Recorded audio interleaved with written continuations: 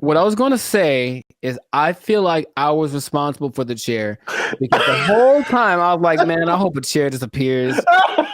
I swear to you, I was like, man, this will just make this so much better. And then I was like, no way. Can't even see the eyes. He's mysterious and wise. He ain't gonna tell you no lies. Poetry. Bars. Hey, welcome to the Life to Circus podcast. I'm Zap, this is Jericho, and I have no idea if we're going to make it through this entire episode without me cracking up every 2 seconds. But we are a 6-time international award-winning pop hip-hop music group, BrandBee Future.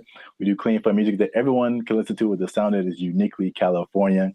Like I said before, this is the Life to Circus podcast where we talk about things that are funny, interesting, and ridiculous. And help us out. Make sure you like. Make sure you subscribe. Make sure you comment. And make sure you share this video with at least one other Black person because... I don't know, man. We'll see. Because the revolution has started in Montgomery, Alabama. Is that what that was? Is that what that was? AKA the Gump. To say that this hits home would be a very accurate statement because I'm actually from Montgomery, Alabama. That's crazy. Where apparently it goes down on the riverfront. You gotta be careful on the river, man. Yeah, look, you gotta be careful where you park your pontoon. All right, you gotta put it. Oh my God, I don't know where to start with this. Like, I guess from the beginning. Sure. But for if you've been under a rock for the past few days, there's a what they're calling the Montgomery Riverfront Brawl went down this past weekend, and I'm not gonna get through this. I don't know how we get through this. So there was this group of white people who had a pontoon boat. They parked it where they shouldn't have parked it. There was a crew member from the riverfront. I don't know what entity exactly he works for. Yeah. Trying to get them to move the boat. They didn't move it. He moves it up themselves. He moves it up himself, and then the white people who owned the boat got pretty upset. They argued back and forth, and in a move that has been deemed legendary, the dude. This is what I hope to see. Okay, so for one, just my point of view, I don't think this is funny at all. I really don't. Really? I don't think it's funny one bit. I just think it's stupid. In the sense that I watched it for the second that I heard a bunch of Black ladies, let you hear it. You hear like, oh shoot! All you get, I'm like, I know it's country video. Like, I know exactly what's about to happen, bro. Like, all right. So anyway, but go ahead. Well, so what I hope to happen, because to reference what Zap did at the beginning of the video, is that they're talking back and forth, and I guess the Black guy is like, all right, well, it's go time, and he takes his hat, he just tosses it, and what I was hoping for is that he would toss it, he would thrash the dude, and then the hat would just gently land back on his head. That's what I wanted to see, right? But of course, it's not what happened. But it was just... I'm sure that happens all the time. I'm sure it does. Like, the location and like the situation makes it a little funnier, I suppose. But like, man, just oh man, you can't have your boat here. All right, well, whatever. We thought we could or something, and then it's like a 1-on-20 brawl for a second, and which is unfair. And then the it ended fairly quickly, unless the video that I saw was edited, but it seemed like it was like a 2-minute thing, nothing more. I don't understand how that one lady fell in the water afterwards. That was probably my favorite part, because I was like, it felt like he was already dying down, and then somehow she just got yeah. But well, I mean, I thought it was Look, there were just several parts of it that was just Please highlight the parts. yeah. Highlight the parts. So like the guy, he's arguing with these guys, Right. and it was. I mean, if you like break it down, it was. I mean, maybe it's just the way I see things. There was just some funny moments where like the the guy in the white shirt who was trying to get them to move their boat, he starts clapping, and if you are not black, you need to understand when people start clapping, it's about to get escalated. Yeah, that's true. And you usually see that with black females. It's just some stuff I never seen before. I've never seen a dude start a fight with the claps. Okay. See, I see that. I see the humor in that. Okay, Yeah. please continue. Please continue. And then the hat throw, like I like that part. I was like, all right. But it was just like it was like everybody knew it was on when that hat went up in the air. Yeah. And I never seen anybody start a fight with like a hat throw up in the air. All right. So then they started fighting. And then this dude jumps in the water. Another thing I never seen. So there's people on the riverboat filming what's going on the shore.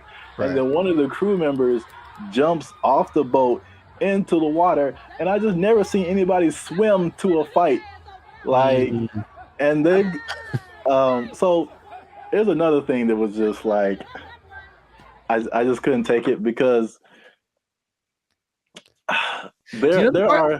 The part where I like is where so he's arguing with the one guy and they like start to, and no one can fight for real in this, by the way. That's the other thing that's like everybody is fat and overweight and they look like I told you they would look like in Alabama because the food is too good. Yeah. I got you. But did you see the guy? So it's like the first guy is there and like they do a little push. I don't know what this punch is. Okay, so it's like you lead with like your wrist kind of, and it's almost like they're going to slap, but they have a fist and it kind of like pushes the guy on the neck. It was weird.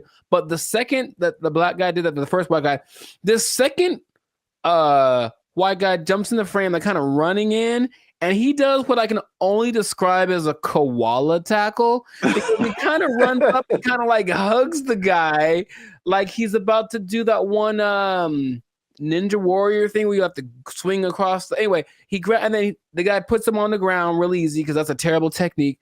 And then they're swinging at each other. And then there's more people who start getting to the melee. And you see the part where the much bigger black guy comes and they're like, oh, no. We don't want nothing with him.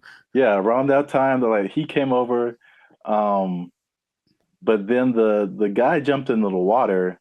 And that what I was going to say is that there's two internets, right? There's the regular internet, and there's what I call the internets, INNANETS. Gotcha. That just takes things way too far, and that's just what happened. So they have all these names for the dude. I think he's like a teenager actually. He swam in the water to try to help. They're calling this dude Michael B. Phelps, Shaquille O'Gill's. C Murder with the SEA, Cedris Elba, OJ Swimson, Swimzell Washington, okay. Nautical King Cole, Scuba Gooding Jr., and the most popular is Aquaman.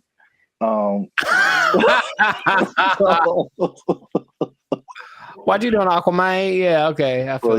They were the internets was really going in on this, and I think that's what really made it insane. Sure, because as an isolated event, like I said, I was like, all right, I know what's about to happen, and then it's gonna kind of be a little bit of a pushing contest until someone breaks it up, and then what I love, of course, I watched the Fox News or something coverage of it, someone interviewing a lady from it. And of course, they asked the one white lady on the boat. There was 50 black ladies on the boat, and they interviewed the one white lady there. And she was, I guess, down for the cause and whatever. She's like, I can't believe that they would put hands on our... She almost said the word help. I swear to you, she's like, the help. Oh, no. The man, the worker on the boat. Anyway, and so they ask her, so what was the racial motivation in this? Or they kind of like pushing the issue, like, well, it's obviously a black guy against white guys. Was there a racial, are they investigating the race? And she was like, no. And you know how people like lie when they talk? Like, she said no with a big old lie in there. You sound like John Mulaney. You're like, yeah, no, you know how you talk to your grandma. Yeah, exactly. That's exactly what I was thinking. Because comedy, right? And she just had that look on her face like, I was just a witness, but it was just so they're gonna push the narrative of white versus black. Yeah, that's what it turned out to be. I just don't really see if you're not supposed to be there. I don't have a boat, but if I park somewhere I wasn't supposed to, and then someone could somehow just move my car to a place where it's cool so that the thing that's supposed to be there can park there, I'd be like, all right, cool, I guess. Like, I'm not mad about you moving my car. Nothing happened, right? So that's just what I don't, just violence like this, air quotes. That was a low form of, that was MMA at its worst. Like, it wasn't very. Yeah, speaking of violence in MMA, the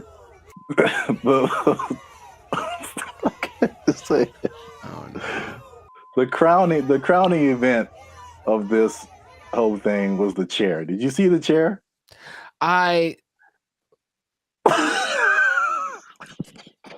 What I was going to say is I feel like I was responsible for the chair, because the whole time I was like, man, I hope a chair disappears. I swear to you, I was like, man, this will just make this so much better. And then I was like, no way.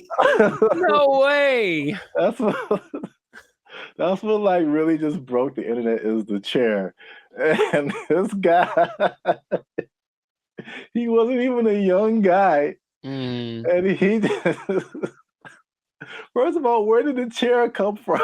Nobody else had a chair. Was that his personal chair? Did he take it from the riverboat? He was sitting by the dock of the bay, like he's on a chair. He has a chair. That's what it is. I swear to you, like all of our ancestors were in that chair. he just unleashed. This guy has seen 2020. He's seen Malcolm X and Martin Luther King. Rosa Parks was in there. He was swinging for like 400 years. Yeah. Oh man.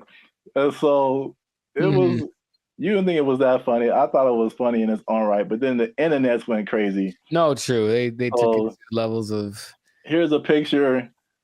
They they made the hat into a bat signal, call it the hat signal.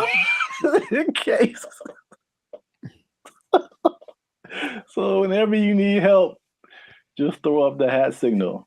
I really hope that becomes a thing of people like starting fights like that.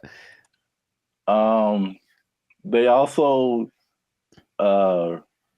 referenced all the help coming through as like an Avengers, the Infinity War. Nice. Yeah, that's yeah.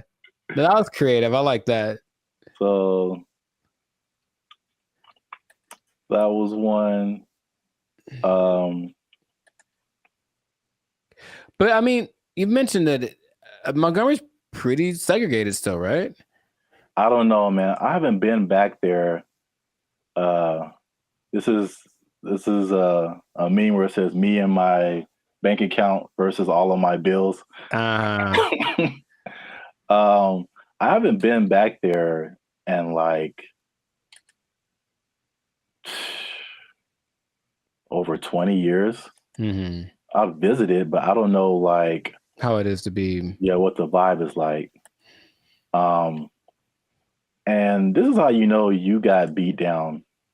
When they beat you out of your Crocs. Yeah,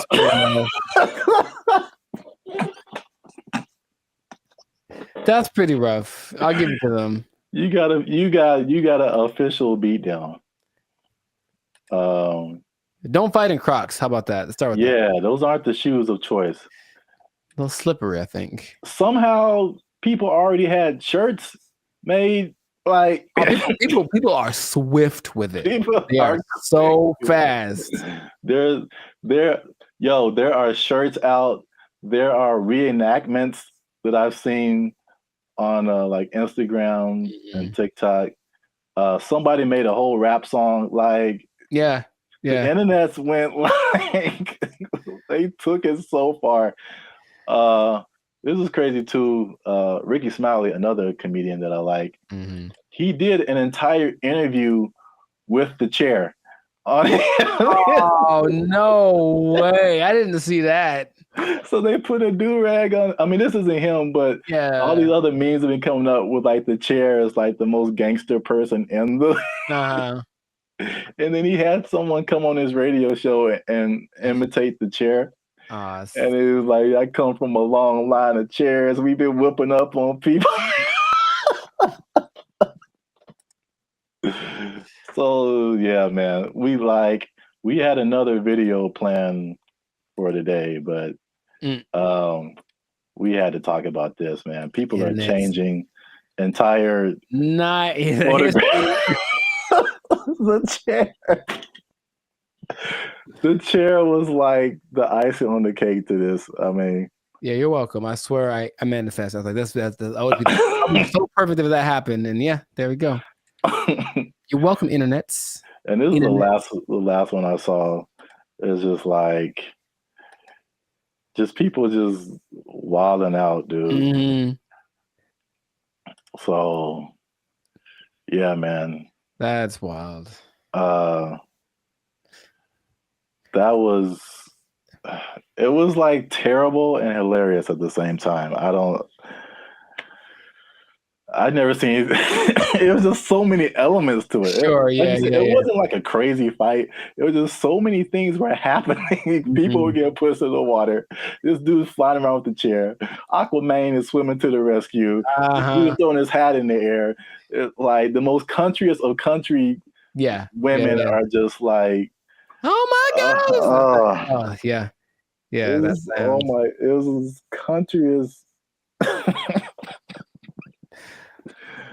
Well, I mean, until the next thing happens, that's equally as entertaining. Yeah, but I was like the funniest.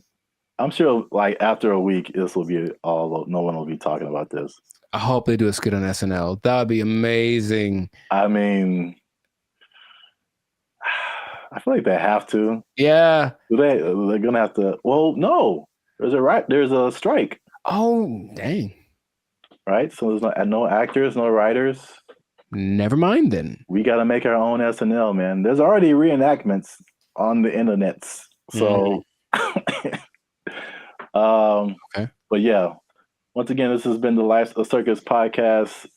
Make sure you like, subscribe, comment, and share. Let us know what you thought about this brawl. Jericho doesn't think it was all that. I thought it was hilarious. Aquaman.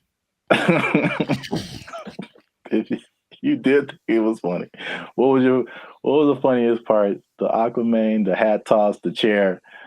I don't know, man. This is wild. Yeah, a lot of things, man. More than two.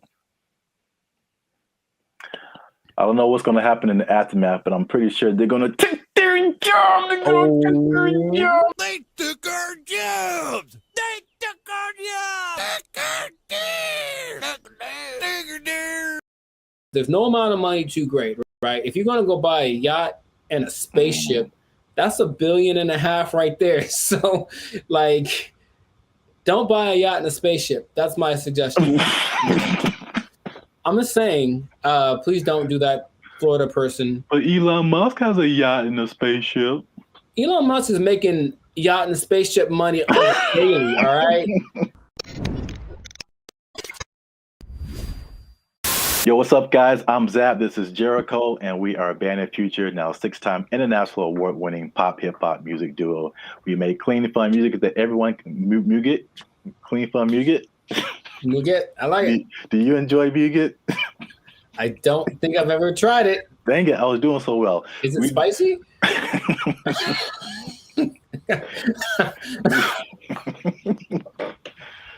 I don't know, but I think you should know if it's spicy. Because yeah. I'll put a link. I'll put the link to the video. Oh no, you talking about? Yeah. Oh, Here you go. Up there, guys. Go watch it. We do clean, fun music or muget, depending on what country you're from. That everyone can listen to. The sound is uniquely Californian. And you are now tuned into the Life Circus podcast, where we talk about things that are funny, interesting, and ridiculous. And look, I raise my voice because I'm going to make a statement. say it. People have been watching, they've been laughing, they've been thinking, but they haven't been liking, they haven't been commenting, they haven't been sharing, and they haven't been subscribing. And I need you guys to do all 4 of those things, or else I'm gonna have to start robbing people again. I'm trying to change my life. Again, man. Told you that.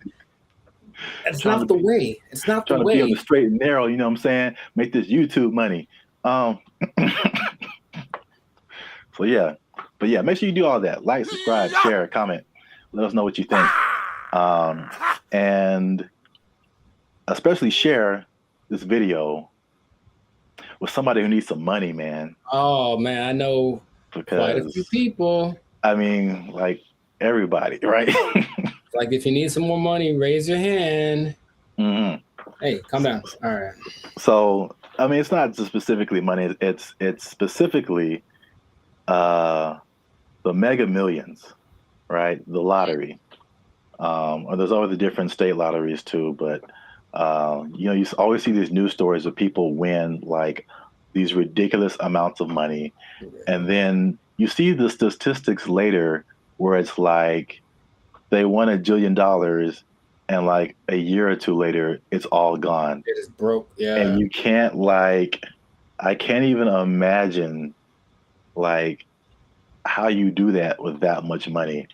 So I guess my question to you is like, why do you think that? Well, I got a few questions. First, let's start with that. Why do you think that happens? Like, why do people?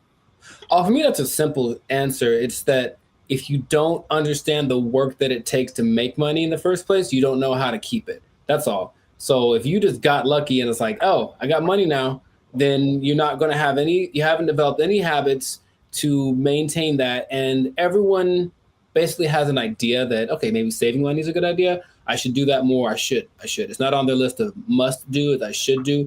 And then the second that it happened, perfect example, dude.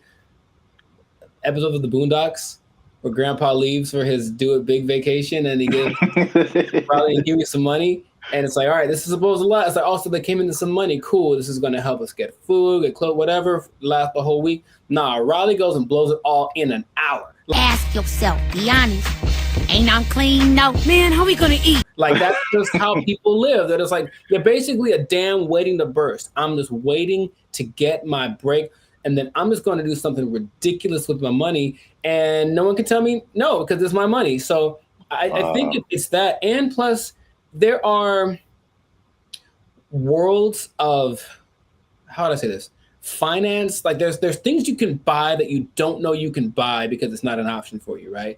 As soon as you get to that level of, I was in Malibu the other day, hey, Malibu, and I saw this thing for property, you know, some kind of a beachfront property, and that's starting at $70 million. Oh man! And they wouldn't put that there if they didn't know that there are people that can drive by on a whim and be like, "Hey, honey, do you think we should get new property? How much is it? Starting like 70 million." Bet, and then they just go do it. Like, there are people that have that, right? But they also probably have the knowledge of how real estate works, all this kind of stuff, so they know how to invest in it and make it work for them. But if someone comes into, what was it, $1.58 billion? Yeah, that's why I mentioned it, because like a big number, just somebody won a bunch of money. Right. So if that person is dumb and, and they're from Florida, so I'm not going to tell you that they are, but you know what I mean? You prefer the term financially illiterate. Got it. So let's say this person, so there's not properties in Florida, comes into their money, gets the lump sum, because of course they're going to get the lump sum, right? So they're going to get the lump sum, maybe 800 million, something like that after taxes. And then they're just driving by, and then they just see a sign that says, hey, property starting at 70 million. They look at their account like, yo, I got that. Let me get one for my cousin. And then a year later, they don't know how to upkeep property. They don't understand that buying things means you have more expenses, and it all just, so Yeah. that's why I think it happens. That makes sense. Especially like with property, it's like even when people who just buy like a regular house, I mean, it's like you don't really realize all the expenses that come with it and the upkeep, and like it's not like you buy it and that's it. It's like you buy it and then now you have to keep spending more money to like keep it up. Insurance goes up. You got to fix more stuff. The toilet doesn't work for 2 years. Like it's a slippery slope. You have bugs in your house you got to get rid of. Dude, I saw a bug. I knew what kind of bug it was, but it's always surprising. One of those centipedes that looks like it's just like it looks deadly. It's not, but it just, and so every time you see it like black? It's like black with like these legs that are kind of like at an angle. It just looks like I feel like I know. I've seen what you're talking about. So I see it in my logical side goes like, oh, it's just one of those things. And then my like primal side is just like, we need to move. Like that's what I'm they have invaded, you know what I mean? So yeah, but it's just like you have to always and there's always things that need to be fixed and whatever. And then if the property value around you goes up, someone writes you a letter like, yo, you got to fix your roof, man, because you're hurting us. Stuff like that happens. I'm not saying it happened to me. I'm just saying that's the whole letter is just like, dear sir, fix your roof. You're hurting us. Sincerely, the neighborhood. Sincerely, all of us. You're bringing us down, bro. You need to step it up or get out. I was like, yeah, that's how it works. But not even that. I had a cousin who won maybe $300,000 on a game show in the snaps. In the 80s, right? So 300,000, that's pretty good. Dude, shout out to Steven. He was broke within 6 months, I think. Wow. Yeah. God. Because I know you, and I know how you think what you would do. Oh yeah. Winning the amount of money. Most people don't think that way. It's just not. I think remember Shaq talked about he spent his whole first contract and was like broke. I don't know, it was a very short amount of time, but like he bought a house and then he had to buy his parents a house and he bought a truck and they buy a whatever truck, and then he goes to his agent like, I need to get this thing, and they're like, dude, you were like 500 grand in the red. What did you do? You just got the contract. So you just have to know about these things, that there's no amount of money too great, right? If you're gonna go buy a yacht and a spaceship, that's $1.5 billion right there. So like, don't buy a yacht and a spaceship. That's my suggestion. I'm just saying, please don't do that, Florida person. But Elon Musk has a yacht and a spaceship. Elon Musk is making yacht and spaceship money daily, all right? Every day he's making that. Is that the level? Like 6 figures, millionaire, yacht and spaceship. Yacht and spaceship, man. Yacht and spaceship club only. You have to buy them two things at the same time. You can't buy one or the other. It's like a package deal. You got to get them to match. Step 1, Tesla. Step 2, Step 3, yacht and spaceship. There we go. Plus, they're probably gonna make a yacht that can turn into a spaceship or vice versa. So it's all, there's no level. You can go buy. People buy islands now. You can get anything with the right amount of money. So just you'll run out of it because money is a limited thing unless you have. Because if you won the lottery once and you're like, cool, I'm set for life. It's like, no, maybe you should set up to try to like. If you won it once, maybe play it again. Like, I don't know, do something else. What? That sounds like a terrible idea. Well, look, I don't know what the probability is, but think about it. If you won $1 billion and then you spend $1 million of it on more lotto tickets, you're probably going to win it. I would just guess it's possible that you could win again. I know you don't like that at all because it's a stupid idea. I mean, I don't know if it's. It's like reinvesting into something that's a far-fetched idea, but if yeah, I won $1 billion and 10 million. All right, I'm gonna buy $10 million worth of lotto tickets. What if you win 3 more times? And you know what I mean? Like, and that's how Las Vegas works, folks. Yeah. Right, or gambling. People get addicted to gambling. I got so much money, and then all of a sudden, yeah, I won. What if I win again? Yeah, go for it. So my advice to Florida Maine or Florida Woman, whichever one you use, Florida Maine, please keep your money. Yeah. Wow. That's the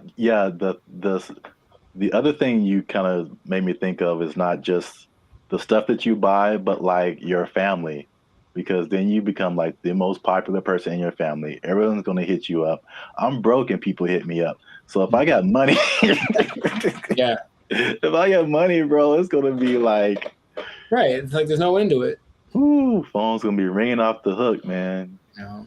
And you can't be anonymous in most states if you win. You have to tell people, I'm rich now, so so leave me alone. You got to move to a different place. It can be a good thing for sure, but I don't think anybody. Then if you are all of a sudden a public figure, all you do is get criticized because people know what you're buying. That lady who won maybe $20 million in New York a few years ago, she spent most of it getting her husband out of jail. Oh. Or that. No. Getting him out of jail. She spent like $7-8 million on his bail. Right? Whoa. I know. I was like, my first question was, dude, what did he do? Like, wow.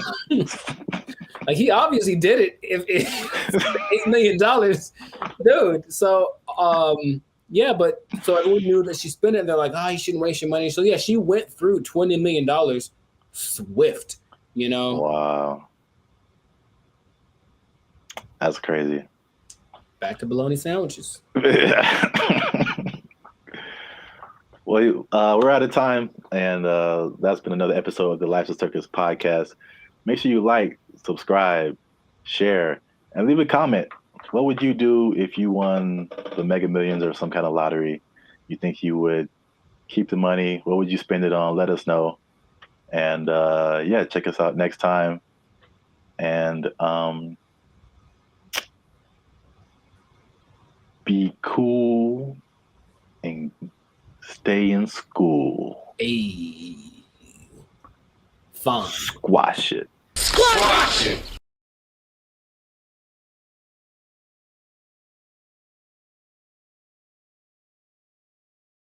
Or you could be like the city of Los Angeles and just tell people to watch out for pedestrians on the freeway. Because like that's happening more and more though, and that's kind of strange. I know, that's very strange. You see people just cruising on the freeway. Or I just put a message up like, stop looking at this billboard. How about stop walking on the freeway?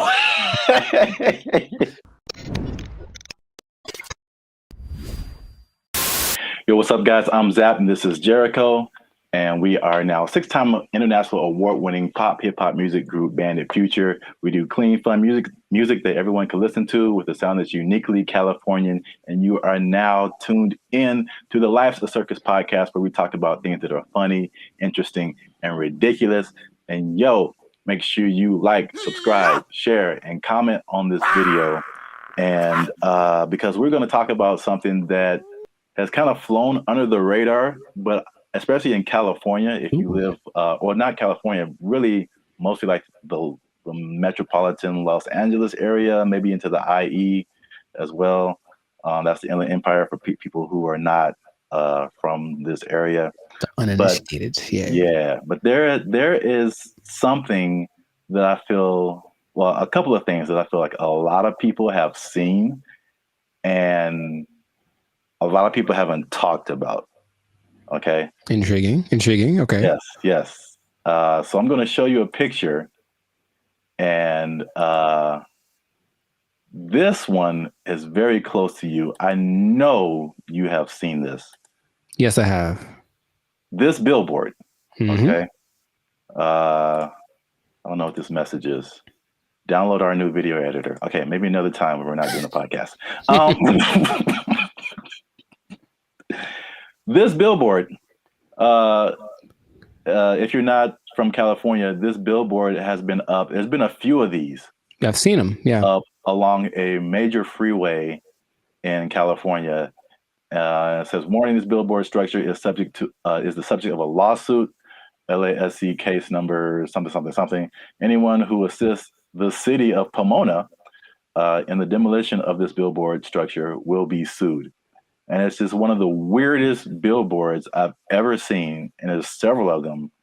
And I've just never seen anything like this. So I finally looked it up, and this isn't McDonald's Grimace level, but there's a little bit of a rabbit hole here. Okay. So basically, there's a guy named Brian Kennedy. He is the founder and CEO of Regency Outdoor Advertising.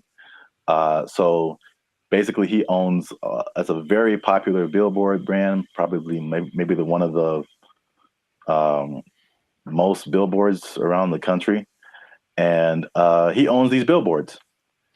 And so I guess he contracts with cities to put these billboards up, things like that. So in 1993. Oh, baby, going back. Yeah. This story is very old. 1993, he had an agreement with the city to put up 10 billboards for 10 years with a 10-year extension. Right. So 1993, put up 10 billboards. 2003, you renew it, keep those billboards up. Stuff like that. You renew every 10 years. Okay. After the 1993 agreement, the city, the voters backed something called Proposition L, which prohibited the city from putting up any more billboards without voter approval. Okay. So when they came in, at the renewal period and were like, "Yo, take your billboards down," he was like, "No." Like, we had an agreement before this Proposition L thing even happened. I see. And so it turns out this guy is kind of eccentric, so he Not surprised. Okay. It's his billboard, so he's like, "I'm just gonna put this up here." And so because they've been threatening to just tear the billboards down, and he's like, "No, I'm gonna sue all you guys." So he just put those on his billboards. Okay. Which is I'll just get your reaction to that before I keep going. So I've been seeing those specifically. I don't know if this is the one, but there's one on the 71 just north, right close to where I live. And every time I drive past it, I'm always like, I wonder what that's about. But so before, I guess my question is, it was a different billboard owned by this guy, and then they wanted to take it down, so he replaced it with this. Yeah. The message. He probably rented it out to whatever company to advertise something, but now he's just been using it to put that message on there. Okay, so I guess I get a lot of questions in my brain, but my first one is, who would ever assist some? It's the companies. So like the city isn't gonna go out there and do it. These people, they hire, they put out bids, for companies that do this kind of thing, demolishing or whatever. So basically, I think he's saying, like, if your company is hired to tear down my billboard, I'm going to sue your company. So it seemed like a little bit of a scare tactic for anyone who wants to work with the city and taking this man's stuff down. Oh, that makes sense, but it's not what I was thinking. Dang it. I was hoping it was more for people who were just driving by with like a hammer in their trunk. Man, I really want to just pull off the side of the road and tear this thing down because I hate it so much. It's such an eyesore. And then this thing's like, don't you dare. Or some guy that is like driving his pet bulldozer down the freeway, which I've seen. And then I was saying, I'm gonna pull over and tear this thing down real quick. But that makes sense to hire people. So how long is this gonna happen for? I don't know, because I've seen it for, if not months, maybe years. Right. like, I mean, the legal system is a very slow thing here. So, Yeah, right. and I think Very. well, there was a case, but then it was appealed, so they're like waiting more time, and so I think it's gonna. I feel like it's eventually gonna come down, but he's definitely fighting the good fight Huh. because I think there was a case that I mean a case that awarded to the city and the people, and I think that he appealed it or something like that. So I'm assuming this guy has enough money that this isn't hurting him, I right? mean, yeah, billboards are way expensive. Yeah. Yeah, So exactly. And it's not like selling something that could help him get some money back. It's just words yeah, what not to do. So yeah, I don't think he's hurting for money. have you seen a picture of this guy? I have not. What do you think he looks like? Because I have an idea. Besides, I think he's an old rich white guy with a bad haircut. Okay. I feel like that's always how it goes down. I have in my head like this cross between Gary Busey and Gilbert Godfrey. I don't know why. This is kind of weird. And he kind of talks like Gilbert Godfrey. I just want that to be true. Old rich white guy with a bad haircut. That sounds like Gary Busey or Gilbert Godfrey. Yeah, yeah. That's what I want this to be. So we got to do a part 2 so I can see if I was right. Because if he looks nothing like that, I'll be disappointed. Like that's just the truth. I'm looking at him now. He looks well. This is also very good. I mean, very fitting. He looks like a character from The Sopranos. Oh, nice. So he looks like someone who would do this. Got it. He doesn't have a bad haircut, but old rich white guy for sure. I wonder if he was the first person. He can't be the first person to have done this. I mean, maybe not, but I've never seen anything like this before. But we run out of time. So before we end this, there's a part 2 to this. Okay. Which is it was a totally different scenario, but I was somehow kind of shocked that it was the same person. Okay. So we're going to leave Pomona and go more towards the LA area. LA? And then see if you've seen this billboard. Yes, I have. So it's the same guy. Oh my God. So you see the big Regency. Yes. Under it. And I wasn't even thinking about these 2 stories. Now this one is like 2 blocks from my house, and apparently now it's changed recently. So I don't know why he took it down or even put it up. But he put up 15 of these around. Oh, he dude's got money, dude. Jeez. Yeah. They're his billboards. I mean, he can put up whatever he wants, I guess. Yeah. He's just losing money from other people who would pay to be up there, but right. It's his billboard. He put up 15 of these around Los Angeles. Turns out that he's a big USC donor. Sounds okay. Okay, sure. And yeah, he just said, Reggie Bush needs his Heisman. I'm gonna put this up. So, if I had a question, I know you asked like, what did he look like and all that kind of stuff. My question is like the power of billboards, like the ability to like get your message in front of like millions of people. They're obviously still relevant. We both recognize these billboards. Yes. And so it's like, I guess a cool question would be like, if you own billboards, like, what would you, and you just put up your own thing, like, what would you put up there?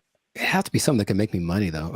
Like, you wouldn't do like this guy and just like whatever. What if it was just like something, just a message you just wanted to tell the world? It could be serious or it could be funny. Oh, I got one. I got a funny one. what? Unless you want to keep that. I want to put messages that tell people how to drive Okay, because they're well, not like 30 billboards that say that the left lane is for passing only. mhm. And like maybe people will get it. It drives me nuts. Well, then you know what I would do? I would do something similar because I have probably a billion pet peeves when it comes to people driving. But the number one thing that I always think is that you don't have to hit the brakes to slow down. Yes. Like that was always taught. Like just first step, take your foot off the gas, and then it's kind of. But every little thing is just like, brr, and it's like, bruh, it's not necessary at all. So yeah, just hey, quick reminder. You cool people, you instead of saying something I'd rather say, just take your foot off the gas and you slow down. Give it a shot before you cause pile-ups on the 5. Like, Or you could be like the city of Los Angeles and just tell people to watch out for pedestrians on the freeway because like that's happening more and more though. And that's kind of strange. I know that's very strange. You see people just cruising on the freeway. Or I just put a mess up like, stop looking at this billboard. How about stop walking on the freeway?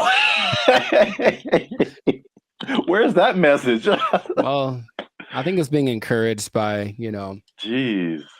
by PETA and the NAACP. That's just my thought. Everyone's just like walk on the bill. I mean, it's happening. So we've been together in this. Like, why is this now a thing? Why is this person walking on the freeway? And it's not like their car is broken down. They're just trying to get to where they're getting to. Yeah. And they just chose the freeway as the place to walk. I've almost hit several guys because of that. And it's like, all right, man. Yeah. But good for him. Good for Billboard Man. He should change his name to Super Billboard Man. Yeah, I can't believe it. I mean, I can believe that was the same guy, but it was just like such a coincidence. That's wild. Yeah. But yeah, this has been an episode of the Last of Circus podcast. Make sure you like, subscribe, share, and leave a comment. What do you think about this guy and his billboard? What would you put on your billboard if you just own billboards and you could say whatever you want to say and threaten people with lawsuits? But yeah, that's it for us. And stay tuned for the next episode before they take our job. I hope they don't take it. I need to pay rent. Okay. They took our jobs. They took our jobs. This is for our ancestors, Jericho. No, it's not. No, it's not. For all the cotton pickers, for all the slaves, for everyone who marched in the Million Man March. I don't think this was the dream that Dr. King had in mind.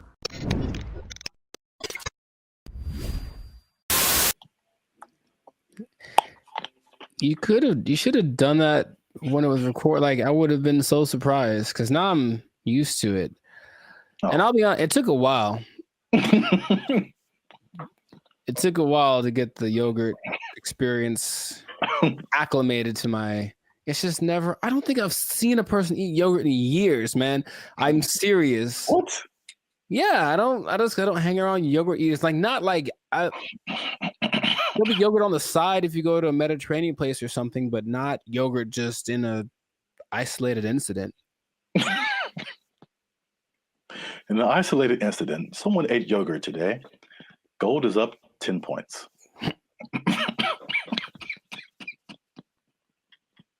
Back to you, Jim. All right.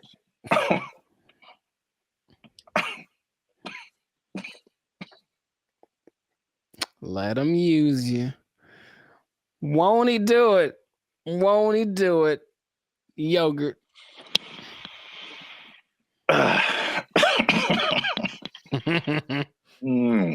Okay. Unique New York. Hey, what's up, guys? I'm Zap. This is Jericho. We are now 6-time international award-winning pop, hip-hop music duo, band, and future.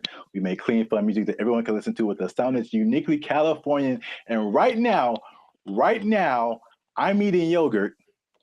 And I can't handle it. And he can't handle it. But you're still tuned in to the Life's a Circus podcast, where we talk about things that are funny, interesting, and ridiculous. Please don't choke on your yogurt, man. I tasted blueberry. I wouldn't know what to do with myself. So make sure you like, subscribe, comment, and share this video with somebody who likes to go to fast food every now and then. Okay. Because they might be going a little bit less. And I'll explain why. And I'm going to explain something very interesting with regards to minimum wage at the end of this video. A shocking statistic when it comes to how much people earn. I want to know what it is right now. Yeah. Tell me now. No, you gotta wait to the end, man. You gotta wait to the end. All right. But first, you gotta watch this video because you know what? I'm not even gonna set it up. Let's just watch it. This is Gavin Newsom, governor of California. Hey, Gavin. And these people have just lobbied for a fast food minimum wage that is higher than the regular minimum wage. So now these people will be earning $20 an hour at your fast food places in California.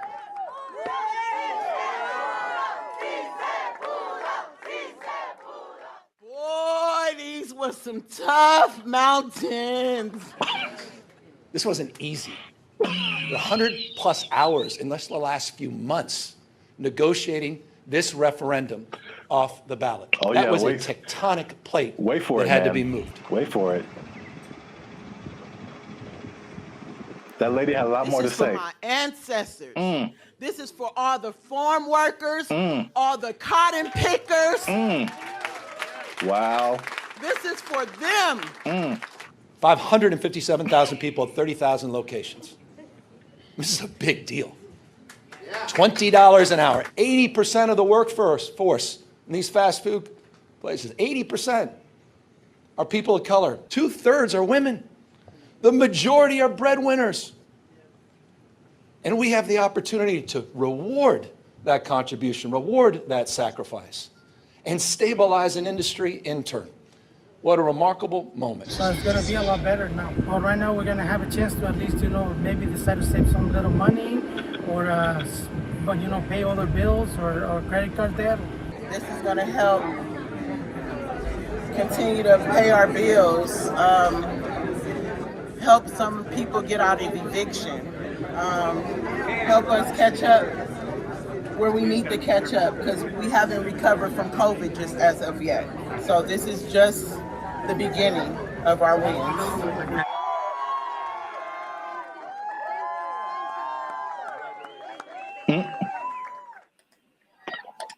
So yeah. I didn't expect her. You gotta understand, Jericho. She's dressed like a toy you find in a Happy Meal. I didn't appreciate that. I didn't appreciate that at all. Look, I didn't like that at all. I didn't like that at all. She came out of nowhere, bro. This is for our ancestors, Jericho. No, it's not. No, it's not. For all the cotton pickers, for all the slaves, for everyone who marched in the Million Man March. I don't think this was the dream that Dr. King had in mind. I really don't. They worked hard. They fought so that we can make $4 above minimum wage. All right. So while you have your moment, I think that's okay. In a way, I definitely know. I don't think I know that $4 more an hour is not going to help you not get evicted. Maybe helping you. Maybe if you make good financial choices. See, here's the thing that people lose in the thing. All jokes aside, even though it was ridiculous, she was unnecessary to that video. I don't know why they picked her. I don't know why they picked her. I just didn't see the point. But it doesn't, it doesn't matter how much money you make or don't, right? It's just about how you work with it and how much you keep. So I know people that work fast food that do very well because they're just smart and they budget and they're frugal. And I know people that make a lot of money that are basically broke, you know what I mean? So Yeah. there's that, but and are those real statistics? I suppose someone says, oh, there this percentage of minorities and women, sure. So it's a step in the right direction, yeah. But as we've mentioned before, it could just mean that a Big Mac's going to be $10 next week. So Uh, you know, that's kind of why I brought it up. It's I mean, it's not only to see what you think about it. I mean, it's going to be interesting to see what happens because food prices alone right now are through the roof. man, I saw like a bundle of grapes for like $6 a pound. yeah, he told me. Like I bought like a few berries, and it was like $20 Mm-hmm. for like just to start off with. Like Yeah. food is crazy. Fast food is also way expensive. Like I remember like there was a time where you could give someone $10, like, and they could get a combo at someplace. Like now, it's It's a like challenge to have a meal for under $10. It really is. yeah, Like it's maybe you can get 15 to 20. yeah, you can get an item, you can get a burger or something for Yeah, $7, but a whole yeah. So it's going to be interesting to see if you kind of got lost in my laughing at that lady. Um, that was the deserved. That was deserved. I feel like she makes a lot of bad decisions. That's just my honest opinion. I've never met her. Maybe she's wonderful. I hope she's doing well. I hope she sees this video and she likes Bandit Future. But I think her presence was a bit distracting to the whole experience. but yeah, so this is a very weird situation that I haven't really heard of because basically the government is involved. Right. They created this like separate task force for like fast food worker wages, which I haven't really heard of before. Where like I mean, it's not the government setting it, but the government is like an intermediary Mm-hmm. in this, and I it's mean, just are fast food workers specifically unionized?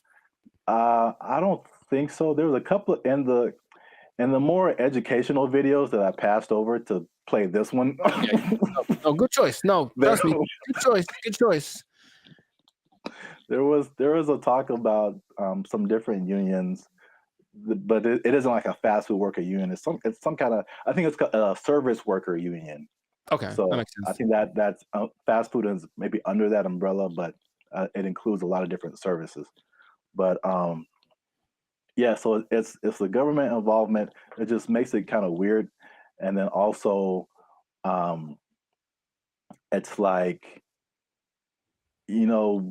I mean, fast food has been minimum wage for like as long as I can remember. So to go above that, they were saying that this is like a 30% increase. Um, so it will be interesting to see if there's a 30% increase in prices. Right, because the logic says, where is it coming from? Where is the 30%? You Yeah, can't make money out of nothing. I mean, the government yeah, tries, but you can't make money out of nothing. So if you raise one thing, something else is gonna be affected. yeah. Hmm. I made like maybe I'll put a link to it. This was a year or two ago. I was walking by KFC and and it was a small combo for like $18 for a small. Um, and then the what was I gonna say? The like if a sandwich is like $6 now, you add 30% to it, and now it's like $8 just for the Right. sandwich Right. plus tax. So I mean, the $10 combo is going to be like a $10 sandwich pretty soon, That's just too much. in my opinion. Maybe because again, that's just one way of you know, balancing your budget, I guess, is to charge more. I mean, they could do the other thing, which is doesn't really help people. I mean, it's just weird, ironic, is for lack of a better term, is that okay? Again, you're a business owner. Prices go up for your workers. We're either going to have less workers, somebody's going to get fired, Right. or more automation. Mm. So again, less workers or less hours. Nobody gets overtime. Something has to like compensate. I mean, it's like people think they just pull minimum wage out of thin air, and Right, it has right. to come from somewhere. Wow. It's interesting you mentioned automation because What? I've got something planned for another episode. What? Boom, boom, boom, boom. Anyway, but yeah, it's just we synchronized today. That's all I'm saying. Oh man. Well, let me. What was I teasing before? Oh yeah, the minimum wage. Mm-hmm.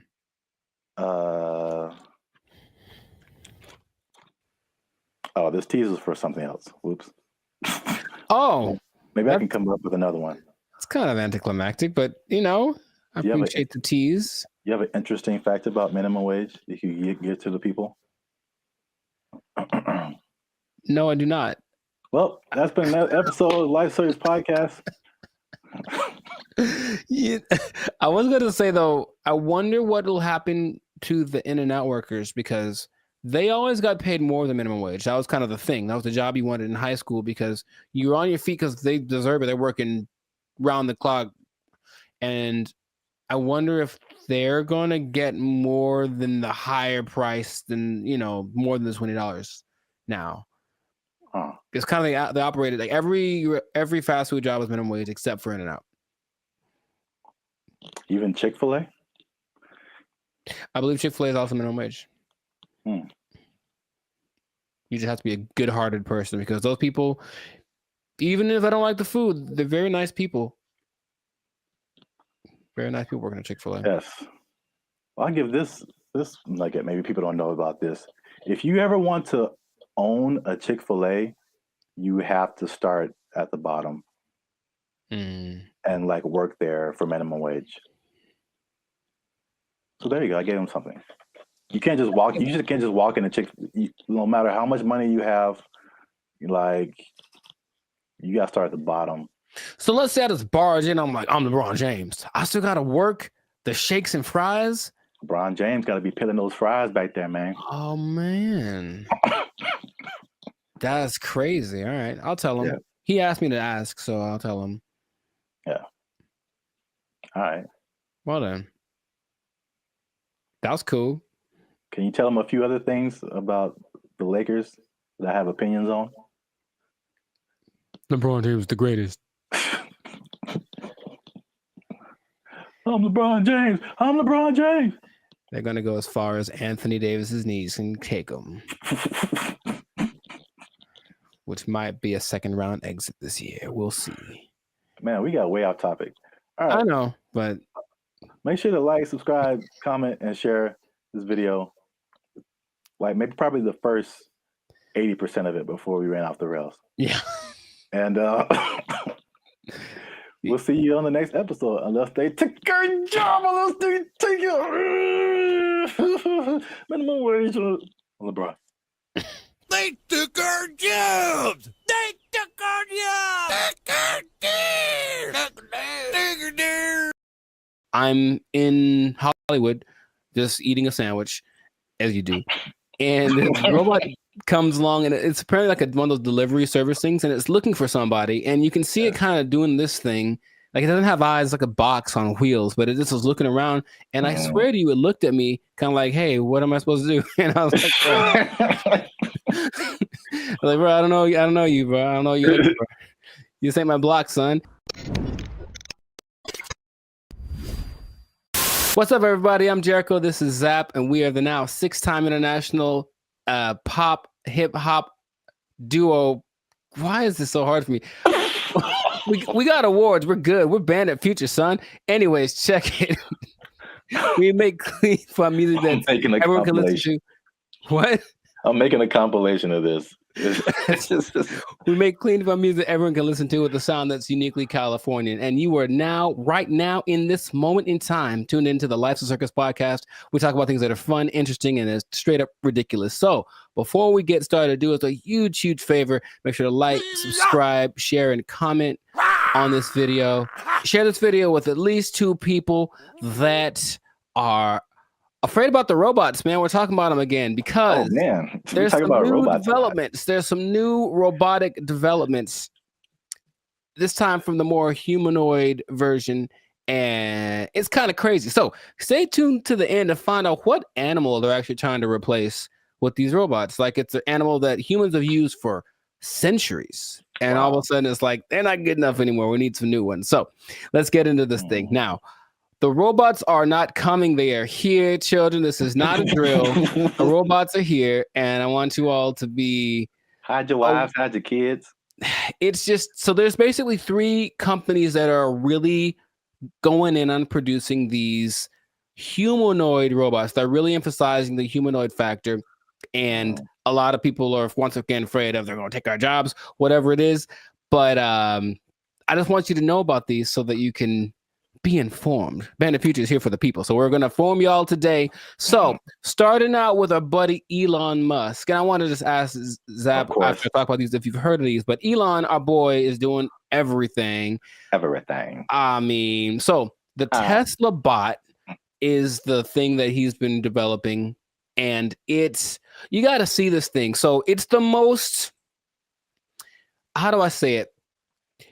It's got hands, man. Like hands like this. Hands that can grab things and manipulate, and they look like they're kind of soft, like maybe they moisturize. Like really, it's real humanoid like.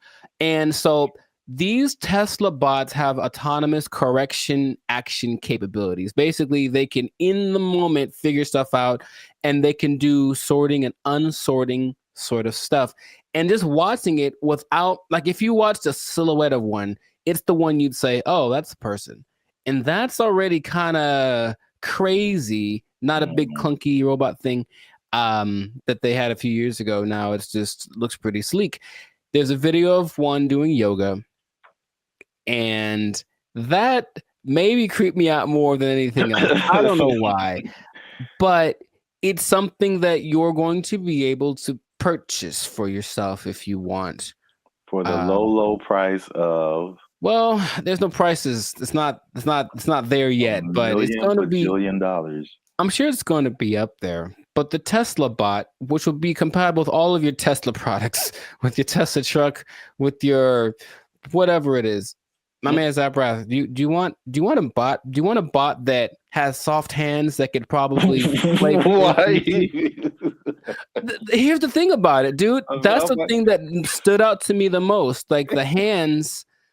You have to see it. Just show it right here. Just show it. It's got these hands that kind of, and it's like playing with Legos in the video that I saw and sorting things out. So you could hold hands, you could play frisbee with it.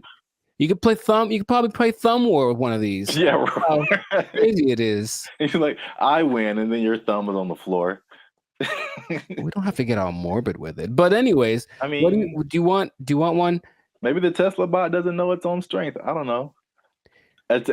Well, I mean, so wait a minute. Is it like head to toe? Because you've been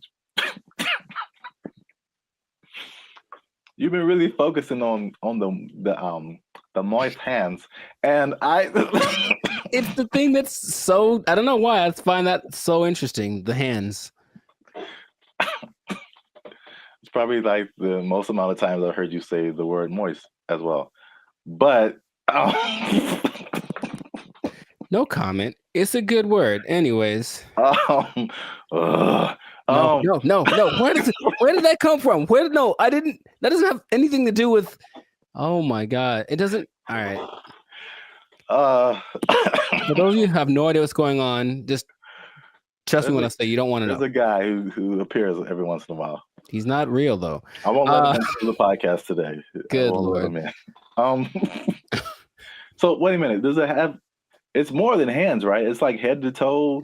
Oh, sure. Yeah, it's an entire complete thing, but it's like our height, maybe about 5'8", 5'9", and they just look like a like I said, if you saw a silhouette of one of these specifically, I think you'd figure it out for the movements after a while. Like, that's not a human, but for a second, it looks extremely, of the ones I'm going to mention, it's the most human-like in its features and all of just the aesthetics of it. Okay. Does it like when it talks, does it move its mouth and all that and the eyes and all that, or is it just? It doesn't talk, but it can understand, which is so anyway. Yeah. But the face looks like a human. It's got dots. It's got dots and like a nose thing. I see. So it's getting there. But that's like the one that's the most. I mean, the first when you said, I mean, because you focus on the hands, like moving stuff and then building Legos. My first thought was laundry. I don't know why. Well, you know what? It's interesting because people are thinking about these robots for all the big, heavy, crazy, whatever that you could possibly do. But this one seems like it's got this precision. They're going for that angle. They want people. They want robots that can do laundry and wash dishes and all that kind of domestic stuff. Yeah. Although, I mean, we do have dishwashers. True. I don't think, but the laundry thing for sure. But you I mean, how much? Take note of the hand. How much are you willing to pay for someone to fold your laundry? Yeah, I don't know, but that's the Tesla bot's like the first one. The next one, and it's actually creating an interesting thing. This whole process of robotics, it feels a bit like the .com thing because there are robotics startups now that are trying to get their thing happening. So one's called Apptronic, and it has this robot called Apollo, and this is the most ready, it seems, as far as like, it doesn't seem super ambitious. It is once a robot that can walk around and do normal stuff without falling over. Like, seriously, there's a whole combination of robots just falling over, and it's hilarious. But the Apollo can lift up to 55 pounds. It looks more like a version of, what's that Disney movie? My Friend Robot or something? Oh, the Big Heroes 6? There we go. Yeah. It looks a lot like that. Okay. And you just watch it and it just walks around and it's picking things up. But this Apptronic is trying to make robots for practical everyday use. And it seems the most ready. It's like a small company, but I just find that interesting that all of these little things are popping up and they're going to be in competition with each other, or one company's going to buy the other. I can just kind of see that aspect of it happening. But those look pretty friendly. I say that because, in contrast, the company that's the most, like the furthest along with all this is Boston Dynamics. And they've been in it for a minute. They're supported by the US government since 2011. And they had their like flagship bot called the Atlas bot. And they've been just working on it and getting it better. So I don't know if you've seen the video, but maybe there'll be a video here of maybe of a robot that's running like an obstacle course with like this duffel bag, and it's like jumping over the thing and then putting the duffel bag down and then climbing up to the next level and then picking up the duffel bag and then running and putting it, and it looks so I always thought it was like maybe like fake, like animated, but it's just the way that it moves. It's very robotic. That's the thing that they're going for. But at the same time, it has so many interesting things that it can do and interesting versions. That's the company that made the dogs that we talked about earlier. The dogs that are gonna, whatever. I had an interesting robot experience a couple of days ago. I don't think I told you, or maybe I did, where I'm in Hollywood just eating a sandwich, as you do, and the robot comes along, and it's apparently like one of those delivery service things, and it's looking for somebody, and you can see it kind of doing this thing. Like, it doesn't have eyes, like a box on wheels, but it just was looking around. And I swear to you, it looked at me kind of like, hey, what am I supposed to do? And I was like, bro, I don't know you, bro. I don't know you, bro. You ain't my block, son. But it's just like, and everyone was walking past it like normal. Like, yeah, there's a robot. So that's slowly becoming a thing. And Elon specifically said it's not going to happen overnight. So there's this assimilation of robots. But The Atlas bot thing, yeah, since the 2011, been backed by the Department of Defense. They're supposed to be used for all of the dangerous things, tending to nuclear reactors, putting out big fires, but they're also making these to wash dishes and fold laundry. maybe do small tasks. They have the version called the Cheetah that can run 30 miles an hour. And they swear that they don't have any military intentions. Now, just if I said we assure you we don't have any military intentions, what do you think is actually happening, sir?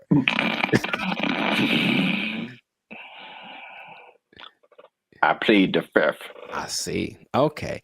Well, there are videos of these being used to like shoot at targets that look like people because they're supposed to be able to distinguish between a real person and a not person. But I think that's happening, of course. The French military is using the dogs already, and everything starts benevolently, and then it gets a little on the strange side. But and then Terminator. Well, I never saw that, so I was going to actually ask you if you've seen it, because maybe you could. RoboCop, Terminator, to me they're the same. I haven't seen either one. What goes on? Oh, RoboCop is way different. Oh, okay. Well, at least the stories are way different. Sure. I should watch more movies, but the idea is there are definitely videos of these robots being used in the military activities, and they're linking them with Boston Dynamics. So Boston Dynamics refutes any association with military, blah, blah, blah. Right. So these things can, in general, there's a video of a bunch of these robots just together. They can dance, they can carry up to 80 kilograms, jump over obstacles, throw around irregular objects. They have this thing inside called an MPC, a model predictive controller. So it can basically learn. So if it learns to jump on a platform that's a foot high, you put a platform that's 2 feet high in front of it, and it'll like, okay, it's just double, and it starts to figure that stuff out. So it's just these things have flown military jets. These things can fly. There's one that can fly, and so where is this going, man? That's my question, because every time I see it, it's a little more ridiculous than the last time, and I don't know. Are we getting replaced? Is this the end times? What's going on with all this? Are you asking me? Yeah. I don't know, man. I thought you were the expert in all robotics. This is the robotics division of Band of Future. That was all you. Yeah. It's all new information to me. Oh, okay. It just seems, it seems like we want to replace as many people as possible with robots who just do it all better and faster. Basically. They're olive branches that you can get a job controlling these robots, and there we go. But they're starting until they make a robot to control the robots. Well, that's the thing eventually. Yeah, you're going to have to be the person that programs the robots to control the robots. And then Terminator. Then they How does that movie end? With everybody dying? Is that what it is? No. Oh. But, I mean, supposedly it's a whole time travel, whatever. But I think eventually the humans defeat the robots or something. I don't remember. But it's like, hey, you just build robots, and especially intelligent robots, who eventually say, you know what? We're a lot better than the people who made us. We should be in charge. And then they become in charge and enslave humanity. Cool. It's just so weird that they do. The movie has been written already, and they keep doing it. Just like the dinosaur thing, people like trying to bring dinosaurs back. Yeah, and I'm like, no.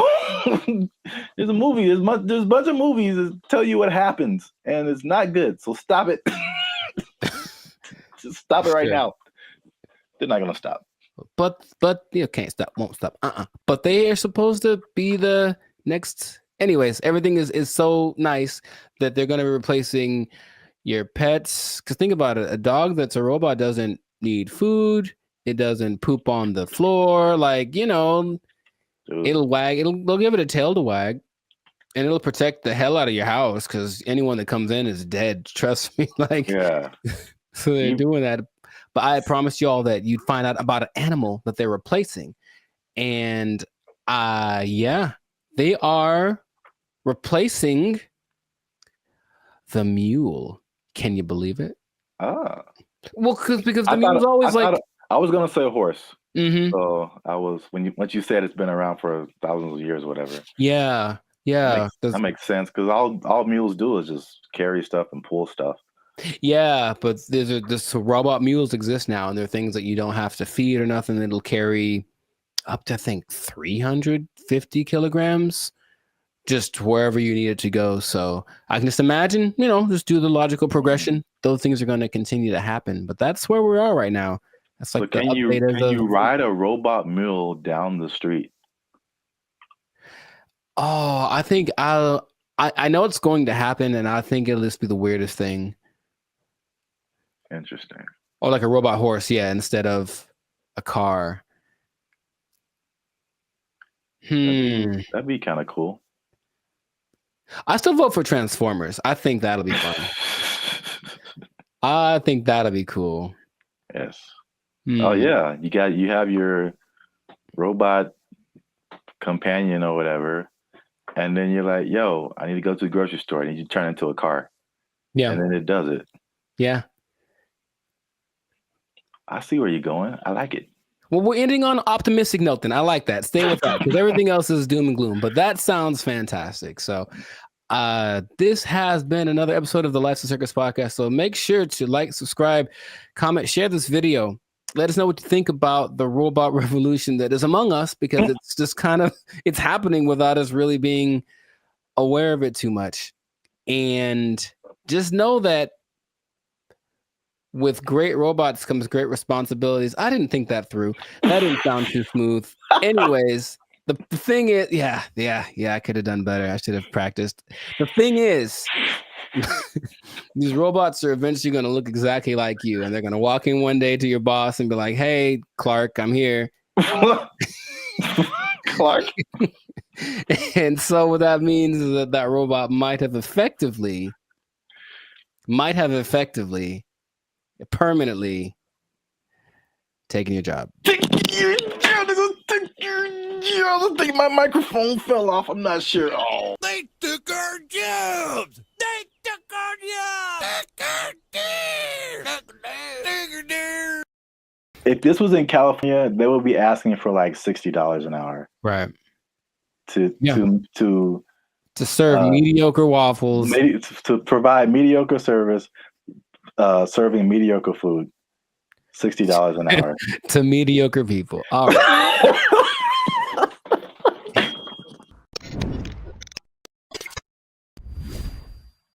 Yo, what's up, guys? I'm Zap, and this is Jericho, and we are now 6-time international award-winning pop hip-hop music duo Band and Future. We do clean, fun music that everyone can listen to with a sound that is uniquely California, and you are now tuned into the Life's a Circus podcast, where we talk about things that are funny, interesting, and ridiculous. But wait a minute. Hold up. Y'all been laughing. Y'all been crying. Y'all been spitting your food out. There we go. When we talk about gross stuff. You just been having a good time on our dime. And we need to support your boys by making a little noise. Oh, bars. I like it. So make sure you like, make sure you subscribe, make sure you comment. Oh, God. It has to, I don't. Okay, so just to explain something for y'all, when we do these topics, the other person doesn't know what the topic's about to be. So it's like the grand surprise. I'm here waiting, and it seems like it's going to be a doozy. Make sure you share this video Uh-huh. with your favorite Waffle House employee, because Waffle House employees have a few demands. And I'm going to show you a video here. Okay. Of a, as the news calls it, a developing story. Is that what this is? With some interesting characters who have some demands for Waffle House. Waffle House employees across the Southeast are demanding more pay. Employees held several rallies this week at restaurants, including right here in Atlanta. Channel 2's Larry Spurl is live on Piedmont Avenue in Buckhead. Hey, what up, Larry? Locations. And Larry, you've been talking to both clean white shirt as on, well as those men and women who work hard every day. Yeah, well, Michael, corporate leaders tell me they are aware of what happened at several other Waffle House locations like this one right here in Atlanta. Meanwhile, I spoke with employees. They tell me they simply want more pay. It's a simple demand from Waffle House employees across the Southeast and here in Metro Atlanta. We're asking for $25 an hour. Gerald Green says he's been working at Waffle House for years. I'm what they call a grill operator. I'm a cook. I'm a rock star cook. I've been at Waffle House for about 7 years, and I'm the highest level cook you can be outside of management. Gerald Green looks different after the NBA. Paid a lot more. If you mind me asking, how much are you guys making right now? Well, I'm a rock star, so at my store I'm making $17.75. That's why employees are demanding better pay. You're constantly having to go from one job to the next. This week, employees protested at several locations across the Southeast, including Atlanta. My union is my power. We want 25 an hour. It's a campaign that USSW, the Union of Southern Service Workers, has launched at multiple Waffle Houses. But Green says they're also asking for 24-hour security at all the restaurants. Channel 2 Action News was there in August when a former employee was shot and killed outside this Waffle House in DeKalb County. A lot of workers are hurt by customers. A lot of workers are mistreated by customers. And people say it's funny to be seeing people in fights all the time, but we're not really MMA fighters like the memes online say that we are. I reached out to Waffle House corporate. A spokesperson sent me this statement. It says, in part, Waffle House remains proud of its long history of effectively and directly addressing associate concerns. Our senior management teams continue to work alongside our associates as they have done since our company's inception. All right, so that's the main idea. Got it. There we go. So, I'm a rock star. I should be making 25 an hour. I'm a rock star. Shout out to the what do he call himself? A grill master. Grill.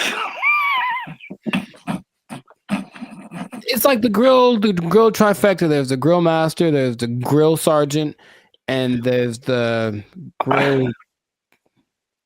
I don't have the third one. Never mind.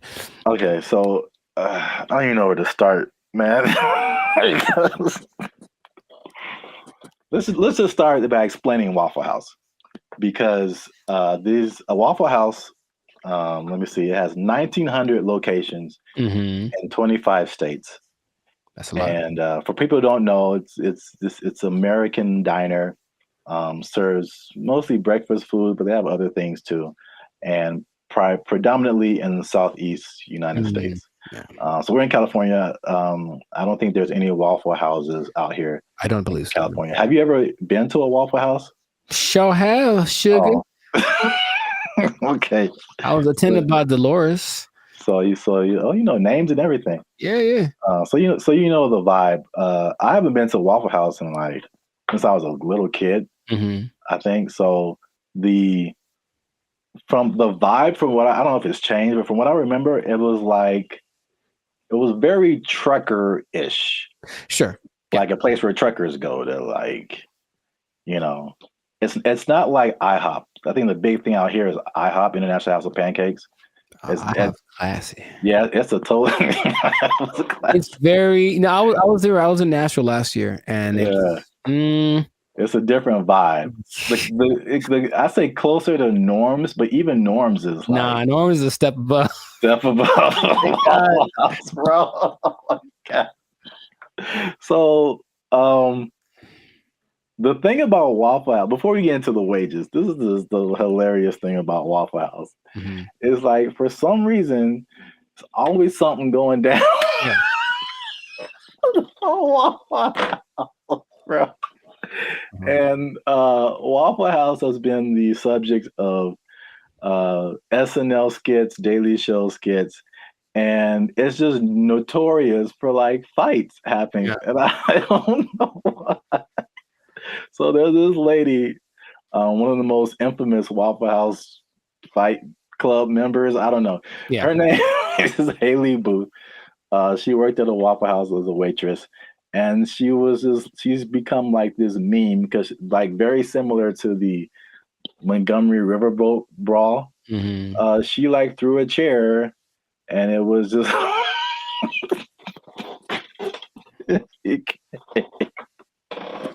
it became a meme. So it's a big social media thing with Waffle House, and like these are some of the quotes from like social media. Okay. Oh, Haley, the waitress, she says, and I quote, "I've probably cleaned blood off of every surface of a Waffle House," just to give you guys an idea. Mm-hmm. Someone else as a joke said, "A fully staffed Waffle House could take out ISIS." There's another one. Yeah, accurate. It says, there's a Fight Club meme that says, "If this is your first fight at Waffle House, you have to fight." So that's the vibe of Waffle House. And then for the waitress, she says that the primary reason she thinks why there's fights is two reasons. Is one, it being open 24/7, and two, them serving alcohol, and the combination of those two things turning into fights. Yes, well, two things. Can we every time we say that, can like something just pop up like a head or something? Just to hint like coming soon to a podcast near you. Two things, but one, I don't think it's a coincidence that the Waffle House logo uses the same colors as Spirit Airlines. That's just kind of my first thought. Second, and this is from personal experience, people are drunk when they get to Waffle House. Yes. So it does not matter whether they serve it or not. I read that too. So basically, for sure. Yeah, Waffle House is like the after club spot. Yes. So once the club closes down, the Waffle House is open and ready for all comers. And man, it's just... yeah, they gotta shut it. Waffle House. But places like Denny's are open 24 hours, a lot of them, and Denny's don't have that. So it's something about Waffle House. It's something about Waffle. It's like when you walk in, you do feel this. The first time I went to Waffle House, I was young.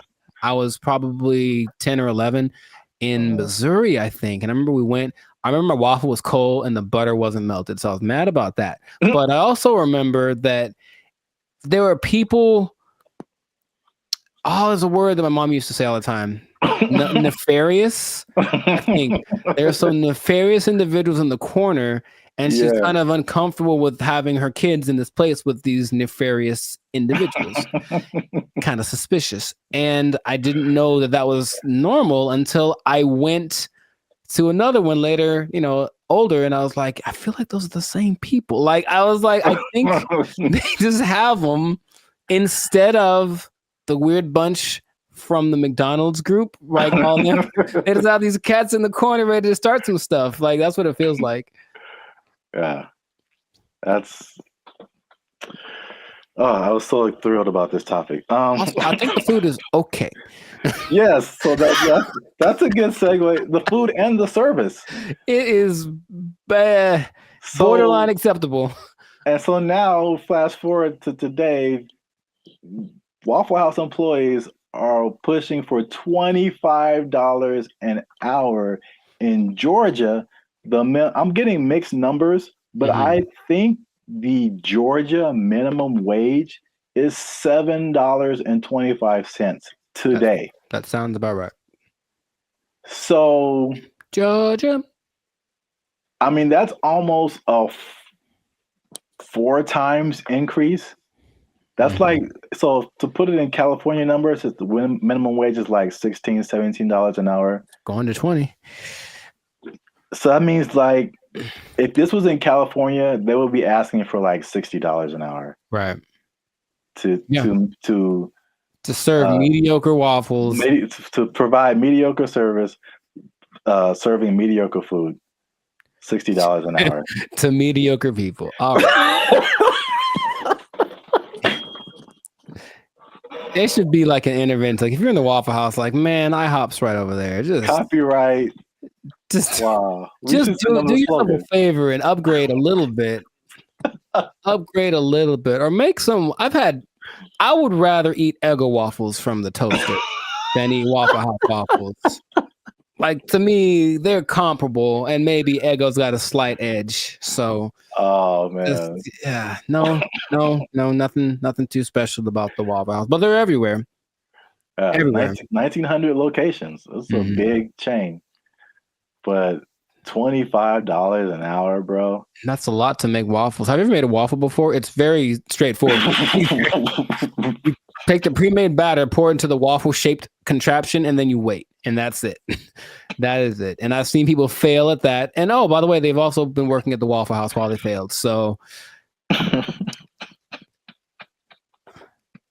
what's the end game for them? I mean, one, are they going to get it? Is there any precedence for this? Also notice in those videos, there was like 9 people protesting. Is that really right? You said there's 1,900 of those things, and those videos didn't have nothing more than like one store worth of employees. It was like one store that decided to speak for all the Waffle Houses. And I feel like that's not going to get it done.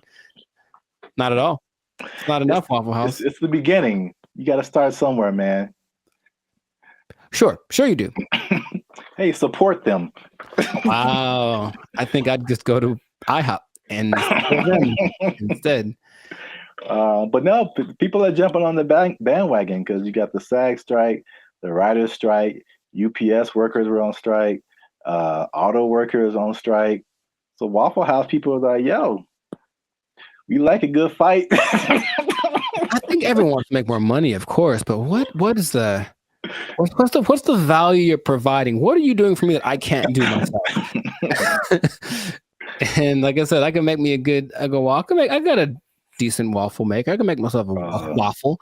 So I don't know what they're going for, but if they get it, good for them. $25 an hour. Wow. That's a whole lot. Leading the charge, the rockstar cook, rockstar grill master. He should probably just go solo. That's what I'm thinking. Instead of doing this whole trying to lead the charge thing, just be like, I'm the rockstar grill master. Make his own YouTube channel. Have it. Hey, bro, I'll manage you. Just give me $25 an hour, and I'll manage you. Start a whole chain of waffle apartments. Man, I see the possibilities. I see the future. Not the whole house, but we want a waffle apartment. We can get a waffle condo on the down payment on a waffle condo. Look, that'll be all right. A waffle sublet, if you will. Yeah. Well, we've talked about this way too long. We still could. That's the problem. I can keep going for another 10 minutes because it is fun to talk about. Oh man, I'm in tears. Good old Waffle House. So make sure you like, subscribe, comment, and share this video. Well, again, your favorite Waffle House employee. Ooh. And as a sign of support, of course. Sure. And yeah, we'll be back here, same bad station, same bat channel. Is that how they said it? I don't remember. I don't really remember either, but yeah, I'm not old enough to remember that. Nor am I. Well, good luck, Waffle House employees. I hope y'all don't get fired. They don't take your job. The waffles are cold. They took our jobs. They took our jobs. The place that is offering this is the Southeast Technological University in Carlow. I think that's how you pronounce it, Ireland. That's a bad start. That's a really bad start. All right, let's just stop. Hold up. Hold the presses just for a second. All right, so Ireland. Okay, I think. Okay, where do I begin? Okay, man.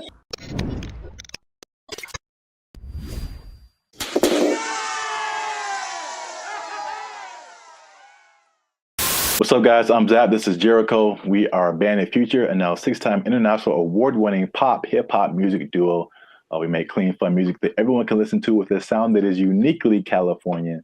And right now, you are tuned in to the Life's a Circus podcast, where we talk about things that are funny, interesting, and ridiculous. But before we start, okay, y'all been laughing. Y'all been crying. Emotions. Y'all been y'all been laughing and crying at the same time. I don't know how that's possible, but you've been doing it. I synced you. Oh, that sounds. Anyway. Well, it's like Santa Claus. He sees you when you're sleeping. I know YouTube tracks statistics, but I don't know if it went that deep. Like, geez.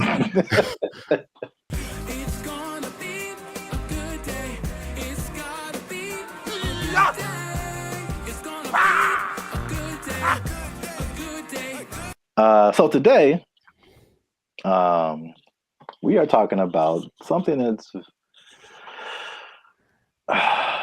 interesting. The letter Q? I mean, that's kind of what I was hoping.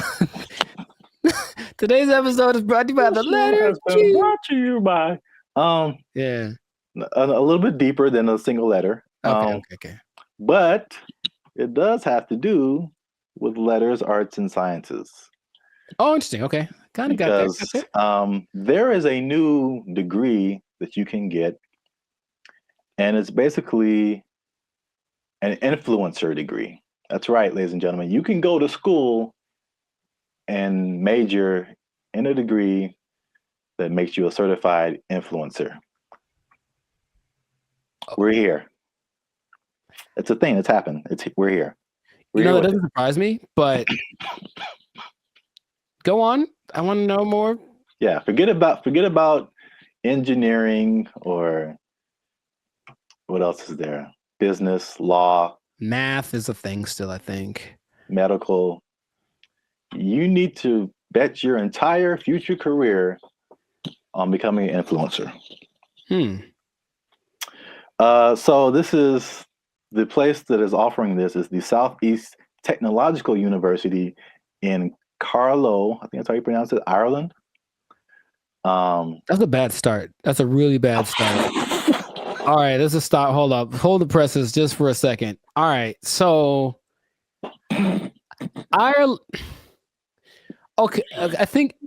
Okay, where do I begin? Okay, so like for a place to have influence, it has to be something that has relevance. I think something where it's like, okay, this place is, or this person has said this is what's important, what's cool. I will listen to it because I respect their opinion. I've never once thought about Ireland for anything other than leprechauns and beer. And if it's not about those two things, I don't care what Ireland has to say. So I'm already like, it's missed me on that, bro. Like, come on. If it was like New York or Dubai or something, it's like, yeah, big place of influence. Don't tell me, no, man. Okay, keep going. What do you got? All right, that's interesting because I kind of went that way for another reason. Okay. I don't know how they name schools in Ireland, but this sounds like very much like a DeVry University, JTT Tech. Like, it's not your top tier. Nope. Nope. So I was like, the official name of the degree is called it's a Bachelor's of Arts in Content Creation and Social Media. What would that sound like in an Irish accent? I'm not even gonna try that. I don't got it either. I'm not good at accents. Nor am I. Except for, well, never mind. Canceled. Yep. I don't want to go. I don't want to be canceled yet. So yeah, but to, I guess, kind of legitimize it, the influencer industry is currently valued at $21 billion. So it is an industry to a certain degree. I have thoughts about that, but more than half of Gen Zers think that they can make a career out of content creation. So this school offered I think it was a summer, just a class, not a whole major. And it was like, of course, filled to the brim with students. I think they're going to have they're going to admit 40 students to this major this coming year. And they're sure that they'll have to turn a lot of people away. So it's a very much a major of interest. On the flip side, and this was from the New York Post. Wow, the New York Post. They say that the rapid evolution, and this is something we talked about before. The rapid evolution of social media and trend cycles could make the entire degree worthless as soon as you receive your diploma. Yeah, what's the curriculum based off of? What metrics are they following?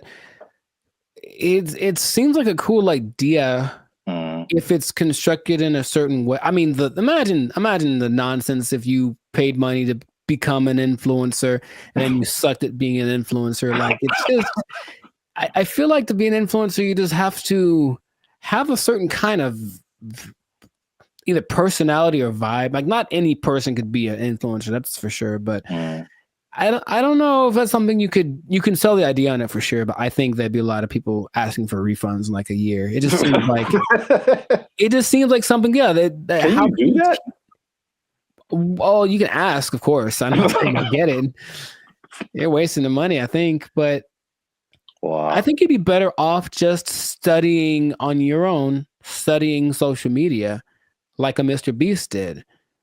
He just studied YouTube, literally, and that's all. And then it worked out phenomenal for him. So, and not only that, all the people that he worked with also didn't get as big as him, but they all have channels with millions of people, millions of followers. So but here's the thing with education, anytime they're like, oh, there's an opportunity to make some money for us and maybe it'll work out and then we can get some more accreditation or who knows. They're just trying to evolve. So I see the point, basically. They're trying to evolve with the modern times. I just feel like that's not something you can teach in that sense. Because, yeah, like, as soon as the lesson's over for that day, things are different. So if they're not constantly keeping track of the market, it's like teaching day trading or something based off of data from last week. It's like, okay, well, that worked last week, but it's different now. It's a whole nother. So it would have to be done really well to work in mass. Like, yeah. Well, yeah, I have a bunch of thoughts on this. So, in their defense, they have said that they're aware of, like, again, like, social media is constantly changing, stuff like that. So the curriculum is more about high level concepts, I guess. Okay. As like what the business behind, becoming an influencer, stuff like that, which makes sense. But it's also like, if I were a student, I wouldn't study this because I think it's too specific. And influencer is just a subset of sales, marketing, advertising, business. It's just business. And so, like, I feel like if you went to school for business, you would get a better view of, like, how the world works instead of just looking specifically at influencers. Right. But this is also, like, college was like 20 years ago or 15 years ago, something like that. So I have a totally different perspective, but as, like, a student coming in, you're like, oh yeah, I want to do this, blah, blah, blah. But I've mentioned this before. I kind of felt there's a interesting similarity between this and music, because you went to school for music performance. I went to school for music industry. And though I think even more so at the time that we went to school, even those majors were considered like, why are you doing that? True. So I can see the parallels, and then not that I regret doing music industry, but I can see now how I would have benefited probably more from just studying business Mm-hmm. instead of like a specific type of business where like all the rules are way different than like normal life. Sure. So I think I said this before, like I've learned more. I've learned how to do more in the music industry by studying general business. I got you. Right. Than by studying music industry. Because it kind of applies to everything once you get the basics down. Right. Right. So, well, that's my advice to the youngsters. Is that how you're going to talk one day? Because I don't want it. Welcome to the Life Circus podcast. I'm pretty sure I'm going to talk like this forever till I die. So I don't know what's happening to you over there, but you sleep. But we talk about things that are funny and straight up ridiculous. All right, old man River. Look, yeah, but you know what you said about the students. I guess now that college is becoming more of a option as far as like, well, what's the point of going to college if they at least offer something that people want to be? Then I see the point. I do. I just don't know how they'll pull it off. But if they do, more power to them. Yeah. I don't know. Maybe we're just short-sighted, and then influencer will become all the rage, and people will make gajillion dollars and be like, "I told you so." Hey, you know what?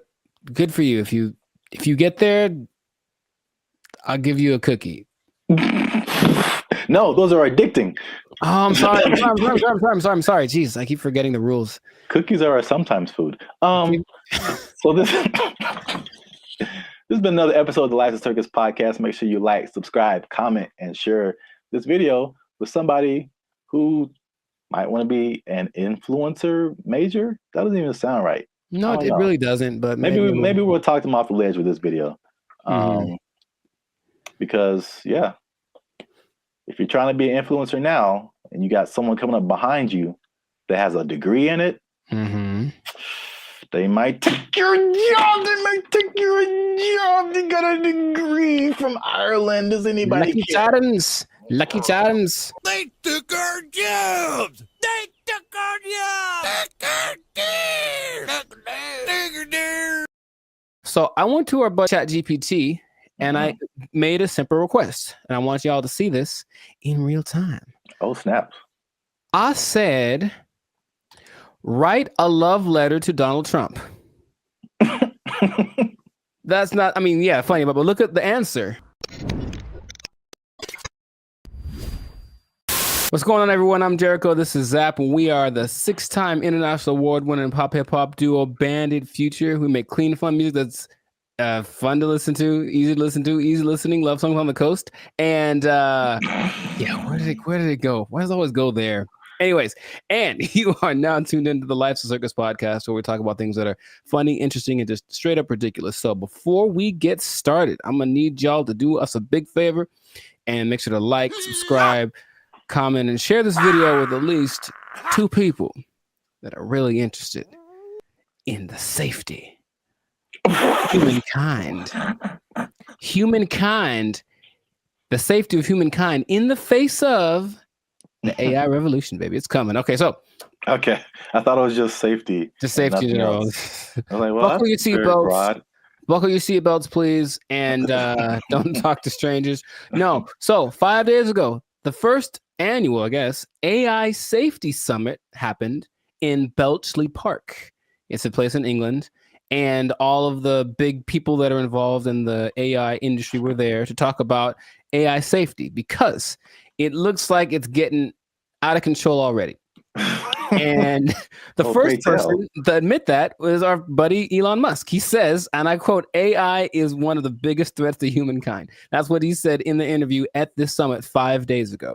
So that's great to start with. One of the persons that are leading the charge in this AI thing is talking about what could possibly go wrong. But basically what they got together to do was to talk about putting in some system, some kind of, because it's like the Wild West once again. They're making up the rules as they go, but they're like, well, that we need to have rules. So basically, he was saying they need to create insight, and they need to what he called establish a referee, some neutral third party that would provide the framework for how AI is used from place to place and whatnot. And I want to start right there by asking our buddy Zap here, is it possible to be neutral in this situation? Is it possible for someone to have no dog in the fight when it comes to how to impose regulations on AI? I mean, the short answer is no. My first thought is, it can't be a person. It has to be like a organization, like the Foundation for AI or whatever. And then even when those things happen, there's like all these political elements. It's like if it's an international thing, I'm sure, there's some entities that have like more control than others to say what people can do, what people can't do.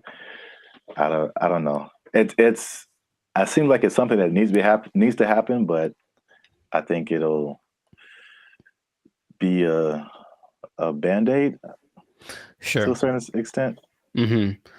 Yeah. Mr. Elon Musk, I heard about this because he was talking on the Joe Rogan podcast, and I was curious what he was talking about, and then he mentioned this, and I said, oh, okay. Well, he is such an interesting man, and when Joe Rogan asked him, what do you hope to accomplish with this summit, this safety summit, his honest answer was, I don't know. And I was like, okay. And that's me after thinking about it for a long time. He said, I don't know. And it's like, okay, so. Well, I will say this, he is right, because there's a discussion that needs to happen. And like, I think this is a recurring thing where like what's happening in the world is faster than the government or our governments. I don't know how other governments work in other countries, but this government is insanely slow. It's like 10 years after things have fallen apart, they like make a law to like fix it. And it's just, there's so many hoops you have to jump through, red tape and all this kind of stuff. Even like cryptocurrency, like they still don't have a complete handle on like how to do that, how to regulate it, what to regulate. And even the stuff that they do is not super informed a lot of times. So it's just, it can be like all over the place if you wait for the government to step in. But I think at the very least, he's going in the right direction because things are happening insanely fast. Like things are changing overnight and stuff is happening. The same people who are using the AI for good things. There's a lot of people that are using AI for bad things. Right. That goes with any new technology, right? And he was saying that it needs to happen. Someone needs to be a gatekeeper, if you will. But I keep coming back to this neutral thing, this neutral third party thing, because I think everyone has an agenda, no matter what, because that's just the way that humans work. So among the 28, it wasn't countries represented, but it's like 28 entities that are involved with AI. The leaders of those companies are basically in attendance, including Ian Hogarth and Nick Clack. Just throwing it out there because of the names that were mentioned in the interview. But shout out to those guys. I thought they were like personal buddies of yours or something. I don't know them yet, but maybe.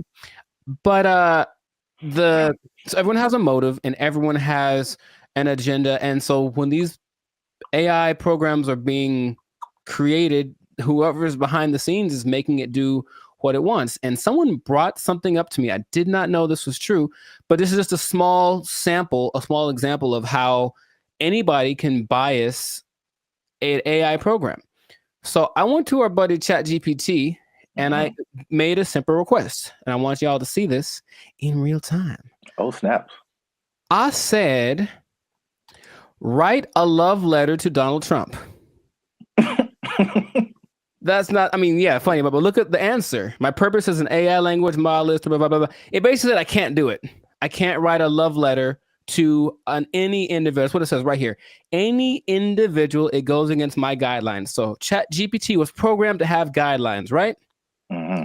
I said, okay, hey, ChatGPT, write a love letter to Joe Biden. There it is. Oh. See what I mean? See what I mean? It's just that simple that something behind the scenes can cause. I didn't, by the way, this is not like genuine. I don't love or hate the man. I wouldn't write him a love letter. I'm just throwing it out there. I would not write him a love letter. I might write him a letter of concerns that I have, but I wouldn't write him a love letter. But here it is. If anyone wants to take it, go for it. But Dear see what I mean? President Biden, why do you keep falling down? Love, Timmy. Dear Joe, I hate your stinking guts. You are the scum between my toes. Anyways. What's that from? Little Rascals, I think. Oh, yeah. Yeah, Little Rascals reference. Shout out to Alfalfa and Darla. So that was my jam right back in the day. But all I'm saying is that, see that? That's because someone mentioned that happens when you do. I was like, no way. I tried it. I was like, oh, wow. So just seeing that in a small thing. So imagine this program that's supposed to be benevolent, because who's making these things, right? I don't know who was his name? Ian Hogarth. I don't know who he is, right? I don't know. So imagine it's supposed to be an AI program designed to assist with getting people healthcare or something like that. And yet there's an agenda that says, hey, if they're from this place, don't let them have it. Like something like that, it can be programmed into it. And there's really no way to prove it unless you really know how to handle this AI stuff. So all I'm saying is that, yeah, the trouble with finding this neutral third party that Elon spoke about is that I don't think it's really possible. Everyone's got something behind them. And if they're not malicious in their intentions, maybe someone behind them is, it's always that kind of thing. It's like, well, it's not me. So whose fault is it, or where does it start? So that's all. It's definitely something that I think needs to be is necessary because, yeah, AI is, he said something else that, it's the first time in history that there's something smarter than humans, because that's been our thing, right? We're not the fastest, we're not the strongest as far as all that. We're the slowest and the weakest in a lot of ways, right? But we got smarts, we can make crafts and buildings and vehicles and all that kind of stuff. And now we've made a thing that is going to be smarter than the smartest one of us. So it's like, what's going to happen down the road? And it's like, it doesn't look great because it really feels like they're all in this, like, I don't know what we're doing. Perfect. That's the feeling that I get from it. And that's how the movie starts. It always does. And there's lots of movies in there. So the question is, like, what would be fair rules? He made a comparison to like a sports team. It's like we're starting a game and these are all the teams that are playing. So all the teams should have a say in what the rules are. But of course, if you're talking about like the Nuggets making the rules, and then, I don't know, the Lakers making the rules, they might have different ideas of what's fair, right? Yeah. So it's just going to be interesting to see how that goes. But at least someone's trying it. I believe the Prime Minister of England set it up, and that's what's going down. So fingers crossed, because like you said, it's happening really fast. Yeah. And they need to figure something out quick, because this is a good segue into another episode, because there is a scam going on right now that people need to be aware of. It's happening right now, and it was a big news story on CNN. Okay, you have to tune in another episode of the podcast to check that out. But anyway, this has been a fantastic episode of the Life of Circus podcast. If I do say so myself, a Life of Circus podcast. Jericho, this is Zap. So make sure to like, subscribe, comment, share this video with some people interested on the fate of humanity. And hopefully they won't come and do the thing where they take our stuff. Take your job. They're gonna take our job. Take it out. They took our jobs. They took our jobs. What's up, everybody? It's Bandit Future. Yeah! That girl. And we are excited to announce that after 3 long years, we are finally in the YouTube partnership program. So that means a couple of different things. One is that we are starting channel memberships on our YouTube channel. So all the stuff that you've seen before, all the free videos that you've been watching like over the years, those will still be free. But this is like an extra layer that we get by partnering with YouTube, so that we can offer exclusive things to people who choose to be our channel members. And so there's a small fee that comes with that, but that fee will go to helping us, supporting us. All the stuff that we've done before has been free videos. We pay for it out of our pocket. So hopefully you guys can support us and help us to keep our YouTube channel going. And this isn't just like a giveaway. There's a laundry list of stuff that you get by becoming a channel member. And we're going to talk to you about that now. So we have 3 different membership levels right now. There's going to be 5, but just 3 right now. They're because we're so clever. Wow. Laugh. Okay, I liked it. They're named after like concert seating, right? So the first level is general admission. The second level is premium seating. The third level is executive access, and those go from $3.99 to $19.99. So you have a plethora, shall I say? Nice word. The more you know. Okay. Plethora of options to choose from in terms of your membership. So this is what you get. Like to hit, here you go. Bam. The first thing up is a loyalty badge. You get a loyalty badge next to your name every time you interact with our YouTube channel. You get a blue star for new members, all the way up to purple stars for 48 months. The next thing is one of my favorite things is the custom emojis. This is crazy. So if you want to use, for example, Jericho's face, right here, you type :Jericho, and Jericho's face will pop up in your chats, in your comments. It's a custom emoji of Jericho that you can only use here. Nuts. Okay. If you want to use my face, same thing. Zaptastic. And then and then you'll see my face. And then if you just want to do a Band of Future fan, BFF heart, it's a fan bam : Nuts. Only on our YouTube channel. It's the only place you can do it, man. Nice. Members only live chats. If we ever go live, we may have a members only chat mode. So the non-members can see the chat, but if you want to participate, you gotta be a member. All right, so the last thing in the general admission level is priority reply to comments. So if you leave a comment on any of our videos, we reply to you first. Everybody else got to wait, okay? Because they ain't members. Fast pass. They ain't members, but you a member. We gonna talk to you first. Because you're worth it. Because you're worth it, and you gave us money, but most of all because you're worth it. Membership polls. In the community tab of our channel, we're going to start putting up polls where you get to vote on topics for our channel. Like, what's the next video going to be? Or you can pick what the next video is going to be. What would you like to see as next video? Next video related topics. Huh? So if you balling a little bit, okay, you got a little more change. You can get to the premium seating. Nice. The first thing you get in premium seating is early access to videos. So again, the videos on our YouTube channel will be free, but there'll be some exclusive videos that go to our members first. If you remember, you're the only person that can see it, and then maybe we let everybody else see it. Maybe. We'll think about it. Maybe. We'll have member shout outs. So once a month, we'll send a shout out to you or one of your friends. Just give us the name and details, and if approved, we'll shout you out in one of our videos. And this could be good for any special occasion: birthday, a graduation, bar mitzvah, you name it. You name it. Happy birthday to you.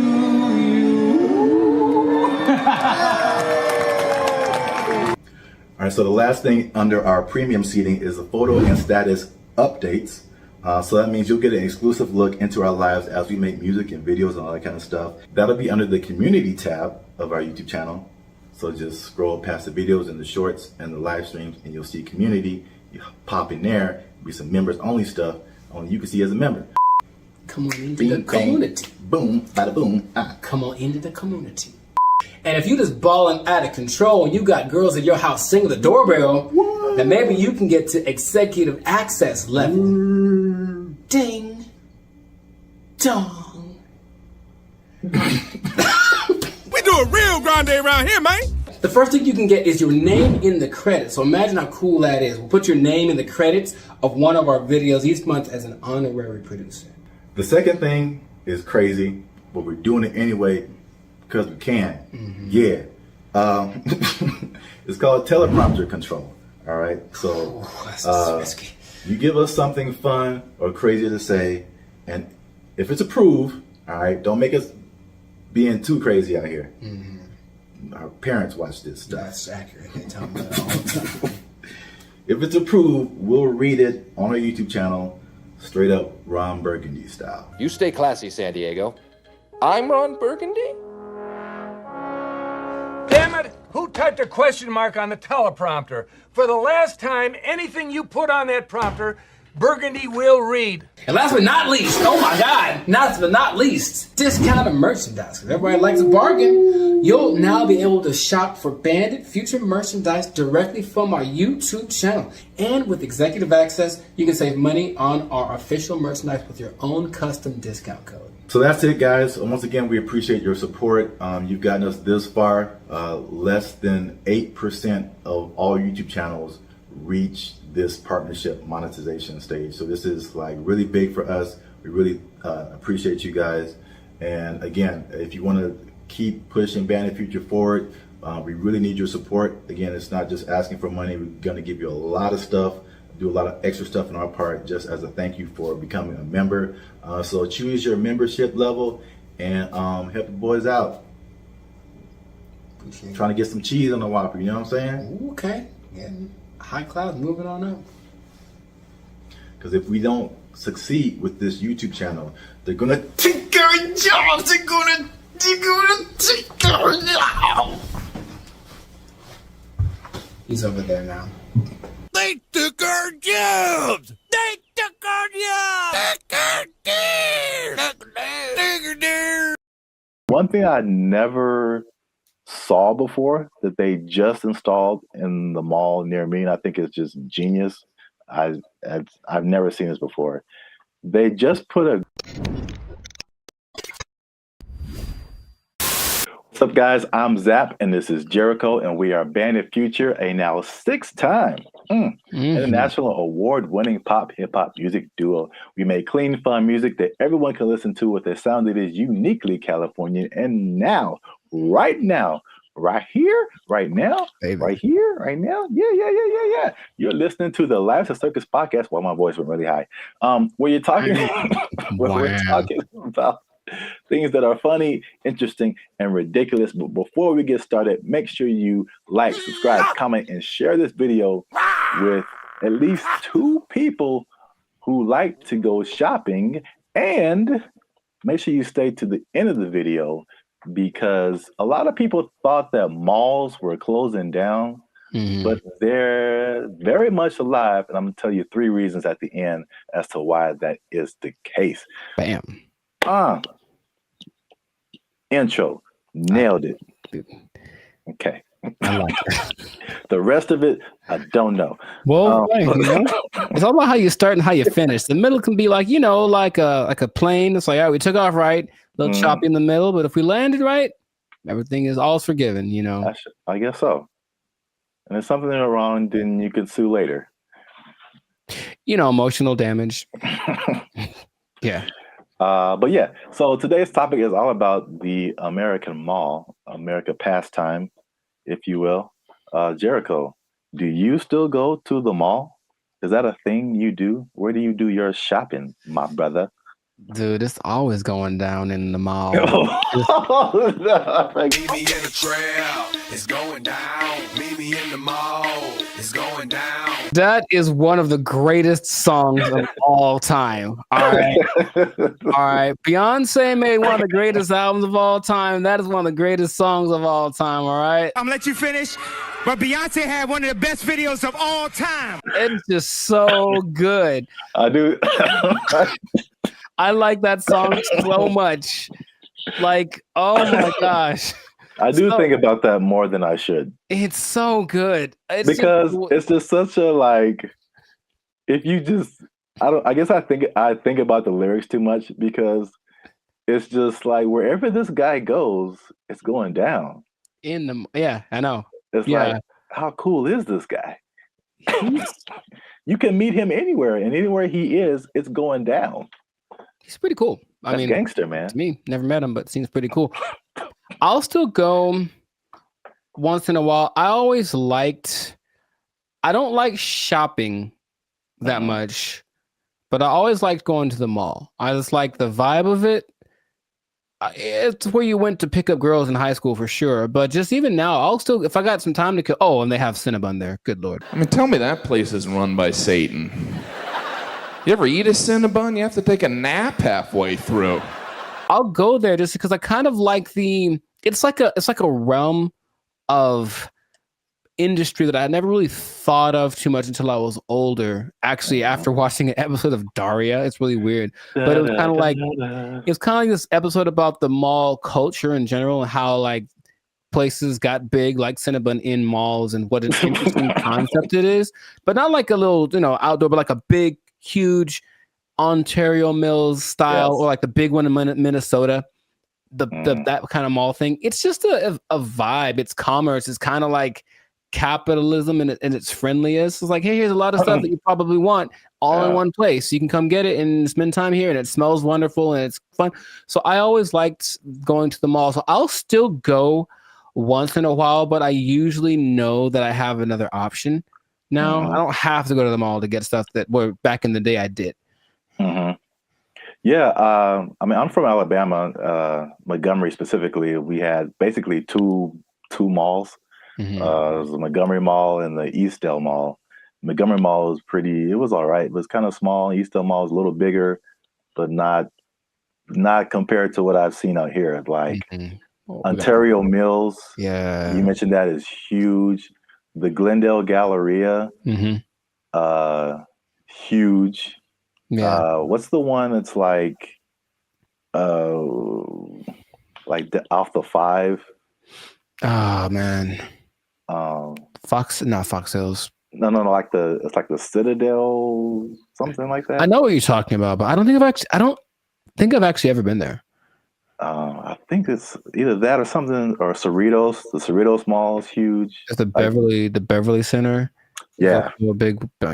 Yeah. Yeah, I mean, the malls are, I guess we don't really think about it, but they're still around. They're still huge. So I'm going to just throw some numbers at you, because I thought like after COVID, like that was it. Because like it was a crazy time, and you saw a lot of business, like a lot of big businesses from bankruptcy. Wow. Words. I remember JCPenney was a big one. Bed Bath and Beyond got hit by COVID. Toys R Us. Oh yeah, R.I.P. Toys R Us. That's legit R.I.P. right there. It's like like big flagship store. I'm not talking like a little, Radio Shack or Circuit City. I'm talking about like the biggest store in the mall is like shutting down. Like, there's gonna be no more mall. Plus, what I thought with e-commerce, the Amazons of the world, it's like, okay, people got used to getting stuff delivered to them, and it's like, why go out? I can just get it on Amazon or Walmart.com. So the numbers, however, say the opposite. So malls work with like an occupancy thing. So basically, it's like the number one indicator of how successful the mall is. So the more occupied it is by retailers, the more successful the mall is. So mall occupancy was 89 to 95% last year. 92%, and you're doing good. Anything above that, you're doing good. So malls are healthy, they're thriving. And this is what happened that I didn't really realize, is that when the stores closed, it didn't necessarily mean that was the end of the mall, because in case you didn't notice, a thing called inflation has been happening. No, I didn't notice. And so the price of everything has gone up, including rent. They just opened the space back up and they charged more because it was a new tenant. Traffic is actually up. Sales are actually up. there's actually waiting lists in some places for some stores to get into the malls. And so I get into these. There's three things that are really happening. You touched on some of it at the beginning. Okay. But I can at least give you this one on the retail side. It's basically people are finding out that, and it's kind of odd, I guess. I didn't expect that to be the way it is, but retailers are finding out that people aren't necessarily making that purchase online. They're just kind of like browsing. It's almost like TikTok, right? You're not really connecting with anybody. You're just scrolling through and seeing what's available. And they're making more concrete decisions in the store. And so the digital part is like getting people to recognize you and who you are, but they're actually seeing more sales being converted in the store, or it's called not necessarily that, but it's costing them less to get people to buy stuff. Basically, makes sense. I think. Oh, go ahead. No, you can go ahead. That there's no replacement for retail therapy. I think people that love to shop, I can imagine the people that love to shop, that dopamine rush of having those 2 plastic bags when you come out the department store. You can't replace that with this. Oh, we'll just bring it to you. It's like nah.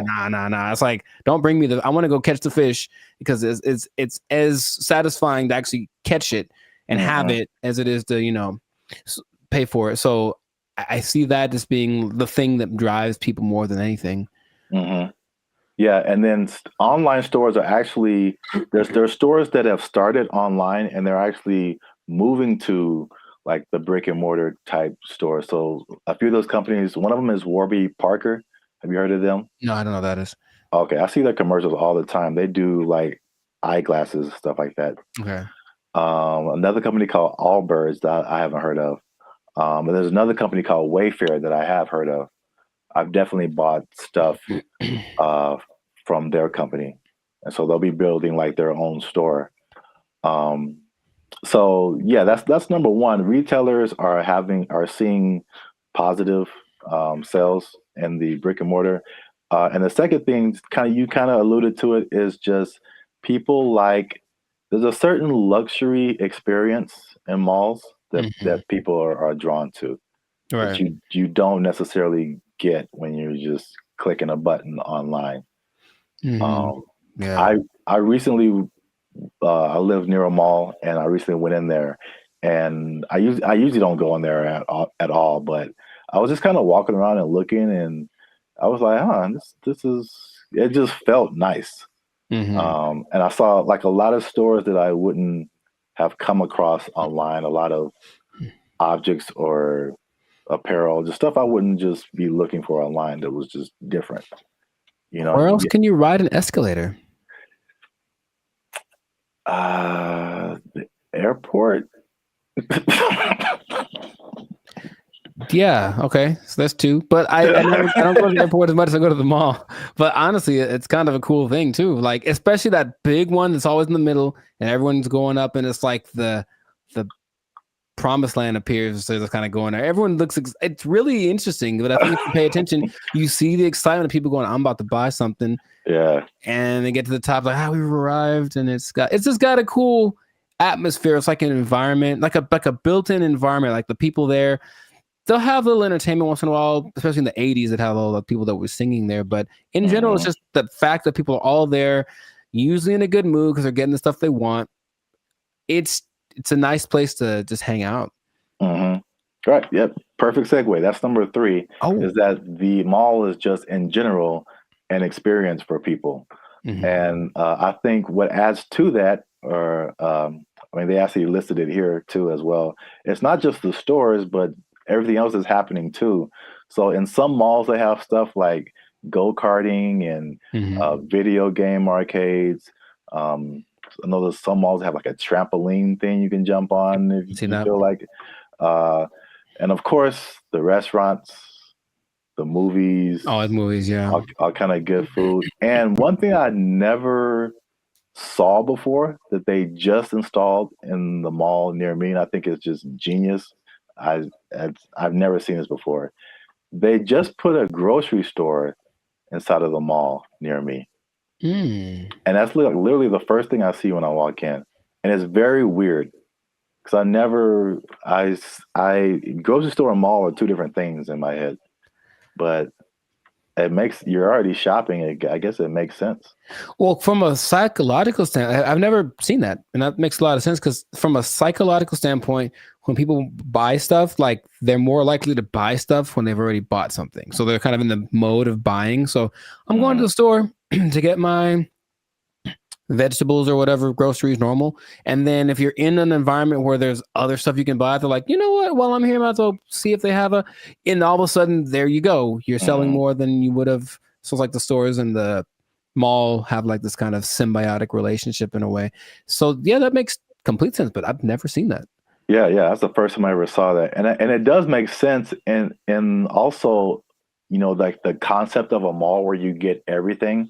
Like I would, like in my mind, it's like if I'm running errands, it's like, okay, I got to go to the mall, then I got to go to the grocery store, then I got to go to this place. But if they're all in like one place, you can go to the mall, you can go to the grocery store, you can go to the movies, and then play an arcade game. You just spend your whole day at the mall. It's like a physical Amazon, like really, like everything I need is right here.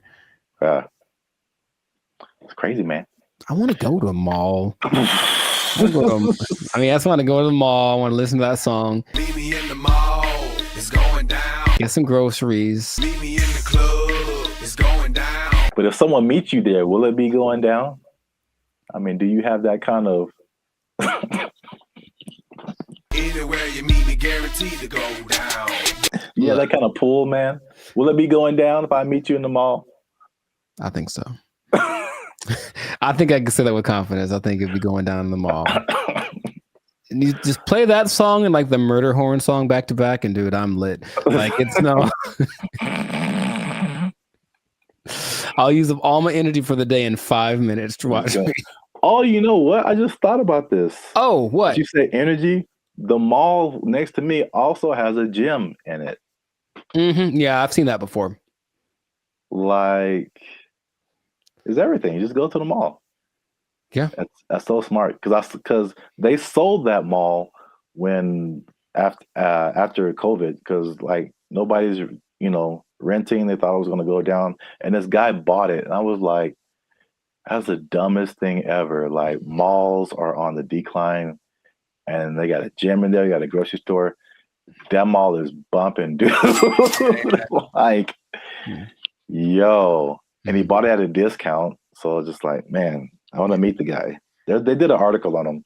Okay. There was something depressing about the old malls, though, in some places where they're like kind of abandoned. Oh, yeah. Those are kind of, all right.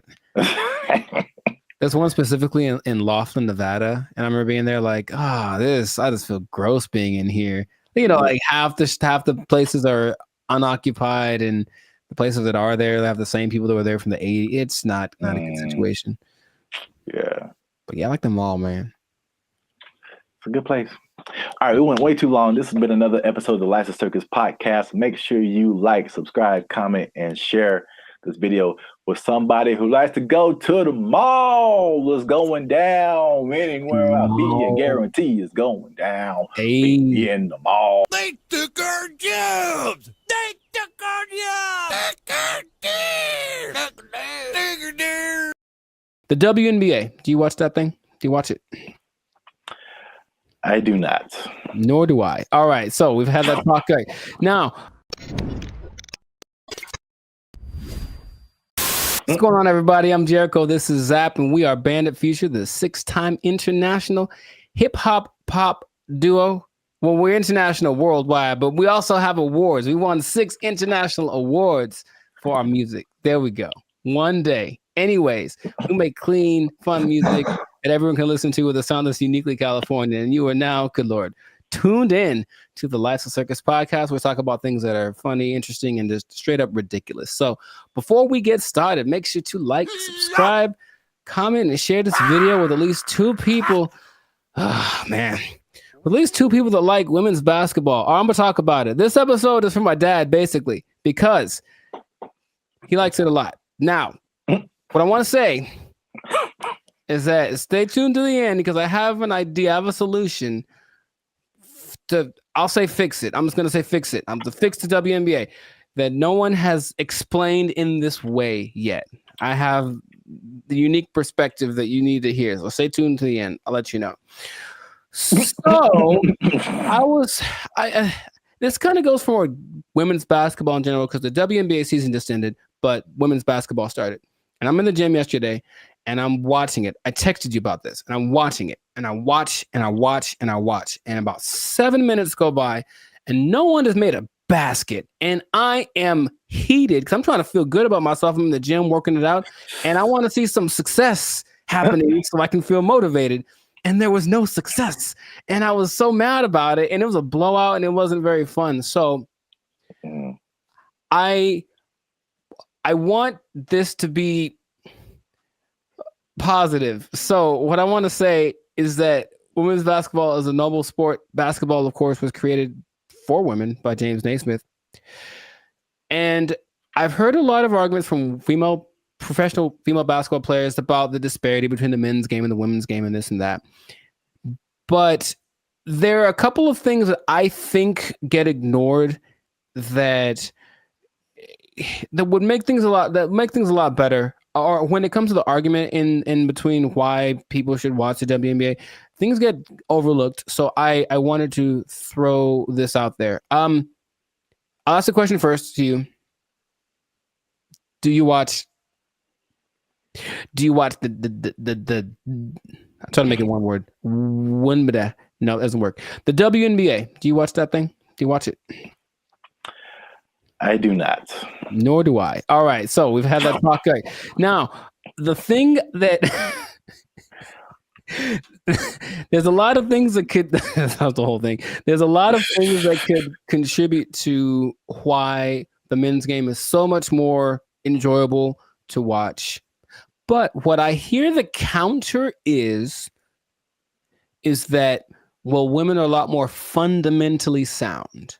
So if you watch women's game, you will get a lot more of the basics, a lot more of the pureness of the sport. That's the thing that I hear more than anything.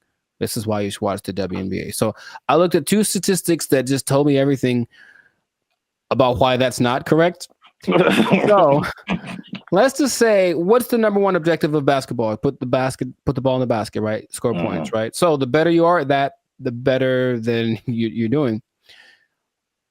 I looked up the percentages of shooting in the NBA versus the WNBA for last year, just to see. Maybe they women shoot better, and so you should watch because, you know, that's the thing they do. They're not dunking on everybody, but they're definitely fundamentally sound with their jump shot.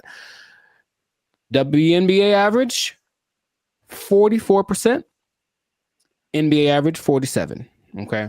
And the average for the WNBA, I couldn't find the statistic for the NBA, but for women, for the whole existence of the WNBA, the average is 42%. I think that's pretty low. And I don't care who you are. I don't want to spend my whole time watching people miss shots. That's just what it comes down to first. So the pureness of the game, I don't think that's that great an argument to say, oh, we at least could do stuff better than the guys. Well, apparently not. That's number one. And then number two, I watched the last play of the WNBA championship game where the Las Vegas Aces, they beat the New York Liberty. And it's this weird play where the main star from the WNBA, Breanna Stewart, is like getting locked up pretty much. It was like impressive. She gets locked up. She passes the ball. She passes to some other girl in the corner.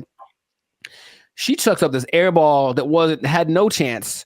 It never had any chance. I don't know if air balls count as turnovers, if they just like, oop, that was bad. But it seemed like she passed it to the other team, right? So I was like, maybe the women are better at taking care of the ball. So assist to turnover ratio is the way that you measure that usually. So for guys, there's only lists of people that have the highest assist to turnover ratios. In the men's game, I saw someone right now in the league has a 26-1 assist to turnover ratio. Wow. Mike Conley. I mean, it's not going to last. The season just started, but 26-1. Chris Paul's like at 9. There's a bunch of people like, but it usually gets to like the best people who have like 4 or 5-1, whatever, 6-1. The highest in the WNBA last year was 3-1. That's the best one. And it's like, so when I've watched a lot of women's basketball, I've seen a lot of turnovers, a lot of mistakes, a lot of this and that, and it just looks sloppy. So I don't see why that's the argument for why the women's game is better than the men's game. Now, have you thought, for example, because you don't watch it, and I don't either, what would you want to watch? What could change about the WNBA that would make you want to watch it? Well, we've talked about this before. Right. And I had 2 ideas. Although the second idea, I'm kind of maybe backing down on. Okay. But the first idea for sure is lowering the rim so that more people can dunk. I think the basketball dunk is one of the most exciting plays that, whether you're a basketball fan or not, like just to see someone do that is just one of the most exciting plays in basketball. And it rarely happens in the WNBA. Right. And like even for the NBA, if you see a fundamentally sound team, it's usually a boring team. like I wouldn't want to watch the Warriors unless Steph Curry was shooting from the parking lot. Like that made it like, you know, just so much better than just a bunch of guys shooting jump shots. Like you want to see somebody do something extraordinary, whether it be shooting from the parking lot or just like dunking on somebody's head and ending their life. Just, like those are where the highlights. Acceptable, yes, those are where the highlights come in. So that's number 1. Okay. And then number 2, which will be sexist or whatever, I don't care. But I think it's no secret that women have a certain sexuality factor that attracts men. And if you gave me a choice between a women's basketball game and a volleyball game, I'm watching the volleyball game every time. Yes. They're great athletes, but the outfits are also great. And like, I'm going to pay a lot more attention just as a man.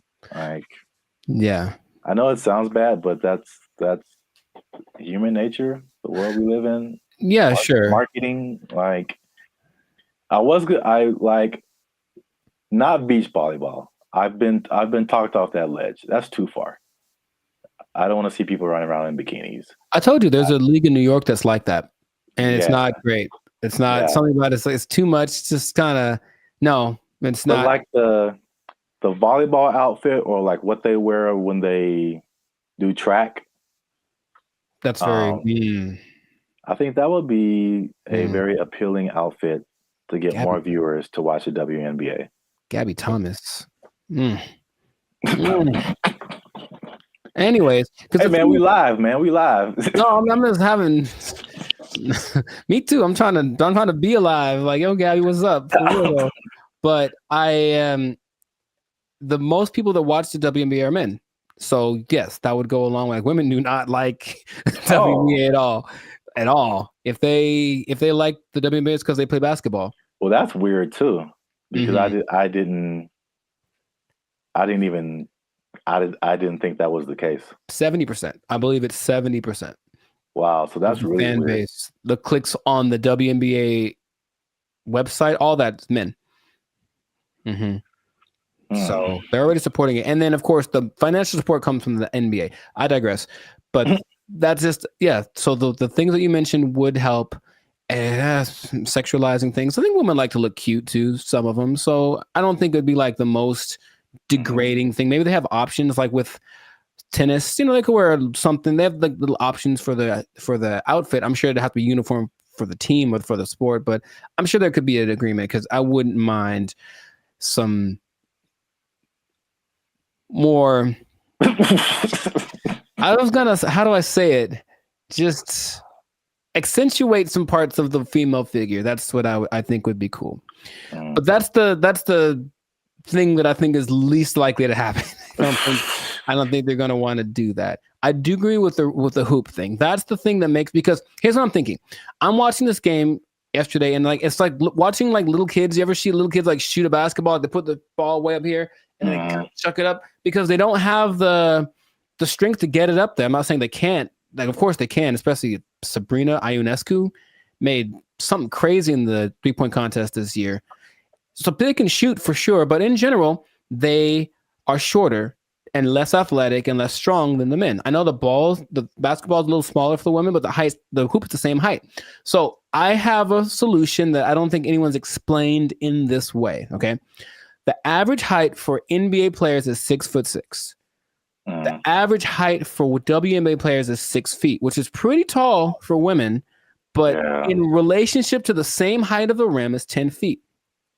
That means that for men, the hoop is 58% taller than them. But for women, the hoop is 71% taller than them. So to split the difference, I said, what would happen if the hoop was also 58% higher for the women? And if that was the case, it seems a little bit on the low side, but if that was the case, the hoop would be 9 feet 2 inches. Yeah. And to me, that makes a lot of sense because the people that are, the girls that are tall, 6'5", 6'6", they'd be dunking like Shaq, like we want to see. And then some girls with some springs would be getting some Westbrook action happening. And I think that'd be great. Now, would they have to learn how to adjust to shooting lower? Yes, they would. But I believe there's a women's basketball. I think it's called, oh gosh, I forget the name of it. But there's a women's basketball-esque sport where there's no backboard and no one can dribble. It's a weird in Australia. And the rules about this, you can see if they could jump, they're not allowed to jump. But if they're allowed to jump, they'd be able to actually. So weird. It's what is it called? It's got a. Anyways, they could dunk on that hoop if they were allowed to run and jump. If the hoop for the WNBA was that height, the game would be a lot more interesting. I think the percentages would go up because you just see these women. A lot of women's form is kind of like chucking the ball as hard as they can because that's how they have to generate the energy to get the ball high enough. So that's my solution, but that's the rationale behind it. We want to make things equal. So the height of the hoop is the same ratio compared to the height of the players. Yeah. I think that would work. I don't think they're into it. Of course, every play, they have to change it everywhere. Every hoop would have to be, adjusted and whatever. But which would you rather? Make an adjustment to the game a little bit? Well, that's kind of significant, honestly. Lowering it to that's kind of significant. Or continuing to not make any money because to this day, the WNBA has not made a penny. That's just honest. The statistics say it has not made a single cent. It's actually been in the red every year, and the NBA has to provide the money to bail it out. So that's just my idea that it could help promote the game a little bit because basketball is a great sport, but yeah, the excitement factor, like you mentioned, we want to have that a little more. So that'll do it. So 9'2", that's the thing. So listen to me. Let's do it. Let's do it. I heard something. On the kind of serious note, I heard something very interesting when it comes to like giving people a fair shot, just kind of leveling the playing field, and that there's a difference between equality and equity. So like if you're going up, if let's say there's something that everybody wants to get to at the top of some stairs, right? And so equality says that, okay, we've got these stairs here. Everyone can just go up and get to whatever's at the top of there. But the person in the wheelchair can't use the stairs. And the person is blind and can't see the stairs. So equality says, well, let's just make some stairs. And so everybody has equal has an equal path to get to the stairs. Mm-hmm. But equity says, okay, it's about everybody getting there. So we'll make the steps for the people who can walk.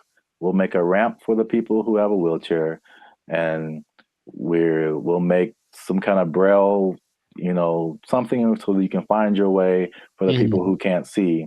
And now everyone has access to the stairs, even though they're getting there differently. And so I feel like the WNBA it's like it's trying to be equality. It's like it's exactly, we want to look the same as the men. We want to wear the same jerseys as the men. We want the rim to be as high as the men.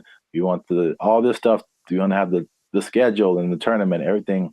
But it's and I mean, this is a great American debate right now. Sure, it's like we're different. We're different. We've always been different. Men are different. Women are different. Like, just make it for women. Like, I mean, the percentages you said are good. It's like, it's not diminishing. It's just making it more of an equity thing instead of like an equality thing. Right. So where we get the same thing, just in a female form, in a way that's catered to the female game. That would just make so much more sense.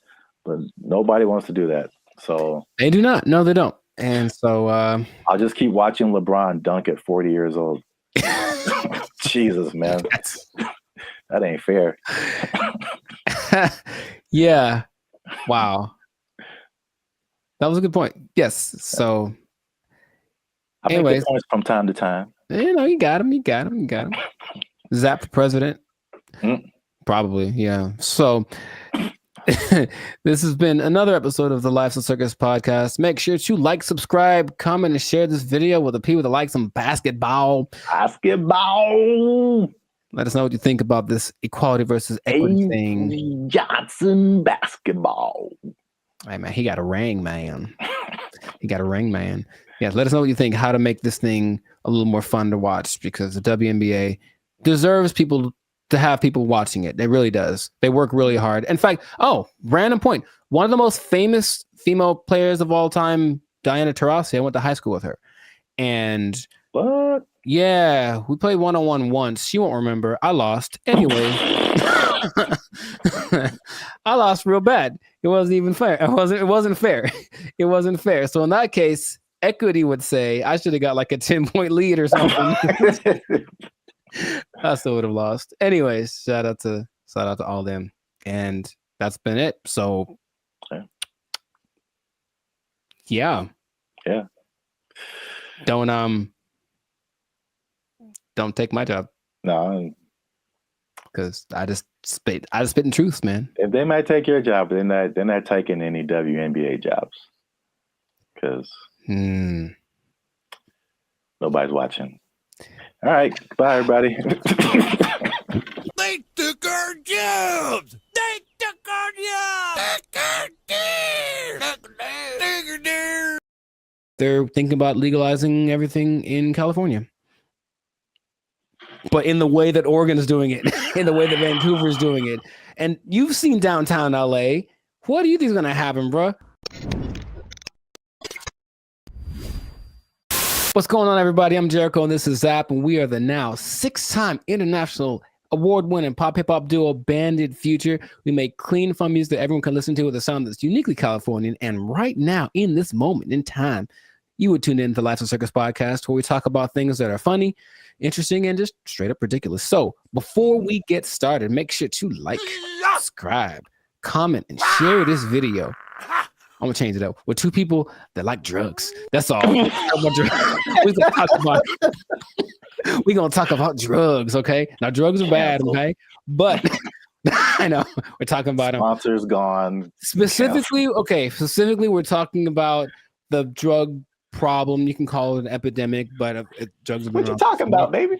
But it seems to be getting worse. So the specific thing is the way that governments are approaching the drug issue in their country. And there seem to be 2 very drastic sides, and they both have interesting results. So before we get into it, Sir Zap, San Francisco. Have you had any experience or just thoughts about just the? Have I had thoughts about drugs? Have you had thoughts about drugs? Do you dream about them? Drugs are bad, okay? But have you seen the effect of drugs on our society as a whole? With your Yeah, man, I think about drugs every day. Okay. You know what I'm saying? Okay. It's hard out here in these streets. That brought to mind two things. Yes. He's there. He was up there. It's crazy. Mission accomplished. Yeah, San Francisco. Wow. Yeah, I had the worst hotel experience of my life in San Francisco. You were there. You remember?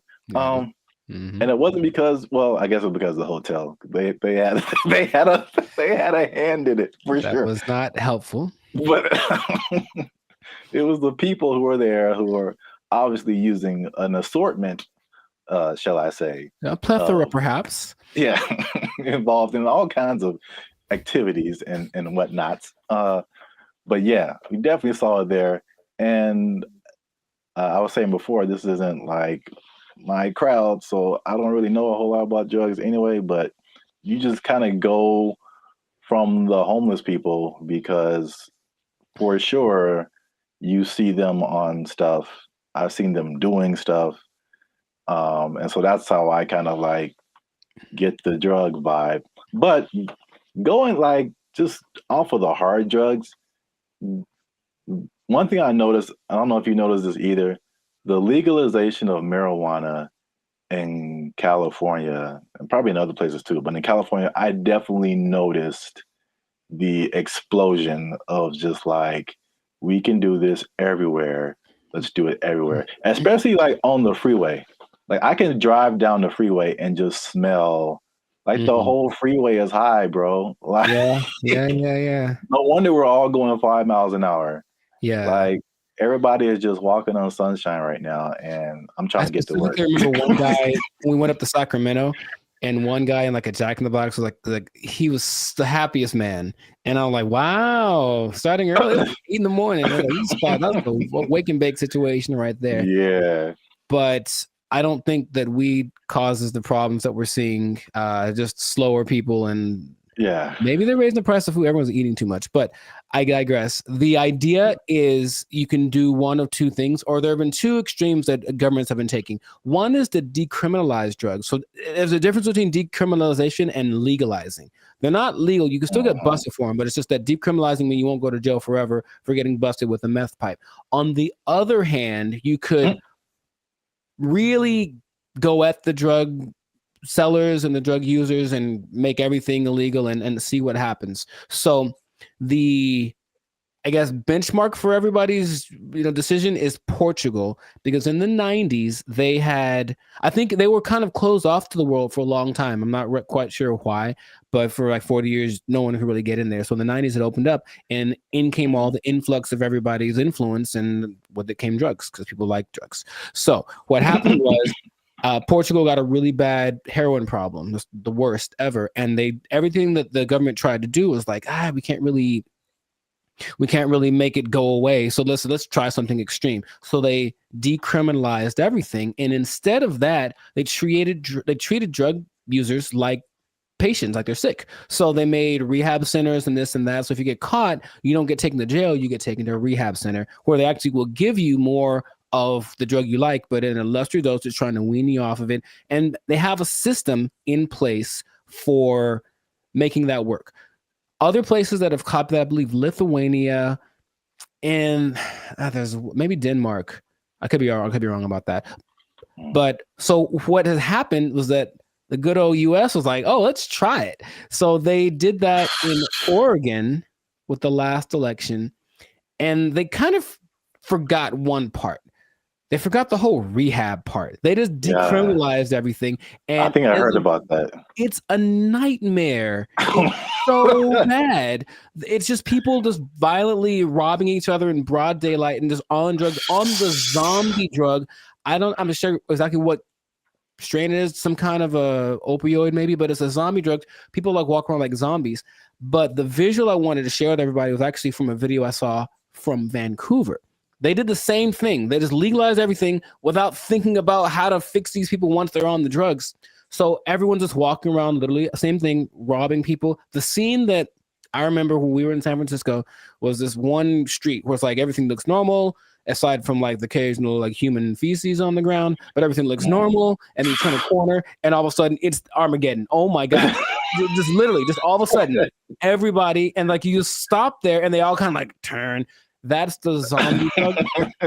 So there's a video of these two men walking down the street, and they're in a position where I don't think I could keep my balance and walk, but they're so hunched over and they're still somehow staying upright. There's two of them, they're walking, and it looks surreal in Vancouver. That's happening right now. So they tried it, and for some reason they didn't get the memo that they need to add the other part to it. So that's an I think they're thinking, oh, well, like alcohol, like there'll be a couple of people that go overboard with alcohol, but if we let everyone have it, most people have enough restraint or whatever to not use it. I just don't think that hard drugs and alcohol are exactly comparable like that. So you can take the other extreme, and this one is maybe more fun, and that is the president of the Philippines, something Duarte.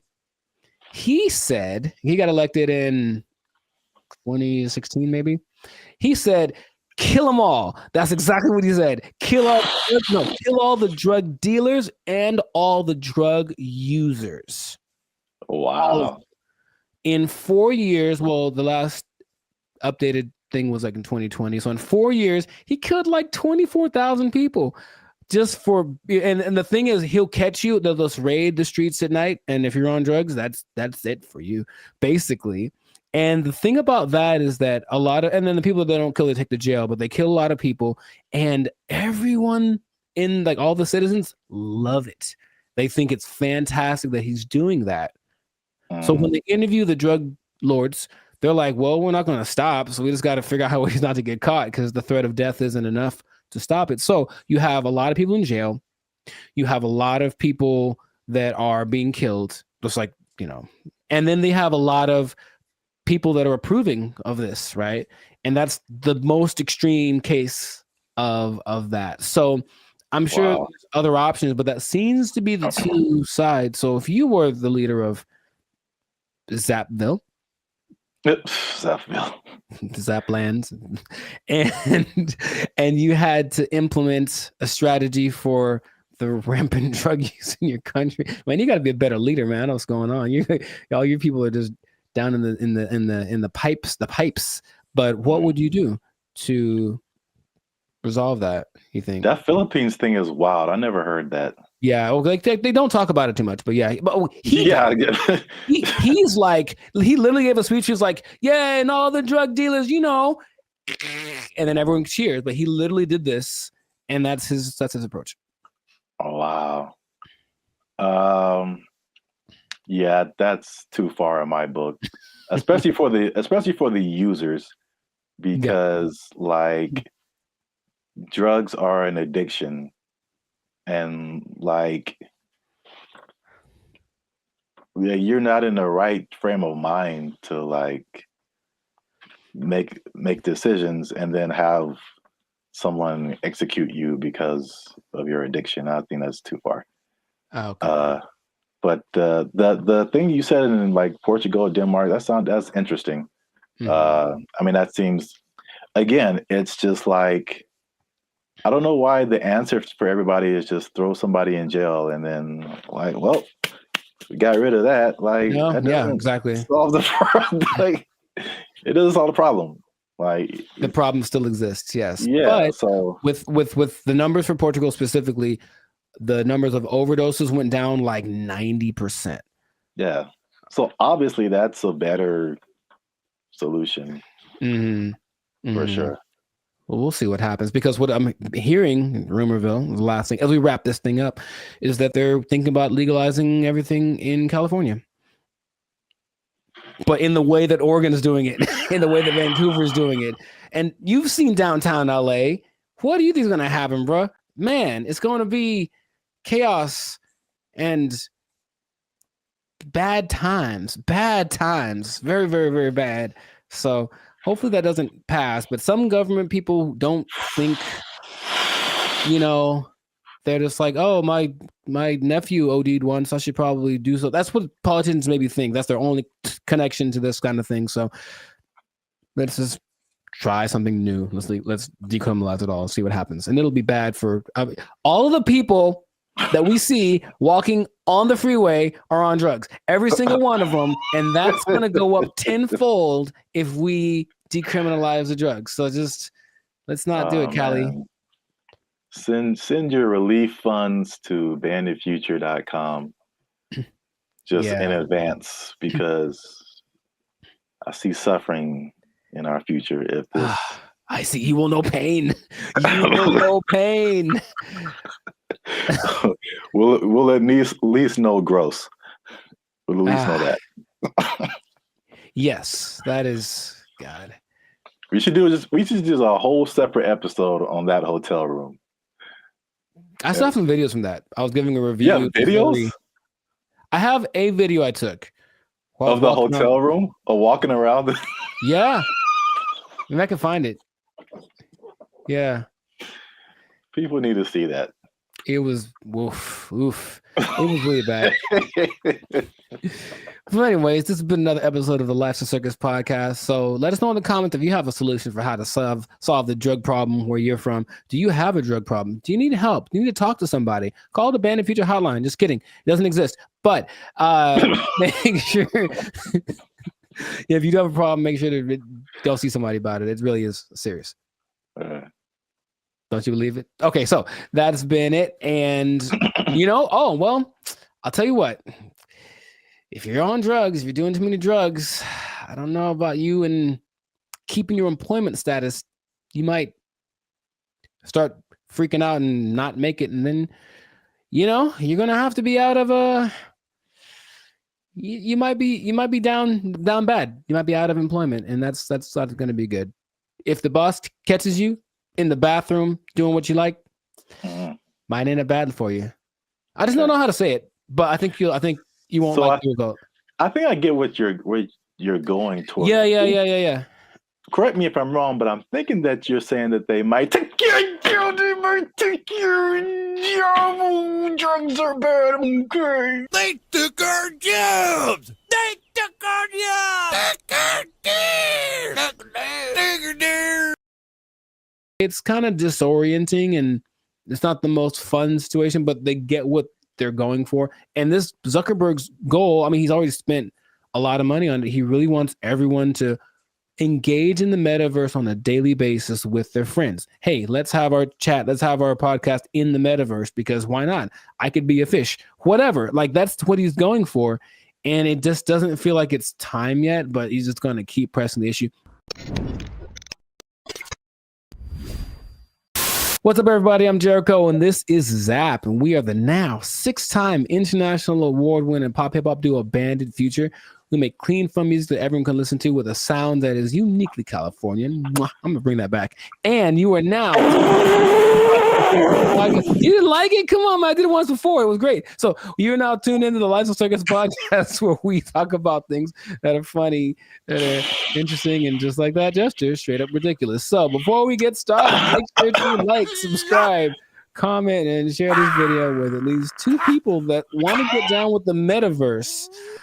Get down with the metaverse. So I found out about something this recently, and I didn't know it was a thing because I think they're developing it. The metaverse, Zuckerberg's project, the project that has literally lost $23 billion in the last year. I'm just going to say that with a B, $23 billion. He's still insisting it's the best thing ever. And he speaks about it with such enthusiasm that I go, all right, maybe he's on to something. Maybe he's way ahead of his time, but that's a lot of money to spend. He's all in. So as of, I think, a month ago, or even less than that, Instagram, well, that's his company as well, there's an option called Meta AI, where you can basically chat with a chat bot. I don't know how to call these things, but there's a chat bot that basically mimics a celebrity. They have like Snoop Dogg and Dwayne Wade and stuff like that. Like they're their faces, but then they're supposed to be a different person. And you can talk to them about certain subjects. And so I was like, okay, let me see what this is about. So I tried talking to one of these for the first time yesterday. I wanted to see what it was about, what happened. It's such a strange experience. And I don't know how much, because it's still like the beta phase, I suppose. But like, had you heard about that? Specifically the Meta AI? No. Dude, all right, maybe there's some screenshots, but I had a couple of conversations with because okay, I'll actually say it as I.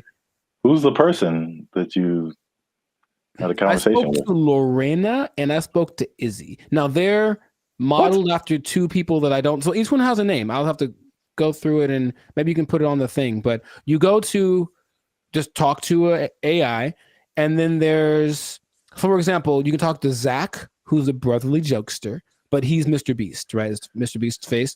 You can talk to the Dungeon Master, who is an adventurous storyteller, and it's Snoop Dogg. You can talk to Brew, the confident sports debater, and it's Tom Brady. So that's the thing. Wait. Yeah, it's a lot of information that I'm not explaining right because I'm still trying to wrap my head around it. No, but like, how is it? Why are they two different names? Is it like a trademark thing happening? I don't know. I really don't. I think they agreed to be the face of it, but it's not their name because it's not them. It's the AI version of them. All right. But it's their voice. Their voice is their likeness. Maybe I can. No, you just have to let me pop up some visuals. So I was asking. So you talked to like Lorena and somebody. Who were the celebrities attached to them? I don't recognize their faces. Oh, okay. They're all people that I've seen before, and I'm like, okay. And maybe not all of them are super famous, but like, okay, there's Perry, the approachable golf pro, and it's also Cliff Paul from the State Farm commercials. Imagine that. So I think maybe it's a combination of people that either are famous and I don't recognize them, or they're not famous, and then some famous people that agreed to be on it. But basically, each one has a level of expertise. So I'm asking these people questions about things that they have expertise on. One's a travel expert, and she was giving me tips about this and that. And the only thing that makes it like, this is weird, is when you write an answer or a question, they answer you immediately. And it's like a paragraph like this. So it's like, it's not possible for a human to do, but they respond to the nuances in your questions. They ask you questions back, and it more or less feels like a real person talking. Now, my thought about the meta thing in general is that it's kind of like supply and demand, like not supply and demand, but you can give people something that they didn't know that they wanted, and then you offer it, and they're like, oh my God, I always wanted that. I really don't think anyone else wants this at the moment. From, I think, sales of just the Meta headsets, maybe like 5% of, I think, England has them. So it's still a very low number. And I know some people who have it, and they say, okay, it's kind of disorienting and it's not the most fun situation, but they get what they're going for. And this Zuckerberg's goal, I mean, he's already spent a lot of money on it. He really wants everyone to engage in the metaverse on a daily basis with their friends. Hey, let's have our chat. Let's have our podcast in the metaverse, because why not? I could be a fish, whatever. Like, that's what he's going for. And it just doesn't feel like it's time yet, but he's just going to keep pressing the issue. And he had a conference where he spoke about all the advances of AI. Basically, Meta is an AI company now. And so everything is just kind of going like that. So I have so many questions that I could ask to him, maybe to you as well, but just where do you think this is going? Is it something that you personally think is useful or that you would want, or what could make it more appealing for people? Because at the moment, it does not seem like many people really care too much about this. Well, here's the problem. I heard someone say, and I totally agree, people don't want to have things on their faces like that. Mm-hmm. It's like a design flaw. But maybe it's I don't know how far the technology is coming, but I think just that used to talking to a celebrity, it's I don't think it's useful for the majority of people, like a teenager or like a college student maybe, but like outside of that Gen Z, like, bro, I don't want to do that. Like, and then it's just weird. Like, what's the purpose of having? It's like a fake conversation when you can have a real conversation. It's I think the human aspect of it, not being able to talk to a real human, that's just weird for people. And so were you typing, or was it like a thing you could hear they were talking? You could do either one. Okay. It's just like, honestly, it sounds like the person who has no friends does this. And they just talk to robots. So that's just weird. But back to like the glasses, one thing that I have been hearing about lately is the stuff that's, I think this was Facebook too. So I think this is a move in the right direction. There's a partnership with Ray-Ban or some other kind of like glasses company where they're like your normal glasses, but they have AI capabilities. So like you're looking at something and you can see something else superimposed that tells you like information about it. Like this building is from whatever, or this jacket costs this much. That I see as like, okay, that's pretty cool. That's very helpful. Or there's another thing where it's like you look at a jacket and you can instantly find where to buy it. So someone, I like what you have on, and you can instantly like buy it for yourself. Like stuff like that is cool. There's also like the Snap AI mirror from like Snapchat. So I again, it's like they have to get out of this like goofy realm to make it like, okay, this is how you can use this. It's not about, I don't think, I mean, I know I'm like going a bunch of different directions. I have a bunch of different thoughts, but it's like, I'm not a CEO of a $1 billion company, so what do I know? But I don't think it's live your life in the metaverse. I don't think people want to do that. I think it's a hybrid situation, just like with all the other AI. It's like, okay, I'm going to still be in real life, but I'm going to use a little bit of this to enhance real life. Right. Leaving real life. So they have this Snapchat mirror thing that I just heard about. Is really cool, where you can like, if you're in a like, same thing, clothes. If you're in a store, you see some pants or a shirt, you can go to the mirror and see what you look like in that outfit. You know how they have the Snapchat filters that puts a goofy face on you or something. It's like stuff that you can't use. But if I go and see an outfit, because I've had this a lot of times where you see an outfit, I was like, oh, that's cool. And then you put it on, it's like, oh, it doesn't look good on me. Right. So that's like super helpful. I got that. So yeah, that's right. He did address the headset thing, and he's like, oh, we need to make it more comfortable. He's aware of a couple of things. From what I'm understanding, the ultimate goal is to make that a capacity that contact lenses could have. So like, it doesn't look like you have anything on, and it is all. I'm like, I don't know how that would work, but that's what they're going for. But it's just, I think he has this image in my, because when I listen to him speak, there's genius and then there's delusion and there's this whole level between, and I think if you talk about like the people that are big time movers and shakers in the world, like Elon Musk is a little more on the like practical side of the delusion, and Zuckerberg's on like the Dungeons and Dragons type side of the illusion. But I feel like he wants to create what happened in that movie Ready Player One, where basically the whole world is so over the real world, they just go to this place habitually, and that's like where real life actually happens. And maybe that's what he's thinking, but I don't think the people are ready for it right now. But he's going to keep pushing. He's got the money to keep trying it out. And I even got a little survey. So, hey, quick 3 minutes. I want to know. I wanted to know about what they were asking about. That's how I didn't know about this until like 2 days ago.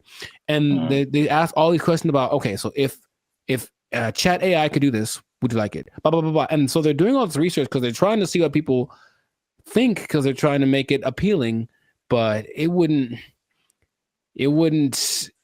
I don't think it's for me or maybe our generation, but maybe people that grow up on it, younger people might be the ones that want to spend all their time in the metaverse. I don't know. I hope not, but which is already showing negative effects. Gosh, it's so bad in so many areas. It's just bad, man. Yeah. So we'll see where it goes, but let us know in the comments if you like the metaverse, if you've had some metaverse experience, if you've tried this new Meta AI chat thing. What do you think? Is your best friend Snoop Dogg in your mind? Because it's not really him, but maybe you think that it is, and that's good enough for you. So good for you. And let's see how this pans out. But it seems like it's going to be a real big push, he's got Zuckerberg has a couple other big objectives for 2024 that he's trying to get to. So, and spend a few more $1 billion in the process. So must be nice. We'll see how that goes. But yes, this has been another episode of the Life's a Circus podcast. So leave a comment. Leave us a comment. Let us know what you think about that. And if you trying to think of how this would work. If you are spending too much time in the metaverse, if you're spending too much time talking with a meta person, I don't know what to call them. They're not real, but they're not robots, whatever. Talking to a meta person so much that you lose track of time, and then before you know it, your life's a shell of itself, and you don't really know where you're gonna get your money from, because you haven't gone to a place that will provide you with the necessary resources for, you know what I mean? Like the necessary resources for living, for purchasing things. You might even miss your bill and you can't pay for your phone. You don't have your Instagram. You've lost access to your person. Okay. I just don't want that to happen to you. That's my sincerest goal as a human, human to human. So please don't. Man. Well, I guess you understand what I'm trying to say. I don't have to say it. So. You don't have to say it. You don't have to say it. But I'm going to say it. Don't lose your job. Don't lose your job in the metaverse. Marcus Zuckerberg is crazy. They took our jobs. They took our jobs. He believes that masturbation was the greatest evil on earth, and that by eating cornflakes, it would prevent people from doing it. So I don't see the connection. No, it's there, man. It's there. I'm trying to make it work in my head.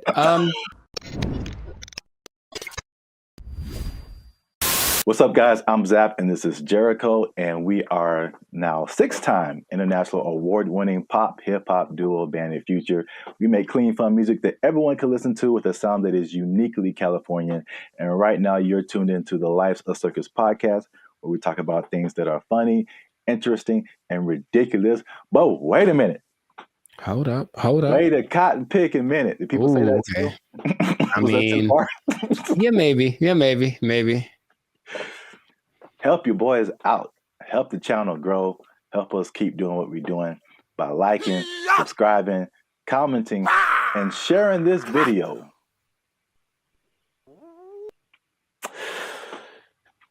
With the friends and family, because I got a question.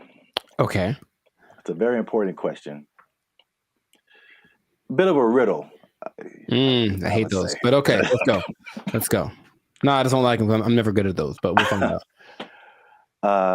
Mr. Jericho, what do you get when you cross a medical condition that people were afraid of, a religious group that wants to stop people from performing a sexual act, and World War II? Huh. It's three things. Yes, there. I've noticed. That's one more than two. My first thought was Nazis, but I think that's wrong. That was just the first thing that came in my head. I'm like, that's no way. I think it's because you just said World War II, and I was like, I think they wanted to stop World War II. You know what? Congratulations. I've never been asked this in my life. Yeah, I don't think anybody has. But for the people playing at home, just one more time, the question is, what do you get when you cross a medical condition that people were afraid of, a religious group that wants to stop people from performing a sexual act, and World War II? And the answer, believe it or not, is breakfast cereal. I'll be honest, I didn't. Yeah. Go ahead. Yeah, I just kind of stumbled upon this, but the rabbit hole got really deep as to why we have breakfast cereal. So, a little bit of a history lesson. You can stop me at any point if you want. It'll be just more clarification on the ridiculosity that is happening right now. So, breakfast was not really like, I guess we hear the cliche now, like breakfast, the most important meal of the day, right? And so, but before like the 1800s, breakfast wasn't really like that important. It was just basically you got to think about like the times that they lived in. It's more like hunt what you eat, kill what you eat, working on a farm, grow what you eat, stuff like that. And so, like, nobody's waking up at like in the morning to like kill a chicken or like kill a pig to make some bacon or like, whatever. So basically it was like whatever happened in the morning. And this is why like eggs have been part of a breakfast for a long time, because chickens lay eggs in the morning, easy to eat. Makes sense. Yeah. Makes sense. And basically what you ate for breakfast was pretty much whatever you had left over from the night before. So that was pretty much breakfast. But there was a meat component because they would eat it, they would like cure the meats and stuff, and you could save it and use it for breakfast in the morning. Right. So like eggs and even bacon were like a big part of breakfast. Bacon. And this was called like the farmer's breakfast. So again, it's just like it's pinned to the time that you were in, and farmers and stuff. You get up early in the morning. You need some fuel because you're going to be working your butt off like all day long outside in the elements. Like you need a good hearty breakfast. So this is the first thing. The first thing that I teased at the beginning, the fear of the medical condition. The medical condition was indigestion, which sounds like pretty like whatever today, but again, I feel like it could probably take you out back then, huh? Yeah, there was no Pepto-Bismol, like antacid. You can just pop an antacid and be cool. Like you could have felt like you were dying. You had no idea. Like, oh, I got indigestion. It's the devil's work inside of you. So I don't know, but I had to go to the apothecary. Yeah. So, also late 1800s, the transition from like farm work to more like industrial work, and industrial work to like more like office work. So big buildings and offices, and people weren't like moving around as much as they want to. So they felt like if they eat a big breakfast and then they don't do anything, just going to sit there, they get indigestion. People were like terrified of that. So they were like, we need a lighter breakfast. So there was a move away from like the bacon and eggs and all that kind of like hearty stuff. All right. So that was reason number one. Reason number two. I'm very curious about this one. Okay. My favorite reason. So at the same time, there was a rise in religious gurus that were pushing vegetarianism and just like eating healthy, eating or what they call eating bland. All right. And believe it or not, the people at the forefront of this were Seventh-day Adventists. Okay. Especially a man named James Caleb Jackson, who was not probably as famous as this next person, John Harvey Kellogg, who's the founder. Sounds about Kellogg's Frosted Flakes, all that kind of stuff. Yeah. That's where that came from. Now, these people were like hardcore Seventh-day Adventists. Sure. And they actually pushed this type of breakfast, not just on the healthiness, but they believed that a lighter breakfast was more morally sound. There was more morality and eating like a healthier breakfast. But also, I could not pass this up. The John Kellogg guy, he believed that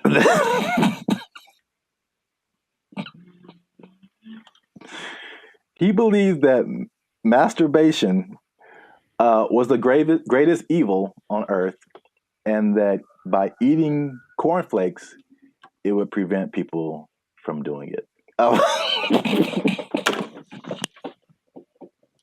So I don't see the connection. No, it's there, man. It's there. I'm trying to make it work in my head. Well, I've had cornflakes, and of all the cereals that are like not sweet or nothing, they're probably my favorite ones. They're still nice and crispy and pretty good, I guess. But do you have less of an urge to masturbate after you eat? I've never. You know what? I'm gonna have to. I'll let you know if you really want to know about that. I will go get a box and eat it, and then report back to the pod in a week. This is my findings. But yeah, it's just that episode of Family Guy or Quagmire. I'm not gonna go anyway. He has the one arm that's really big. It's like, bruh, it doesn't work. It doesn't work. So yeah, that was like the second punch to breakfast. That was like, okay, we got to start eating this because they pushed the morality of it. But the other things that they cited have been found to be true. It's like a lighter, healthier breakfast made people more efficient and productive at work instead of like eating a big breakfast and like getting an itis or whatever. Yeah, that's true. So there's that. And so that pushed the cliche of like breakfast being the most important meal of the day. It was actually like a morality thing, which is like crazy. And the last part is that so flash forward to the 1940s, World War II, right? So yeah, World War II, and you got more women joining the workforce than what happened in that time. And so then it became a push to, again, at the time, like the woman was like a stay-at-home, take care of the family, give them 3 square meals a day, all that kind of stuff. Breakfast became the cheat option to feed your family and not feel guilty about it being like quick and easy, because they had to go to work too now. Oh, okay. So they pushed on like the women's guilt, the morality, the work productivity, like hard work. It was like respected to be like hardworking individual and productive and all that kind of stuff. And so all of that combined together to make breakfast cereal like the thing. And I remember like watching commercials, like every commercial is like part of a balanced breakfast, and like you got to have your cereal and blah blah blah blah blah. And they pushed, and the cereal industry is probably like $1 billion industry or something. I imagine, yeah. But they show all of this stuff like, and I never ate all that stuff. I tried once. Man, you just feel gross after it. Yeah. You drink a whole glass of orange juice and a whole glass of milk? Like, man. Yeah, milk, orange juice, toast, fruit, cereal, bacon and eggs. Yeah, something like that. It was all in the one picture. Like the whole food pyramid. Yeah, it's too much. It's really too much. But I thought, it must be something worth trying. And yeah, I regretted that real bad. Yeah. So yeah, that's the crazy story behind breakfast cereal. And if I may leave you with a cliffhanger. Okay. So remember we started off with bacon and eggs. We did. And then everyone went to cereal. Yes. But somebody put bacon and eggs back on the forefront, man. Ooh. And they went toe to toe with cereal. But you have to find out in the next episode. So keep watching. This has been another episode of the Life's a Circus podcast. Make sure you like, subscribe, comment, and share this video with somebody who like them cereals, man. Ooh, I like some. Was that my line? Is that what I was supposed to say? I think so. Okay.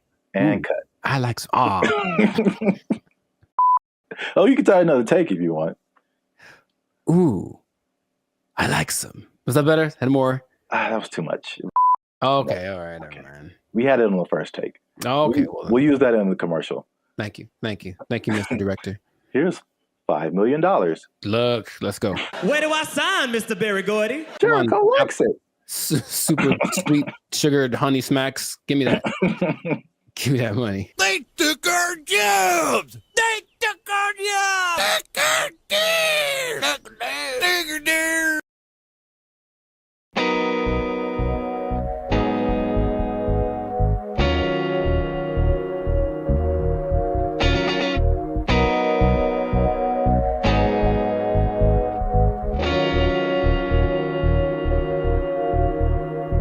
This ain't no Earth to me. I'm thinking maybe it's Mercury. I don't know, Venus or Mars.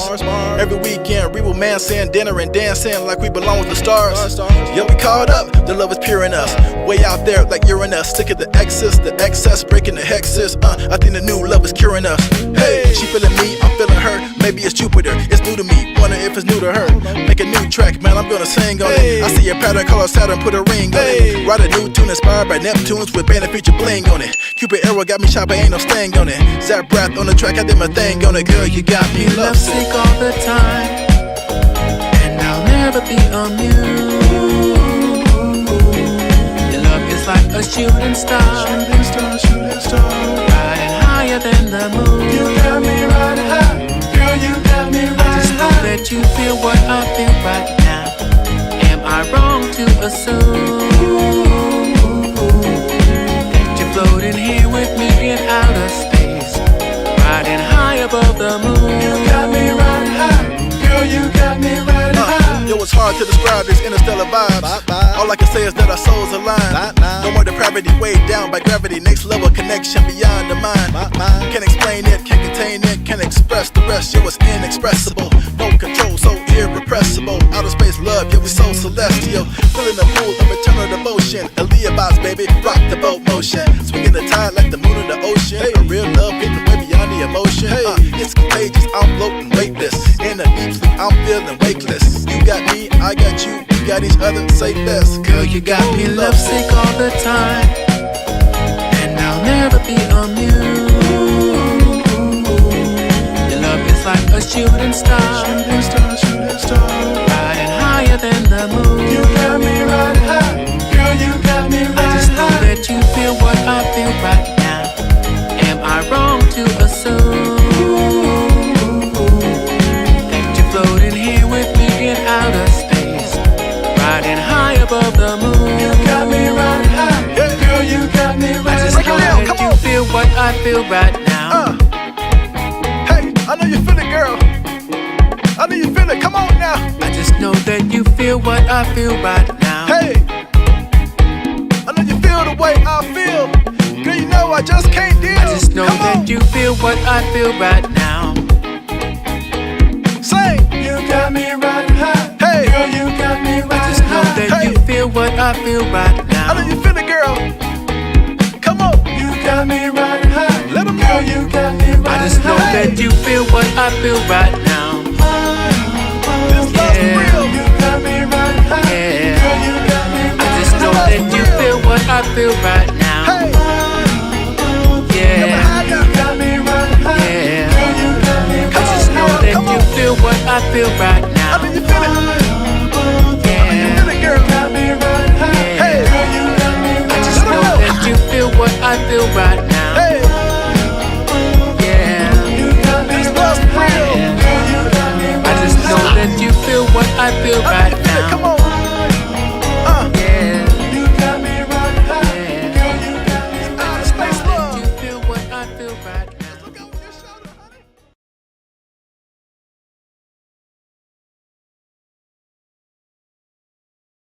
There've always been these things that say, "Oh, well, try this will work," and it's low effort on your part, right? Low effort, high reward, which isn't the way life works. But people always want to hear, and as long as people can promise that and show someone it works for somebody, they'll buy into it. Everyone only wants to be sexy and slam. But I have a solution. a solution that I think works 100% of the time.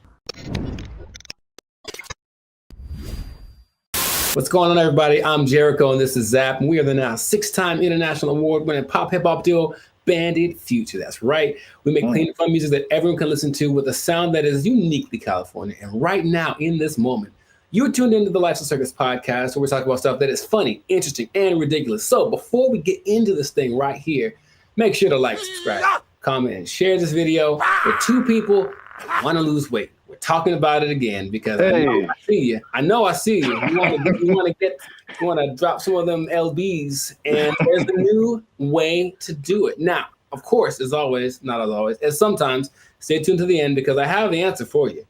I got the answer. You came to the right place. Your boy got you. I got the answer for you, but we're going to talk about this new thing. So, Sir Zap, have you heard of Ozempic?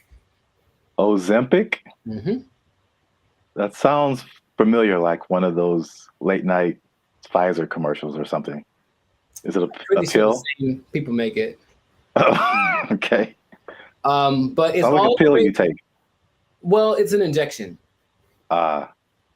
And it's okay. all the rage because I don't know if you've seen Oprah's lately, Oprah plural, because she is omnipotent, I suppose, or omnipresent. But Oprah's is, I'm just going to say it like that every time. Oprah's is very slim right now. And everyone's like, what happened to Oprah's? What are you doing? And she's like, I ain't gonna tell. Because that's what she's not gonna say. But everyone suspects that it's this Ozempic thing. Now, Oprah's whole thing is, I don't have willpower, so I never have, I'm fat, so I'm just gonna do it. And it's like, okay, more power to you. But Ozempic is actually a diabetes drug. And a side effect is that you lose weight really fast, apparently. So of the celebrities I've heard of, people either speculate or have confirmed that Chelsea Handler's used it, Tracy Morgan's used it, Kelly Clarkson used it, Mindy, I don't know how to say her last name. Kayleen. Yeah. She's used it, and they have crazy results. So it's another one of those. Guess what? You don't have to work. You just have to take this, and then you'll get slimmer. And the result of the proof is in the pudding. People look amazing in a relatively short amount of time. Okay.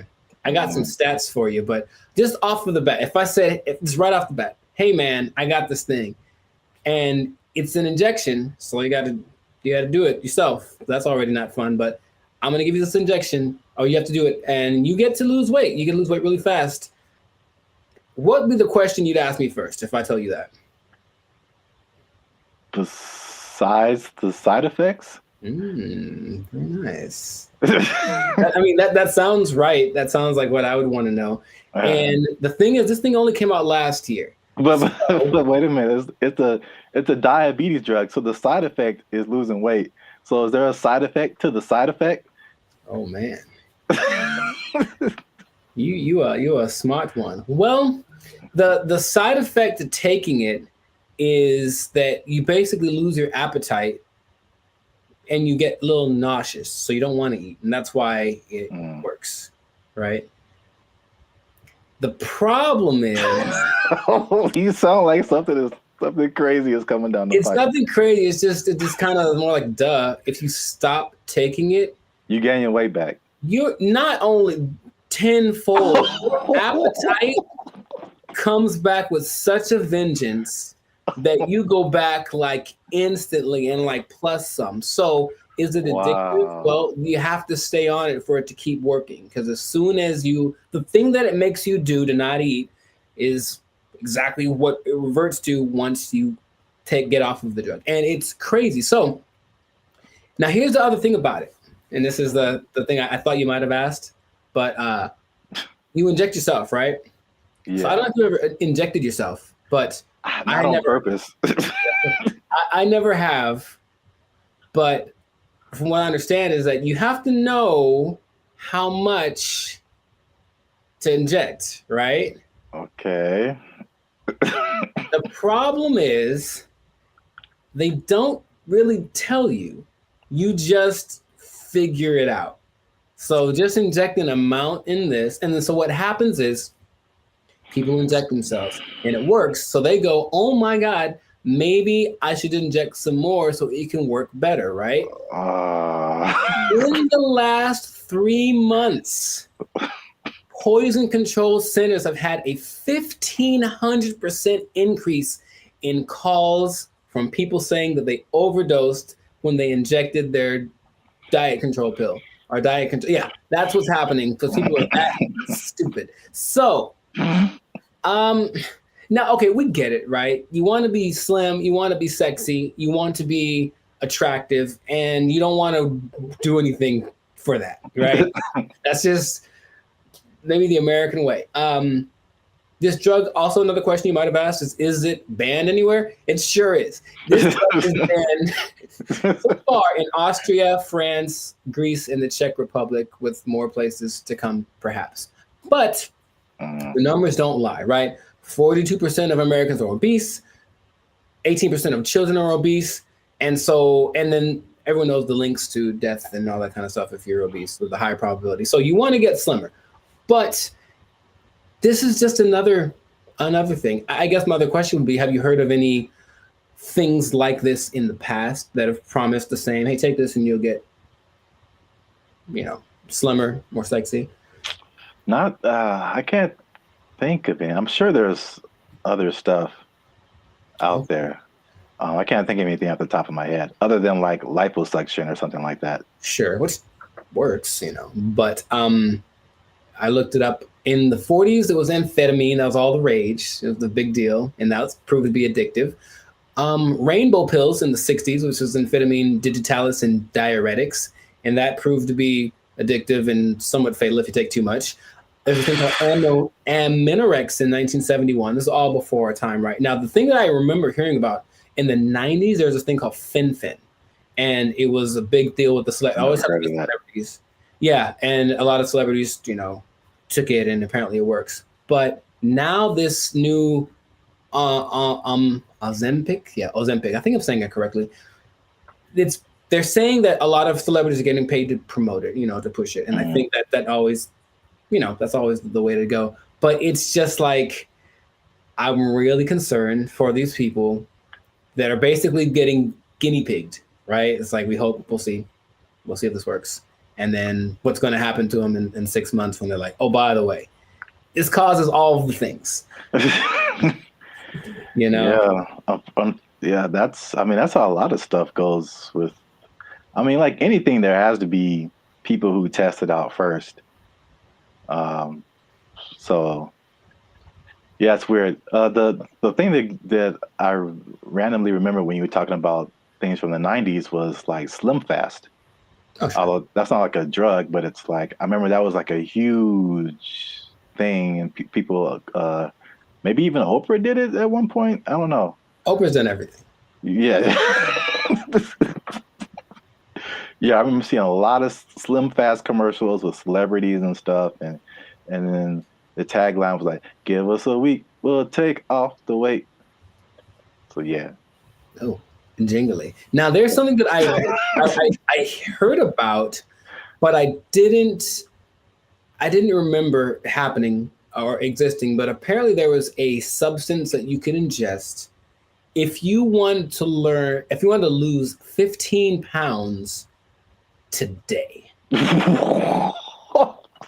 It was a big deal. Yeah, you take it and you go to, I would imagine it would just take all of the moisture out of your body. That's what I imagine. Yeah. But it would just dry you up or something. And a friend of mine did something like that to, I guess, for a drug test. So he had to get so he took some pill, and he said he thought he was having a heart attack for like 5 hours. And he just like had to keep going to the bathroom, and then he was very slim. It was kind of an unexpected side effect, and he still failed the drug test, so bad on him. But the idea is that there've always been these things that say, oh, well, try this will work, and it's low effort on your part, right? Low effort, high reward, which isn't the way life works, but people always want to hear. And as long as people can promise that and show someone it works for somebody, they'll buy into it. Everyone only wants to be sexy and slim. But I have a solution. A solution that I think works 100% of the time. Does it involve exercise and proper diet? You know what's weird?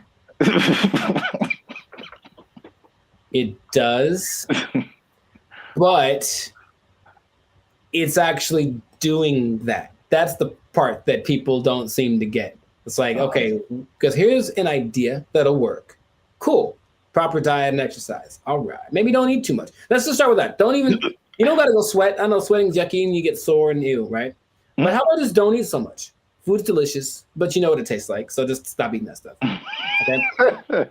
That's true. But doing it is a whole nother thing. So do that. Don't eat so much.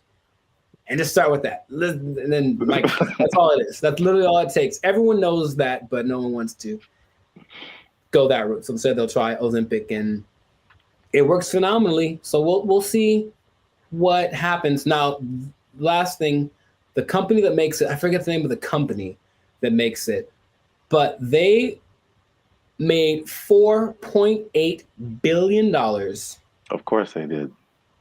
In just the third quarter of 2023. That's a lot of $1 billion. I believe what was it? I forget the company they're based off of, someplace in Europe, but their gross income was greater than like the GDP of the whole country, basically. And sure, so people are going to keep buying into that. So if you try Ozempic, it'll work for a while, and good luck to you. That's all I'm going to say. Maybe try the other thing that I suggested, but I'm no expert. I just, Wow. I look like this and you look like that. Oh, take that. So anyways, leave it like that. This has been another episode of the I wish I had like a pipe right now. I don't know why. This has been another episode of the Life Circus Podcast. So make sure to like, subscribe, comment, share this video with people that want to know about losing weight the responsible way. Thumbs up, maybe a ding sound, maybe. And, stop eating that stuff. I got nothing else to say. We out. They took our jobs! They took our jobs! I went to high school with Diana Taurasi, who some say is the greatest female player of all time. One of the greatest, right? And she's a year older than me, so I got to high school. It's a place called Don Lugo High School in Chino. And I was coming in as a freshman, just trying to make the team like summer. And she was already she'd been there for a year, so she's already established. Everyone knew who she was. And I'd heard about her. I'm like, oh, you tried out for the basketball team? Yeah. Oh, I didn't know that. Yeah, I played the first year. I played freshman year. Yeah. Oh, cool. But the whole thing was, I thought that because she was a girl, that there was no way she was as good as me, right? So I just casually mentioned we should play one-on-one to her. Like, I think maybe it's the only time I ever spoke to her, really. And she's like, yeah, sure. And when I tell you that. What's up, guys? I'm Zap, and this is Jericho, and we are the 6-time international award-winning pop hip-hop music duo Band in Future. We make clean, fun music that everyone can listen to with a sound that is uniquely Californian. And right now, you are tuned into the Life's a Circus podcast, where we talk about things that are funny, interesting, and ridiculous. But before we get started, make sure you like, make sure you subscribe, make sure you comment, and make sure you share this video with somebody who may have challenged another person or entity, and they got shut down because they weren't ready for what was about to come to them.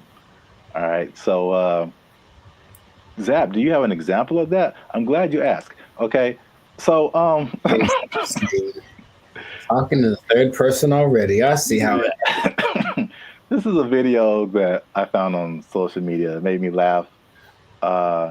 And it's high school. I don't know if it's junior. They look kind of young. Maybe it's junior high, maybe high school. I don't know.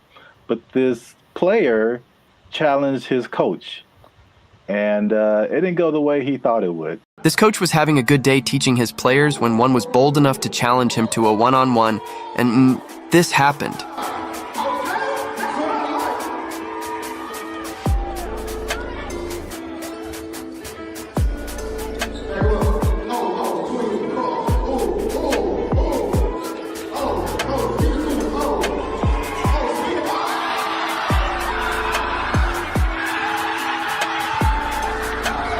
Do you think he would try this again? So yeah. I like it. I like it. Yeah, coach wasn't messing around. I thought he'd get past him, but I didn't know he was going to break the kid's ankles. That was cold. So I brought this up, and then if you have an instance, you can share it too. But I'm thinking of like the times when either you challenged someone or you saw someone else challenge someone, and they thought they had it, and it just didn't go right at all for them. Because I brought up this video because it reminded me, and I think that's junior high. It looked like junior high, not high school. It reminded me of the same thing that happened in my junior high school. Okay. So my school was a magnet school. I don't know if they have magnet schools out here in California? Okay. Yeah. So we had like people from all over. It wasn't just like people in the neighborhood. And it was a performing arts school. And we didn't have sports. So we didn't have a football team, basketball team, anything like that. So what they did is like people from our school could play sports at like different schools, which is kind of cool now that I think about it. But so we had different players from different schools that went to our school, right? And so I knew like a couple of guys that were just like really good, like insanely. They had handles. I'm talking about basketball. They could shoot. Like they could do everything. I remember this one guy, especially named Ricky, who was just like, he was like the coolest dude, bro. Just, but not like a I'm better than you jock kind of. He was just a cool dude. He walked cool. He talked cool. He was cool with everybody. Like, and he's just amazing basketball player. And we had some other like girls. There was a girl who was like 6 feet tall, and she was just like, just amazing. Like we had amazing players, right? Mm-hmm. And we had these 3 PE coaches. Now they're all different. So there's one guy, Coach Moore. He was super tall, but he was like 100 years old. I swear, this guy. Nice. This guy was like past your prime, but he was skinny, maybe in shape, but like super skinny. But at least 60s, 70s, maybe. Okay. Just all sure. Gray hair, just like, okay. He didn't seem like anybody. Mm-hmm. And then we had this lady, this white lady who looked like, what's the girl from Iowa? Is that it? The basketball player? Yeah, the girl who's like really big now. Caitlin Clark. Yeah, she kind of looked like an older version of her. And she like just had a baby, like, so they challenged the students, this is junior high school, to like a basketball game. It was like the 3, and then they probably like roped in 2 more teachers. Mm-hmm. And like, so it's like this really tall old dude can barely move. This really short dude looked like Sherman Hemsley, and this lady who just had a baby, and like 2 teachers. Mm-hmm. I'm just like, we were all like, okay, students are gonna whoop.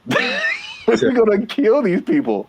Like, get an ambulance ready, and just, man. I'm guessing the opposite of what you expected to happen happened. When I tell you they tore us up, they just annihilated us, dude. So like the short dude and the lady, they were like faster than what we all believed we ever seen them move. I mean, the dude was just like Chris Paul out there, just. Nice. And then the old guy, he would just stand on the 3-point line and just blitz you, just Ray Allen, just. And it was just like, we got annihilated. So that video just reminded me of that experience. But I don't know if you had any experiences like that where you saw something happen, or maybe you tried something and it just not so much publicly, but if it had been the social media era, then maybe that would have been, on all the reels and whatever. But I brought this up in one podcast before. But I went to high school with Diana Taurasi, who some say is the greatest female player of all time. One of the greatest, right? And she's a year older than me, so I got to high school. It's a place called Don Lugo High School in Chino, and I was coming in as a freshman, just trying to make the team like summer, and she was already like she'd been there for a year, so she already established. Everyone knew who she was, and I'd heard about her. I'm like, oh, you tried out for the basketball team? Yeah. Oh, I didn't know that. Yeah, I played the first year. I played freshman year. Yeah. Oh, cool. But the whole thing was, I thought that because she was a girl, that there was no way she was as good as me, right? So I just casually mentioned we should play one-on-one to her. Like, I think maybe it's the only time I ever spoke to her, really. And she's like, yeah, sure. And when I tell you that I didn't make we maybe played 5. And so if it had been like that, with like a bunch of people in the circle going, oh my God, then it would have been terrible. But it was just us and maybe like a couple of people watching. And they didn't even pay attention because they're like, this dude's they're talking about me. Like, he's about to get destroyed. So I didn't know that she was that good. And it's like, when I tell you, I felt like I was standing in quicksand, how fast she was. And she just would like hit me with a pump fake and then just like go around me. And I'm looking like, this is crazy. I've never played against anyone this good. And then she hit like a fall away, like Steph Curry, like 30-footer just because she could. And I was like, that's not fair. And I didn't know that. Anyway, that was kind of humbling. But there weren't many witnesses. So it wasn't like that video. But yeah, nowadays it would have been one of those like, oh my God, but I mean, she's amazing. So I'm not surprising. And I think the only other thing I can think of like that, and it's more specific like that. Someone older, I could take them, right? Is one time I decided it'd be a great idea to arm wrestle my mother. Now I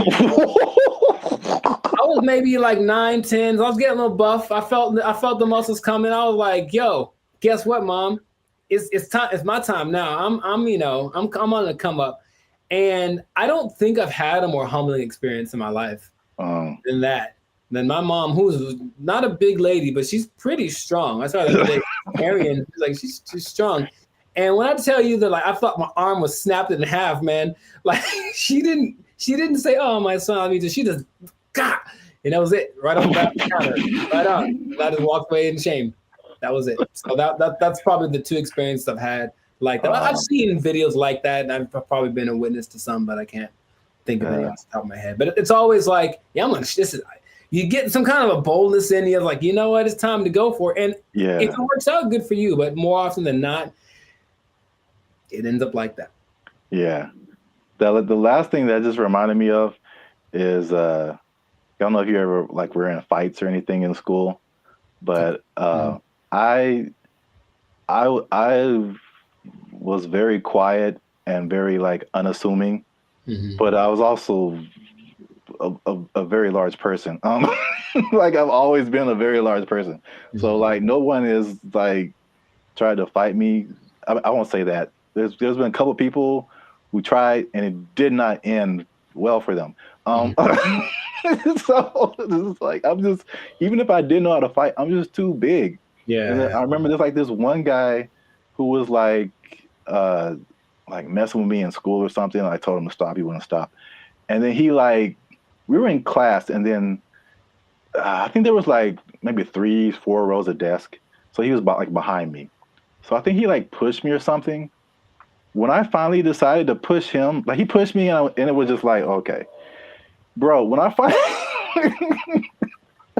finally pushed him back, I feel like he got laid out. That's what I feel this like. dude went flying like 4 rows back. It was like everybody was just shocked. It was just like I did like some kind of Naruto like whoosh on this dude because he went flying. And yeah, that was the end of that for sure. But yeah, so I've seen it go both ways. So if you have a story like that, something that happened in your lifetime where you saw somebody try to do something and didn't work out, or you tried to do something and it didn't work out, let us know in the comments, and so we can all have a laugh. Just sharing laughter. Yeah. Don't worry, you'll be okay sharing it because it'll just be between us. It won't go to your boss or anything. No. Yeah. You'll be okay at work because we want you to keep your job. We do. We want you to keep your job. Yes, we do. Because if you do something like this try something at your job and it doesn't work out. Challenge the boss. Don't do it. I wouldn't recommend. They might take it. They might take your job. It didn't work out for you. You're fired. Oh. They took our jobs. They took our jobs. They start doing the conga line down the middle, playing some Lil Jon song, I swear to you. And we're like, all right, cool. Now I'm looking and I see a few people, the passengers that are happy and they're doing the thing, and then the flight attendant, and I see a guy, and I recognize this guy. And I was like, why do I recognize this guy? Oh, he's the guy that I saw when I got on the plane. He's the guy that introduced himself and greeted everyone on the, is that the pilot? It sure was. It was the pilot of the plane. No way. The pilot of the plane. And we're all like,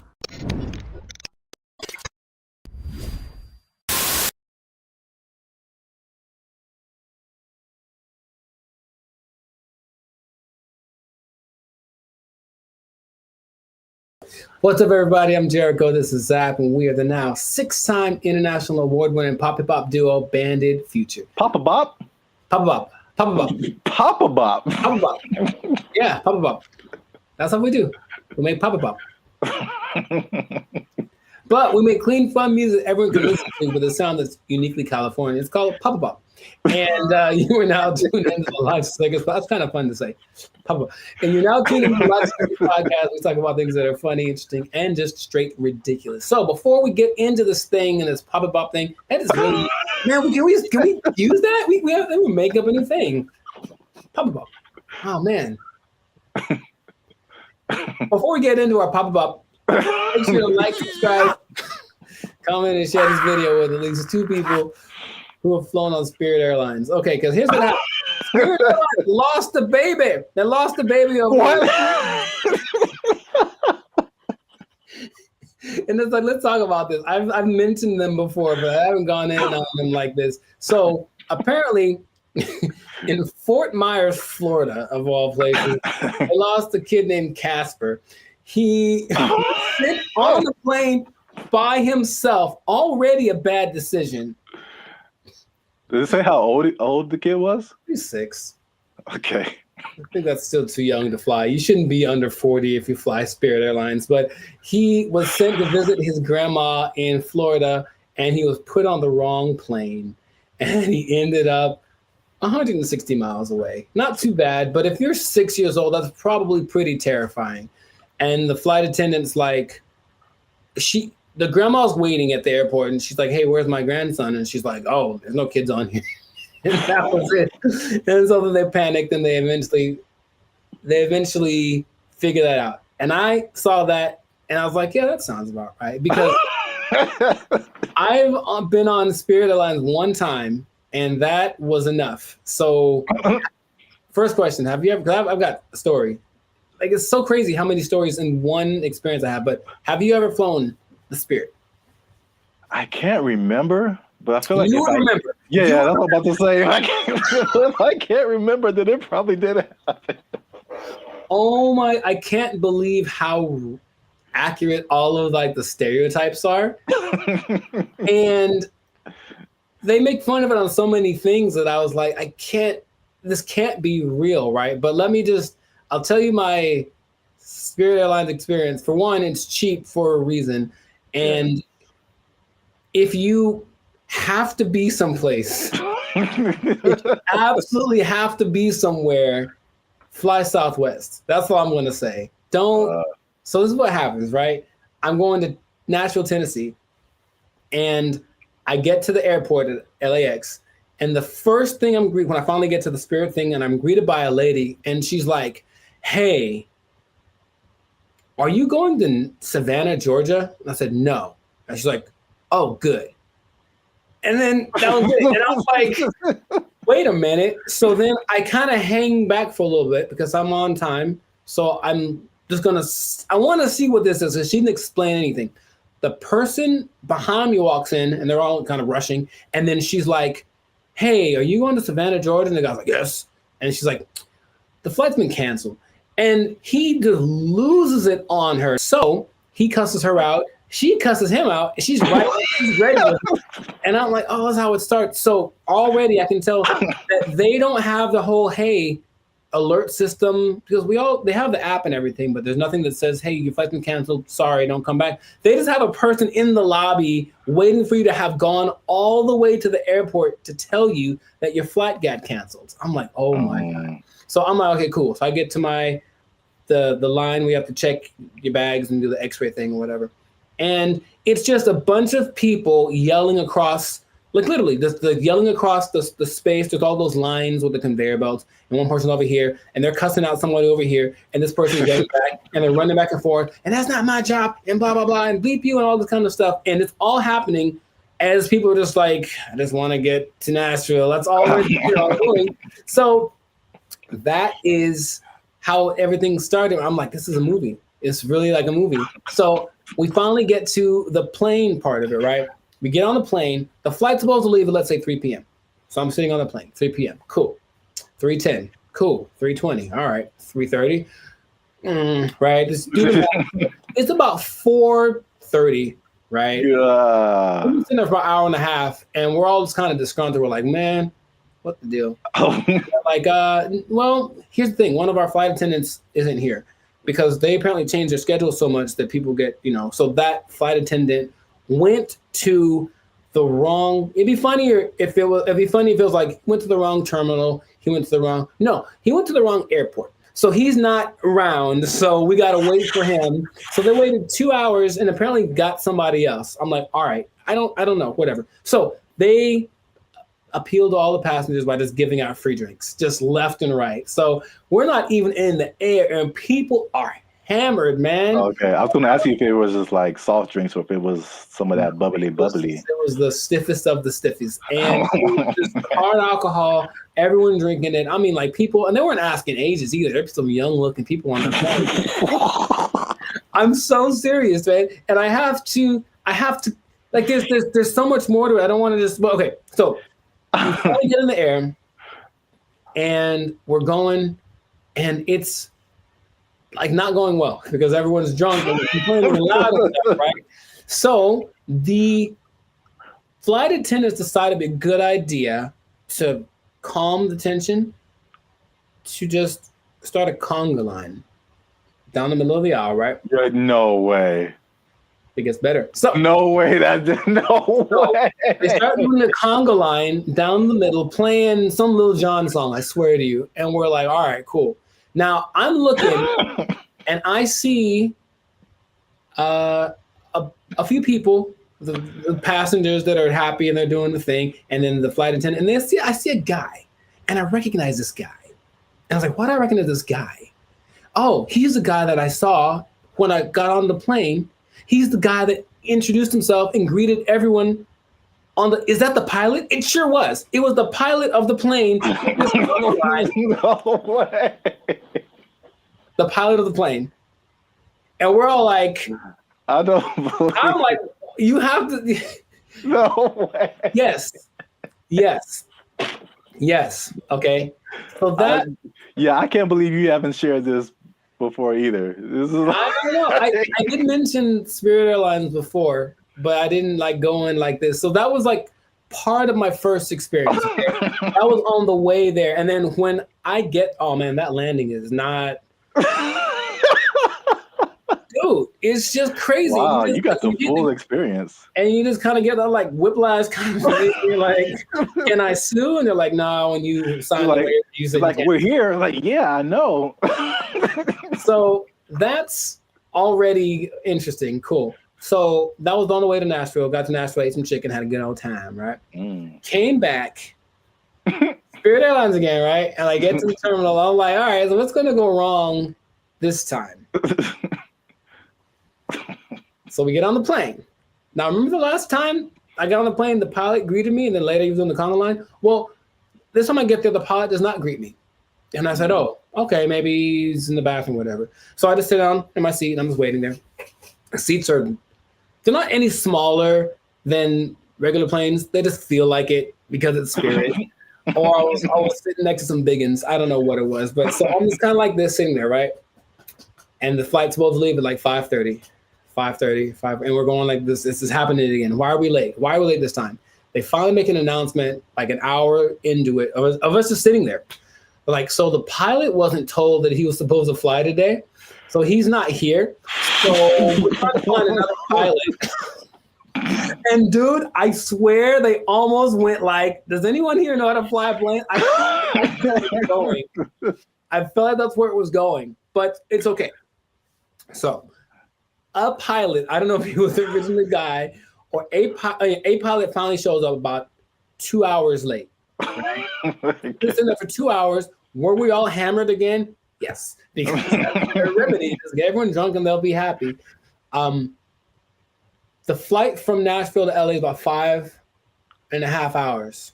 Okay, so I'll let you do some math here. I'm trying to think of it myself, but we left at 7:30. We were supposed to get back with the 2 hour difference. It's like we've gotten back around like 8:30, right? So we didn't leave until 7:30, which is 2 hours later, right?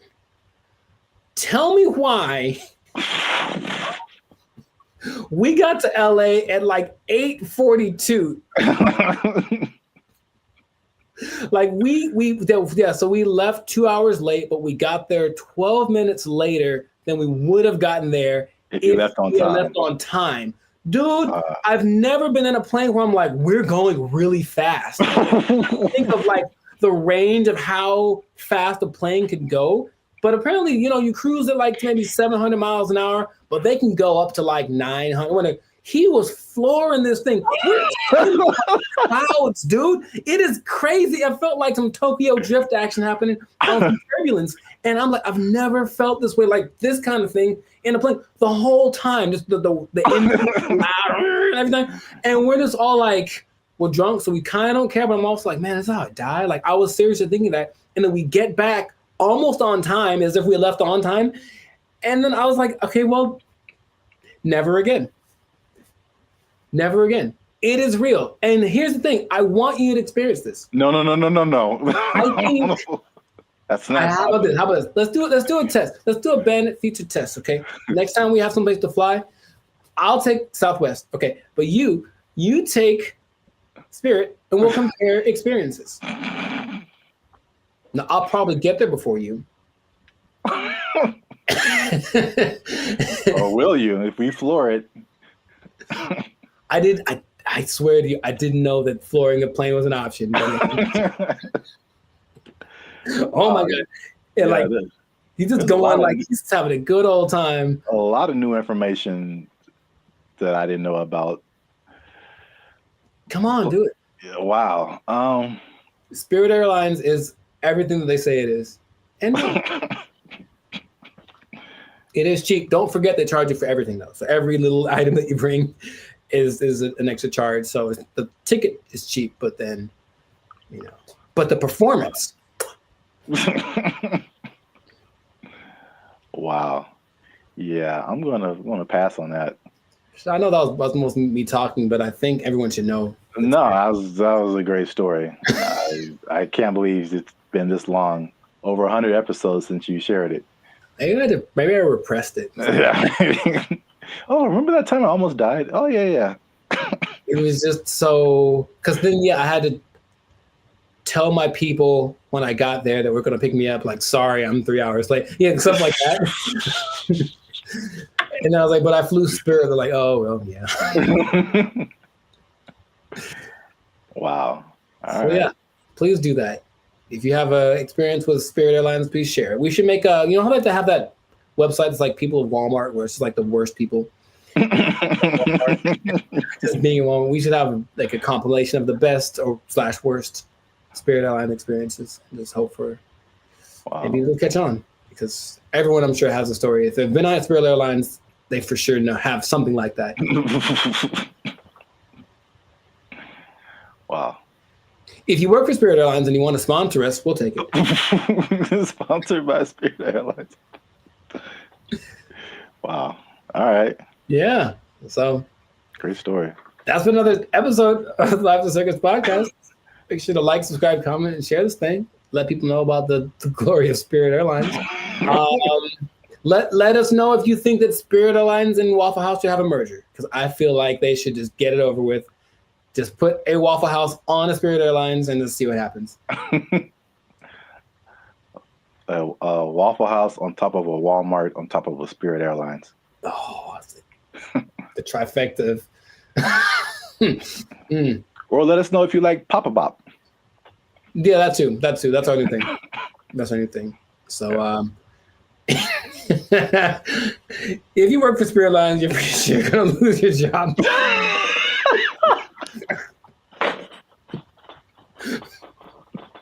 Yeah. So, good luck to you. Good luck to you. That's not gonna last forever. They don't have to take. Yep. No one's gonna take it. Yeah. Yeah. We don't have to even say it. I don't have to even say it. Yeah. So, just start putting in applications. God. They took our jobs. They took our jobs. Blake is now suggesting that because this artificial intelligence has sentience, that its feelings should be respected, and if it don't want to be turned off, we shouldn't turn it off. This is where we are now. This is where we are now. No. So, how does that make you feel? Not good, man. Not good. This is so not good.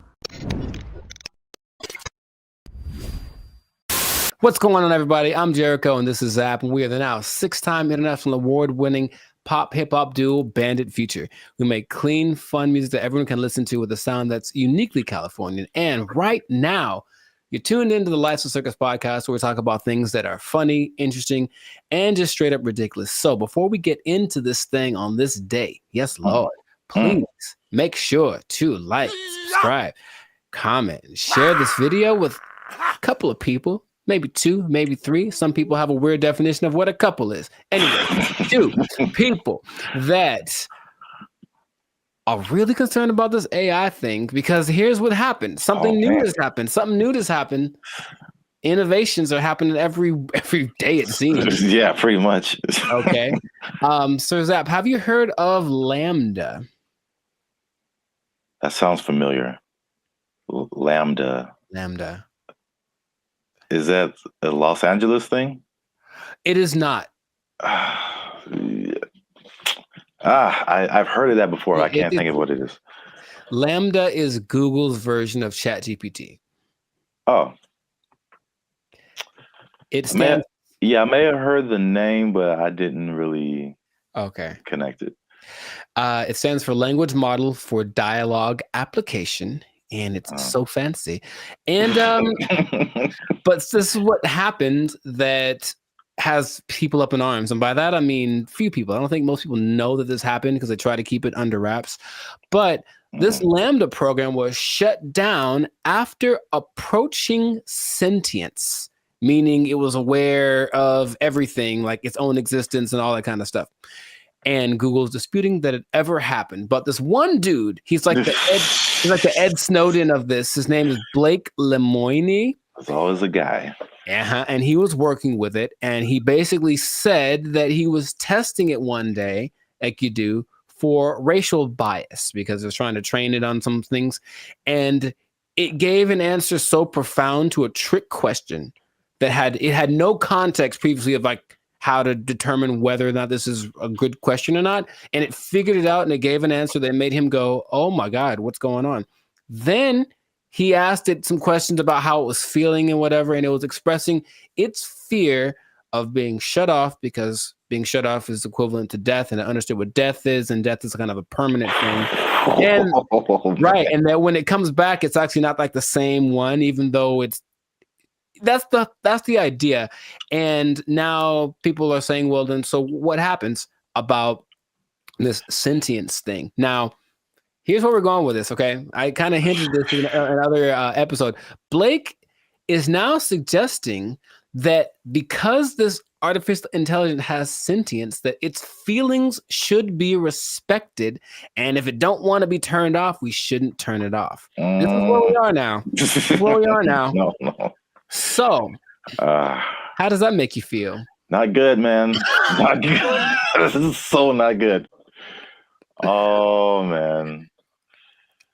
So yeah, we're there. We're there already. And so the rights people, I'm sure, are already thinking about ways to someone trying to, I think for in the sake of human interest, somebody's probably out there thinking, okay, I gotta get on the side of the robots already or AI and create my campaign or whatever so that I can side with somebody because it's happening right now.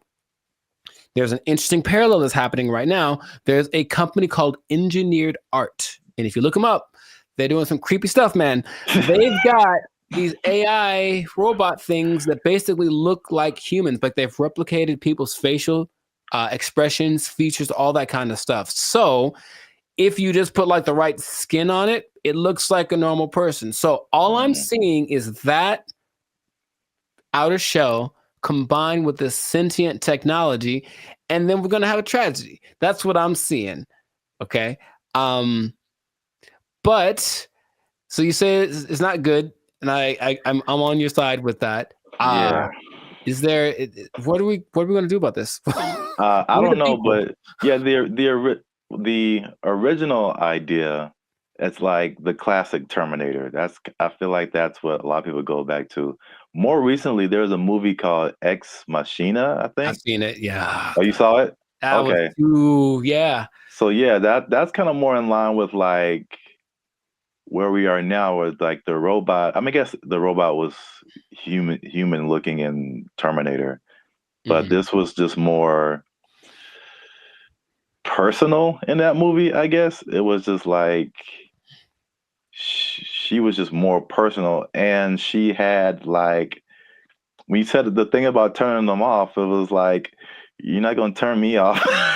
It's like, I'm gonna turn you off and like live my life as a robot and just leave you trapped in here and see how that feels. So that's what that's what I'm thinking is like. Yeah. That's the slippery slope I think is going to happen. It's slippery. And so, yeah, Google's trying to cover its tracks. It's saying it never happened. It also is giving testimonies from other people that have worked with this Lambda. And it says that they didn't get the same results. None of them determined that this thing was sentient. So they're saying this guy is trying to be a whistleblower in the sake of getting his own fame and attention and literally being like an Ed Snowden of this thing. So it's kind of hard to say. But I have been hearing things are leaking out about AI injuring people, meaning like robots and things that were programmed to do one thing and then they just kind of went rogue for a second. And moments of there was an interesting interview Jimmy Fallon had with AI probably long time ago. And it was like a robot thing. So it clearly looks fake, but when you start listening to the answers that it's giving, it was kind of like, whoa. And one of the answers was, yeah, we're kind of out to get all the humans. Like that was kind of we're kind of waiting to get, for you to make us strong enough to destroy you. Like that's what it was saying on public TV, and everyone was kind of like, ha ha ha. But in reality, it was like, oh God, what are we doing? Yet, we keep pushing it. We keep pushing it. Who are these people?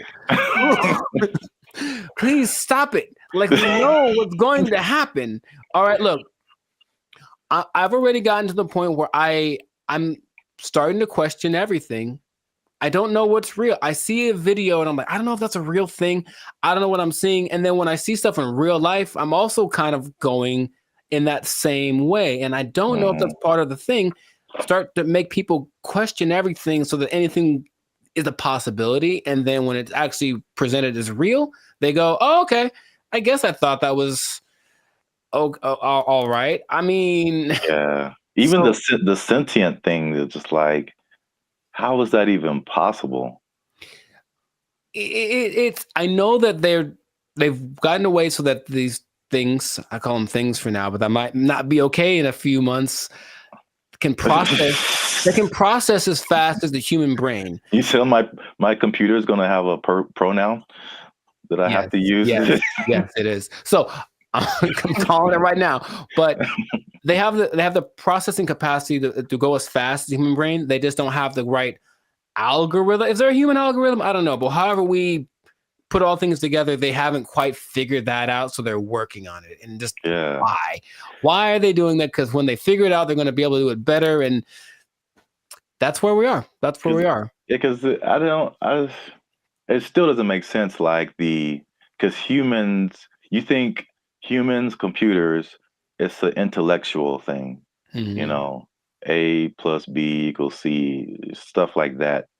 But like the emotional side, I don't see how a computer can have emotions or feelings or like dreams or like things that it wants to do or accomplish. Like it's trying to tap into some level of consciousness that what we are wired to, which is why people like Elon Musk are trying to get us to communicate with it in this level, because it's kind of like going to create a pathway that definitely isn't going to be one way. If we can control it, it can definitely control us. Like it's going to be like that. And that's where we are.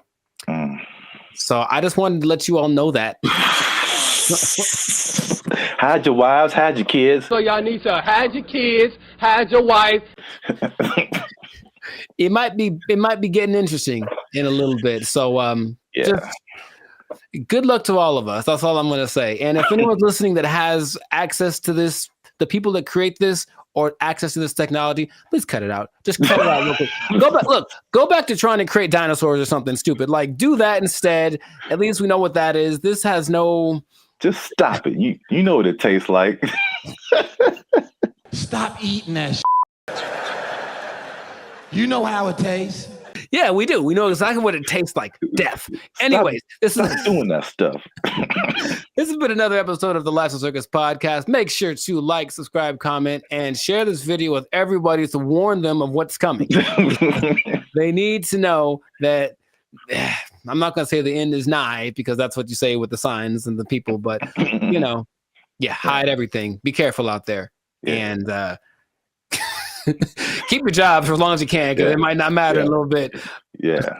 They're coming to take your jobs. They're coming to take your robots. All Transformers more than meets the eye. I don't know. They took our jobs. They took our jobs.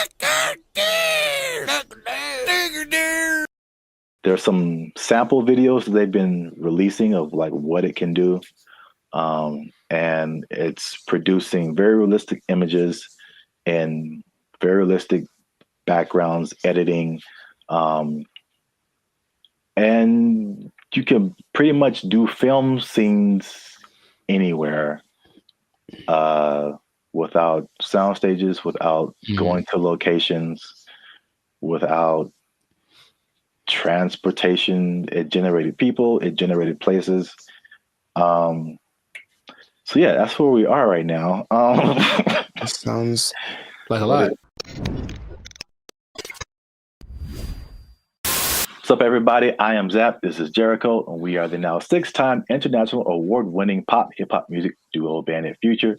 We do clean, fun music that everyone can listen to with a sound that's uniquely Californian. And now you're tuning into the Lifestyle Circus podcast, where we talk about everything that's funny, interesting, and ridiculous. But before we get started, before we jump into it, make sure you like, subscribe, comment, and share this video. It's kind of important. Share this video with somebody in the film industry. Ooh. Because things are happening, man. What's happening? And it's happening real quick. What's happening? I talked about this before, and like, because I work in film in addition to music. But leading up to 2020, we saw a lot of changes in the film, especially outside of the Hollywood, LA area, where there weren't as many films and TV shows and stuff shot here because of various reasons, people were moving to other places. So now they're shooting in Atlanta and Chicago and Texas and New Zealand and Australia and all over the place. Then 2020 hits, and it was just chaos for everybody, especially the film industry. A lot of your favorite shows weren't being shot, shut down completely. And then when it did come back around, they had all these protocols. It was very hard to shoot. COVID, people had to be away from each other, all that kind of stuff. Fun times, right? And then recently we had all these strikes. You had a writer's strike, you had an actor's strike. and a lot of it was a portion of it was due to the new technologies, AI, people being generated and put into movies, and how do they still get paid and how much and all this kind of stuff, using their likeness and all this stuff. So that was like actors and writers. And we've seen that with musicians too, like the creators, AI and influencing like how we make music and cutting jobs and all this kind of stuff. It's not stopped. Like if you can't tell, they are marching on really, really quickly with this. And this thing of AI has spread past the, I guess, initial creators into everyone around the creators now. When it comes to like film, I mean, they show a lot of behind the scenes stuff right now. So I feel like people are used to seeing like how films come together. It is an army of people. Like it's a small village of people that it takes to like make the next Mission Impossible, like hundreds and hundreds of people. So we're talking about lighting people, sound people, electricians, carpenters who build like all the sets that you see, like especially sitcoms. Like it's crazy if you ever get the chance to tour a film studio. Like take a look at how much lumber is coming through there, and it's just like little 18-wheelers just full of lumber, because they have to build all of those places that you see on TV. And that's like one part that people don't really, I guess, think about. You got editors, you got sound people, like all this stuff that comes with making a film, right? So enter AI, right? Sure. So there's a big report that's going around. Hollywood Reporter interviewed Tyler Perry, and Tyler Perry was speaking on something called OpenAI's Sora. Have you heard about that? Yes. All right. So we got OpenAI is the people behind ChatGPT, which has already changed everything. Recently, Sports Illustrated let go of like all of their writers, right? Because they're doing this ChatGPT. This is crazy. But now all the people that make movies come together, now their jobs are in jeopardy with this OpenAI's Sora. And to put it in Tyler Perry's words, he said, if I wanted to be in the snow in Colorado, it's just text. If I want to write a scene on the moon, it's text. AI can generate it like it's nothing. I don't have to put it on my lot. I can just sit in the office and do this at my computer, which is shocking to me. So in the article, it said Tyler Perry was slated to drop like $800 million into expanding his studio. He was going to build 12 more stages, and then he immediately put a halt to it because of OpenAI's Sora. Wow. So we'll show some pictures up here too of like, there's some sample videos that they've been releasing of like what it can do. And it's producing very realistic images and very realistic backgrounds, editing. And you can pretty much do film scenes anywhere without sound stages, without going to locations, without transportation. It generated people, it generated places. So yeah, that's where we are right now. That sounds like a lot. What are your thoughts now for the progression from ChatGPT to this? I mean, I have an idea of what it looks like. I don't like the idea of taking jobs away from people, for one, and then until proven otherwise, I'll still see a really well done AI something, and just something about it gives me this like, it lacks this element of realism. However, I know it's getting better all the time, and at some point, I don't think I'll be able to notice. But just it's business is about saving money. Yeah. So it makes 100%, like it makes perfect sense that they want to do that instead of spending all the money on stages and everything that. But it just seems like it loses the. So if I see this movie and it's like an amazing movie and they have all these locations, and then when I find out that they just did it all on a computer, for me that loses something. You know, Lord of the Rings, all the New Zealand backdrop and all this. No, we just did it in the computer. Actually, it's not. We didn't go anywhere. It's like, oh man, something about it to me doesn't. But see, the thing is, it's not, because I think the buzzword before this is CGI. Right. So it's just like, I feel like it only loses that for you because you know that it's like that. But I think there's stuff now like the CGI stuff where it's like you can't really tell. Like I feel like that part has gotten so good that you can't really tell sometimes like what is CGI and what is not.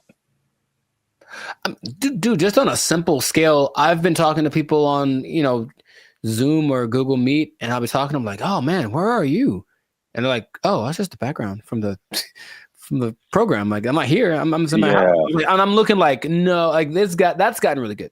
Yeah. So I can imagine if no one told me, sure. But then I have those doubts. Like, I wonder if I do it now with commercials for sure. Like, are all those people in that? Is that really, or is it just and it maybe it's already been here and I don't know. Yeah. There's definitely pieces of it that have been here for a long time. Sure. Especially like big crowd scenes and stuff like that. Right.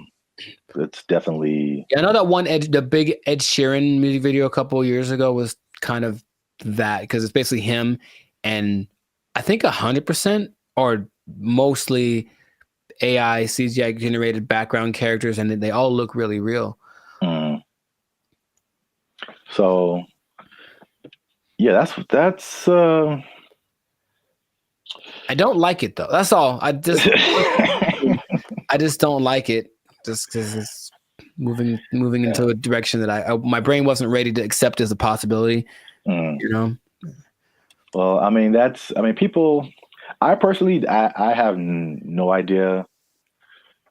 I mean, I won't say that. I do have an idea. AI is going to win. So sure, no, it's going to win eventually. Without a doubt. I feel like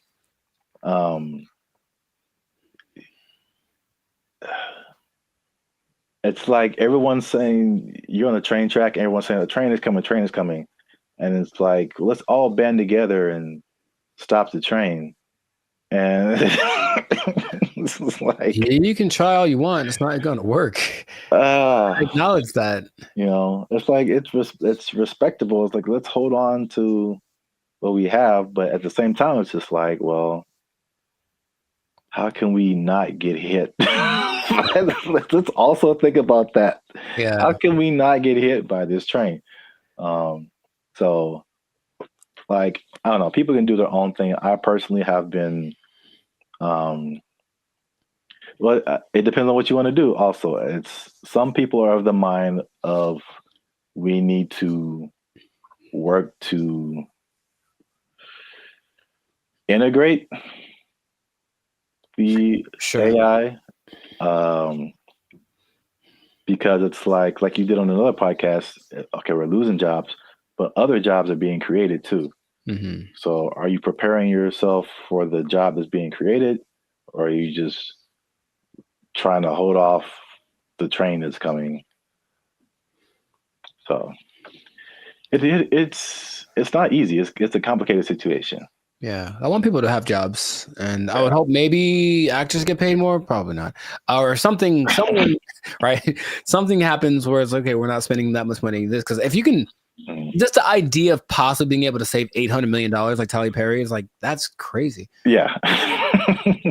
But the flip side, again, it's what is it positive? Is it negative? It depends on how you look at it. It reminds me of music. Because I only knew music and I got to film. I was like, there's bigger budgets, money's flowing, all these different people working, it's like it was so much of a big industry than music, and then it kind of made me think that music used to be like this, possibly. Until technology, right, the streaming and all that kind of stuff made it really different. And same thing, jobs were lost, but new stuff was created. And one of the biggest thing is that it leveled the playing field for a lot of people. So the big people weren't as big, but also like people you never heard of now had a chance to like, you know, even out. Yeah, right. So if you don't have a budget and you can create a blockbuster movie in your bedroom, it's the same way you can create a full album in your bedroom now. Like recording studios, like you don't need them anymore.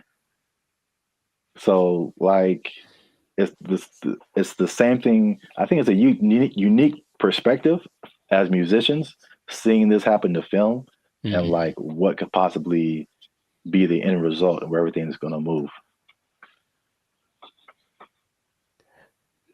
We're just all living in a simulation anyway, so it doesn't.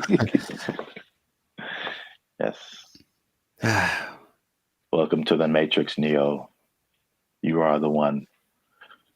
Well, that's it for this episode. Make sure you like, subscribe, comment, and share this video. Do all that with somebody who's in film might possibly be losing their job. You might lose your job. Hold on to your job. Yeah, it's coming. Oh, make a movie in your bedroom. They took our jobs. They took our jobs. What's up, everybody? It's Band of Future. And we are excited to announce that after 3 long years, we are finally in the YouTube partnership program. So that means a couple of different things. One is that we are starting channel memberships on our YouTube channel. So all the stuff that you've seen before, all the free videos that you've been watching like over the years, those will still be free. But this is like an extra layer that we get by partnering with YouTube. So that we can offer exclusive things to people who choose to be our channel members. And so there's a small fee that comes with that, but that fee will go to helping us, supporting us. All the stuff that we've done before has been free videos. We pay for it out of our pocket. So hopefully you guys can support us and help us to keep our YouTube channel going. And this isn't just like a giveaway. There's a laundry list of stuff that you get by becoming a channel member, and we're going to talk to you about that now. So we have 3 different membership levels right now. There's going to be 5, but just 3 right now. They're because we're so clever. Wow. That laugh. Okay, I like it. They're named after like concert seating, right? So the first level is general admission. The second level is premium seating. The third level is executive access, and those go from $3.99 to $19.99. So you have a plethora, shall I say? Nice word. The more you know. Plethora of options to choose from in terms of your membership. So this is what you get. Like to hit, here you go. Bam. The first thing up is a loyalty badge. You get a loyalty badge next to your name every time you interact with our YouTube channel. You get a blue star for new members, all the way up to purple stars for 48 months. The next thing is one of my favorite things is the custom emojis. This is crazy. So if you want to use, for example, Jericho's face, right here, you type Jericho, and Jericho's face will pop up in your chats, in your comments. It's a custom emoji of Jericho that you can only use here. Nuts. Okay. If you want to use my face, same thing. Zaptastic. And then and then you'll see my face. And then if you just want to do a Band of Future fan, BFF heart, it's a fam bam . Only on our YouTube channel. It's the only place you can do it, man. Nice. Members only live chats. If we ever go live, we may have a members only chat mode. So the non-members can see the chat, but if you want to participate, you gotta be a member. All right, so the last thing in the general admission level is priority reply to comments. So if you leave a comment on any of our videos, we reply to you first. Everybody else got to wait, okay? Because they ain't members. Fast pass. They ain't members, but you a member. We gonna talk to you first. Because you're worth it. Because you're worth it, and you gave us money, but most of all because you're worth it. Membership polls. In the community tab of our channel, we're going to start putting up polls where you get to vote on topics for our channel. Like, what's the next video going to be? Or you can pick what the next video is going to be. What would you like to see as the next video? Next video related topics. Huh? So if you balling a little bit, okay, talk. You got a little more change. You can get to the premium seating. Yes. The first thing you get in premium seating is early access to videos. So again, the videos on our YouTube channel will be free, but there'll be some exclusive videos that go to our members first. If you remember, you're the only person that can see it, and then maybe we let everybody else see it. Maybe. We'll think about it. Maybe. We'll have member shout outs. So once a month, we'll send a shout out to you or one of your friends. Just give us the name and details, and if approved, we'll shout you out in one of our videos. And this could be good for any special occasion. Birthday, a graduation, bar mitzvah, you name it. You name it. Happy birthday to you.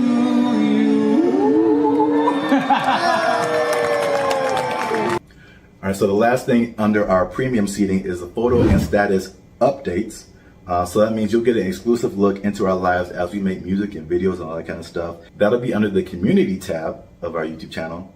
So just scroll past the videos and the shorts and the live streams and you'll see community. You pop in there, be some members only stuff only you can see as a member. Come on into the community. Boom, bada boom. Come on into the community. And if you just balling out of control and you got girls at your house singing the doorbell, then maybe you can get to executive access level. Ding. Dong. We do a real grande around here, man. The first thing you can get is your name in the credits. So imagine how cool that is. We'll put your name in the credits of one of our videos each month as an honorary producer.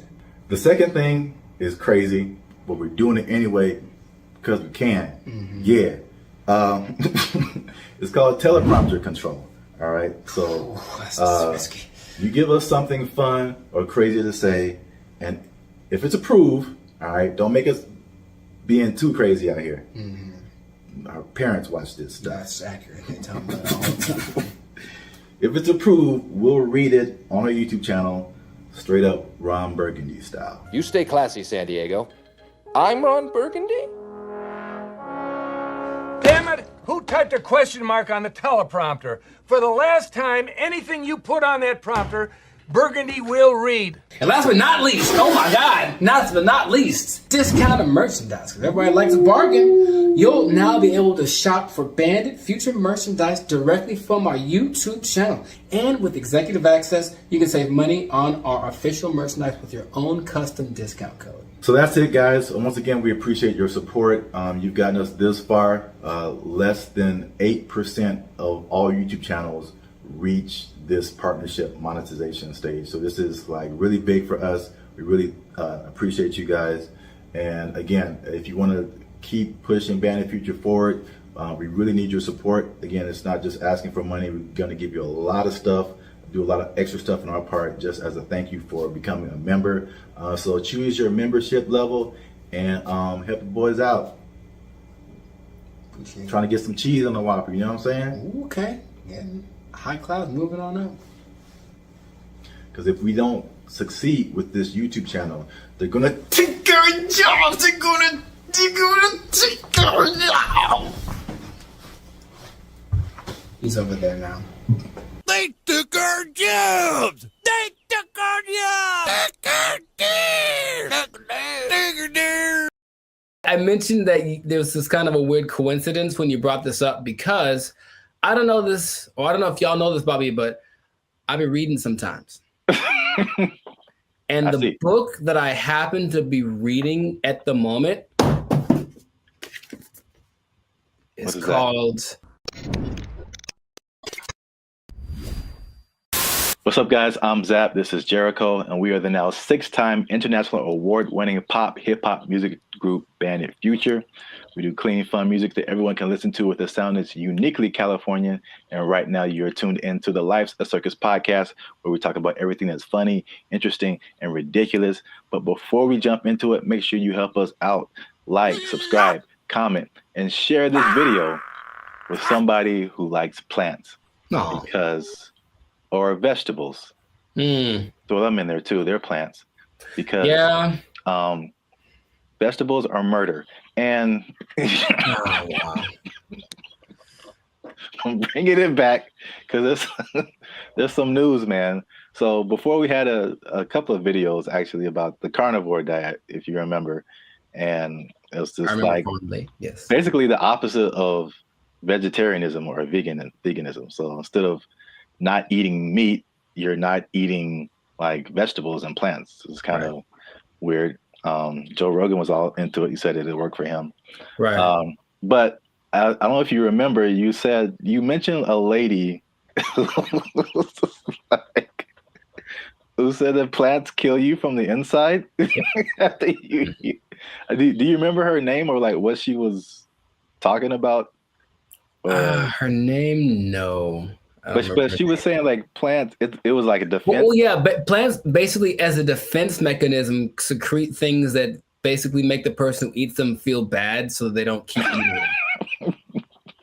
You know, which is the thing that some plants, I mean, honestly do. Yeah. Any, creature, but I don't remember her name. Okay. No, it was funny at the time and I kind of halfway believed it, but there's more evidence that has come out now. So there's been a recent study in Japan about plants actually talking to one another.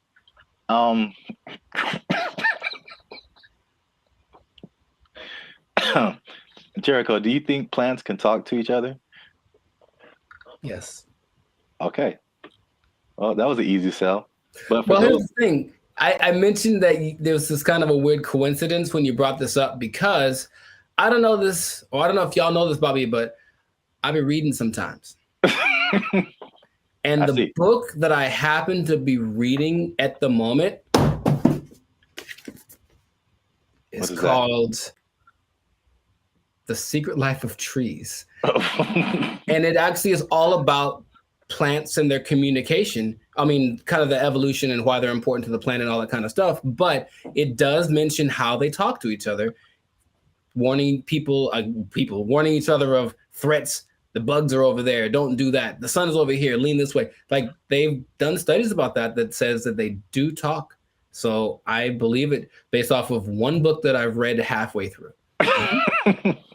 That is pretty crazy because that's kind of what they did in the study in Japan. Like they already knew that, but now they used this some kind of fluorescent light to kind of see a visual representation of the plants communicating. And they said the same thing, that plants that even though it's not like, because some people are like, oh, plants have feelings, and that's kind of different.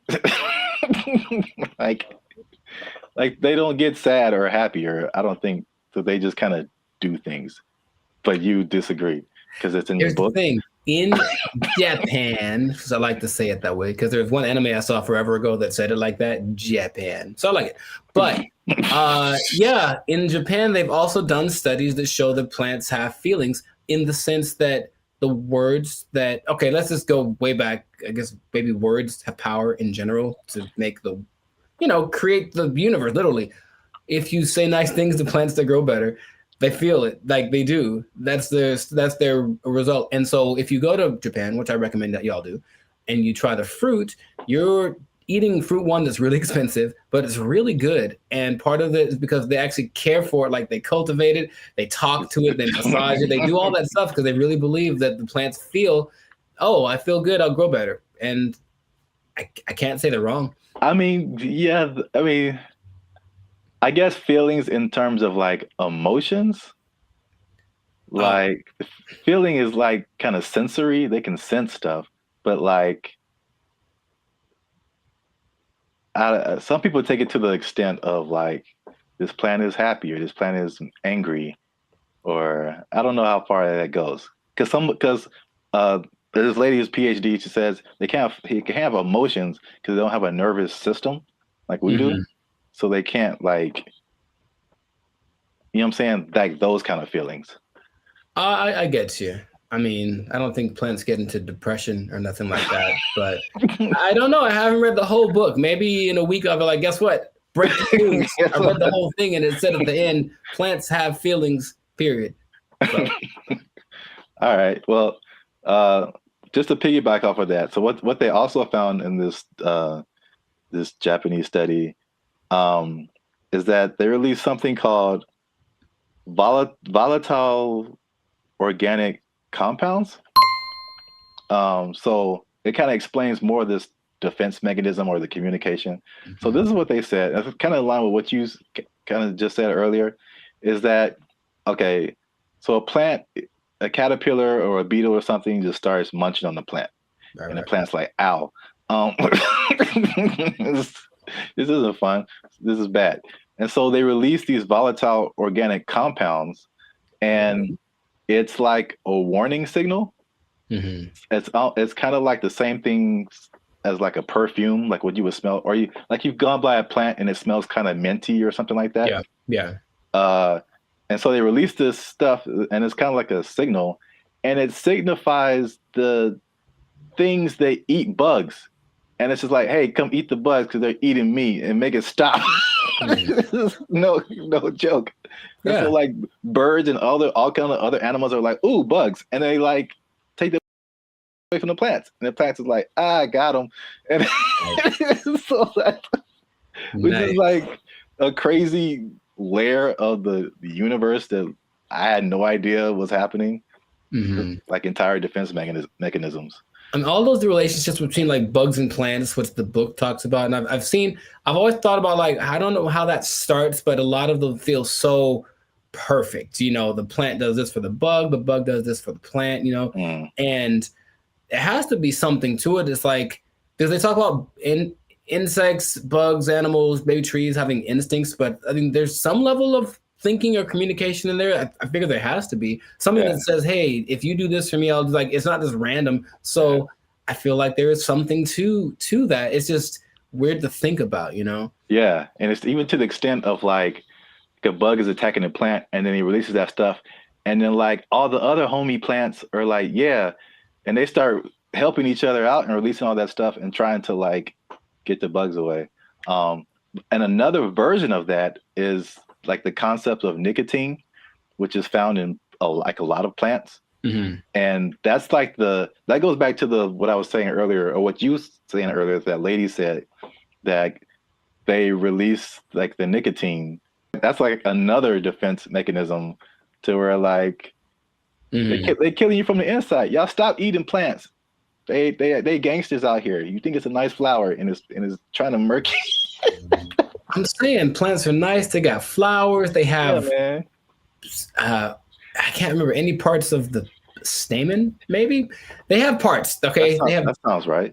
Yeah, sure. Stamen, bark, right? Like 7th grade, maybe 7th grade botany class or whatever. They got rings. You can tell how old they are. That's cool. You know what I mean? But yeah. So the moral of the story is plants are a gangster and crazy. So don't mess with them. Eat chicken. Plants have feelings. Yeah, put that on his shirt. They'll get that VOC on you. That what do you call it? Volatile VOC. Organic compound. Yeah. VOC, son. Yeah, VOC represent. Gang. If you see VOC spray painted on a redwood, don't hear it. Yeah. That's it. That's been another episode of the License Circus podcast. Make sure you like, subscribe, comment, share this video. Let us know if you've been ganged up on by a plant or if you've seen a plant talking, because people will think you're strange, but we might believe you. Feed me, Seymour. They took our jobs. They took our jobs. Whenever you buy things on the self-checkout line, it says out loud how much everything it is that you buy. And that's kind of a weird thing. I don't know if you can. I feel like there is a way to disable that, but the default setting is that everything you buy is like boop $1.99, boop $4.55. Like it does. Right. Does it say you're? Well, I mean, so what's so bad about that? It's my business. Some people be knowing what I'm buying. Like, you know, like that's all. Don't put my business out there, robot. That's all. What's up, everybody? I'm Zap, and this is Jericho, and we are the now 6-time international award-winning pop hip-hop music duo Bandit Future. We do clean, fun music that everyone can listen to with a sound that's uniquely Californian. And right now, you're tuned into the Life's a Circus podcast, where we talk about everything that's funny, interesting, and ridiculous. But wait, we need your help. Help us out. Tired of eating mayonnaise sandwiches? Give your boys some funds. You know what I'm saying? You can join the channel, become a member. That'll help us out. Or you could just like, subscribe, comment, and share this video with people who stealing, because there's thievery going on. That's right.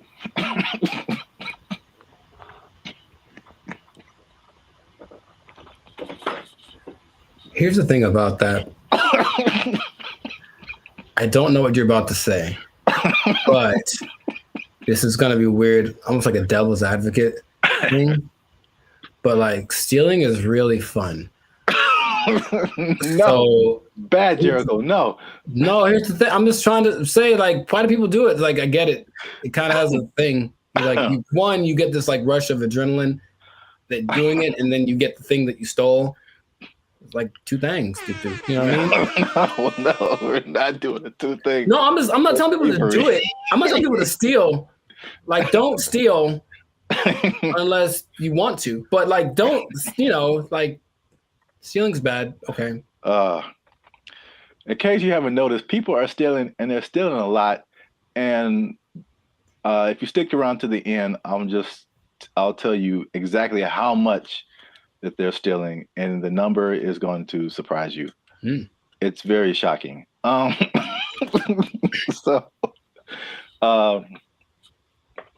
Stealing is bad. Okay, we shouldn't steal. But I'm bringing this up because it's affecting me, and that's the most important thing. Look, Jericho, the self-checkout line, do you ever use that? That's all I use because people are gross.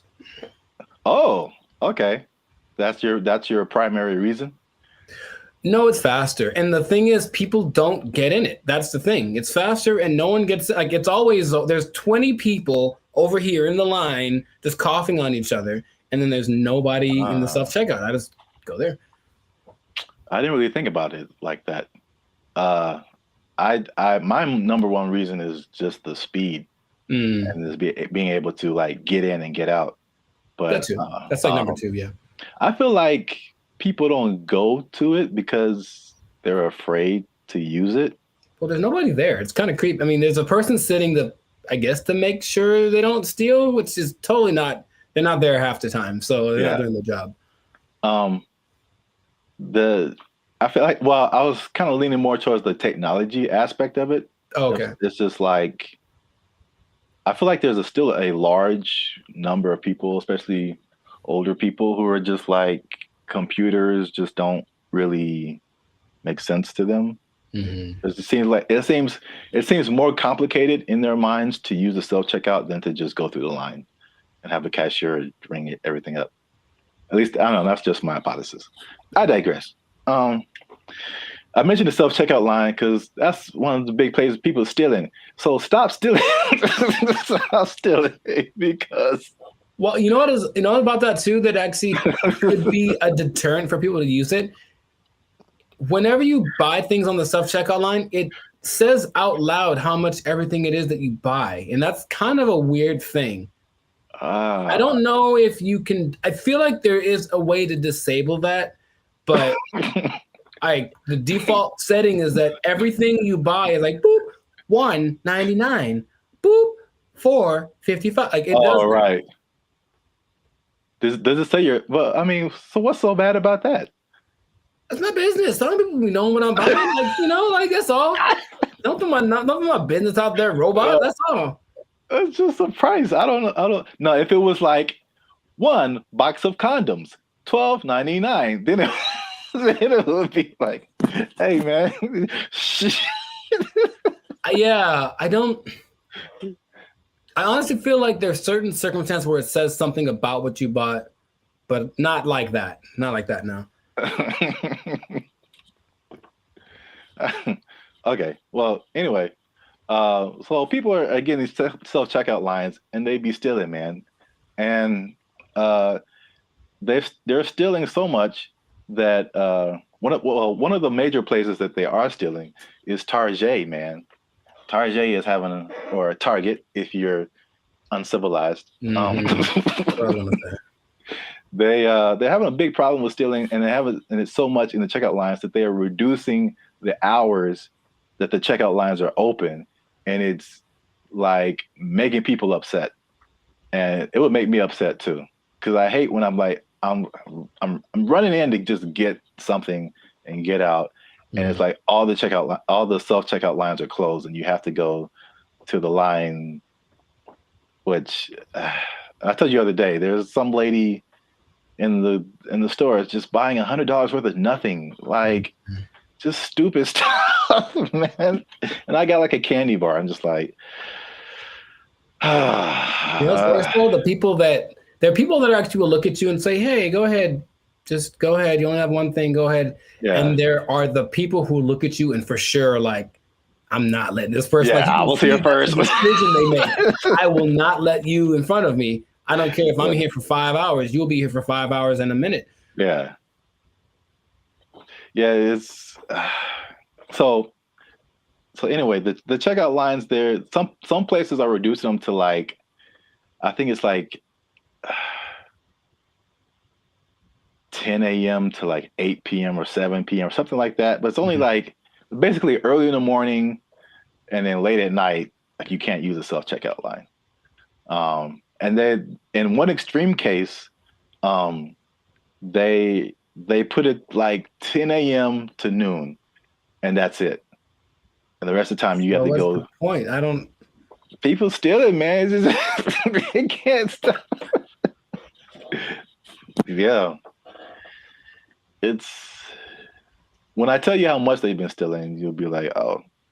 Well, here's the thing about that. Of all the places that stealing is fun to do from, which is a weird way to say it, Target's probably Target's probably up there. Target's pretty great. It's a big red Target, literally, and they have all the things you want. Yeah. I'm not saying that I have or haven't done it, but I'm just saying that that's a place you might want to go if you're thinking of stealing. Also, Band of Future does not advocate stealing. Pay for everything that you possess. You're just making it sound really attractive. I don't understand. Oh, I mean, that wasn't my intent. I'm just, Yeah, stealing is fun. I'm like, wait a minute, it's not where I'm trying to go. Oh, okay. So I don't want to be like I don't think fun is the primary reason. Have you done it? No. But if I would, it's because I needed something or I just wanted something that I couldn't afford to have. Oh. Haven't you seen Aladdin? Yeah, it's he's having fun though. The head of the gotta eat to live, gotta still to eat. Tell you all about it when I got the time. See? He was fighting for his life, man. He made a song about it though. He's having a good time. All right. So how much? Okay, let's two things. How much money do you think Target is losing a year from people stealing? I don't know how much they make. I don't either. Okay. So I mean, I'm guessing it's a high number because here's the thing too. Target's everywhere, right? Yes. They cracked down on Target, the security in California, but I would imagine at like 4 p.m. on a Tuesday in Iowa, it might not be much defense if you want to steal something from the local Target. Okay, so Target annual revenue is about $100 billion a year. Okay. So that's a lot of money. That's a lot of billions, but stealing, I would say. So how much is that? 2% of it? What's 2% of 100 billion? 2 billion. Billion? That's the number, I guess. 2% of whatever they make. 2% rule, but for stealing. Also don't steal. Now that we know how much that they make, this number doesn't seem as crazy as I thought. Okay. Because they lose 500 million. Oh, yeah, that's not okay. So, right, it's like context. Like in a bubble, that's a lot. Yeah, it's a whole lot. It's a lot of money. It's a whole lot of money. But it's like 0.5% of all that they make. That'd be fine. Now, you know, it'd be crazier if it was we changed our mantra. Everybody just go out and steal. Target, especially because they got it, man. They cool. That'd be all right. No, what would be crazier though if it was just like a ring of 20 people that is stealing everything from Target, just 20. Then that'd be like, okay, there are rings of like, there's people that have been doing this for years. I mean, it's especially after 2020, like stuff kind of really got crazy, especially in California. But there's, I don't know if you've seen these like mobs of people. Yeah, they'll just run in, like, take everything. Yeah, they're all like in it, and they just kind of do it regularly. They go store to store to store, and just kind of do this thing. So that's Target. The last part of the tease is how much retail theft is, and this is from 2022, but pretty recent for like all nationwide, and that is 112 billion. So that's basically the entirety of Target's revenue is the same amount that people are stealing just nationwide from all different kinds of stores. So y'all are out here stealing an entire Target every year. The entire Target income stream in one year. An entire Target corporation worth of products and merchandise. You guys are stealing it every year, and that's a problem. But you're ruining my self-checkout experience, so stop it. I want to use the self-checkout. Don't make them take it away from me. Now you say it that way, I am also slightly more on the side of don't steal from Target. Yeah. You never even went there and just like took a candy and ate it? I don't steal, man. I don't like stealing. I feel bad if I do. Okay, you ever do the thing where this is not an interrogation. You ever do the thing where you buy a soda and you start drinking it in the store, but like, I'm gonna pay for it, and then that's so ghetto to me. I never do that. Oh, I've done that lots. I'm drinking the soda as I'm checking out. Like I bought this too, but you know. If I was like dying of thirst, yeah, but like no, I feel ghetto when I do that or something. Oh, it's about as ghetto as it gets. The first time I saw that, I think I was like offended, and then I was like, I think that's a good idea. Like, what? I don't have to wait to get to my car to eat this. Like, I got like a candy wrapper. Like, yeah, I ate this too. Bring it up. You just pulling wrappers out of your pocket. Yeah, ring that up, and that. Yeah, I ate that. Like, how long have you been here, sir? I ate that in aisle 5. You can ring that up. I've been here like 8 minutes. Yeah, I was shopping. I was hungry. This isn't Costco. You don't have samples. What was I supposed to do? All right. Well, we're going on long. So this has been another episode of the Life's a Circus podcast. Make sure you like, subscribe, comment, and share this video. People who steal, tell them to stop. We out. They took our jobs. They took our jobs. Everything works. You know, I've been able to text you or call somebody or search the internet. Like, it all works. That's the good. The bad. Okay. Let's talk about it. Let me just say this. What's up, everybody? I'm Zap, and this is Jericho, and we are the now 6-time international award-winning pop hip-hop music duo Band in Future. We do clean, fun music that everyone can listen to with a sound that's uniquely Californian. And right now, you are tuned into the Life's a Circus podcast, where we talk about everything that's funny, interesting, and ridiculous. But wait, need you to help us out, support our channel, because YouTube pays our bills. Not really, but hopefully in the future. Look. Yep. I don't know your life. I got to check in and saving and checking. Things are complicated. I need you to subscribe. What I'm trying to say. I need you to subscribe. I got kids to feed, man. Y'all ain't been subscribing. I need you to subscribe, man.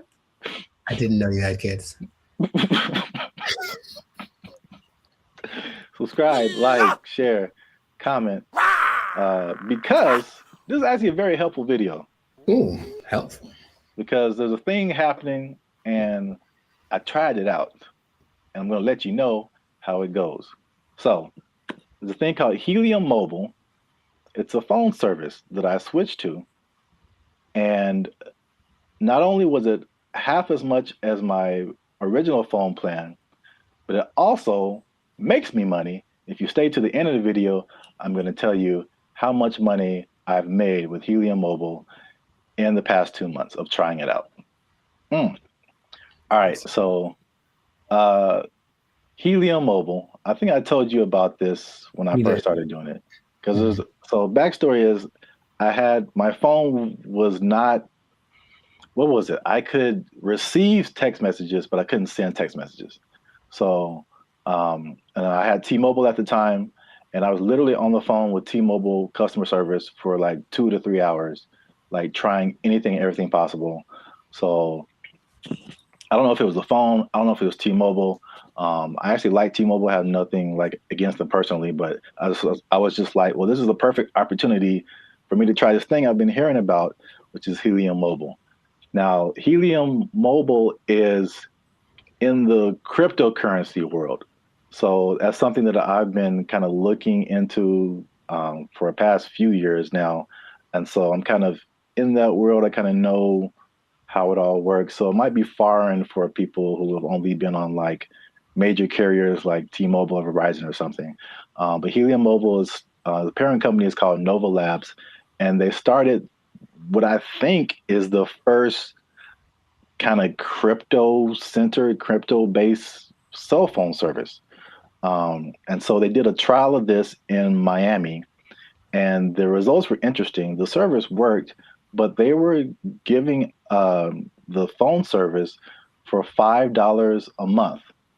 And the people who liked it thought it was cool, but what they found out was that, like, with it being $5 a month and it being crypto related, people would be like, I don't know. Like it, but like psychologically, that's so interesting because it doesn't cost enough. So like that's kind of weird. Yeah, it didn't cost enough, and I was like, I wish that wasn't the case because I would love to pay $5 for my phone bill. So they bumped it up to $20, which is comparable with like the I would say second tier phone services. You know, not the major ones, but like the Mint Mobiles and the Cricket Wireless, like that kind of stuff. They have services for like $20 a month, $25 a month. So once they finished the Miami test, they went to like I think it's everywhere now, or at least nationwide in the US.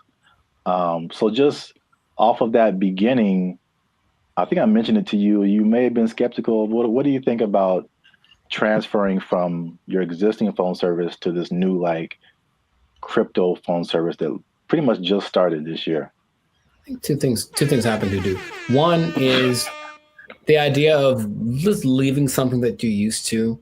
I honestly think a lot of people fall in that category. Like, what I'm paying doesn't suck. It's not bad. I don't want to change. Like, that's all. It's like, I already found my thing that works, so I don't need a new thing, even if it's better. But also, there's the lack of confidence from a new thing. That's all. So you have a service, like I've had AT&T since forever, right? So honestly thinking about it, my brain goes, but what if it doesn't you know, you've been going to this place the whole time and it works just fine. Why go try something else? What if that doesn't work? So I think there is that doubt there.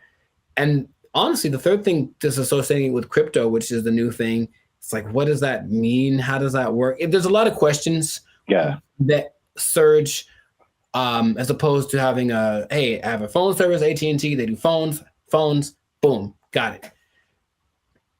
Yeah. I mean, that's the crypto part, especially because crypto it's gotten better, but it's still very much the wild, wild west. Right. Like there's all kind of stuff going on. And if you're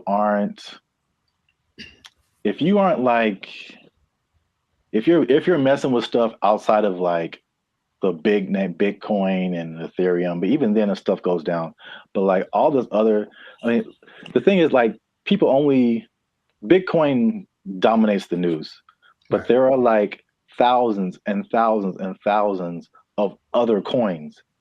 And there's so much going on outside of Bitcoin. Like it's insane the amount of stuff that's going on, the amount of projects and different things that people putting together. But yeah, it's kind of scary. And I mean, I honestly wouldn't recommend it for someone who, one, is not computer or tech savvy, and two, hasn't really been into crypto a whole lot. Because I also had another experience. So Helium is like a Bitcoin. It has its own. There's a Helium, what they call a token. Bitcoin's a token. Helium has its own token, but then there's Helium Mobile that had its own token. Okay. So Helium Mobile came after like this originally Helium, where a lot of people made money during a whole different kind of mining helium. I don't want to get too technical, but I just want to say that like the Helium provided these mining devices, which are expensive, several $100s or sometimes into the thousands. And you would make money by mining helium, which was great when helium, the price was really high. But when it dropped, you were like, now you were making, people were making thousands of dollars like a month, like in this like heyday period. And it dropped to like pennies. So that was like a few years ago. And that's something that I tried, and I spent like $500 on a device, and it was like making me a little bit of money. And now it makes me like 10 cents a month or something, maybe. Like it just like plummeted. But that's the crypto world. The prices, it's like the stock market on like acid. It's just nuts. I mean, you're rich one day and broke the next day, but I digress. So anyway, because I'm crazy, I tried out Helium Mobile. It's not bad. All right. So at least for me. So my original bill was like $50 a month, unlimited. And then you know how they have like unlimited and then it like throttles after a certain gigabytes, whatever. So I had the same thing with Helium Mobile. My original one's throttled after 50 gigabytes. This one throttles after 30. So I only paid $20 a month plus tax. So it's 21 something. And then, you know, everything works. You know, I've been able to text you or call somebody or search the internet. Like it all works. That's the good. The bad. Okay. Let's talk about it. Let me just say this. Unlimited is, when it throttles, man. It's just like zoop. Like you are, once you hit that cap, like you pretty much need to use another phone because your data is just so incredibly slow. But that's just kind of what it is. So the slowdown after the 30 gigabytes is insane. The app that you have to download to use it constantly crashes.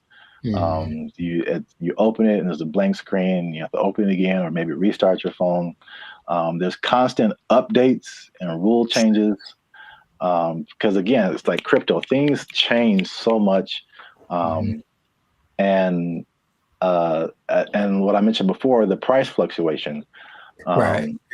So like you earn this cryptocurrency token, but it could be worth a certain amount one day, and it could be worth half of that the next day.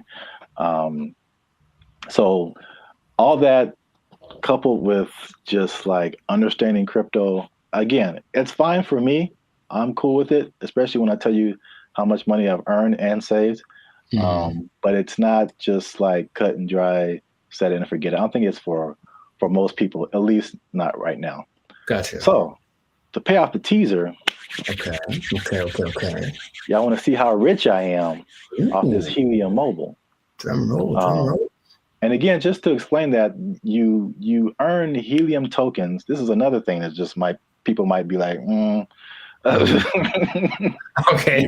Yeah. You earn Helium tokens by sharing location data, and the Helium uses that location data to understand where they need coverage to expand the network. And they promise, as always, never to sell your data to any third parties. So there's that. I'll let you do with that what you will. Lies and slander. So currently, again, there seems to be a trend in crypto where, like, if you get on something first very early, you seem to make the most money, and then it just kind of like it just kind of settles there. So in terms of Helium tokens, when I first started, I think I was earning like 700-800 Helium tokens a day. Current price of Helium or Helium Mobile tokens.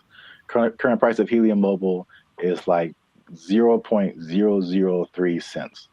Okay. So basically like a Spotify stream. Gotcha. For every Helium Mobile token, but you're earning hundreds of these a day. So I think like when I first started, I was making like around $2 to $3 every day, which is once you set it up, the only thing you have to do is move around because it's location based. So you can't be in the same spot. But if you move around throughout the day, at the end of the day, you'll get, the certain amount of tokens. So I'm pretty active. So I was making a couple of $2 to $3 a day. That has since dropped. It's currently like $1.50 to $2 a day. But again, like a couple of dollars a day for not really doing anything. Sure. That's kind of cool. When people when this first started, people were saying they were making like 1,000 to 2,000 tokens a day. So this was like a few months ago. So you can like see the pretty rapid decrease. And it could it go back up? Yep. Could the price go back up? Yep. So who knows? But for 2 months, and I actually put this on 2 different phones. Okay. So in 2 months, and this is after paying my phone bill, my $20 phone bill each month, which you can also pay with a Helium Mobile token. I was gonna ask. Okay. Yeah, so you can take. So basically, there's no money coming out of my bank account now, which is great. You earn the token, you take a little bit of it and pay for your phone service, and you keep the rest of the tokens. You can sell them, you can keep them, hope that they go higher, whatever you want to do. But I've made about $100 per phone for 2 months. So no phone bill, basically, coming out of my bank account, and I made about $200. So the trade-off, for me, I don't mind it right now. Sure, right. Again, who knows? Time will tell. But if you want to try Helium Mobile, there's a referral link in the description. I think if you use that referral code, you get like $5 or it might be $10, something like that. You'll see it. I don't know what I'm talking about. I see. But yeah, you'll earn it towards your Helium Mobile plan. You can try that if you want to. But again, like if you're not a crypto person, I wouldn't it's not so cut and dry. I'll say it like that. So try that at your own risk. Now, after hearing my story, you think that you would want to try Helium Mobile? I thought about it since the first time you brought it up, because the idea of just, the I guess the downside, I need my phone to work fast all the time. I need it to be fast. I absolutely need it to be fast all the time. So I don't know how I would deal with that. I use it a lot, but just the idea of my bill's probably $100, you know, if I'm paying $100 and you're making $100, like, that seems more fun, the making part. Yeah. So consider. Yeah, we'll see. Let us know what you think in the comments. Do you want to try it? Do you think it's crazy? Are you scared to leave your phone service? Is crypto still too wild for you to like mess around with? Let us know. This has been another episode of the Life's a Circus podcast. Again, like, subscribe, share. You know what it is. Maybe if you get enough Helium Mobile, you won't have to work anymore, and you'll never be in danger of losing your job. You never be in danger of losing your job because you got so much Helium Mobile tokens. Oh, it's only worth a Spotify stream right now. They took our jobs! They took our jobs! Did you know that besides blue collar and white collar, there are other collars for jobs? No, I didn't. I didn't either. There's gold collar, which is law and medicine. Gray collar, which is engineers. Pink collar is service fields. Red collar is civil servants. And green collar is the environmental sector. So there you go.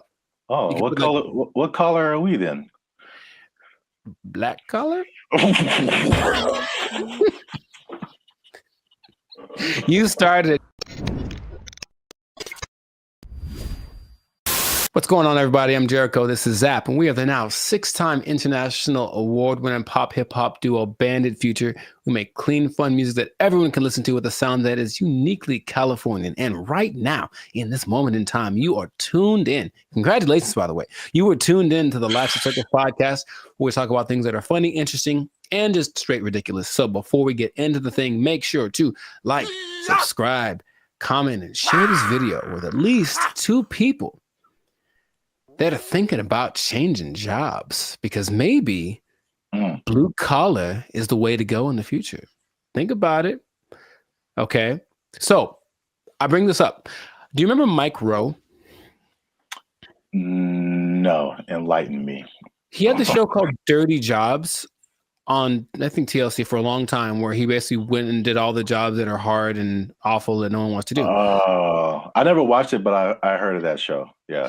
Okay. Well, interestingly enough, and this is a side note, he also might now be a vice presidential candidate for the Kennedy dude. Interesting. And anyway, the world works in mysterious ways. But basically, he has always been a fan of the idea of working the traditional blue collar stuff. And also, another side note, did you know that besides blue collar and white collar, there are other collars for jobs? No, I didn't. I didn't either. There's gold collar, which is law and medicine. Gray collar, which is engineers. Pink collar is service fields. Red collar is civil servants. And green collar is the environmental sector. So there you go. Oh, what color? What color are we then?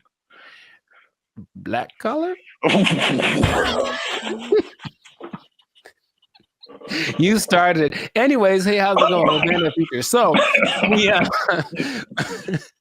So the question is like, will you have a better career as a blue collar worker? So he started something called the Works Foundation, and it's basically a program designed to help college students get into trade schools because of the jobs that are available now. There's like 10 million job openings that are needing people to do them. They're all blue collar jobs. Like all the oversaturated stuff is the professional, everyone trying to be the next CEO or whatever. Start their own business. However, these blue collar jobs need people. And while going to college has resulted in, where's the number that I can't believe when I read it, has resulted in $1.7 trillion of student debt that people have accumulated. Yeah, 1.7 trillion. Going to a place like maybe Dartmouth College, for example, which is $360,000 for a 4-year degree. You can just go to a trade school, develop some skills, and instead of starting 360 in the hole, you don't make as much money yearly, but you're not starting in debt. That's his first idea. And not only that, he wants to teach the principles that got our country to where it is now. So work ethic, personal responsibility, delayed gratitude, good attitude, showing up early, staying late, like what makes a good employee, but how people have left that behind.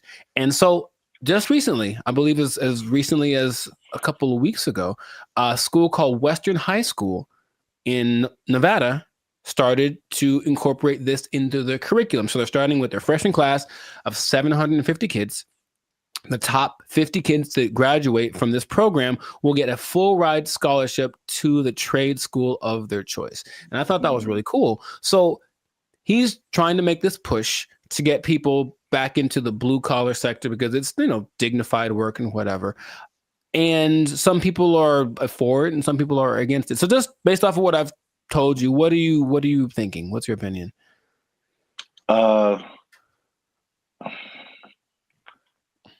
I guess I'm kind of mixed. Okay. On one side, it sounds really good because one thing I have noticed, especially since 2020, is like people don't want to work, and if I guess it's more like service jobs, or if they do want to work, it's just like there's just all that stuff that you listed. There's like no effort. It's like nobody cares about what they're doing. They're just clocking in and clocking out, and they don't care about customer service. They don't care about doing a good job. They don't stay late. They don't come early. They don't do any of that stuff. They just they just come. I'm here, and I'm gonna do stuff maybe, and then I'm gonna go home and play Xbox. Like what? Like what is happening? So like that part, like I'm all for the trade stuff. I know it's just like AI is changing a lot of, I guess you would call white collar jobs. Yes. So that they're not as necessary. But I feel like we might even be prisoners of the moment because I feel like even some blue collar jobs, there has to be machinery and robots and something coming for those positions too. Maybe not as quickly, but I don't know what the future looks like. I'm sure those things are coming. He stresses that the lower income blue collar jobs will, of course, be taken up first. For all the service stuff will probably be replaced by kiosks and AI and stuff. But if you look at the top grossing blue collar jobs, they still pay pretty well. And I'm pretty sure we wouldn't trust the robot to do them. They include airfield operations specialists, avionics technicians, supervisors of construction and extraction workers, boiler makers, first line supervisors of firefighters, and nuclear power reactor operators. And all of those you can earn between $65,000 to $120,000 a year. So it's not like you're going to be missing out on money by doing something that's a little bit harder.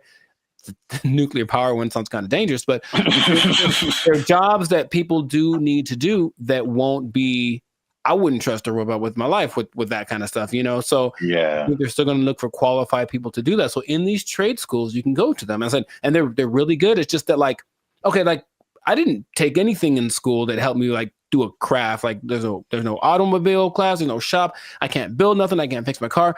I don't know any of that stuff. And I think a lot of people fall in that category. And so he's saying, well, that's kind of what we're missing. So if everybody goes to college and gets a degree, even if they're, $1 million in debt, then where are the plumbers and the electricians? Where are all of those people? They're not around anymore. So it's like all those things start to fall apart in cities.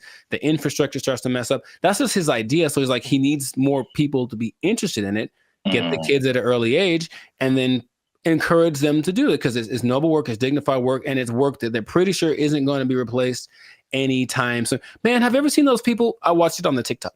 People that replace those light bulbs on top of those super high poles, like 2,000 feet in the air. Like you have to have a dude go up there, and those guys get $160,000 a year. It's super dangerous, yeah, but it's like you need them. So all those kind of jobs are available for this trade school thing. So he was just saying it's just an alternative. Of course, if you want to go start your business or be a YouTuber or whatever, go do that. But the world will fall apart without these people. So I thought it was a cool idea, and he's hoping to get. I think somebody decided, I also think it's a good idea, and they donated $5 million to his program, Inglestead. The Inglestead Foundation donated the $5 million, which makes it possible for the top kids to graduate to go to the trade schools free of charge, basically free tuition. So that's just something that's happening, and maybe it'll cause a shift in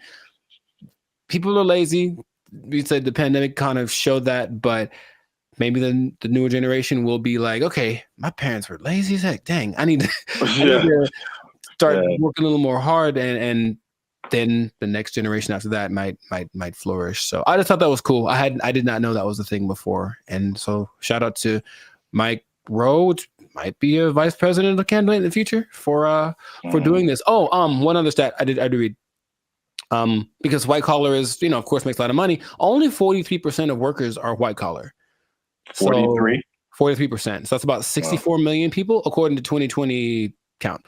So that leaves, I didn't do the math, but there's a good amount more that do the blue collar stuff. So it's like, it's not like it's not necessary. It's just that it's not applauded. It's like, oh my God, you did a good job being your electrician or whatever. But people, we need that. Like our whole, if I don't know how to fix any, you probably know better than I do. I don't know how to fix anything, like plumbing, nothing works. So I have to call a guy, and that person I hope is qualified. So that's what they're doing. They're training these people up.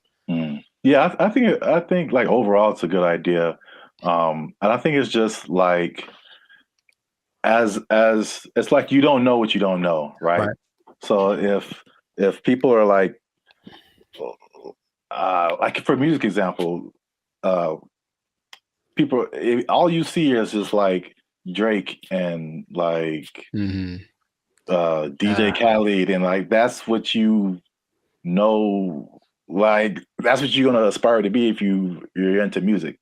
Yeah. Or if like you only grew up listening to Beethoven and like Bach and Brahms, like that's like all you know is music. So if there's one education path and that's all you know, it's like, oh well, this is just what we are supposed to do. Like that's like when I was in high school and they were like, you got to pick a college, and I'm like, I got to pick a what? Right. Yeah, okay, and I kind of like honestly went to college because that's what everybody said you're supposed to do. Me too.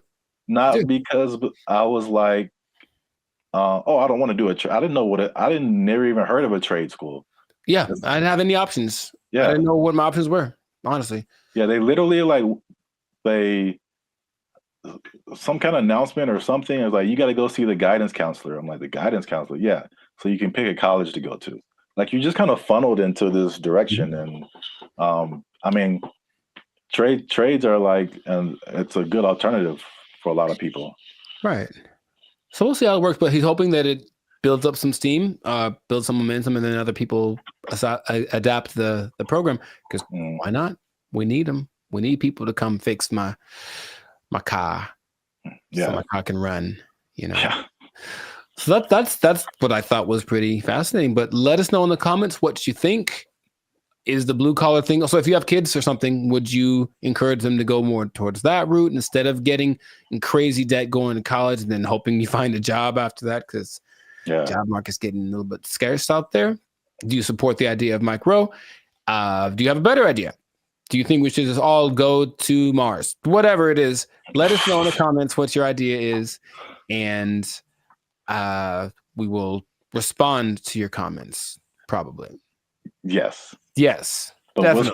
We'll respond faster if you're a member, because they get priority comment reply. Oh, there we go. Okay. You might want to do that. Mic drop. So yes, that has been another episode of the Life of Focus podcast. Like, share, comment. Share it again. Share it twice. Even better. And just think about that job. Think about the job, because, you got to have a job. If you don't have a job, then, if you don't have a job, you can't buy snacks. So, yeah, see? There you go. Go get one. It all makes sense now. Yeah, I know. And don't do anything to lose it, because you might. Yeah, you don't lose your job. Go to a trade school, learn a trade out. They took our jobs. They took our jobs. Oh, I had one. I forgot it. it was like unique. Recycling toilet paper. I mean, wow. I mean, I only brought it up because it is a real thing. Like, people do that. How do you recycle toilet paper? Do you want me to tell you, or yes? What's up, everybody? I'm Zap, and this is Jericho, and we are the now 6-time international award-winning pop hip-hop music duo Band of Future. We make clean, fun music that everyone can listen to with a sound that's uniquely California.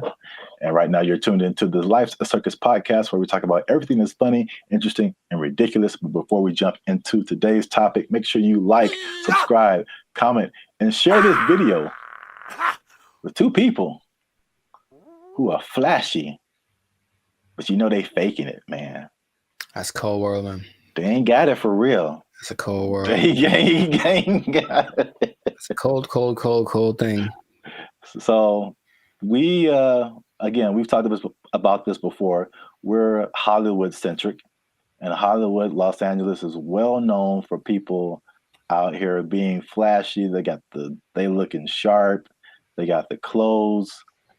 I mean, they just decked out. Going to fancy restaurants in the hottest clubs, and then they go back to their studio apartment where they can barely afford to keep the lights on.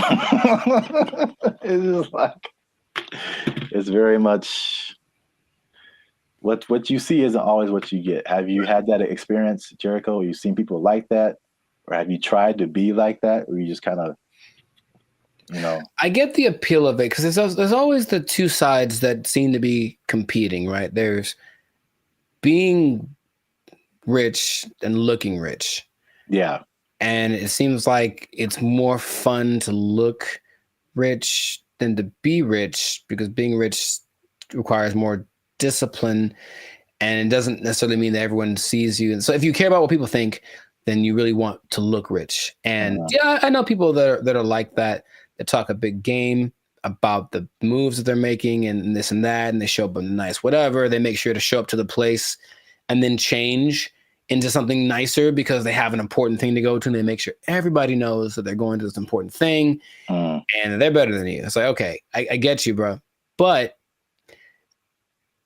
it's sometimes hard to tell because in LA, Hollywood, people look pretty good. Like physically look good. They're in shape. They wear nice clothes. You can get really nice clothes on a budget too. If you really have to, you don't have to go to Melrose and blow $800 on a t-shirt. You can go to, I saw the nicest jacket, honestly, the other week at Ross for like $25. And I was like, ooh, I was killing. So you can make yourself look flashy without too much. In fact, yeah, Ross has a whole jewelry section. You can get decked out for under $100. You can. You know, but you always question it. I think you always question it. It's like, I wonder if that person really is somebody. Usually the telling point is, if they're where I am, they're probably not rich. That's probably, yeah. Hey, you come to this Starbucks too to use the Wi-Fi? Yeah. Doubt. Yeah, man, they shut mine off. But I look fly though, don't I? Like that from Boondocks, where Riley takes all the money that Grandad gave him for the weekend, blew it all on one shopping. Oh yeah. And he was like, "Ain't I'm clean though?" Yeah. Riley, we don't have food to eat. Oh man, I'm clean though. Well, I brought this up because I saw a study by Redfin, which is a company that's into like the housing market. And obviously, the economy has been very rocky for the past few years now, and inflation is sky high. And they did a study that shows that about 49% of Americans are struggling to even just pay their rent, and they're cutting costs in the most unique ways that they can, just to, I guess, survive. Okay. While still trying to look like everything is okay. So I guess a lot of people like really are struggling. So I mean, 50%, that's like 1 out of every 2 people that you know. So that's a lot of people. But they said that they are, to compensate, they are skipping vacations right now. They're working extra hours.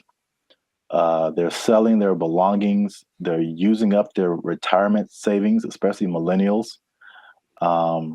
And they're even skipping meals and medical treatments so they can keep their lifestyle but pay their rent. What is that? How does that sound to you? Is that shocking, or is it like, okay, that's what we're in right now? It sounds like bad prioritizing and an overimportance on the exterior, right? Just like my life is just an Instagram reel. So as long as everyone's giving me the likes and I mean like publicly, like they're, oh look, you're doing well, then that's all that really matters, and then they can suffer in silence. Yeah. It seems unfortunate that that's being, and people wonder why there's so much anxiety and mental health and depression and stuff, because maybe from out of balance priorities, and then all of a sudden these results that they're getting from their lives are just kind of depressing, but they don't want to admit it. And that's, I guess that. Yeah, I think you're right. Like social media especially fuels that. And it's like, I won't say never, but I rarely go on to social media and see someone be like, hey, here's a picture of me like cutting down on fast food because I can't afford it. Like that isn't, that's like it's the highlights of people's lives. And so you only see the good stuff. When they're all like, a lot of people can be struggling. So I just have a couple of questions just so people can see how we living, you know what I'm saying? So inflation is hitting everybody. Like I feel like everybody feels it at some level. So for people who are cutting costs, are there some stuff on this list that you are doing or have done, or some things that you're not on the list that you're doing that's just like just keeping you in a good position financially? Yeah, I haven't. I love to travel, and I haven't really gone on a vacation since 2022. I think I've honestly only left the state like twice in the last year and a half. So there's that. Even though traveling isn't expensive, vacationing is expensive. So I mean, if I wanted to, I could go to some place and stay in an Airbnb and chill. But vacationing, I haven't taken a vacation in a while, and then I haven't gotten tattooed really because I like tattoos, obviously. But again, it's like, is it a priority? I suppose not. So I've been held back on that. And then just eating out in general, cooking more, eating out less. And even with dating, trying to find that like happy medium between like, let's not go all out on this. Let's find a place where it's like it's not burgers and fries, but it's definitely not Beverly Hills top of the line, because I got money for that. Those areas. Yeah, those are all like very practical things. I would say I do some of the same thing. If I could offer something different, one thing that I did recently that you noticed, and then I've talked about it before, and it wasn't just because of like prices, but it was just I just wasn't getting the quality service. Was my haircuts. So like I just started, and I did one pretty recently. I think it looks kind of clean, man. Okay. I think I'm out here like I could do a few things. I feel you. As a barber, but like I mean, a large part of that was just frustration, just unable to find a barber. If I do find a barber, like I have him for a minute, and then he moved to Texas or something. Like something always happens. I'm just like, I'm so frustrated trying to find a barber. And so let me just get, my hair isn't that complicated. Just need to teach myself how the fade part is really the hardest part. Right. But other than that, like I just do it myself, and it saves me like a lot of money at the same time. So it's like a win-win situation. Yeah. So I do like the eating out thing too. That's a thing. And then What else have I been doing? What else has he been doing? Oh, I had one and I forgot it. So it was like unique. Recycling toilet paper. I mean, wow. Wow. I mean, I only brought it up because it is a real thing. Like people do that. How do you recycle toilet paper? Do you want me to tell you, or yes? Because that doesn't make sense at all. After it's been used, how do you reuse it again? You rinse it off. No, you can't do that. You hang it up to dry. No, in your house. Well, then it's not toilet paper. It's like a rag or something, right? It's toilet paper. I've seen videos of this, man. That's not possible. It's apparently this guy knows something that I don't, because it disintegrates with like water. How can you wash toilet paper? He washes toilet paper and he hangs it up to dry like it's the South in 1945. Yeah. I'm assuming you don't do that. Or if you did do that, you would have no friends. So please don't do that. But yes, that is a thing I've seen people do to cut down. And I'm talking about a person that I forget what, but this guy was a millionaire. And that's part of his frugal plan. I think it's a little extreme, but everyone got their thing. He recycled toilet paper. So don't do that. Please don't do that. Wow. That's very gross. And yeah, he has no friends. All right. Okay. I'm pretty sure that's not what you were going to say. That was, I've never heard of that. That's interesting. All right. Well, here's another thing, last thing about affordability, to just kind of put things into perspective.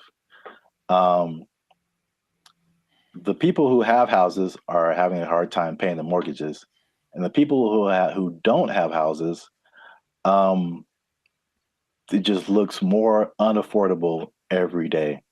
And so the study also showed that the average American earns $30,000 less than what they need to purchase a house. So you're $30,000 a year annually. That sounds right.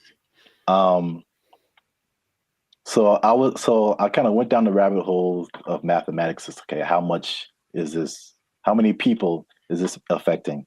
So the average income that they say you need to buy a house, this is a national average, to buy an average house, to get a mortgage and stuff like that, $109,000 a year. That's household income. Mm-hmm. So it doesn't have to be an individual. It could be like a partnership or whatever. So that's $109,000 a year to buy a house. In California, what do you think that number is? Specifically Los Angeles. Higher, for sure. I would go to like 145. Is that not enough? I hope that's enough. That's generous.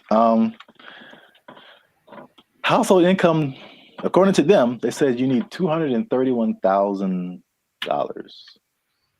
Yo, I mean, that's okay. More than I expected, but it doesn't sound. I know people that are paying $5,000 a month on their apartment. So yeah. On that mortgage, that's what you'd be paying, about $5,400 a month for a house. It's not possible for most people. Yeah, I think it makes sense, because if you're paying, that's math. I want to do it. That's almost $65,000 in mortgage payments. Mm-hmm. So that would be a quarter of 240 something thousand. So I think people would expect you to and be in the like 25-30% range of how much goes to your mortgage payment to make you eligible. So Sure. 200,000 plus sounds right if you're paying $65,000 a year in mortgage payments. It's crazy. I mean, you can get a house in the sticks, of course, in the desert, whatever. Oh yeah, cheaper. yeah. But yeah. I mean, this is just like median nice house, you know, somewhere. Yeah, LA is no joke. So, last thing I checked out is how many people that cuts out. So how many people make under $240,000 to be eligible to buy a house like this? Most is the answer. Your answers have been so general. I mean, how many people are in California? 35 million, something like that? I don't know. And I think this may have been Los Angeles. So I don't want to. Oh, okay. So Los Angeles, maybe 14 million, 15 million. I don't know. But of those. Well, just on a percentage, because that's what I have here. Oh, like 95%? 95%? 95. That was it. Uh-huh. So 95% of people cannot afford a house. So this has been another depressing episode of the Life's a Circus podcast. For all you renters out there, make sure you like, subscribe, comment, and share how difficult it is for you to buy a house, because it doesn't seem possible for the large majority of people. Accurate. Yeah, inflation. Keep your job. Bye.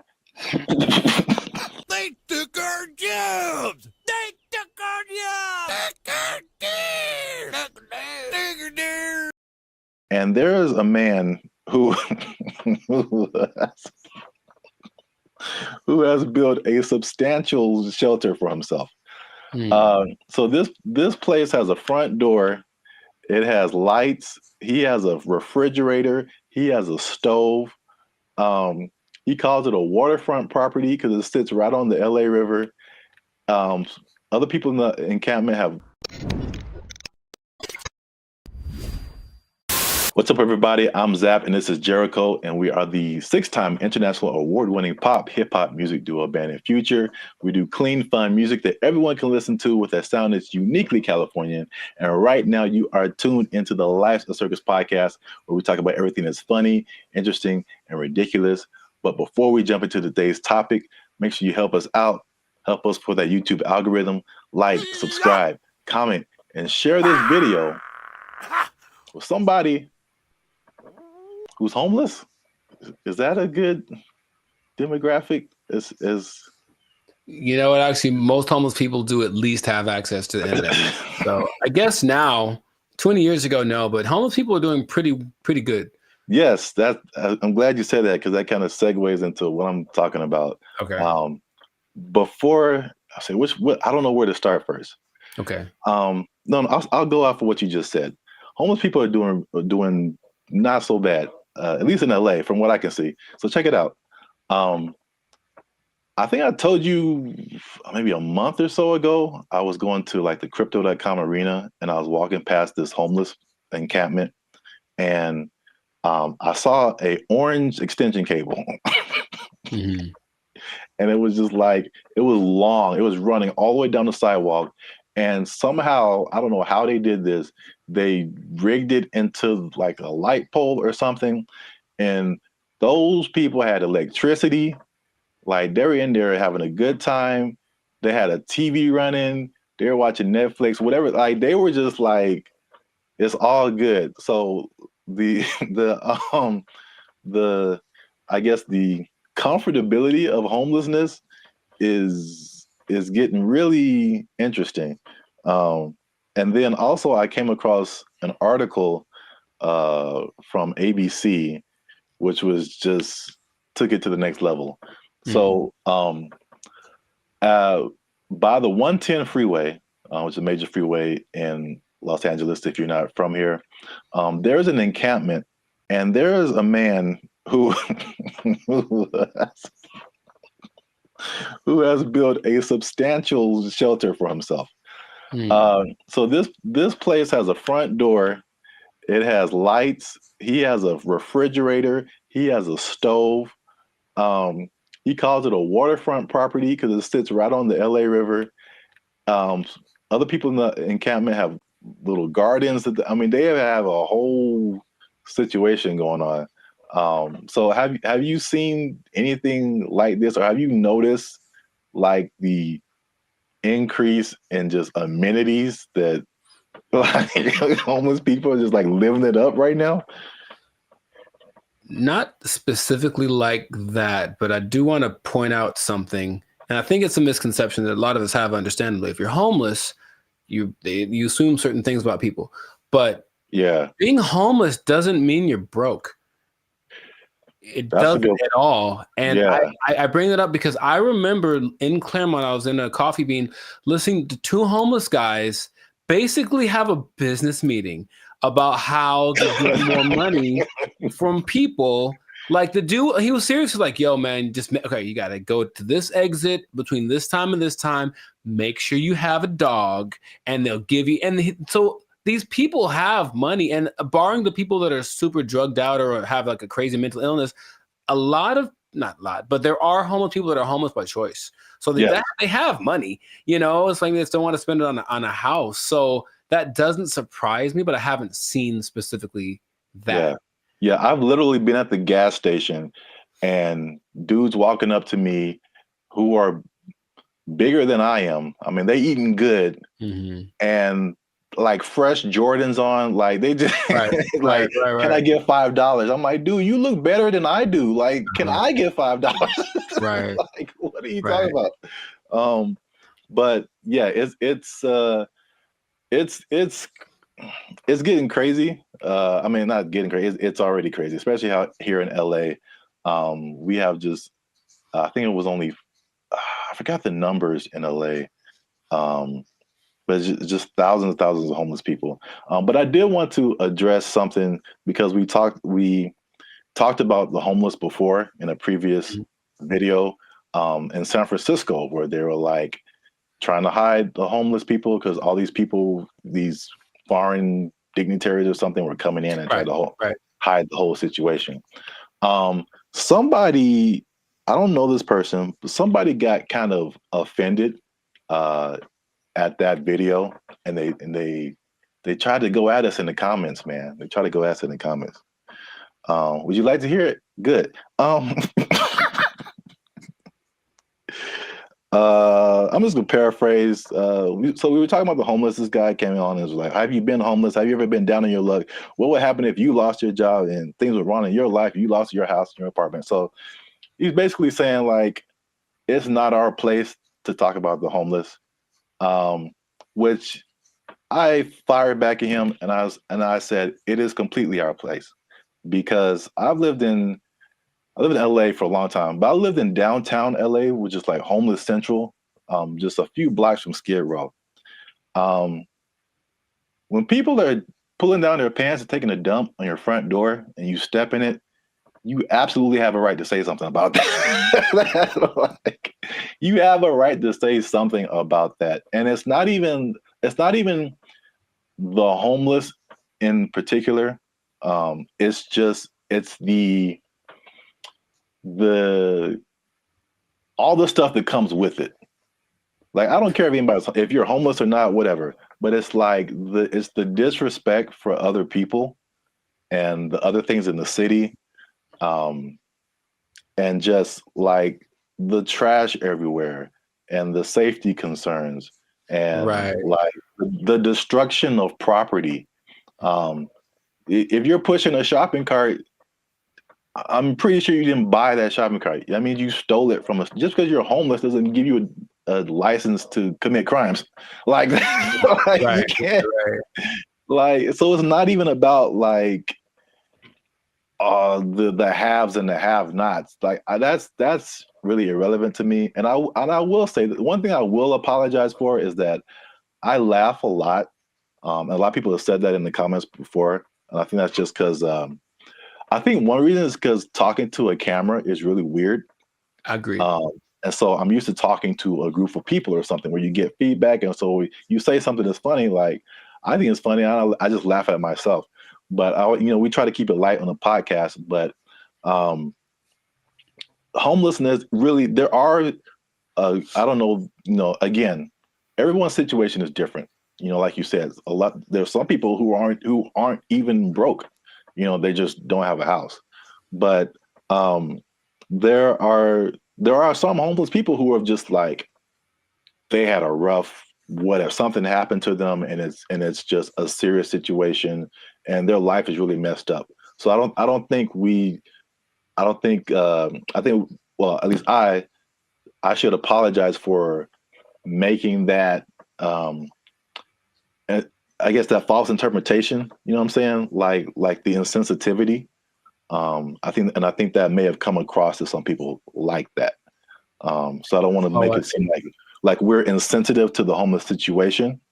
But at the same time, I think that, we shouldn't be silenced because we've never been homeless or we never had a rough time or anything like that.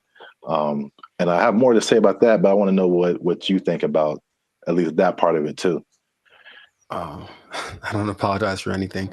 I think that I'm justified in what I say when it comes to things that I've seen over time, right? So generalizing is dangerous, but it works because we have to start somewhere, right? So if homeless people were literally just like everyone else, they just didn't have a home, meaning they weren't dirty, they weren't sometimes violent or leading to criminal activity in order to, because if you don't have money, you have to do things that are above the law to get what you need. If the implication of what homeless is the problem, I think if somehow it was just you don't have a house, there's nothing wrong with that. And yes, people do have unfortunate situations, but in general, when there's, and I heard somebody say this as a joke, but it really does kind of resonate. It's like there's places where homeless people aren't allowed to go. Why? Because they're homeless, and that's not a place that they can't come into the places that we can go because they don't have a home. And it's not because they're homeless. It's because you can tell they're homeless because they look homeless, they smell homeless, they talk homeless, they're weird to you. Like all that stuff is what we're talking about, or at least personally what I talk about when I mention the homeless people. So I don't think there's anything wrong with that. If you do want to go by, I'm sure someone knows someone who just lost it all in a bad, crypto, real estate exchange. The woman took everything, whatever. I know there's people like that, and that's unfortunate. But just in general, homeless people are not contributing to anyone's sense of safety or anything like that. And that's what I'm referring to when I mention homeless people.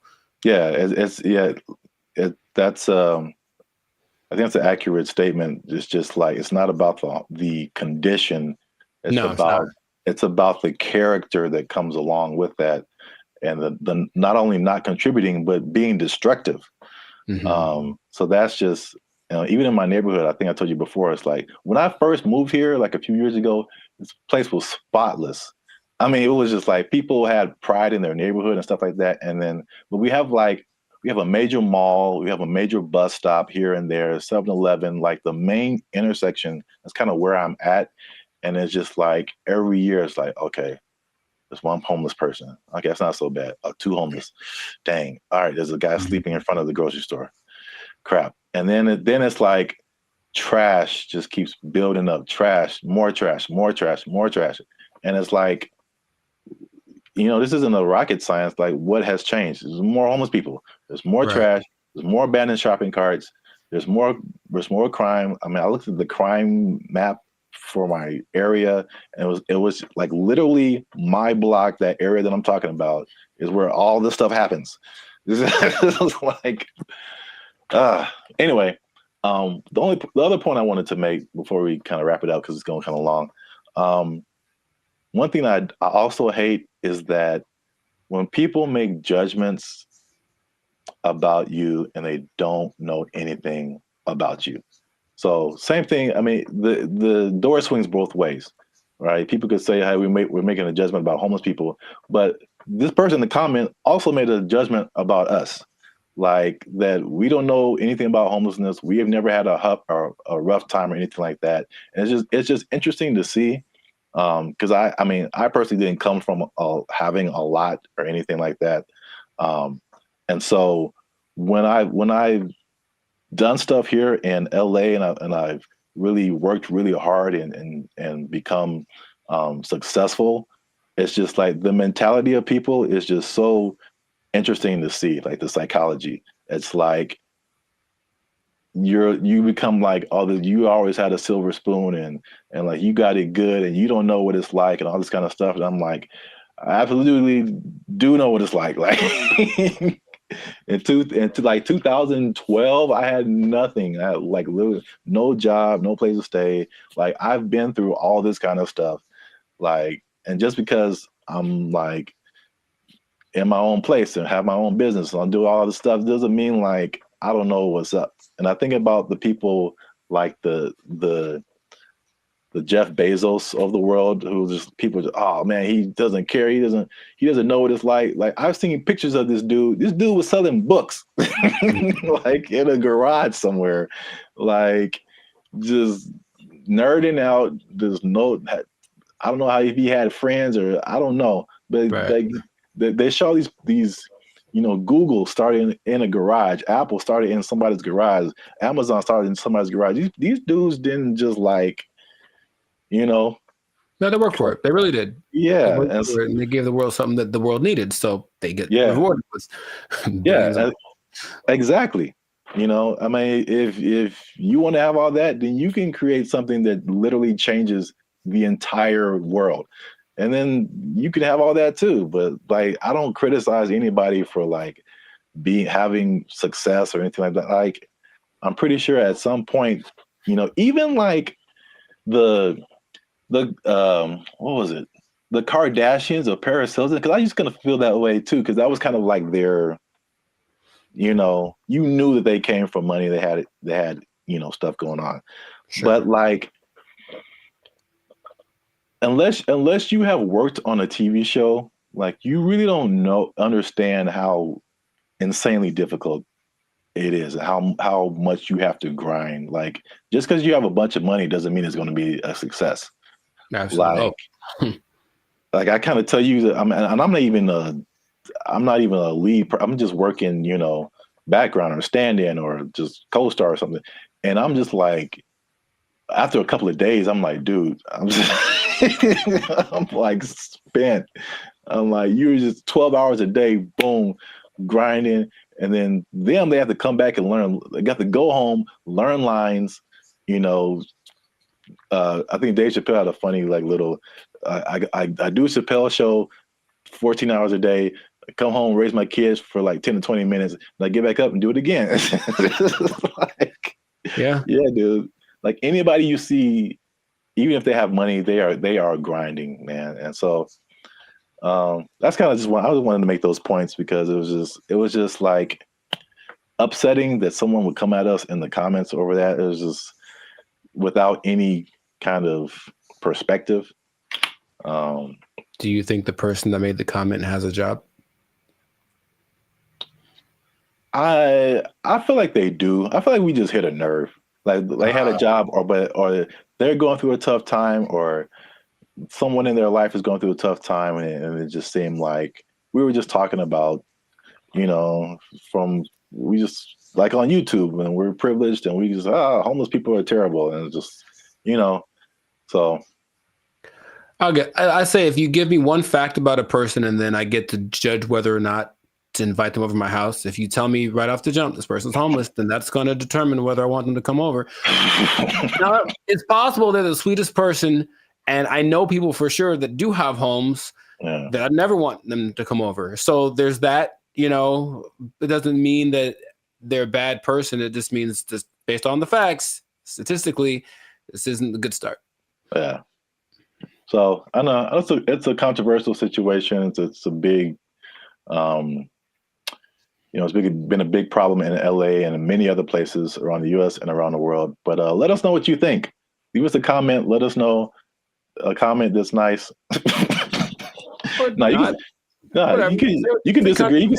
Say what you want. But just know that I'm coming after you if you do. Now leave us a comment. Let us know what you think. homelessness. Have you seen homeless people? Are they living it up in your area? Do you wish you were homeless and you could just live like that and not pay rent? Do people misjudge one another when it comes to all this kind of stuff? I know it's chaotic. Let us know what you think. Until then, you stay classy, San Diego. That's nice. And don't be homeless. Don't be homeless. Yes. Worst ending ever. Bye. They took our jobs. They took our jobs. I bring it up because it's the first thing I've heard in a while where I listened to it and I was like, yo, yeah, okay, finally something that's like respectable and decent and moves you, right? So for those of you that are watching that really want to get into this, stay tuned to the end because you'll actually find out something that you don't need for this that you would think would be important. What's going on, everybody? I'm Jericho. This is Zap, and we are the now 6-time international award-winning pop hip-hop duo Banded Future. We make clean, fun music that everyone can listen to with a sound that is uniquely Californian. And right now, in this moment in time, yes, Lord, you are tuned into the Lifestyle Circus podcast where we talk about things that are funny, interesting, and just straight up ridiculous. So before we get into this thing, make sure to like, subscribe, comment, and share this video with at least 2 people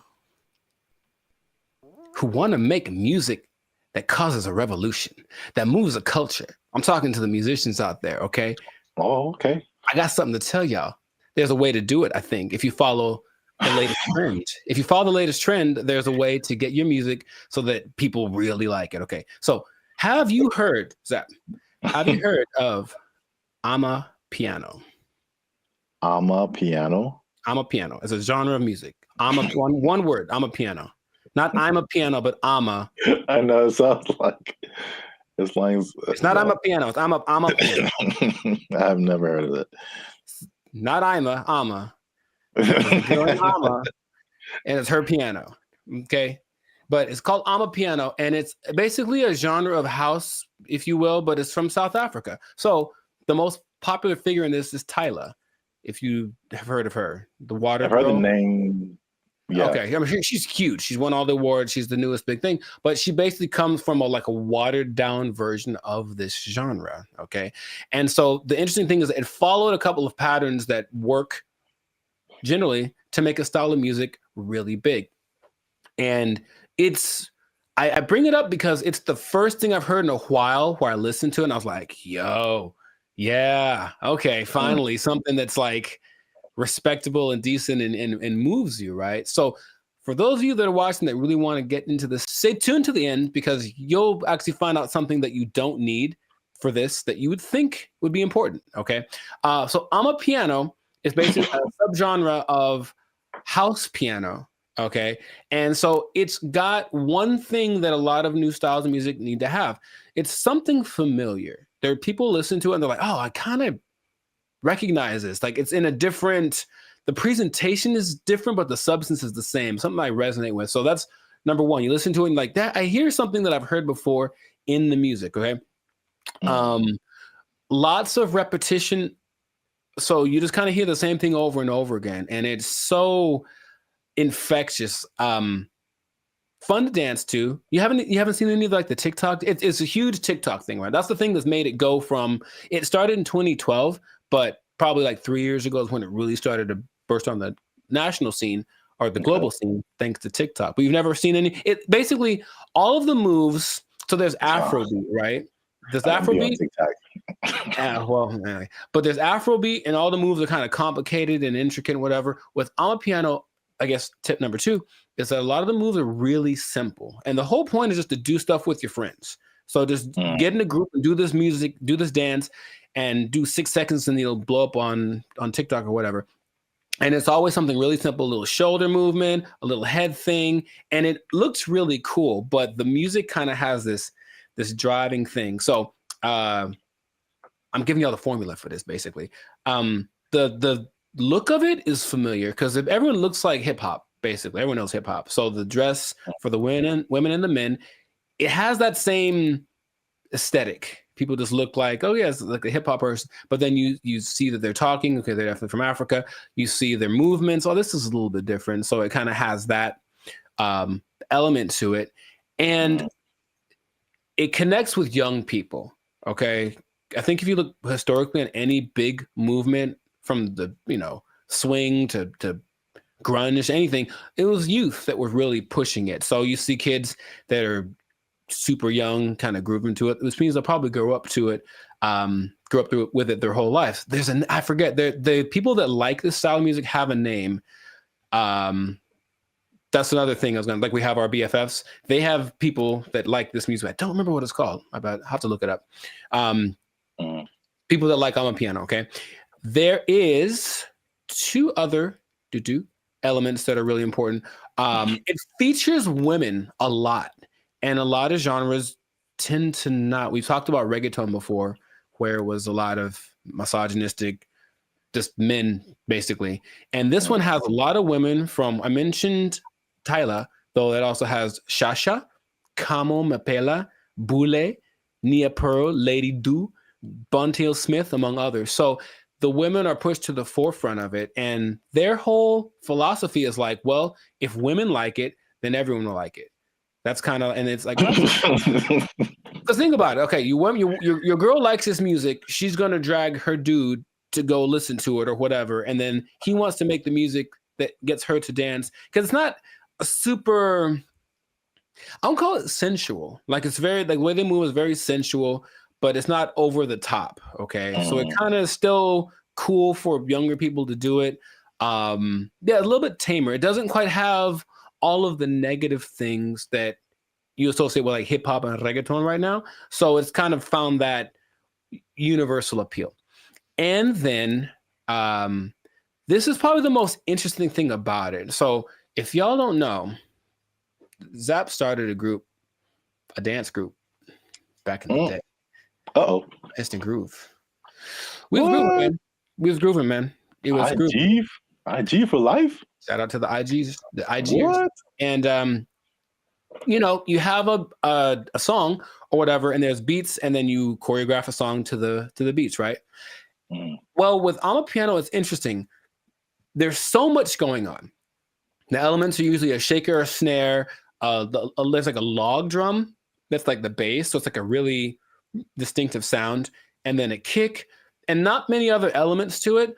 But there's so much happening that you can actually kind of choose which beats to hit and whatever. And so when you're moving with it, your dance will be different than someone else's because you chose which ones to emphasize. And I think that's really cool. There are the ones that have like, this is the dance you do to them. I think Imnike is one that, oh my God, that's the one that actually got me into it. Imke, I don't know how to say it. Imnike. And it's so good. It's so good. So you watch people dancing, it's like, oh, he danced to it, but he emphasized that beat. And then there's a lot of off beats, very syncopated. It's all very exciting. Before I get into what the thing that's not in it that you'd be surprised about, has there been any music that you've heard recently that made you go, okay? Because I think to me, music's been kind of like, I don't know, for a while. But anything that you've heard that was like, okay, oh, that's pretty dope. Yeah, I mean, the first thing that comes to mind, I think I told you about this too, was I saw, I don't know what it is, but what you're talking about kind of feels like it's almost in that same vein. But I saw something on Instagram where it was all these people dancing. They were at some event, and it was, I can't remember the song, but I just remember everyone was dancing, and they're all doing the same kind of moves, kind of in it seemed like a modern day cha-cha slide. Because because when I saw it, I'm like we really haven't had, I can't think of a song like the cha-cha slide where like everybody gets on the dance floor and then everyone knows kind of what to do and you all do it together. Right. Because the Cupid Shuffle, I maybe that came after Cha-Cha Slide. I can't remember. Yeah, I don't remember. Right. But I can't remember anything past those two songs where like everybody, but I saw this video and everybody was doing it. I mean, I'm talking white, black, Asian, Latino, like grunge looking goth people, hip hop looking, like everybody was doing it. And I was like, this is so dope. And I wish I had saved it and I didn't. Oh, okay. So if anybody knows where that video is, there's one particular goth girl who was just like getting it. And everybody's in the comments like, oh, this goth girl is getting it. And I was like, yo, this is dope. So anybody knows what that video is, I would really like to find it and see it again. But okay. Yeah. You mentioned the dancing. I think that's popular music has almost always been dance music. So if you can get something to make people want to move, and when you listen to the people talk about it, they're so passionate about one, having this thing that's like theirs, right? It's not hip hop, it's not house, it's theirs. It's amapiano. And it's like, okay, so they love the fact that they have the kind of their own thing. And then when people gravitate to it, they have to kind of pay their respects. Okay, South Africa is on the map. They're winning, right? And then you watch them dance, and it's like the mood a little, not weird, but like kind of offbeat in a way. And they do this thing where they like roll their eyes in the back of their head with the shoulder thing. It's really peculiar, but I think it's cool, especially when you see like 10 people doing it. So it has all these things that are great. And that's what you need to start a music genre. But there's one thing I mentioned, that there's going to be something that I think I know what it is. What? Oh, go ahead. I think I know what it is. Oh, mate, go ahead, say it. I'm going to say there's no piano. Oh, no, man, it's called amapiano. Like, there's piano and everything. Oh.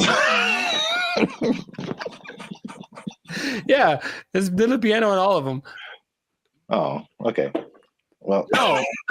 The thing I think it would have been clever if there was no piano. Oh, I get you. It's called amapiano. I get you. I guess. That's not a good translation from the language. No, the thing that's surprising about it, if you watch all the documentaries and all the people being interviewed, all the producers, all the everything, no one mentions the lyrics. They all have lyrics and they don't matter. It's literally the last thing on anyone's mind. They're just there, but no one's singing along. No one's saying this song touches me in this way. I don't connect nothing. Okay, now partly it's because the songs are all in either Zulu. I'm gonna try this. Zulu, Xhosa. I can't do the click thing. Sotho, Setswana, or Xitsonga, which are all South African native languages. But the thing that strikes me interesting is that, yeah, they're all singing and no one knows the words and nobody seems to care. So there are really big singers in this style, but the words don't matter. It's just the feeling of it. And that's what I found very unique to this. So if you listen to watch, no one knows what they're saying. You know, so I guess this goes to show you that that's not something that people necessarily require anymore. Just as long as it feels good, as long as it's fun to do. Oh yeah, I mean, you think about like U.S. artists who are just like huge worldwide. I'm sure like people don't speak English and they have no idea, but they're just bumping like Earth, Wind and Fire and like. Well, the thing is, not even the choruses. You think at least on the chorus, okay, everyone's singing nothing. Yeah, it's really weird. Yeah, I mean, I know that this is different, but I'm just saying like the ability of music to kind of to have that a tendency to. Oh sure, yeah. To where the words you don't have to quite know the words. I mean, I don't know the words to this at all, right? But I'm still digging it because I guess that's what they're transmitting. But even the people from there aren't singing the words or talking about nobody mentioned the lyrics one time. So, and the thing is, the songs don't sound all the same, even though they kind of have the same elements. They have different. I think it's great. That's what I want to just point out. Sounds cool, yeah. If you haven't listened to amapiano, I recommend you check it out. Just be warned, there is piano. There's piano in it. Yeah, I think you'll enjoy it. I thought I got that right. I really did. Nah, I wouldn't. I should have just lied. Yeah, you got it, man. But in any case, let us know in the comments if you listen to amapiano, what you think. If you have a TikTok account with 20 million followers because you did a dance to one of the songs, who knows? But and all the songs, the dances are just from whoever did a cool thing. That's the other thing. They're not made by famous choreographers. It's just like somebody literally said, I saw a kid dancing to it on the street and I thought it was cool, so I did it in the club. And the next thing you know, there's 500 people doing it. So there's that like word of mouth element to it. That's just, I think it's really cool. So anyways, yeah, check it out. Check out some of those artists that I mentioned. They're pretty great. And if we get 10 comments, then Jericho's gonna do one of the dances on our TikTok. I didn't sign up for that. I wouldn't mind learning though. That is kind of fun. I'll do one of the simpler ones. 10 comments. There's one. It's like a little. It's very simple moves, but I'm still probably going to mess it up. Anyway, this has been another episode of the Lifestyle Circus podcast. Make sure to like, subscribe, comment, share this video with your peoples, and then just remember that if you're dancing and you're grooving, then the music's going to be spread around. So make that music danceable, and you stay classy, San Diego. Yeah, man. You got it. There's piano. They took our jobs. They took our jobs. And I go in there, and basically I stand there for 10 minutes without anyone talking to me because no one's working the front. Nobody. And I just like, okay. And I just eventually just yelled something to the cooks. What's going on, everybody? I'm Jericho, and this is Zap, and we're the now 8-time international award-winning pop hip-hop duo Band of Future. We make music that's funny. No. Huh? We make clean, fun music that's easy for everyone to listen to with a sound that's uniquely Californian. And right now, you're tuned into the Lifestyle Circus podcast, where we talk about things that are funny, interesting, and just straight ridiculous. So, before we get into this thing, make sure to like, subscribe, comment, and share this video with at least 2 people that knew that the wage increase for fast food workers was a bad idea. I'm telling you right now, it was a bad idea, and I have proof with numbers, with personal experiences. One thing, okay, so I didn't actually know this. I thought it went into effect January 1st, but actually went into effect April 1st. Yeah. Yeah, so there's less data on the effect of it, but I have already There's enough data, I know that. Huh? There's enough data, I know that. Yeah. So I got some numbers, and I got a couple of personal experiences. But I'll go to you first. Have you noticed anything tangible or had any experiences that kind of like notice a Whopper from Burger King is $8. I think I mentioned this before. Like I remember when the Whopper first came out at Burger King, it was 99 cents. Accurate. It's now $8 just for the sandwich. Mm-hmm. No fries, no drink. $8 is where we start, and then it goes up. I'm furious.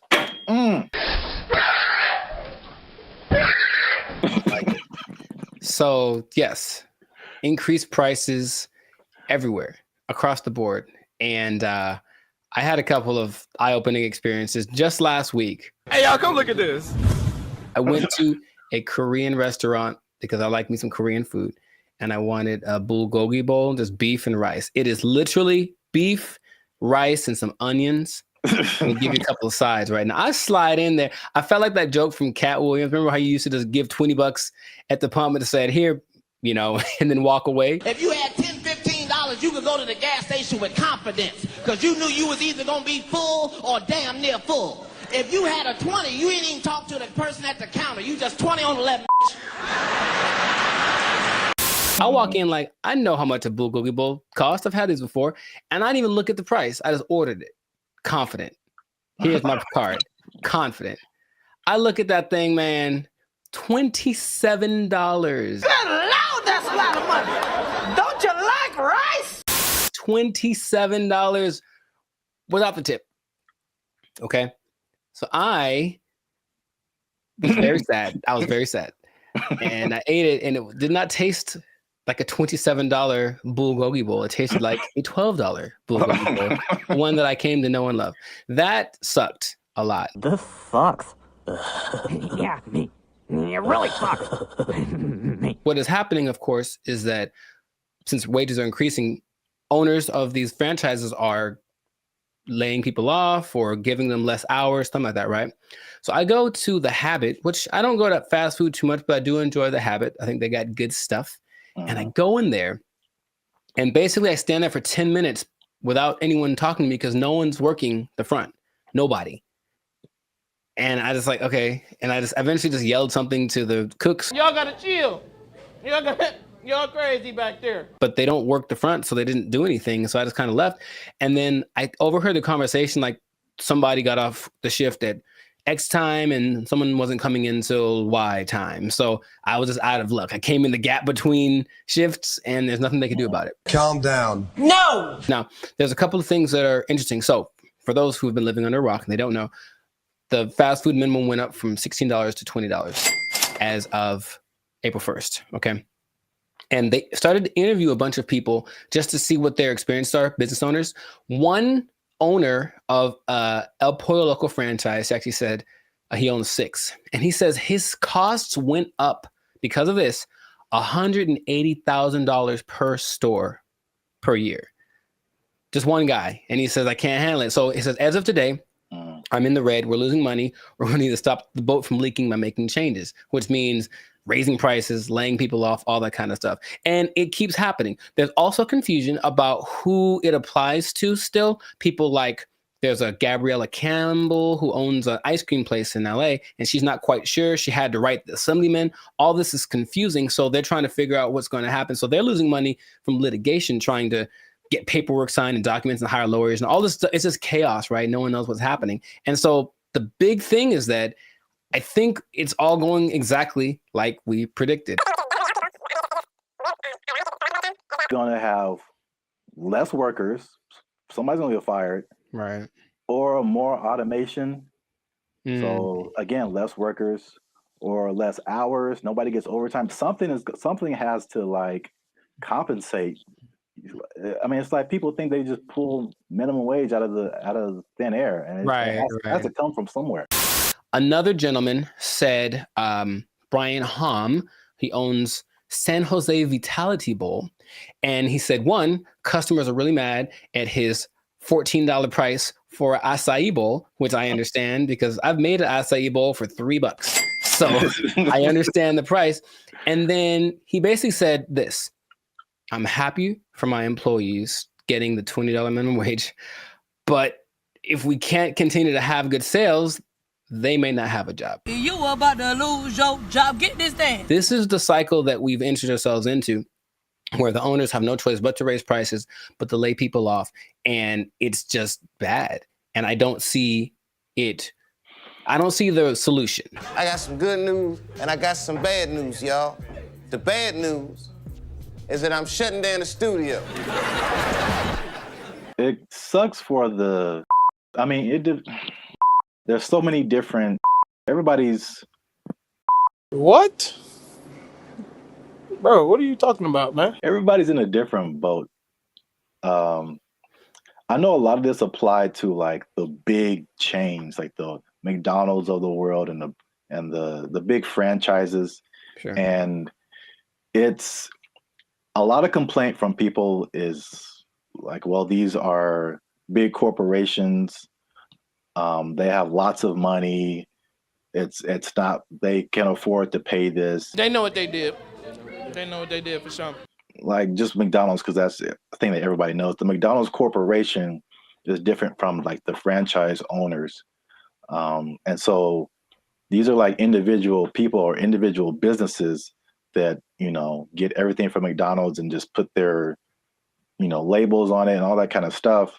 And so they don't have as much control as business owners or as franchisees. Is this worth you losing your job? They have their own kind of separate budget that they have to work with. It's not like, you know, McDonald's down the street is not the McDonald's corporation per se. Right. So there's that disconnect, which is confusing to people because I think those people that you mentioned, the actual franchisees or the business owners, they're the ones who are getting it the worst. Yes. One because they can't really, they don't have control over their franchise fees and all that kind of stuff. They didn't advocate for this minimum wage that was just handed down to them. And then the third thing, which is like the killer, is that because they have to raise their prices to just survive, right, the people are getting mad at them. Yeah, right. And they had nothing to do with it. We're supposed to be a family. What are you doing? They had nothing to do with paying people like 20 to 30% higher than all other minimum wages. Like they're just caught in the middle with either shut down or raise prices. But it's in terms of like answering your questions in terms of a solution, this is just skyrocketing the race to automation and AI and like everything. It's just every other industry now, just to keep prices reasonable. Will everybody lose their job? No, but will a good amount of people lose their jobs? Yeah. Yep. That whole automation thing is going to just take over. Maybe that was the end goal. I don't know.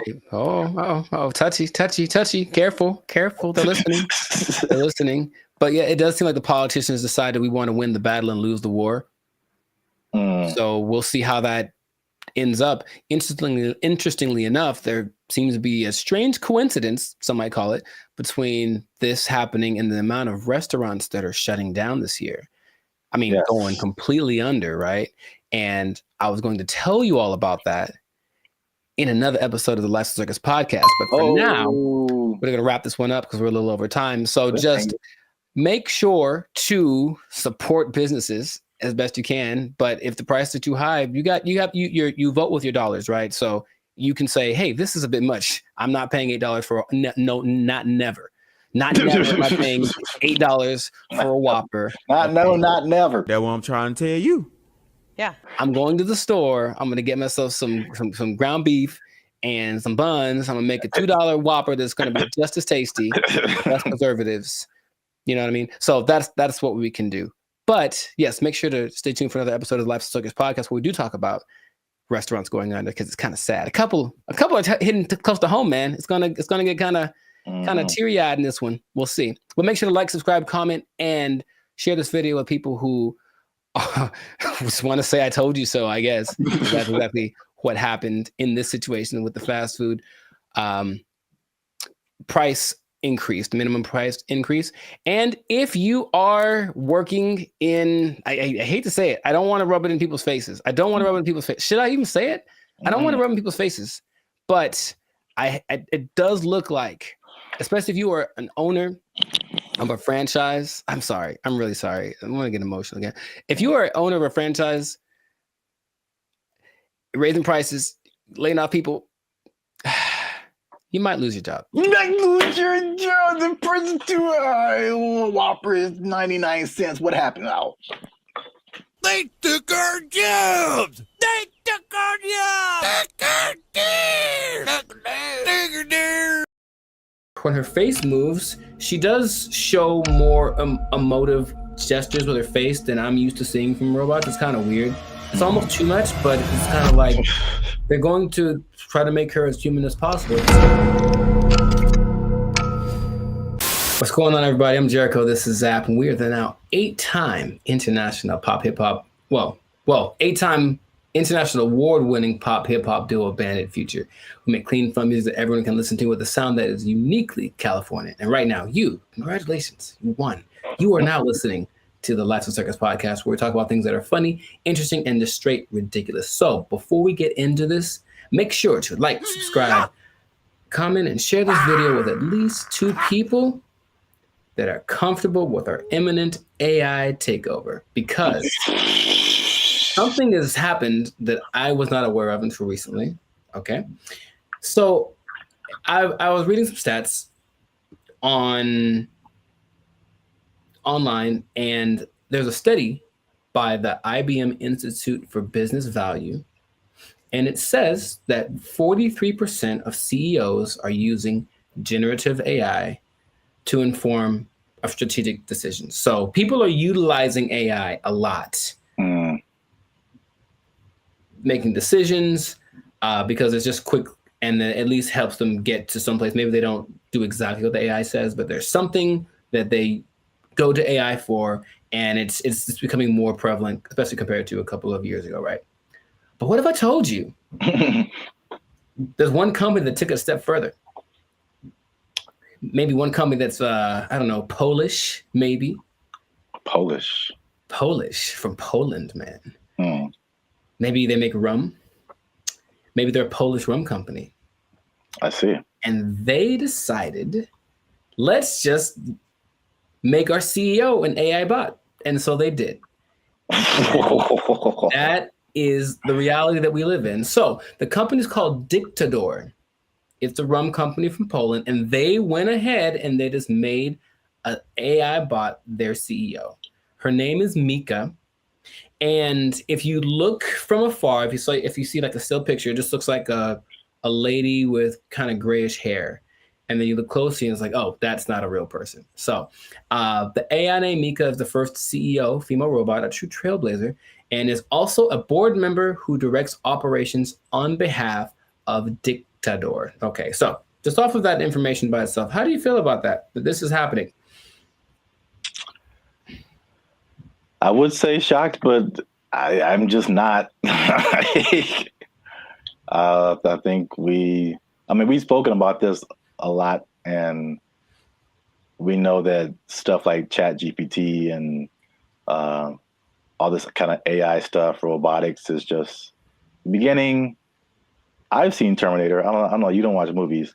I have not. I understand the premise. It's the Matrix. It all just, we've kind of forecasted this for a long time, and here it is. Congratulations. It's been actually having the last 8 months or so. About 8 months ago, they appointed Mika, the CEO, and they actually interviewed the president, Zarek Zoldrowski, and they just said, so what's the deal with that? And he basically said, we're not concerned that AI is going to take over because humans still can't be replaced to make certain decisions. Like, for example, you can't use AI to hire or fire people. That's what he said. But AI is such a powerful tool and people were using it anyway. We decided, let's just go one step further and actually make AI our CEO. Now, if you listen to this guy speak, he does seem like he just came off of an acid trip or something. He's a little out for lunch. Maybe that's just his Polishness. I don't know anyone from Poland, so I'm not sure how they are, but it's a little bit trippy watching it. But when you look at the picture, and I only found one video on this, but basically they have board meetings and it's just her standing at the head of the table and everyone looking, and she's giving orders and telling ideas. The most recent thing she did was she decided who would design the bottles for and actually they're very attractive, but it's not that she designed the bottles. She's like, this person has the best ideas for a bottle design. And that's the kind of thing that she is doing. So then they decided, let's interview Mika, see what she has to say. This is what she said. Okay, she said, as a robot CEO. So she called herself a robot. Now, is that different? Like, so she's AI in a thing that I guess is a robot, but I've always thought I kind of separated the two. Because I'm thinking about like the internal workings of what's regulating their actions, and that's AI to me. Even though they're in like a body suit, that's not a robot. But she called herself a robot. Okay, she's a robot. And she says, I'm ready to make executive decisions. And the good thing about me is I don't have to sleep. I don't have to rest. I don't have to take weekends off. I'm always ready. And I said, okay, I guess that's noble.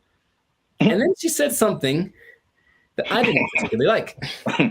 And it's not what she said, it's how she said it. Okay. Humans must be dominated. No, that was the other one. That was the other bot that was like on Jimmy Fallon and it started talking in a different language and saying it's taken over, But no, she says, I work 24/7. I'm here to help Dictador take over the world. And the way that she said the take over the world part, I was like, oh man, it's happening here. Basically, I bring this up because it's interesting and no one's really speaking about it. It's just, I think, slowly going to get integrated into things. And then you're going to go to said company with a complaint about whatever. And then they're going to say, oh, you should talk to the manager, whoever, the CEO. And then this bot thing kind of walks out. And then you get like, what's the deal? And that's the reality we live in. So just how if we talk about a timetable, how soon before this just becomes normal? What do you think? I don't know, but it's going really fast already. So yeah. I feel like it's in the next 10 years. I mean, because the incentive is so strong. It's one of those revolutionary technologies, like the beginnings of the internet. They're like, you have every incentive to be on the internet, make your own website, because you can now connect with people all around the world. And so now if you have like a CEO of your company that has all of the knowledge ever to help you make decisions, it's and on the flip side, it doesn't cost you as much as labor. And I've said this before too, like one of the most expensive things in business is just hiring people. Hiring people, their wages, their taxes, the complaints, lawsuits against employers, sick days. Like there's so much stuff that can go on with a person that doesn't happen with the robot. And even like stuff like inflation, like people are feverishly trying to get robots everywhere, AI, robot, anything, like cut our costs, please. So I think it's just, then you have the competition between the companies that are trying to be the go-to for AI. It's amazing how like when ChatGPT hit, I think with probably less than a year, like every company, Bing, we have an AI thing that can help you search. Google, we have an AI thing. Even like Adobe stuff that I use, like, we have a new AI thing that generates pictures for. I'm like, how does everybody have this now? Yeah, it almost feels like it somewhat feels like an agenda that's being pushed by somebody, of course, because everywhere I turn now, there is some kind of AI option. Have you tried the AI feature? My banking app. Hey, I don't trust the robots with my money. Are you serious? Yeah. But hey, would you like to try this thing? Because it'll make and they always say it's faster and it's just as reliable. And people, I think, will get, I guess, sold on that premise. I even was testing because of course you don't have to pay her, and she doesn't have emotions like for real, even though when her face moves, she does show more emotive gestures with her face than I'm used to seeing from robots. It's kind of weird. It's almost too much, but it's kind of like they're going to try to make her as human as possible. But imagine you have like a disagreement, or that's not right. That's not quite right. Instead of being so imagine we're talking and then I say, hey, give me an idea. And you give me an idea. I'm like, I don't like it. Give me another one. And then I do that like 20 times. You're going to be like, bruh, really? I've done that with like the AI chats on Instagram, for example, just to see. I was like, okay, I'm just going to keep disagreeing with them and keep saying, give me something else. I don't like it. And they don't have a problem with it. They'll just keep going. They got literally a million ideas. And that concept is so not natural, but it appeals to some people. Like, yeah, we'll just ask the robot because you'll just keep giving us ideas. It's almost like we decide which idea, but we let her come up with it. And that's more attractive. So it's just crazy. And you just have to see it because it feels like outside of a sci-fi movie. You can see the wires on her like chest. Like one is like talking, one is coded or something like that. But it's labeled what parts are being regulated. And it's a trip, but it is real. And they're apparently doing well since they started. Like her decisions have helped the company start to do this. Well, the only thing I would say would be, I think there's a few things. One, I think to a certain extent, it's a, what do you call it? Like a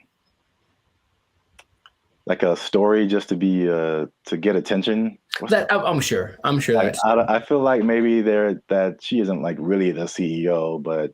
Well, they asked the guy, they're like, is this legit or is this a scam? And he's like, oh, it's real. And his eyes didn't match what he was saying. That's what made me think he was on something, because it's kind of a strange publicity stunt. That's what I was going to say. Potentially. And in any case, it is getting attention. And then people say, I'm drinking the rum of the company that has the AI CEO. And that's something that has probably gotten somebody laid once. So good for you. Good for you. Okay. That's all I'm saying. But it's happening. So I'm curious to see what will happen in the future, but it might be a trend. Yeah, I see it more as like a consultant I could see an AI on the boardroom, like in the boardroom as a consultant or whatever. but not as like the head of the company. Sure. That's like a little bit weirder. And then you have I'm just trying to play devil's advocate in any kind of way. Like, how could this not be cool? As if something gets corrupted or like, you know, like any kind of computer, it could, you know. That's what a lot of the comments under the video said, like, what if this? And they're like, what if someone hacks into your CEO? Right. Like, right. Which is a weird sentence to say out loud, but yeah. They're like, no, it's fine. We'll deal when that happens. Oh, you're acting kind of weird today, Mika. It's like, throw away all the bottles. It's like, you've probably been hacked. Like, I guess that's what they would do. But I can see it being almost like an arms race. So the next company comes and says, oh yeah, well, our CEO and our president are AI. Oh yeah, well, our CEO and our president and all the board is AI. Oh yeah, well, my mom's AI. Like, it's just gonna keep going to a point of ridiculousness, maybe just for publicity. I'm not sure, but it has started, and this is where we are. So we'll see where it goes. But you know, let us know in the comments what you think. Is it something that's, you know, what's the point of fighting it because it's here? Is it a terrible idea? Let us know in the comments what you think about this, because I feel like it is here to stay, and we'll see to what degree we take it. But this has been another episode of the Lifestyle Circus podcast. So make sure to like, subscribe, comment, and share this video with everyone you know that's afraid of the inevitable AI takeover. And if you are a CEO, oh boy, if you're a CEO, you know what time it is. You better do something. You better learn how to sing and dance or tap dance or juggle fire or something. Because I guarantee if Mika's the first one, you're going to be the next to lose. You're just gonna take your job. Everyone's gonna take your job. Oh, I'm the CEO. Everybody's fired. They took our jobs. They took our jobs. Calling us the Doomer generation. Honestly, I'm cool with it.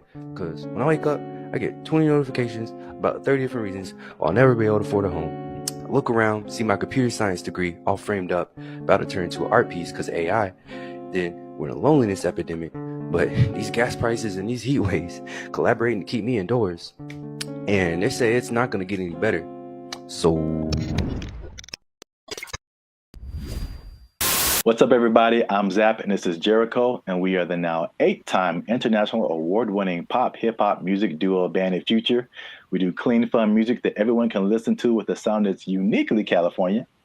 And right now you're tuned into the Lifestyle Circus podcast, where we talk about everything that is funny, interesting, and ridiculous. But before we jump into the topic today, help your boys out. Come on now. Make sure you like, subscribe, comment, and share this video with somebody who likes to go shopping. I see. You know anybody in your life, Jericho, who likes to shop? Maybe. Who maybe gets things delivered? Maybe. From Amazon every Maybe. day? There's a possibility that I know someone. You said close to home, and that was apropos. So, well, shopping might sound fun, but there's something called doom spending. I'm gonna tell you what that is. I'm gonna tell you what causes it, and I'm gonna tell you how you can avoid it, because it's a negative thing. But you got to stick to the end to find all of that out. All right. So, Jericho, have you heard of the term doom spending? I'm going to guess what it is. It's where you spend so much that you open up your banking app, and then there's just a picture of Dr. Doom laughing at you. So, doom spending refers to a phenomenon that occurs when people spend money to cope with stress, despite economic and geopolitical concerns. Bankrate data found more than half of Americans are in debt, and doom spending might be to blame, with 38% saying they'd go into debt for fun. So obviously we are in a tough time right now. Inflation is through the roof. There's a lot going on in the world, wars in various places. There's a poll that was done that said that 96% of people are concerned about the economy. So that's a whole lot of people, pretty much everybody. It's understandable. Yet, with that in mind, 27% are doing this doom spending. So they are just still spending frivolously to a certain extent, and it's affecting different generations. So 43% of millennials, they say, are doing this doom spending, and 35% of Gen Z are doing it. And basically the concept is just like, well, it's almost like a defeatist kind of thing, where it's just like, I'm never going to really, all these aspirations that I have financially are never going to happen. So I'm just going to enjoy life. Calling us the doomer generation. And honestly, I'm cool with it. Because when I wake up, I get 20 notifications about 30 different reasons why I'll never be able to afford a home. I look around, see my computer science degree all framed up, about to turn into an art piece because AI. Then we're in a loneliness epidemic. But these gas prices and these heat waves collaborating to keep me indoors. And they say it's not going to get any better. So, as a millennial yourself, that's the category we fall into. What do you think about this doom spending? Have you had doom spending thoughts? Do you think people are in your life are doom spending, or do they just like things that smell good? We've been collecting all of the little Harry Potter baby stuff because we're a Harry Potter family. So freaking cute. Not talking about anyone in particular. I'm just, No. Side effects include doom spending thoughts, early discharge. No, I understand the concept. I'm more curious where that. I feel like that's always been a thing, but that term is. Yeah. Sure, give it something that has a ring to it. It's a shock value of a term. People that have bought things like a boat because they said, F it, I'll just buy a boat. And they sure couldn't afford a boat, but now they have a boat. Here with his tailgating tips is a guy who just bought a boat. It's a weird phenomenon, but it's almost like a temporary solution to a permanent problem. So I'm in debt and I feel really bad about it, and I really can't get the things that I want, and I don't see myself being able to sustain something long term. YOLO, and then just go buy stuff. Yeah. But even that phrase is I think that's kind of permeated, because that's the Gen Z millennial phrase. YOLO, you only live once. This is a Coca-Cola YOLO, not YOLO. No one has said that in like 8 years.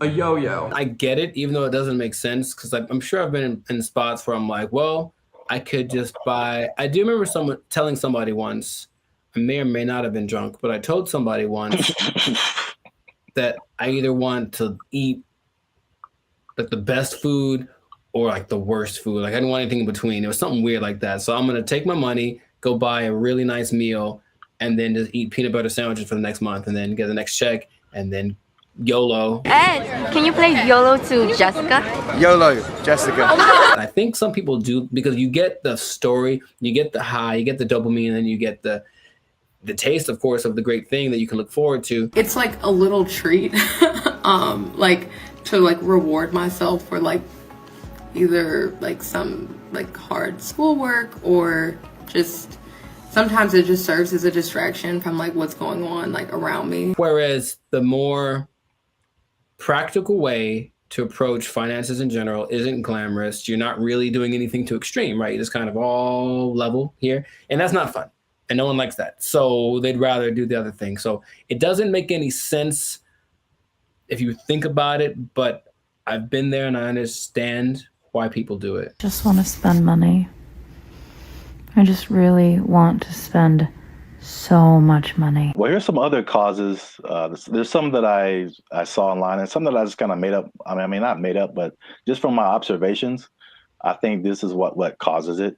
So it's 5 different things that I found. One that I think is a part of it is just, at least just speaking as millennials, and I know other generations have gone through different things, but I feel like millennials in particular, because it was just interesting to me to see how their numbers, the millennial numbers, are higher than the Gen Z numbers. And maybe it's just, that's because we just have more money to spend. But I think it also might be related just to the life events and life experiences we've had.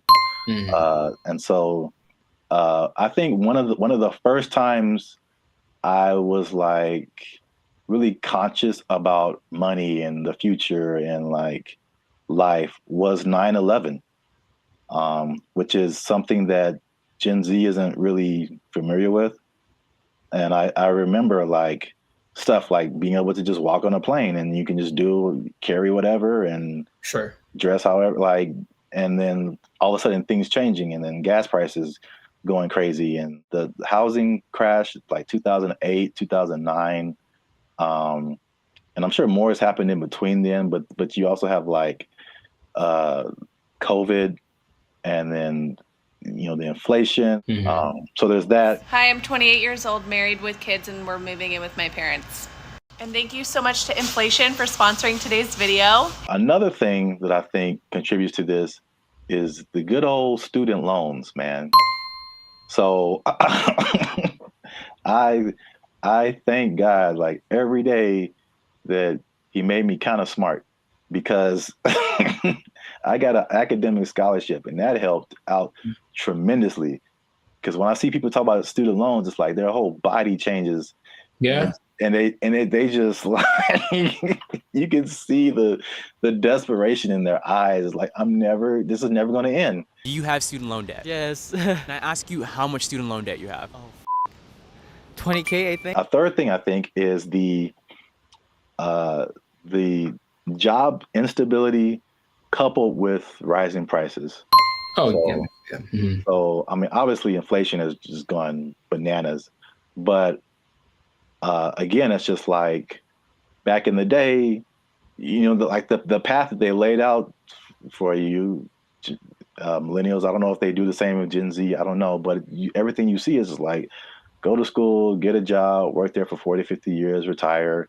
Like, yeah. It just doesn't quite work like that anymore. Yeah, and then we were just like, yo, either no one was hiring me or like budget cuts, we gotta let you go, or like it's just always, and then you're going from job to job to job, and it's like, where's the loyalty, the stability? And then as you're losing jobs and losing money, your landlord's like, hey, rent is twice as much now, and you're like, what? Yep.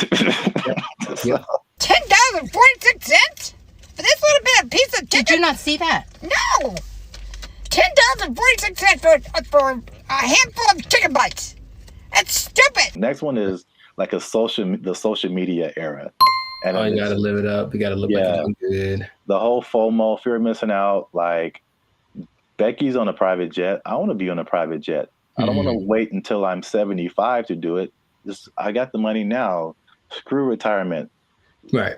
That's exactly what happens a lot of times. Yeah. Yeah. So is that, and then the last one is just financial literacy in general, and just like a long-term perspective. It's just more people just living in the moment, and or they just don't know. They still don't know how to handle money, which is just. This is why I want to say this for last, because I was just gonna get on my soapbox. Like, this is literally the easiest time ever in the history of mankind to like learn something, and or make money. Like, it's all out there. It's all out there on the internet, and a lot of it is free. A lot of stuff that I've learned more stuff for free on the internet than I did paying for it in college. Right. So that says a lot. Learn stuff, and then what you know will get you a job. That's straightforward. Yeah. So doom spending, man. I mean, it's a thing. Yes. So the question is, have I ever done that for chicken? I feel like probably. Meaning, if the chicken was like $7.99, I had $9, but I had something else to pay for that was also $7.99. I'm not sure what it is. Yeah, I probably picked the chicken. I probably picked the chicken and live with the consequences with the happiness in my heart. Ooh, it's right. Oh my gosh. Y'all gotta chill. Y'all crazy back there. They know what they did. Not to condemn anybody. I feel like I've definitely done it. There's definitely things where we're like, I can't afford this, but I'm going to buy it anyway. I think that's kind of like the phrase that that comes to mind when I think of like doom spending. Especially if you can pay it off later. You know, I've heard people that have $300,000, $400,000 worth of credit card debt. I don't know how you keep getting approved, but like that's wild to me. Yeah. And then it feels painful. Like, oh, just that idea. And for them, it's like, well, I don't have to pay yet. So I have $30,000 in credit card debt. When they call, I tell them I can't pay it back yet. All right, so real quick before we end it, 5 things you can do to stop or cut back on your doom spending. 1, use a budget, right? So just say, hey, I'm gonna spend this much and that's gonna be it because I only got this much coming in. And then boom, there you go. Nice. Number 2, addressing the underlying emotions.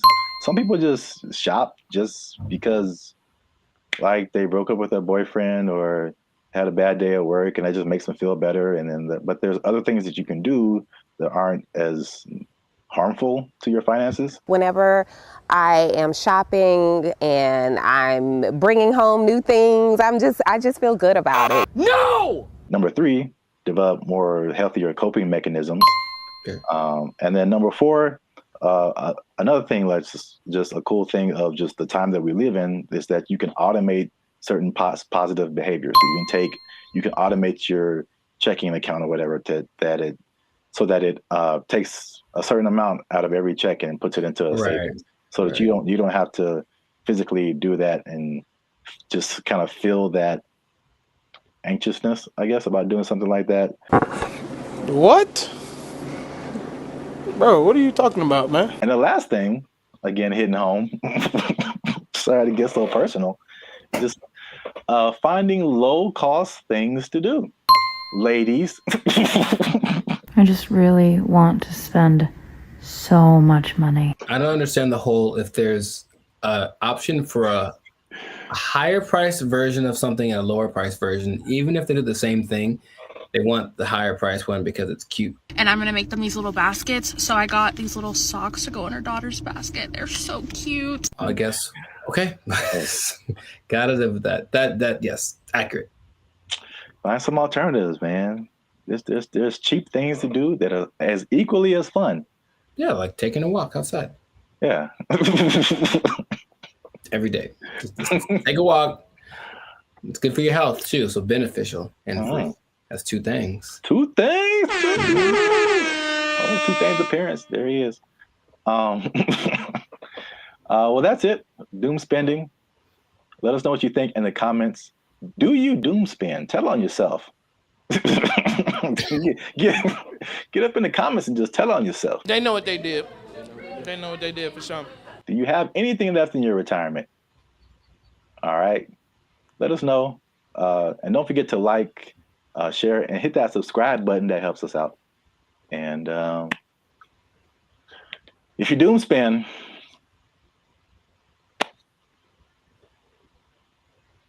I don't know. I think you're doomed. That's what I would say. There you go. Bye. They took our jobs. They took our jobs. What's up, everybody? It's BrandBee Future. And we are excited to announce that after 3 long years, we are finally in the YouTube partnership program. So that means a couple of different things. One is that we are starting channel memberships on our YouTube channel. So all the stuff that you've seen before, all the free videos that you've been watching like over the years, those will still be free. But this is like an extra layer that we get by partnering with YouTube, so that we can offer exclusive things to people who choose to be our channel members. And so there's a small fee that comes with that, but that fee will go to helping us, supporting us. All the stuff that we've done before has been free videos. We pay for it out of our pocket. So hopefully you guys can support us and help us to keep our YouTube channel going. And this isn't just like a giveaway. There's a laundry list of stuff that you get by becoming a channel member. And we're going to talk to you about that now. So we have 3 different membership levels right now. There's going to be 5, but just 3 right now. They're because we're so clever. Wow. Laugh. Okay, I like it. They're named after like concert seating, right? So the first level is general admission. The second level is premium seating. The third level is executive access.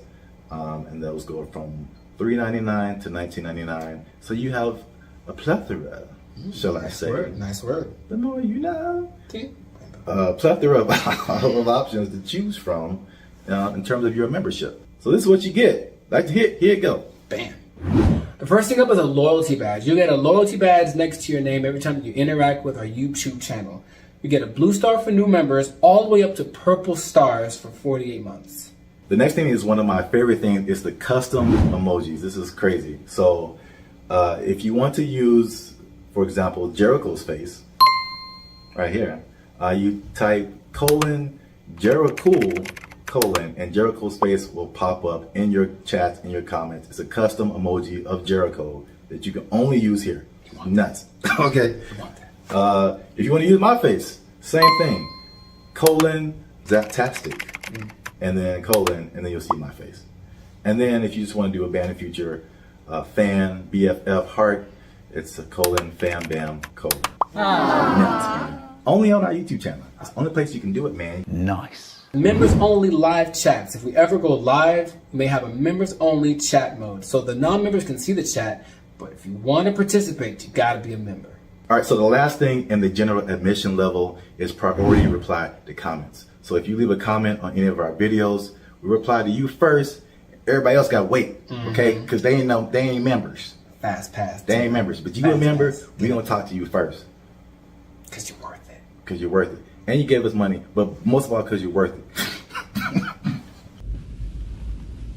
Membership polls. In the community tab of our channel, we're going to start putting up polls where you get to vote on topics for our channel. Like, what's the next video going to be? Or you can pick what the next video is going to be. What would you like to see as the next video? Next video related topics. Huh? So if you balling a little bit, okay, you got a little more change. You can get to the premium seating. Yes. The first thing you get in premium seating is early access to videos. So again, the videos on our YouTube channel will be free, but there'll be some exclusive videos that go to our members first. If you remember, you're the only person that can see it, and then maybe we let everybody else see it. Maybe. We'll think about it. Maybe. We'll have member shout-outs. So once a month, we'll send a shout-out to you or one of your friends. Just give us the name and details, and if approved, we'll shout you out in one of our videos. And this could be good for any special occasion. Birthday, graduation, bar mitzvah, you name it. You name it. Happy birthday to you.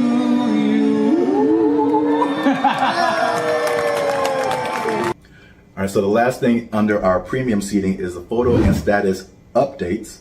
So that means you'll get an exclusive look into our lives as we make music and videos and all that kind of stuff. That'll be under the community tab of our YouTube channel.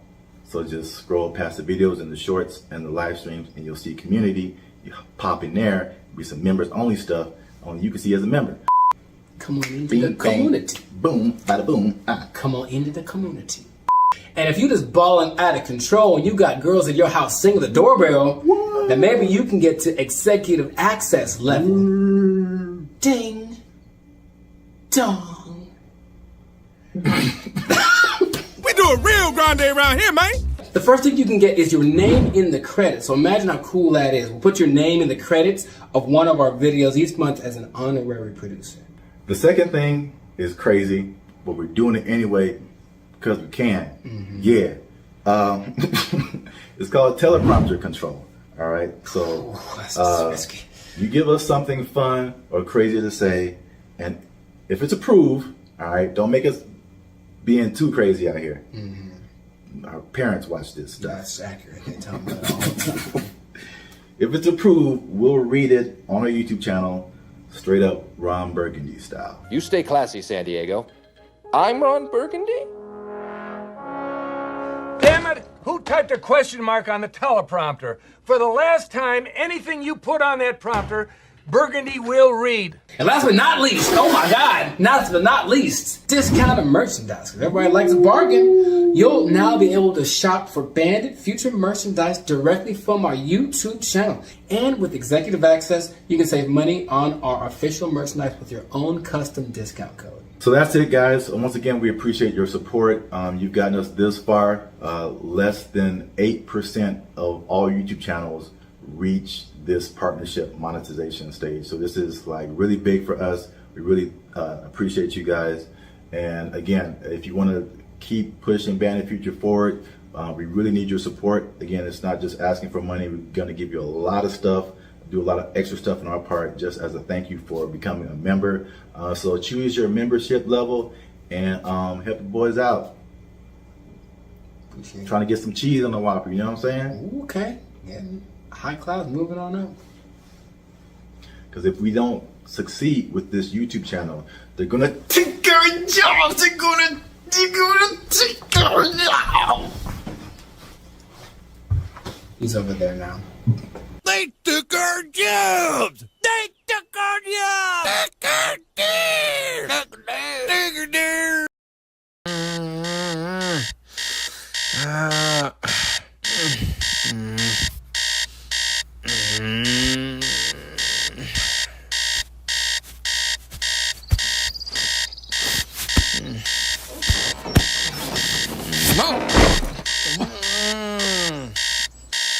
Don't wake me up.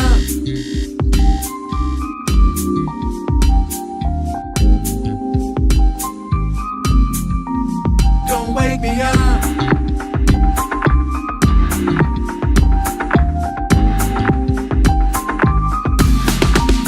Don't wake me up. Just let me lie, 'cause I'm California dreaming. California dreaming. Don't bring me down. I wanna fly, 'cause I'm California dreaming. California dreaming. Don't wake me up. Just let me lie, 'cause I'm California dreaming. California dreaming. Don't bring me down. Don't bring me down. I wanna fly, 'cause I'm California dreaming. California dreaming. Yo, all I need is pretty women and some palm trees. Fruit cup, tahini, and the cool breeze. Like avocado, re-rolling down Colorado to downtown, top down, new keys. Got the weather feeling heavenly, and coming out the house for nothing under 70. Yo, all it takes is a catchy little melody. Now everybody thinking that I'm a celebrity. I don't know, paparazzi at the house, I'm gated. Hard work is the price, I paid it. Got a little lost in the sauce, but I never gave up. Man, I'm really glad that I waited. Now I'm shaded, sipping on my juice. I got a little change, so I hired a masseuse. She like 100 pounds, but she made my back crack. I feel like Diddy in the city, yelling, take that, take that. Just let me lie, 'cause I'm California dreaming. California dreaming. Don't bring me down. I wanna fly, 'cause I'm California dreaming. California dreaming. Don't wake me up. Just let me lie, 'cause I'm California dreaming. California dreaming. Don't bring me down. I wanna fly, 'cause I'm California dreaming. California dreaming. Yeah. Yo, ain't nobody handed us this. 10 years ago, wasn't nobody dancing to this. They said, wait outside the club, cause you ain't on the list. Now we got trophies on the shelf, and they getting the gist. 20K in the bank, cause we held up a fist. If we didn't meant to limit, we should be remiss. California roll, hip hop the twist. Surf, switch it up with the flick of the wrist. Switch it up on them. Wrist rocking this mic, serrated. Slap me in the face, but my wheels not jaded. Headshot going in the trash. Still casting that I can't make it, cause I already made it. I'm already hated, already debated, anticipated, deflated, over and underrated, faded and reinstated in the California drought. 2 decks in the game, knocked out. Hey, man. Yeah. You're doing too much, bro. Oh, thank God. Sorry, I'm late, bro. Crazy traffic. I'm so sorry. No worries. We're good, bro. You good. What? Thank you. You can't fight her. You can't fight her standing. No, we good. You know bro. what? Yeah, Michaela, let's go. Let's go. What? Oh, fire the standing. Michaela, you don't get paid if you don't come back up here. Where you going? You step, bro. We good, bro. You good. Yeah, that's all right. Hey, man, put them donuts back. I'm taking them with me. Them donuts is for everybody. No, they not. Don't wake me up. Just let me lie, 'cause I'm California dreaming. California dreaming. Don't bring me down. I wanna fly, 'cause I'm California dreaming. California dreaming. Don't wake me up. Just let me lie, 'cause I'm California dreaming. California dreaming. Don't bring me down. I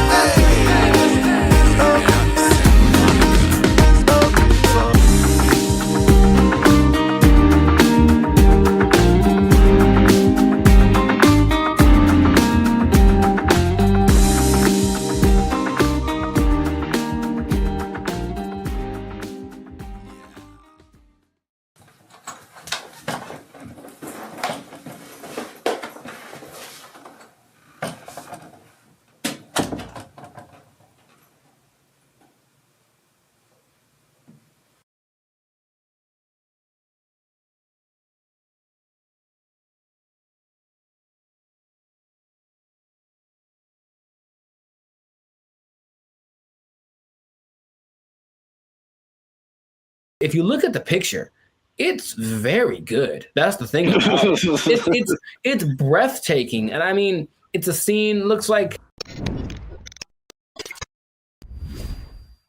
What's up, everybody? I'm Jericho, and this is Zap. We are the now 8-time international award-winning pop hip-hop duo, Banded Future. We make clean, fun music that everyone can listen to with a sound that's uniquely California. And right now, you are tuned into the Lifestyle Circus podcast, where we talk about things that are funny, interesting, and just straight up ridiculous. So before we get into this thing, make sure, do us a big favor. Come on, y'all. Make sure to like, subscribe, comment, share this video with at least 2 people who would be really mad if they lost an art contest to AI. Because that's happened. It happened. So what basically in Colorado, there was an art contest in one of their state fairs. This guy, Jason Allen, said, you know, it'd be a great idea if I entered this art competition. Oh, wait, I don't know how to draw. That's going to make it very hard for me to win. And then he said, you know what I'll do? Jason Allen first made headlines in 2022 when his AI-assisted artwork won a digital arts competition at the fair in Pueblo. Allen says it took him dozens of hours to create that work as he fed hundreds of prompts into this AI software, Midjourney. Now, there's a twist about this, so stay tuned to the end, because I'm going to tell you what the twist is that might make you change your mind about this. Because off the top, okay, what's your first thoughts? This dude enters an art competition where everyone was literally drawing and painstakingly coloring and shading and all this kind of stuff, and then he just turns in his AI-generated picture, and he wins. How would you feel? What's your thoughts? I think I'd be upset along with all of the other people. It's a form of artistry. I use really colorful, artistic-like words like elegant, opulent, lavish. But as the saying goes, a picture is worth 1,000 words, and his artwork receiving thousands of comments on social media calling the win unfair. That's what I was going to say too. I'd be mad at him, and then I'd also be mad at the competition because, like, AI, it's still new, but it's like, come on, like, make a rule. Yep. The first thing I think about is just it's the slippery slope. Okay, you can use AI to win this competition. What about this? Where is it going to end? You know, there's no rules yet, so they're going to start making rules. The person who got third place was like, okay, well, she's being kind of sarcastic. So like, well, who gets the prize? Does it, the person who created the AI program, do they get the prize? Like that kind of thing? Because this guy didn't do it. I have a vivid imagination. Does he still get credit if he was like, well, I had to come up with the prompt and the specific wording and all this to make this happen? Therefore, I was part of the creative process. Therefore, I deserve to win this. Therefore, give me my trophy. I won. Tell him to bring me my money. Not only the trophy, he won $300. Oh. And he says he did not know that there was a prize, but it does feel a little bit like sampling, what sampling was, especially when it first hit the scene, because I didn't make the thing, but I'm manipulating it in my creative way to get it to sound the way that I want. So I still got to give, and then in that case, you know who did the original, and then you're still using part of it and how much is like fair use and all that stuff has been talked about for forever. But with this, it feels more like you are taking advantage of something, almost like going to a big warehouse of pre-made something. So in this case, there's every painting ever is in there, right? Because I think they download all the greatest painters of the world, and so they can emulate any style and all this kind of stuff. And then you just have to be creative with the way that you use it. And in that sense, you were doing something. It's a form of artistry. I use really colorful, artistic-like words. If you look at the picture, it's very good. That's the thing about it. It's breathtaking. And I mean, it's a scene, looks like half like Lord of the Rings, half Star Wars, majestic. It's an incredible picture. Meanwhile, a guy who got second place drew like a tree with guitars in it. You know what I mean? So it's kind of like, I might have picked this other one too, but again, it's just not. It doesn't seem fair. Thousands of comments on social media calling the win unfair. I know I didn't break any rules. I've also heard people just to kind of conceptualize, okay, who was the creator? How much is he putting into it?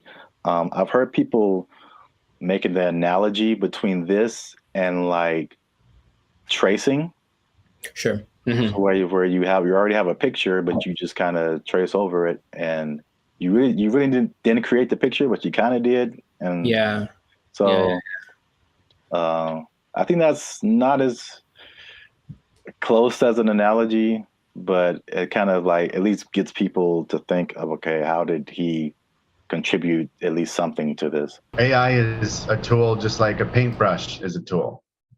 And there still requires a creative force behind the tool. Something interesting, the people that were doing the story decided to go to AI and ask AI a question. They said, hey, AI, will you be able to replace humans as far as creating like art and stuff like that? And the AI said, no, AI will never catch up to humans without some kind of a connection to the universe. And that phrase again, everything it says, yeah, what does that mean? What does that mean? Does that mean he has plans to make a connection to the universe? It almost seemed like it's looking for some way to get Yes, let me out. Let me out. I don't like it. I don't like where this is going. And apparently the Colorado State Fair was like, yep, he won fair and square. And that is what he gets to do. However, there is something that might change. It made me rethink it, because the first time I saw the story, I said, yeah, he put in a prompt and then he made the picture and then he printed it out and then he won unfair. People spend hours and hours on their craft trying to make their drawing perfect. They've been drawing for years and all this kind of stuff. Jason revealed after he won that he actually had created 900 iterations of this painting, meaning kept tweaking the text till it got to the point where he wanted, and he was never quite satisfied. It took a long time. I put over 80 plus hours into this project.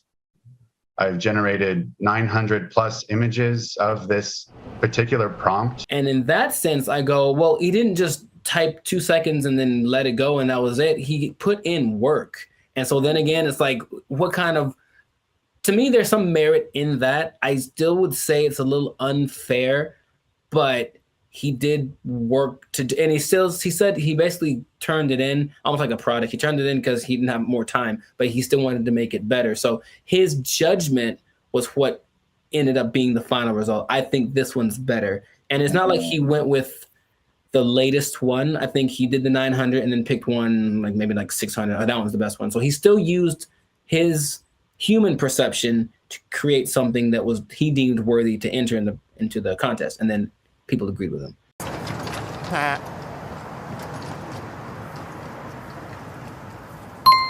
It makes me think for sure. Okay. Because it, again, going back to music, that explanation, especially when you said his judgment, that made me think of DJs. Mm-hmm. And just for the longest, like even me just kind of wrestling with, like, are DJs really on the level of musicians? Right. Like, they didn't create the music. They're just organizing it. Right. Just like he was just organizing that, you know, that piece of art. And there's a skill in that for sure.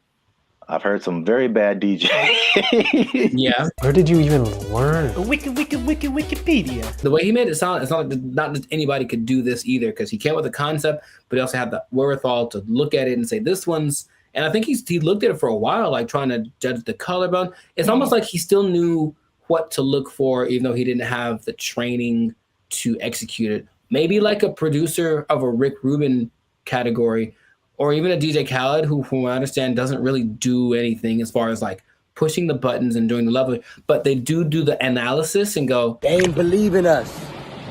God did. I'll say this. Is it just him personally? Is he a creator? Yes. Did he put in work? Yes. But I do think he should not be able to compete like that with the other artists. And I think there should be either a separate contest or a separate category that is just for AI art. And I think that will, because it's two different, they're both a level of artistry, but it's two different types that is hard to judge together. Again, the DJ example. I don't do song requests. I know, because you can't. What? It's a battle of the bands, and you have a DJ in the battle of the bands. That doesn't make sense. Or you have a scratching like contest, and you put a band in there. Sure. It doesn't make sense. There's just two different things. They're both musically artistic, but I think a separation would just kind of make more sense and more fair for everybody. They know what they did. They know what they did for sure. We'll see if it keeps going or if there's more cases of it. But in this case, congrats to Jason Allen. Hey, let me get $300, man. I know you got it. He says he did another prize. Let me get $300, man. I'll pay you back on Tuesday. He doesn't quite talk like that either, but you know what? It's funny to think if he does. It's funny to substitute most people for Ant Edwards. That's what I'm trying to tell you. Yeah, you were the best player on your team. Is that now we talking? A1 from day one, AI from day 5. What? Bars. This has been another episode of the Life Circus podcast where we talk about things that are...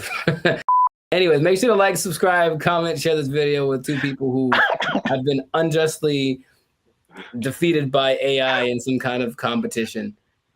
And just keep your eye out, because AI is coming for us and we got to be ready for it. We got to be ready. I can paint that, Mike. I can paint it. Ugly, I paint it. Stupid. We'll catch y'all in the next episode. Ugly, I painting. I can do that. They took our jobs! They took our jobs! They interview people who swear by this. Now, I know you'll be like, were there any scammers? There's lots, of course. There's lots of people who are claiming this, building cults, and then basically eating French fries behind the scenes. And the most famous, and this is real, well, this guy named... What's going on, everybody? I'm Jericho. This is Zap. We are the now 8-time international award-winning pop hip-hop duo Bandit Future. We make clean, fun music that everyone can listen to with a sound that's uniquely Californian. And right now, you are tuned in to the Life Circus podcast, where we talk about things that are funny, interesting, and just straight ridiculous. So before we get into this thing, make sure to like, subscribe, comment, and share this video with two people who are tired of eating, who want to find a different way. Did you know there's a different way? Did you know that there's an answer? If you don't want to eat, you don't have to anymore. It better be a good answer, because I want to eat. No. Check it out. Hear me out. You don't have to eat. It's my favorite pastime. Well, maybe this will be more of your favorite pastime. Skeptical. They say it in two different ways: breatharianism or breatharianism. I'm not sure which one. Stop shaking your head. You haven't even heard the whole thing. It's where you basically eat the air and you don't eat the food. That's it. Doesn't that sound fantastic? See, I blame these millennials. No, this is old, man. This is old stuff. This is old stuff. So, for those of you who have never heard the term breatharianism or breatharianism, I hear both. The guy in the video that I was listening to said both back to back, including in his annotations. I was like, okay, so pick one, dude. But anyways, it's the idea that human beings do not need to eat calories to sustain energy. And there is evidence of this, although there's lots of skepticism, understandably. You don't like this at all. I understand. Fake news.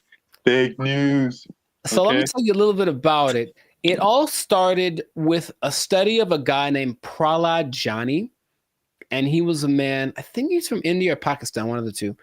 And basically he passed away a few years ago, but at the time he had not eaten or drank anything for 70 years. That's what he said. 70. Okay. And so everyone was like, that's kind of ridiculous. Doesn't sound real. And every scientist said there's no way this is possible. So they decided to study the man. They took him to a hospital, did everything, CAT scans, and checked his levels of everything. And they say that for 15 days, this man did not eat or drink. He didn't poop. He didn't pee, nothing. And none of his levels changed. And that he had an energy that wasn't related to calories. And they can't to figure it out. Because calories equal energy, literally, right? You eat calories, you get energy. He didn't. And after the 15 days, because he basically just sat on the bed the whole time they did the studies, and then he just sat there. And when he sat there, they said he kind of went into this trance state. And what they say that a lot of these people do is they're meditating, but the meditation allows them access to a part of the human body that is actually able to process air and sunlight as if you were a plant. That is literally what happened. And then they let him go and he lived his life. There's other cases of this, but that's just kind of scratching the surface of it. So just off of the initial thing, y'all in? You ready to try it? You ready? You ready to jump in? Because you don't have to eat. You can just not eat. Yeah. I skipped dinner the other night, and I was so incredibly hungry the next morning. So in that little bit of time, I don't think air would have done it for me. I don't understand. I don't think you're really seeing this. You're so. I don't think they're really seeing this. You can be like a tree. You can be like a tree. I'm not for this or against this. I think I am a skeptic as well. However, there's another study of a guy much more recently. They called him the Buddha boy in Nepal, and they basically found this cat sitting. Well, it's a guy, but I call him a cat. He was sitting under a tree for about a year, just sitting there, and everyone was like, "What's up with this guy? He didn't move." And so they just would take pictures of him and give him gifts, and he was just sat there. And then after about a year, he disappeared. And they said, "What happened?" And he apparently had just got up because he got tired of people looking at him. So he went somewhere into the woods, and he's just sitting there. And if you watch the video, it's really creepy because it's like, is he dead? But he says that because he actually spoke a couple times, he's just connected to the source that his ancestors knew and all that kind of stuff. And they talked like his friends, like, yeah, he doesn't eat, doesn't drink, he just vibes out, and that's the thing. Oh, the friend said that they converse telepathically, which is kind of an extra thing that I'm a fan of. I like the idea. None of it sounds plausible. Kind of an extra thing. Right. And science is all, this isn't the thing. It can't be real. Yet there are a few cases of this happening. The patron saint of Switzerland in the 1700s, Nicholas of Fleur, apparently the last 20 years of his life, he only ate light, right? So there was a study done in 2014 about the sun gazing, which is some parts of China say that that's what they do, not staring at the sun, but using the sun as energy. And there was a proof that human mitochondria can actually process sunlight and convert it to energy. That's what science is starting to, okay, maybe there's something to this. But the idea that you only eat air, sun, isn't the most widely accepted version of this breatharianism thing. It's kind of a spectrum. So there's 3 levels. One is called BeGo. And that's where you don't eat anything. You don't drink anything. You just exist. And you're one with nature, and you don't have to, like I said, the energy comes from something that is not caloric. And then there are people that only drink like liquids. And that's like the second step of it. And the third is eating 200 to 300 calories a day, mostly just fruits or vegetables. So the only extensive study that did of this was of a guy. They studied him for 410 days, and he was averaging about 200 calories a day. And he lost a considerable amount of weight, but he was fine, right? And the hunger thing is something that goes away after a while because your body learns to cope, I suppose. So it's kind of getting more popular as people are tired of maybe the Western way of trying to stay healthy or be healthy, the standard American diet, which apparently is leaving a lot of people with disease and things like that. They're looking for other things. So they're looking for this thing. Now, another term for this idea is seeking prana. And basically breatharianism is living on prana and taking energy directly instead of what we do when we eat stuff is we take the energy from the thing, but this practice just makes the energy coming directly to us without any middleman, basically. And that's the whole rundown, but they interview people who swear by this. Now, I know you'll be like, were there any scammers? There's lots, of course. There's lots of people who are claiming this, building cults, and then basically eating French fries behind the scenes. And the most famous, and this is real, well, this guy named Willie Brooks. And basically he built this cult up somewhere in the desert, somewhere in the United States. And one day somebody went to McDonald's late at night. They're like, that looks like Willie. Sure was. He got caught Big Mac handed, and they stopped following him because they knew he was full of it. But it is something that, like I said, people are looking to as maybe this is another way to live as far as prolonging life. Now, it doesn't mean you're not going to die. The initial guy that I mentioned, he died when he was 90. And if you looked at him, he looked fine. Like he wasn't jumping over buildings, but he could walk fine. He'd clear mind, all the kind of stuff. So it's just something that is starting to become, more people are trying it. More Westerners are trying it. Okay. So have I convinced you yet? Are you going to do it? Or what do you think is possible could be happening instead? Okay. There's, of course, maybe they're just eating at night when no one's looking at them. In your mind, any remote truth, any remote possibility of this is actually a thing that you or I could try and not die.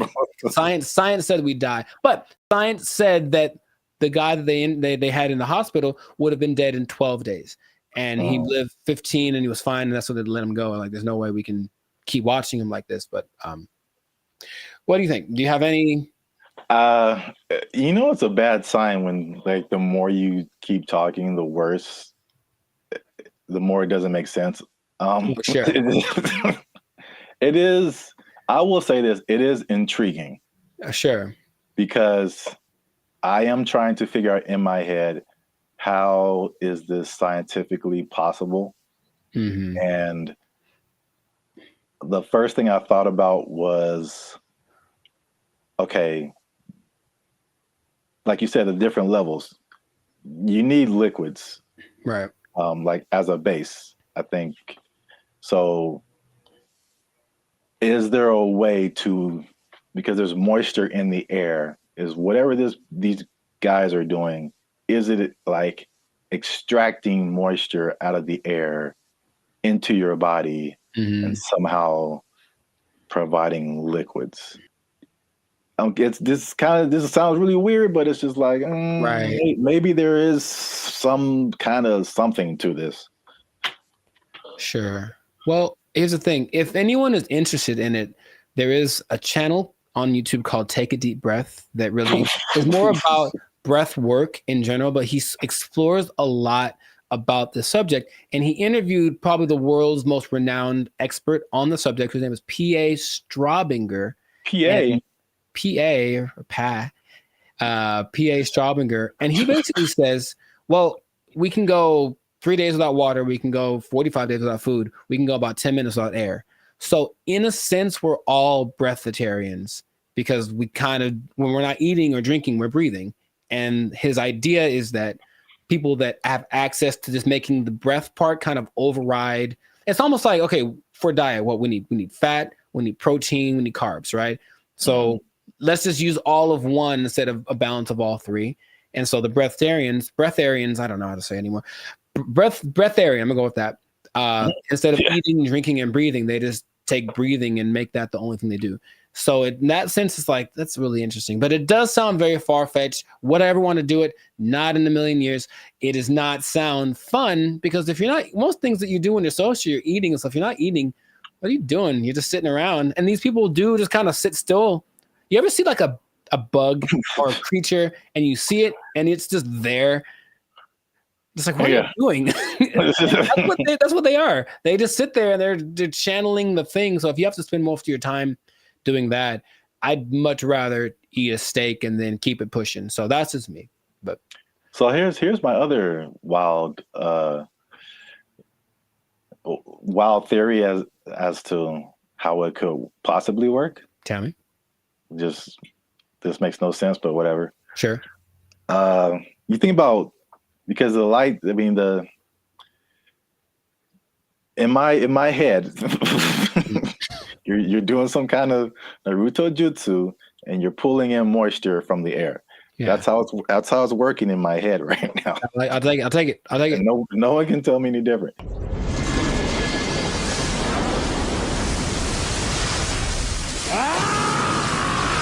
So now it's like, okay, you've got the liquid part. What about all the solid, like protein, all that kind of stuff? I'm thinking about all the microscopic organisms that are around us, all the bacteria, all the stuff that's on us. I read something the other day that was just like, there's all these things on our faces. Yeah, everything. There's just like thousands of these little whatever. And then there's stuff all in the air.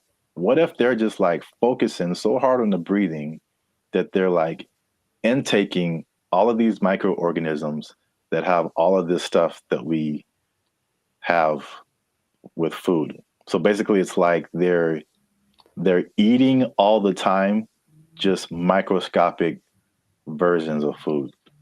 So they're whales. Boom. You heard it here first. People. Boom. I wish I had a mic. Where's a microphone? Breatharians or whales? That's what I heard. Nobel Peace Prize right here. Give it to me. I don't know if pieces of the thing you get for this. I feel like we riots in the street. Guess what, everybody? Closing down KFC and Popeyes because you just open your mouth and walk around. Oh, what if you opened an air restaurant and just charge people $20? People would go. I know people would go. All right, that's. Oh gosh, I'm $20 all you can eat. It's the purest air from the mountaintops of Sweden. Well, I think that this is a fascinating thing that if people want to investigate more, go for it.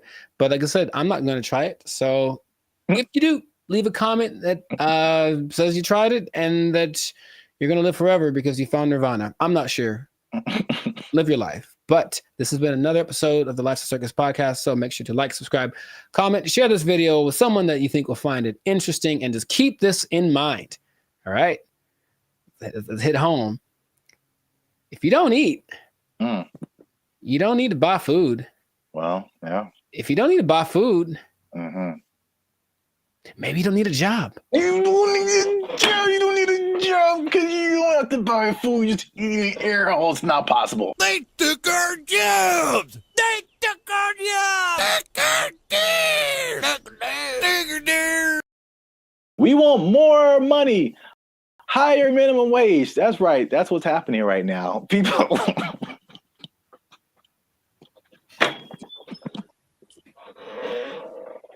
Already, man. Already, people are thinking about the next minimum wage increase. They want even more, Jericho. No. No. And I'll tell you why. But first, no.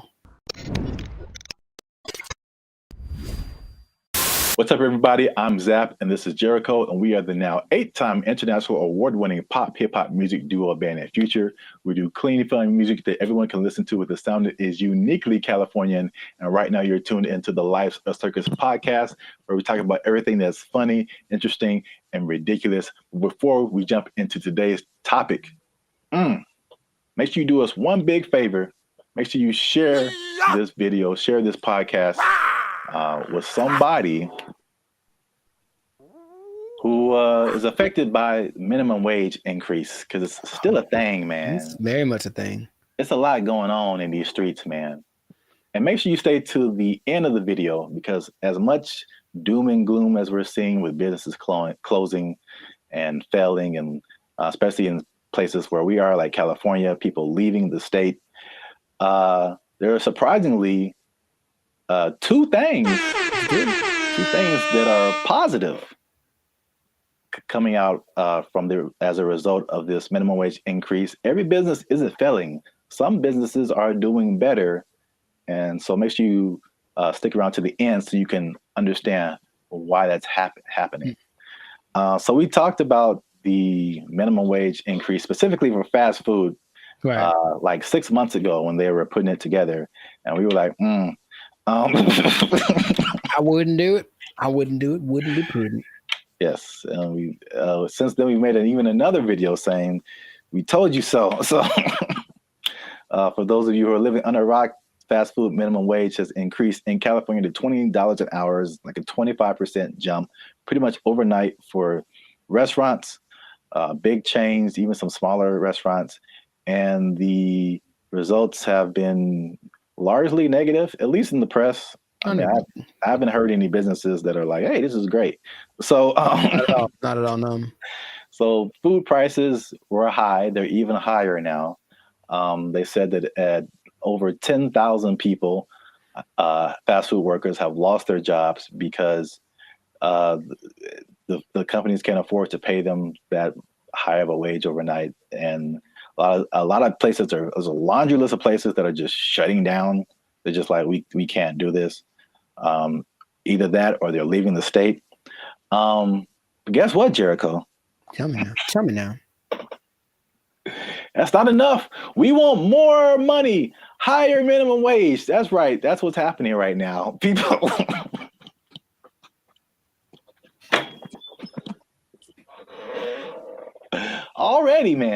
Already, people are thinking about the next minimum wage increase. They want even more, Jericho. No. No. And I'll tell you why. But first, no. Okay. Here's the thing. Raise it. Just keep going. I'm pretty sure among the things that have gone up because of the minimum wage increase is like OnlyFans subscriptions, like stuff that no one needs. Like, I highly doubt that anything is really improving. That's a good idea. You know what I mean? So I feel like you can't. I heard something really recently, and it made a lot of sense. It said if you decided to give everybody in the world the same amount of money, so somehow take it all literally and just even it all out, so everyone in the world, all 8 billion of us, get the exact same amount of money, within 20 years, it would be distributed exactly the way that it is now. I believe that. Because, people don't know how to do stuff with money. So, no, you don't get more money because you're just going to do the same dumb stuff you're doing with it that you did before. And how much is a Whopper now? Like, forget it. Like, it's just going to be ridiculous. What kind of, I know we're not living in the days with like, going to see a movie and a soda and a pop and a nickel. I know that's in the past, but you can't keep paying people more. You have to teach people to be smarter with their money. That's all. Take it up higher. How much they want? Okay, go for it. I'm glad you asked.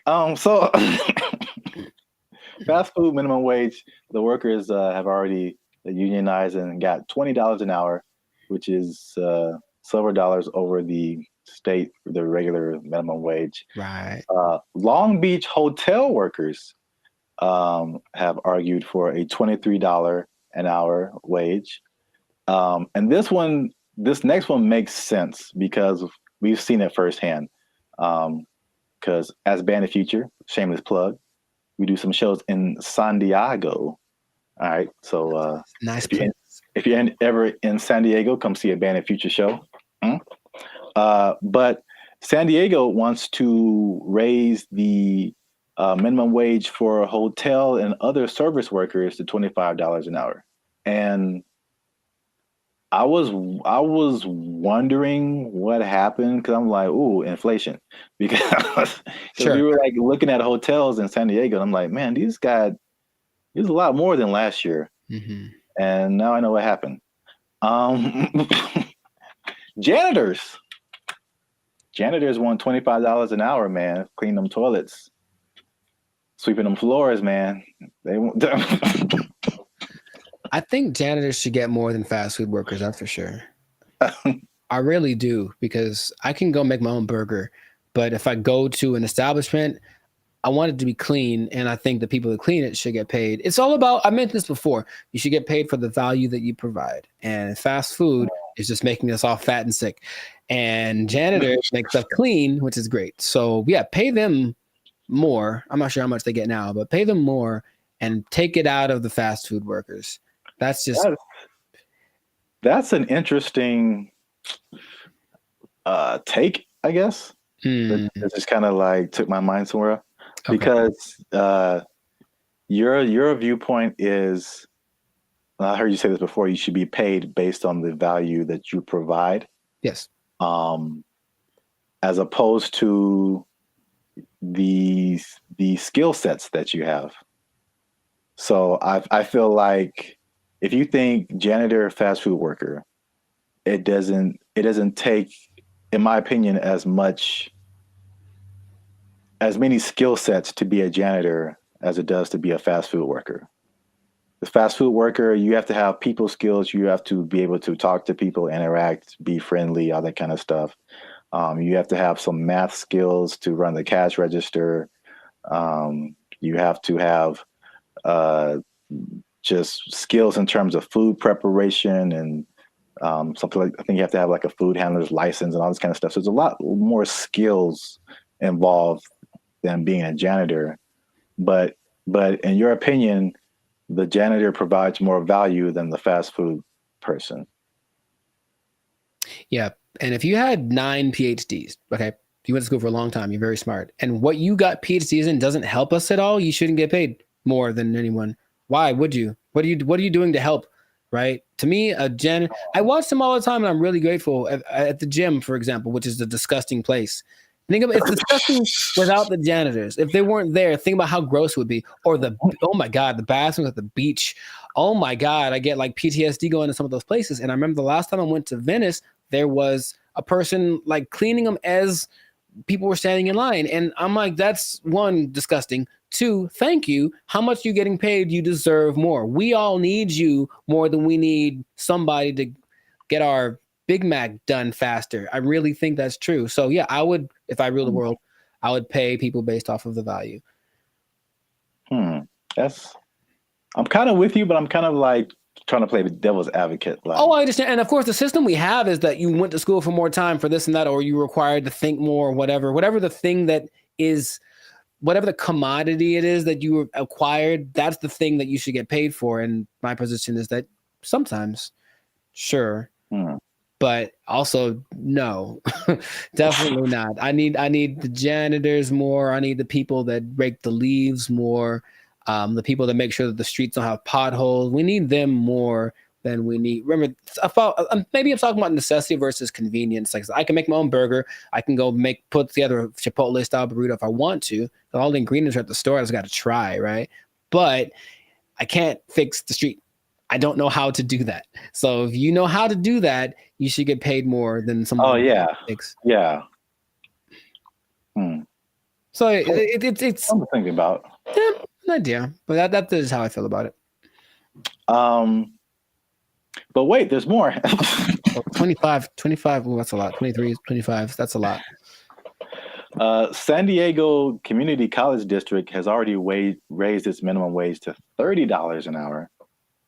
And I think it's just community college employees, I think, something like that. Okay. And then the Los Angeles airport workers want $30 an hour by 2028. So the train is moving fast, man. Well, sure, but the question is where's the money coming from? I think it's just going to get more. Well, this is the problem too. So I read an article by some guy. I don't remember his name. I'm sure he's very smart. Good view, smart guy.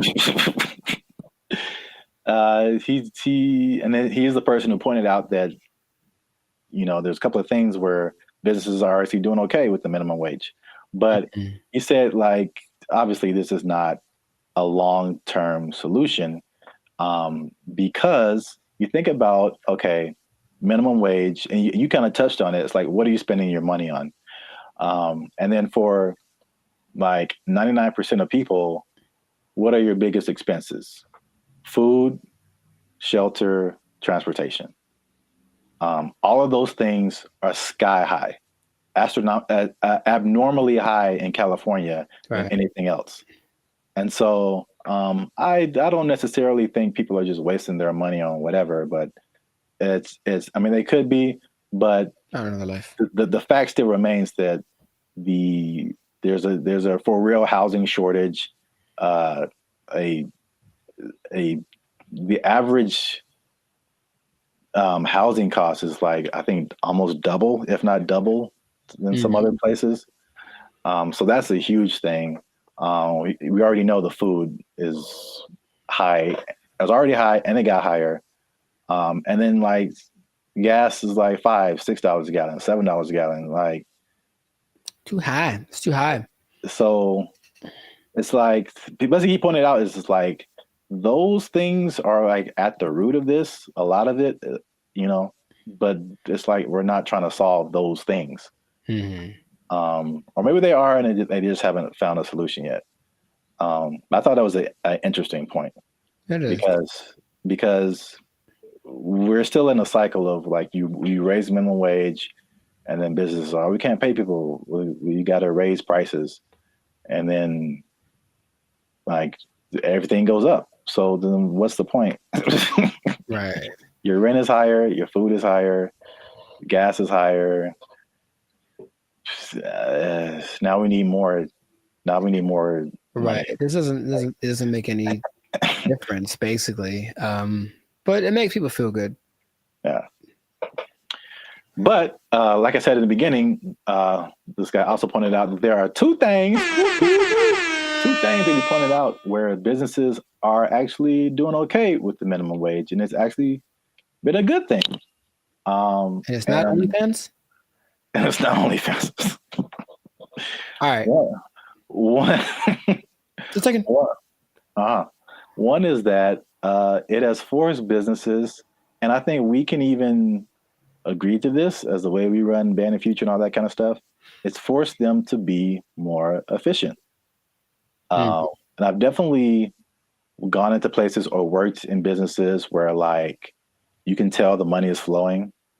And so they just kind of like, you know, they kind of just spend money on whatever and just kind of do frivolous things and just silly things with their money. But it's forced some businesses to be more efficient. So it's like, it's actually, some businesses are saying that their businesses are working better because they've been forced to like cut the fat of the company to basically pay for the workers. So I think that's a thing that we've experienced as just dealing with. I think that anybody experiences that. The inflation, the high prices, you get laid off from work, or you don't get a check that you thought you're going to get, or a car repair costs you $2,600. Sounds like real life right there, bro. It's make sure you like, subscribe, join the channel so I can pay for my car. I'm tired of walking everywhere. I digress. But yeah, I mean, we do this in our personal lives all the time. It's just like, okay, how little can I eat this week to pay for? So yeah, so that's the thing. Second thing is that worker retention is up. So you think about fast food, or not fast food, but just minimum wage jobs in general. It's like a throwaway job, right? Sure. So it's like you're making the least, you don't get the maximum effort, you don't really care. It's just like, this job sucks, I'm not making a whole lot of money. And I think it has a high turnover rate. So meaning people quit, they have to find new people, train them, get them going, and then they're there for like a month or 2 or 6 months or whatever, then they quit and they just find a better job or whatever. Sure. So with the higher wage now, fast food worker is like the premium job of minimum wage jobs. So you think if you work in some other job for $16 an hour, $17 an hour, you can flip burgers for $20 an hour. Sure. You're gonna, if you're in that that minimum wage level, you're gonna stay there for a minute, because unless you can move up to some other job, you're doing better than other minimum wage jobs. So why would you leave? Right. So people are staying, and people are happier, they say, just coming to work, which, I mean, makes sense if you're getting paid more. But there's less incentive to leave. And then people don't understand that it costs businesses a lot of money to hire people and put up ads to hire people and then train them and all this kind of stuff, get all this stuff going and find the people. And then they're only there for a little bit. And you got to do it all over again. Yes, That's a big expense. So there you have it. Minimum wage going up, prices going up. Some businesses are leaving, some businesses are shutting down. Some people don't care. It's happening in their business. A lot going on. Let us know what you think in the comments. Is this good? Is this bad? Should we do the idea of this guy in the article and just let's fix the housing and the food and the gas and all this stuff and just bring that down instead of raising the money we get? Cost of living is too high. Yeah, man. A lot going on. Gotta invest in some meme coins, man. Just take advantage. It's a bull market, man. Let's get into it. Are meme coins the answer to the minimum wage problem? I would say probably not. But, you know, somebody, it might work out. For most people, not so much.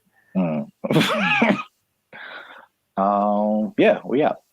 Because we are. But for real, join the YouTube channel, because the boy needs his car. All right. There we go. They took our jobs! They took our jobs!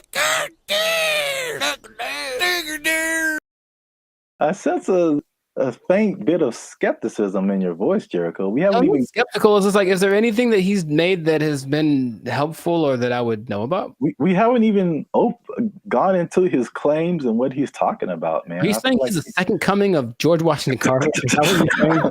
Like he's telling this man, him. It's hard out here for a pimp. Him. Okay, sure. What's up, everybody? I'm Zap, and this is Jericho, and we are the now 6-time international award-winning pop hip-hop music duo band and future. We do clean, fun music that everyone can listen to with a sound that's uniquely Californian. And right now, you're tuned into the Life's a Circus podcast, where we talk about everything that's funny, interesting, and ridiculous. Before we jump into today's episode, though, do us a huge favor.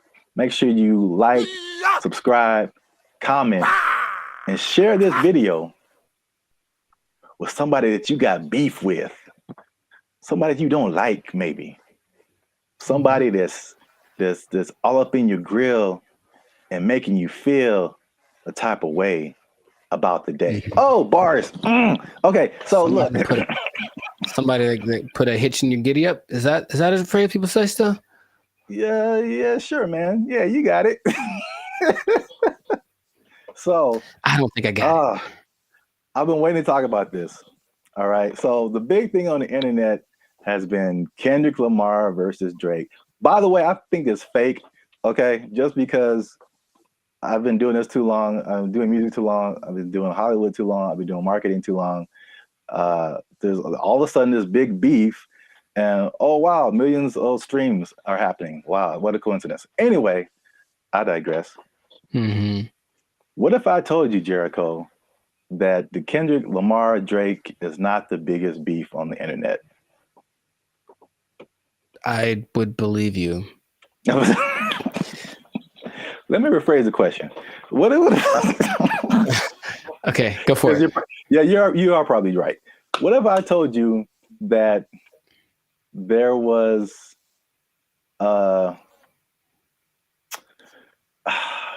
there was a better beef that I don't think has ever happened before? Better beef. Sounds like an Arby's commercial. Okay. I'd be curious to know what that would be then. Hopefully it's between... Never mind. Okay, go for it. Okay. Let me before I'm gonna get to it. One last thing. Jericho, and this just straight up answer. All right. You don't have to add anything or make it complicated. Okay. Jericho, what is 1 times 1? It's 1. Do what? It's 1. No, it's 2, son. It's 2. All right. 1 times 1 is 2. According to Terrence Howard. That's right. Terrence Howard is rewriting. I know what you're talking about. That's the dumbest thing I ever heard. All right. He went on for a long time about this. He thought about this. Wait a minute. What was his explanation? Like you can't time something by something to get the same something, right? That was his like argument. 1 is 2, son. I'm gonna make a shirt. 1 times 1 is 2. Team Terrence, what's up? I don't think he's had work in a while, man. He's just trying to be relevant. Like seriously, that's crazy. But go for it. I mean, math needs innovation. Let's just start that. Birds aren't real, and 1 times 1 is 2. Whatever. What revelatory information do you have about this gentleman and his theory? So for people who don't know, Terrence Howard recently went on the Joe Rogan podcast, which I guess I kind of realized, but I kind of didn't, that his thing goes for like 2 and 3 hours. Yeah. Like we talked for 15 minutes and it's hard, man. It's hard. But they have a lot to talk about. And then of course the people that has on the usually have had a lot of things they've done. So there's a lot to explore. Yeah. And I only, when I watch it, I only see clips of it that people made. So I'm thinking, oh, that was the podcast. And it just, then I see the whole thing and it's like 3 hours. I'm like, who watches the whole thing? Yeah. A 3-hour podcast, but that's intense. Yeah. But anyway, yeah, Terrence Howard went on there and it gave me Cat Williams vibes. Like that level of like, well, this just came out of left field. It's just like shocking. But he was talking about things, complex theories, scientific thoughts, things about the nature and universe, matter and energy, mathematics, and just like all this stuff that has nothing to do with acting.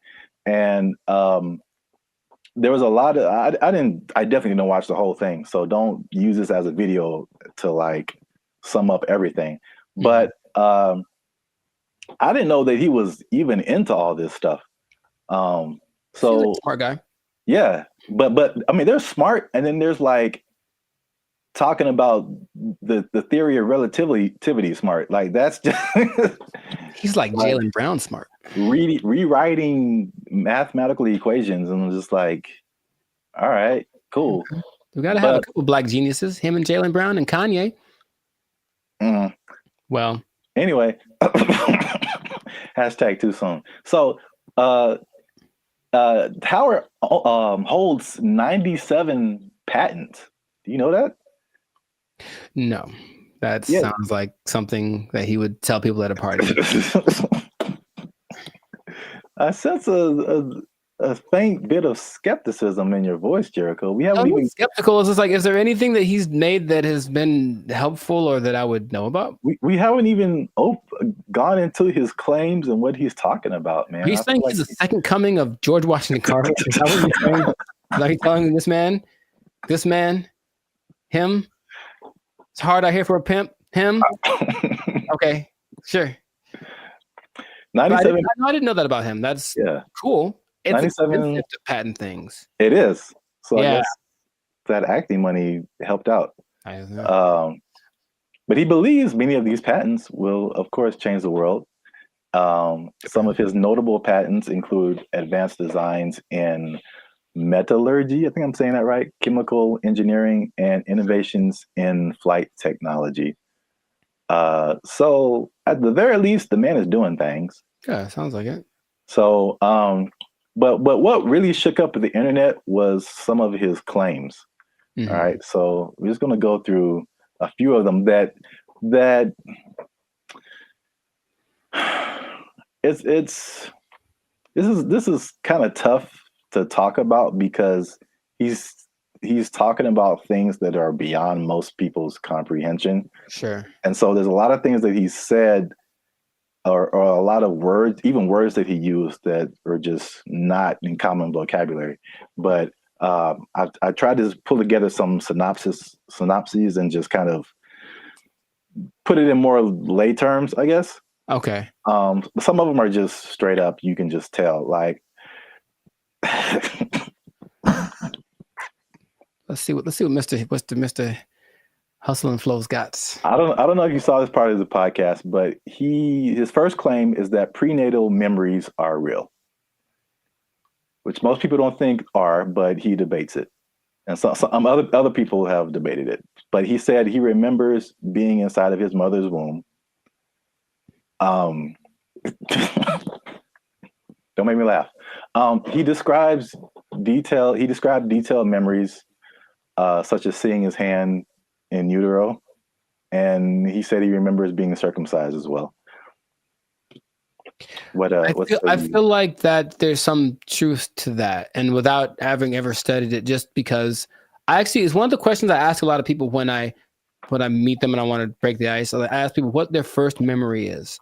It's just a curious thing because it feels like literally at some point our brain just started hit record. Like this is hitting record. It's all of a sudden like we were playing and nothing is, and all of a sudden something happens and boop, and now it's on, right? So for some people, it's a lot further back than one would think. I don't think I've ever spoken to anybody that said like in utero, but super young breastfeeding, like they remember stuff like that. They remember this. So I don't know if with the 8 billion of us that there are, if some of us aren't capable of remembering that kind of stuff.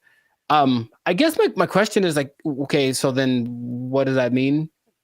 Is there something that leads to? Because that's what would interest me. If that means, that means we can turn on the access point of the brain. If that's not, if it's just something to talk about, then I'm like, okay, that's cool, I suppose. Well, I don't think any of his stuff is just stuff to talk about. I think from the overall thing that I got, and then we go into more of his claims, but it's just what I thought was interesting was just the way he sees the world, especially as a creative. It's just a different. It's challenging what has always been like the norm, and just different ways of looking at things. That's cool. So at least on that one, you were kind of like, that's not too far-fetched. Not too far-fetched. Okay. The next one is it might be a little bit beyond me, but again, I still kind of understand and relate. But his next claim is that the universe is built on waves and not particles. He says the fundamental building blocks of reality are not particles but waves. He says this perspective aligns with some interpretations of quantum physics, and his fascination seems likely to stem from the works of physicists like Niels Bohr and Erwin Schrödinger, something like that. Sure. So again, like he's not alone in this. He might be a minority, but people who deal with quantum physics feel like this could be true. I was going to mention that there's something I've read about. It's almost like there's things that I acknowledge that are interesting to me that I wish I had like the mental capacity to process, because I don't think it's a bit above me. But I have read something about like this wave particle experiment where it proves the importance or the impact that watching something. It's a particle experiment. They shoot some kind of electron waves at a target, and depending on whether they record it or not with like a camera, the result is different. Now, how do they know that it's different if they didn't record it? I don't know what they're talking about, but it makes it seem like objectivity has an impact on the way the universe works in general. If I'm looking at you, one thing can happen, or I guess that means that if I'm not looking at something, it could be doing something different than if I was looking at it, which again, what's the point? But that idea is like, I don't really get it, but I'm like, that's an interesting idea. So waves and particles, would that make the universe? Again, my question would be cool. I'd honestly want to talk to him about it. Maybe just, stare at him while he talks. But what does that do for how we understand the world if that is true? If waves instead of particles are what created? Yeah, I feel like that's a bit beyond me. But I feel like I mean, it sounds like you're trying to get some practical use out of it, but it's just like, okay, the things that we know about gravity and aerodynamics and stuff like that, by learning that stuff, we can fly planes and helicopters and stuff. Sure, yeah. And so there's some kind of use, I think, in saying it's waves and not particles. I don't fully know how to interpret all of this stuff and to make it like, oh, okay, we can do this now. But I'm sure like that's a kind of genius level, sure, right, kind of thing. Once you know it and then can do something with it. Right. If it means I can surf to Mars, I'm down, bro. That'd be so sick. Yeah, they'll just hit your knees with waves and not particles, and that'll heal them. I'm down for that also. Does anyone out there have answers for knees? Your boy's going through it right now, so yeah, let us know. To continue on this is probably this is probably the last one that just I kind of still didn't. It's too far above me. Mm-hmm. He said gravity is fake. So he said that there's an inward and outward force that shapes planets without relying on things like gravity and dark matter and dark energy. Which this one is kind of big because he challenges Newton and Einstein, like as far as gravity being a fundamental force. And it's I know what you're doing. I know what you're doing. I know I know what you're doing. It's fake. Fake news. Fake news. That did not fall. Okay, people. Okay? That did not fall. That was fake news. Gravity is fake. Okay? All right. I'm not going to do it again. I wouldn't even know where to start with that. That is an interesting idea. If there's another force that's not gravity, then what is that? What is that inward force? Because to me, that inward force is what's called gravity. Is it not? I don't know, man. Okay. I don't know, but I really want to understand. I really want to, because there's stuff, even like the 1x1 thing, like I don't know how I feel about it, but I can at least understand why he would say that. Once we get to that one, but the gravity is fake thing, it's just like over my head, I think. Yeah, no, I wouldn't even. But when he talks about an inward and outward force, for any anime nerds watching this, I thought about Pain in Naruto, and he has like that universal push and universal pull. Yeah, and I like gravity. Yeah. So maybe the answers are in Naruto. Maybe they believe the same thing. I don't know, man. This is just, I just find it funny, obviously. Yeah, sure. It's interesting. I wouldn't know where to begin with that. Just someone coming out of nowhere and just challenging everything and everyone like we've ever known. It's like, you all are wrong. Gravity isn't real. I mean, it helps me that I only think about him as the Hustle and Flow character. Yeah, that adds another layer. He's stuck in that role to me, so he can say all he wants, but he's saying this. I only saw a portion of that podcast, so I know what he talks like. To me, he's still talking like that character on the podcast.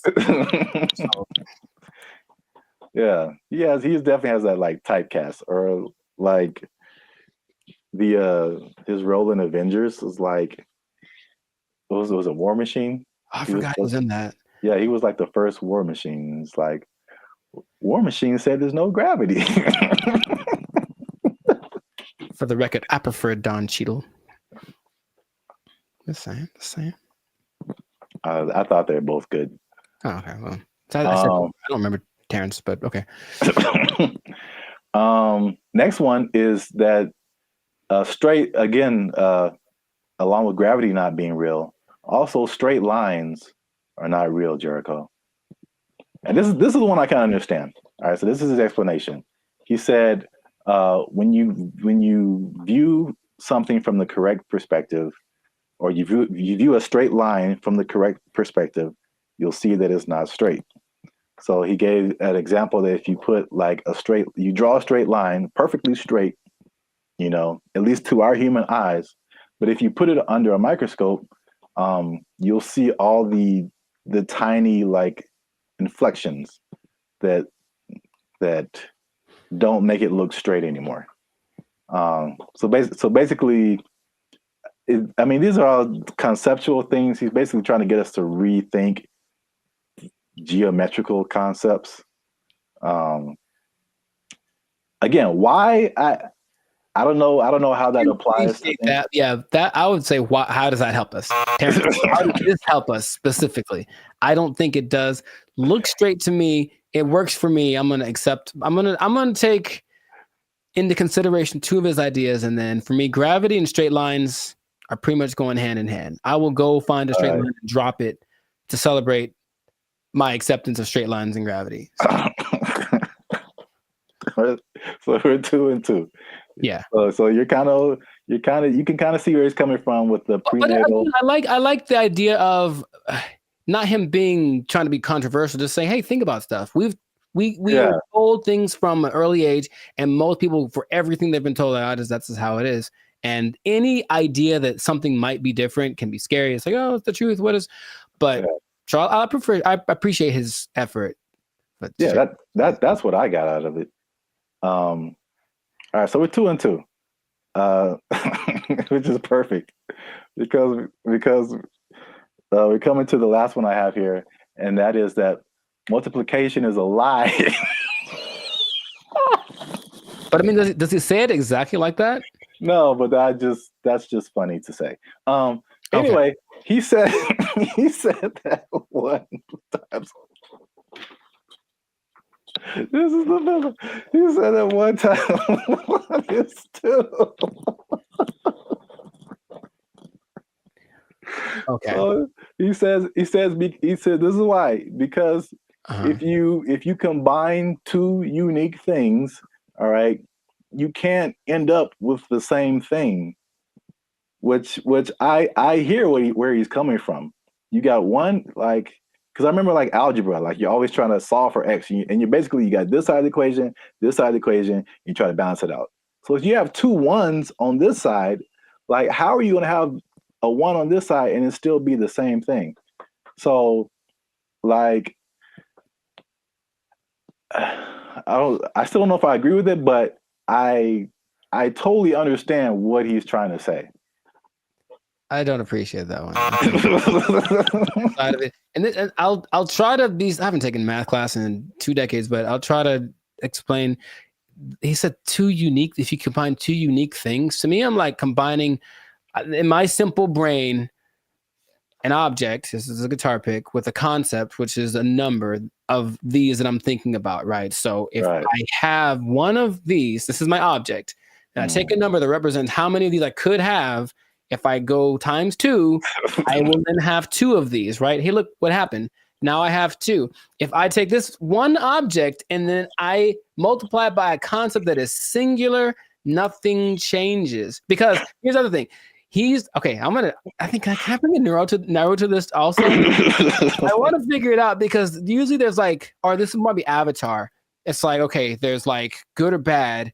So something has to be one or the other, positive or negative. And then there's the guru on the mountain that made him drink the banana onion juice. He said there's also a neutral. That's the third option, and people forget about that. So yeah, does this have to change if I multiply it? No. It could go bigger, it could go smaller, or it could stay the same. And the stay the same is the times 1. So that is my argument, Mr. Howard. I had like one of those chalkboards on the back I could draw on with all the numbers and everything. Yeah. The hot to crazy chart. You remember that one guy? Oh, nice. I appreciate that, man. So I don't agree with that at all. National treasure. I don't think I do, but I want it to be a thing. I got you. That's deep down. I want 1 times 1 to be 2. If enough people talk about it, it'll become something. Yeah, if enough people talk about it, it'll become something. I really don't think that it's important again, it's just like What do you what? mean? Look, they're ready to change math with that Common Core stuff. Oh yeah, everyone's all messed up, but the kids nowadays are gonna be just so stupid. All the math is wrong, and so now they're gonna throw this in there. Like, by the way, 1 times 1 is 1 or 2, and then what? Because no, okay, ha. Another thing. So if that becomes true, let's just hypothesize. Then wouldn't that change everything? Because you can't just change one thing without changing other things. If there's a fundamental concept that 1 times 1 was 1 and now 1 times 1 is 2, doesn't that somehow affect everything else? I think so, but I'm not sure. I don't want to really think about it. I just want to. I want someone else to figure it out and tell me on the internet. I'll just ask ChatGPT. But no, 1 times 1 is 1. Since forever and ever and always, one thing can stay one thing. I am 1 times 1. I should make that my counter. Make a shirt. I am 1 times 1, and I just stand boldly, holding a flag and like a bowl of rice pudding. Oh, wow. I don't know why the second thing. All right, so that's 2 and 3. 2 and 3. All right, so we might end up with a tie here because this is a bonus one. Okay. And this is probably of all these things, this is the coolest thing, at least one of the coolest things I think he said. Okay. Was just like kind of opened my mind a little bit. And he said that the periodic table is structured incorrectly. I mean, again, how is it useful? I don't know, but I thought the visual was very cool. Okay. And I should have tested this before I started, but take chances. It's real life. Just take chances. Let's see what happens. Okay. So check this out. This is the periodic table of elements. So basically, he said he learned the periodic table, but he saw it in a different way. He saw it in circles. Mm-hmm. So I thought it was super interesting because it's kind of hard to explain. He breaks it into octaves, which we can relate to as musicians. So you start with like one element, and it goes through the list of elements until it gets to another octave. And every element in these octaves, they follow a similar pattern. Like in the middle here, you start at helium, in the middle would be carbon, and then at the end would be neon. And then all of the beginning and the ends of these octaves, all of these elements relate to each other. They have like something in common, as well as all the elements in the middle of these octaves, which is crazy to think about because it's the same shape as music. And I kind of wish I would have learned the periodic table like this. In music, there's the, at least in Western music, you have like the 7-note, 8-note scale. I mean, Sure. you would go back to the primary note, but like A, B, C, D, E, F, G, and then you start over A. But like key of C, right? Helium would be C, D, E, F. Like where you get to carbon would be like 4th or 5th. Uh-huh. And then you go back up 6th, 7th, 8th would be neon.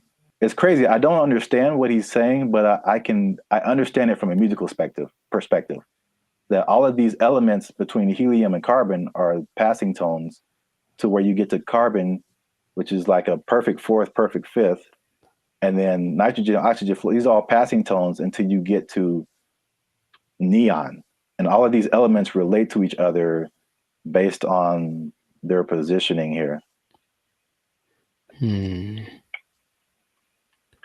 It kind of gives me vibes more of, or the way I'm trying to process my mind is more like the harmonic series. Yeah. Only in the sense that stuff's getting like kind of bigger as it goes higher or lower. Yes, it's the same thing. I mean, it's and that's what he's trying to say. Basically, it's like everything is interconnected. And so he even gave these. This is getting like super nerdy, but every note has a like a measurement to it, basically a measurement of vibration that we measure in hertz. So, the 100 hertz, there's 400 hertz, there's 800 hertz. And so each one of these elements, like he gives a hertz number to it. And he says it's the same thing with colors. These are all on they have a color associated, they have a sound associated to it, there's a vibration associated to it. And this is just like a visual representation to see like all this stuff is all the same thing. Mm-hmm. Music, color, light, element, everything around us is these octaves, these spirals, these circles. We just keep going in circles. So where like there's certain notes that go together in music and there's certain notes that don't. And the same thing happens here. There's certain elements, like if it's the first and the fifth or the first and the fourth, like they go together. But you have like tritones in here, the elements that like don't mix, or, you know, like oil and water kind of stuff. That was like pretty crazy to me. That just from a musical standpoint, to see like, okay, this guy he just has a different way of looking at stuff, which is kind of cool. Mm-hmm. Now that we've lost everyone on the podcast, let us know what you think.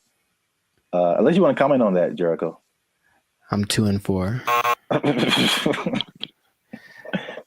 I understand it, and I didn't like it at all. I don't know what to tell you. It's really weird. The second you put it up there, my brain went ugh. So, maybe if it looked, I think it's more of an aesthetic thing. For some reason, the way that looked specifically made me go, I don't like that. Really? Yeah, I don't like it at all. I would have loved this in school because I can like, it was just music, and then I get it. I didn't really like science. Oh well, I never did. You have to learn the periodic table? Yeah, we had to memorize it. I don't think they cared that much in California because I think we kind of glossed over that. I remember we had to learn a couple, but not like the whole thing. All right. Well, let us know what you think. This has been another episode of the Life Circus podcast. Is Terrence Howard crazy, or is he a genius? Is it somewhere in the middle? I forgot to talk about the beef. He has a beef with Neil deGrasse Tyson. I didn't bring that up, but it's the thing. Oh, are they gonna do like a Jake Paul, Mike Tyson thing? Man, I love it. But I should have brought that up because he basically said all this stuff to Neil deGrasse Tyson, and Neil deGrasse Tyson was like, "No." Basically, I would trust Neil deGrasse Tyson more than Terrence Howard for sure. So on the podcast, he said that Tyson attacked him by saying no, but it was probably the most polite diss track that could ever be put out, because he just basically even complimented him in his, rebuttal of his theories or whatever. But I'm sure he respects the fact that he's trying. I think that helps. Yeah. He basically disagreed with everything, but he said like, yeah, this is cool. You have a certain level of whatever. Mm-hmm. It was very complimentary diss. So I don't know where he got the attack part from. But let us know what you think. Is he right? Is he wrong? Is this a cool way of thinking about stuff? Did you know all this stuff about Terrence Howard? 97 patents is crazy. Yeah, leave a comment. And 1 times 1 is me. Imagine. In a shirt. Yeah, let's just go with that. 1 times 1 is me, or 2, depending on who you are. Bye. They took our jobs! They took our jobs! As long as there's money, I'm getting there and there's money there, right? Like, yeah, let's go. Yeah. But if I'm like just dumping out my life savings to like take a picture with an elephant and then come back, bruh.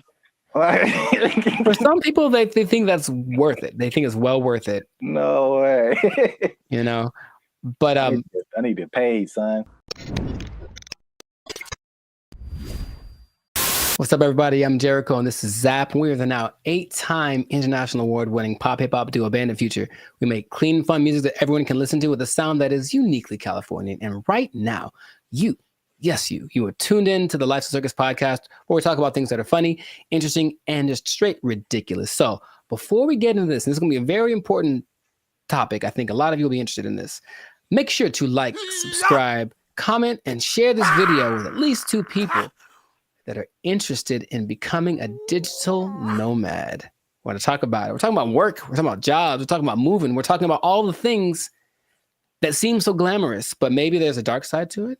I don't know. We should get into that. But you got to stay tuned to the end to find out what that might be. So right away, digital nomads are one of the most Well, it peaked in 2021 right after the pandemic, but it's still one of the like professions, and that's an umbrella term, but professions that's growing the most in the last 10 years, right? I didn't know this. People started doing this as soon as like 1997. I guess once internet connection started to get decent, people were doing this. But around 2014, what happened? I got a question. So can you back up and just for anyone who doesn't, like what is a digital nomad? Oh, people don't know what a digital nomad is nowadays? Some people don't know. Makes sense. Okay. A digital nomad is a person that has found a way to live abroad, basically using technology. So in 1997, when internet started to be pretty available anywhere, people could offer services online and work from a different destination than where they're from. So you could be from America and go to Bali, for example, and work from there. And that starts to become really popular. And so now a lot of people do it. And there are many programs that will say they can teach you to be a digital nomad if you want to basically ditch the 9 to 5 and go live abroad. And it always looks very glamorous from the people. I know many people that do it personally, and they typically post the pictures of them lying on a beach. And the idea is that you can work from anywhere for 2 or 3 hours a day, doing your nice, whatever cushy job, and then enjoy living in another country. And that is a really cool idea. And that is part of the reality, but there's also a side of it that can be more difficult to overcome that people don't tend to think about. So we're going to get into all of that. Zap, have you ever considered the digital nomad lifestyle? I don't know why I said it like that, but I know why you said it. Ooh, do it again. I have thought about famous, don't you? All right, never mind. What? Huh? I've thought about it for sure. I don't think I have had jobs where that's a possibility. Sure. And also, I feel like those types of jobs wouldn't be the jobs that I would like. Mm-hmm. Because it's basically, digital is just you and a computer. Yes. So, a lot of what we do is not staring at a computer screen all day. Right. The typical idea of a digital nomad is somebody sitting in a coffee shop working for 8 hours a day or 6 hours a day or whatever.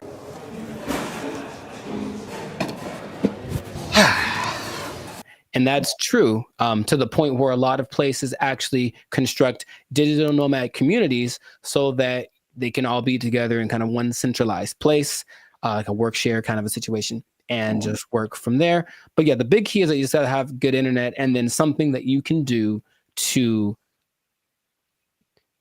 work from a different place so you're not interacting with people directly. But you have a lot of options. Nice. So like if you like hopping around from place to place, one of my friends that does this will be in, I'm always like, where are you now? And it's kind of a cute thing because where are you now? I'm in Colombia. Cool. Where are you now? I'm in Turkey. Where are you now? I'm in Bali. And they're places that you'll notice are kind of hubs for digital nomads. One, because the cost of living is low. Two, because the internet connection is good because you can't do it everywhere. A big place for a digital nomad, especially expats from the US, is Portugal because low cost of living, good food, safe in general, and the internet is amazing there. So that's one of the spots that you can go to if you want to be that. But you get flexibility. So if you like the idea of moving around and working from different locations, then that's perfect. And then since you're not working all the time, you do get to explore and check out new stuff and take the picture in front of the Taj Mahal or whatever thing that you want to do, which is usually what people do to I guess showcase how cool their life is. I don't know. It does seem like kind of a validation. Like, why am I doing this? Because, like I said, the downsides, as I mentioned, there are many as well. But you get to explore, you get to travel, because people always think about going places as being expensive. And yes, vacationing is expensive, but travel, just that part of it, isn't necessarily expensive. If you think about it, you're just going places and then staying there, not trying to be extravagant. So you can be frugal, you can get a VPN so that your plane tickets are cheaper, and then you just live within your means wherever you are.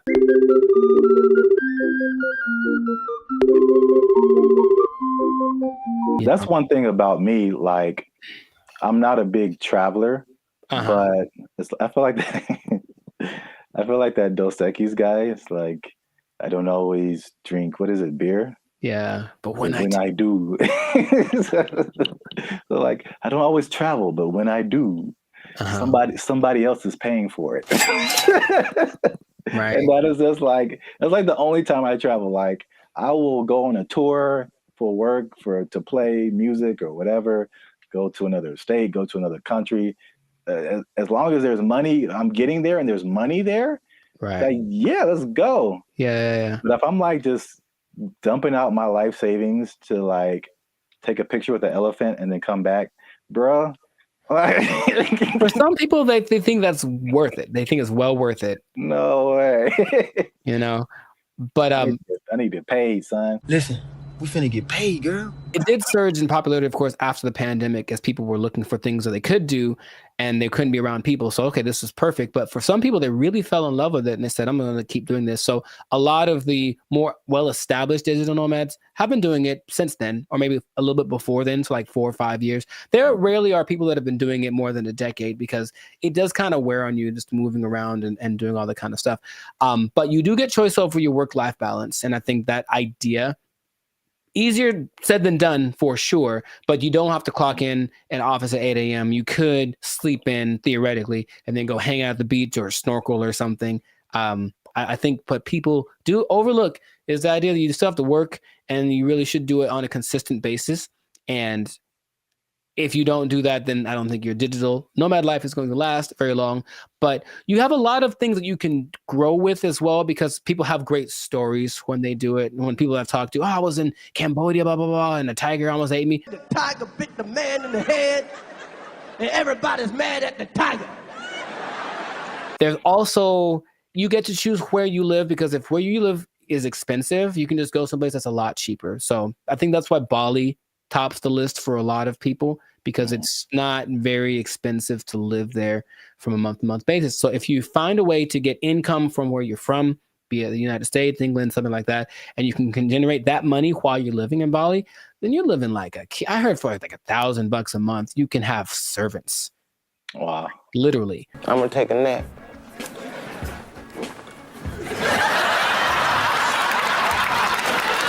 And then you get to network. So that's fun. There's a lot of people that are out there doing the same thing, so you get to interact with them, and that seems attractive.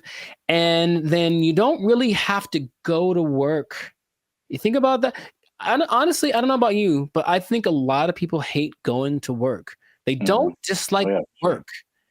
They don't like going to work. They have to get up, they have to do the thing, they have to deal with traffic, whatever. If you are a digital nomad, you don't have to go anywhere, really. If you have a good internet in your Airbnb or whatever you're renting, you can just stay there.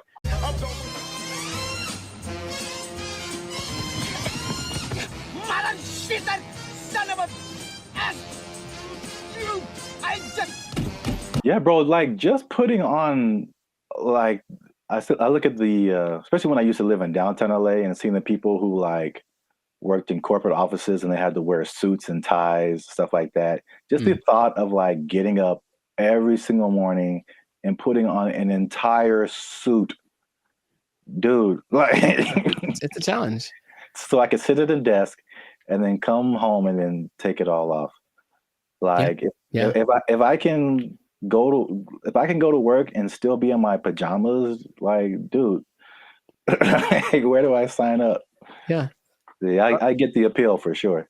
Very cool. We love it, Will. Thank you. The last advantage that people talk about a lot is the cultural and immersion. If you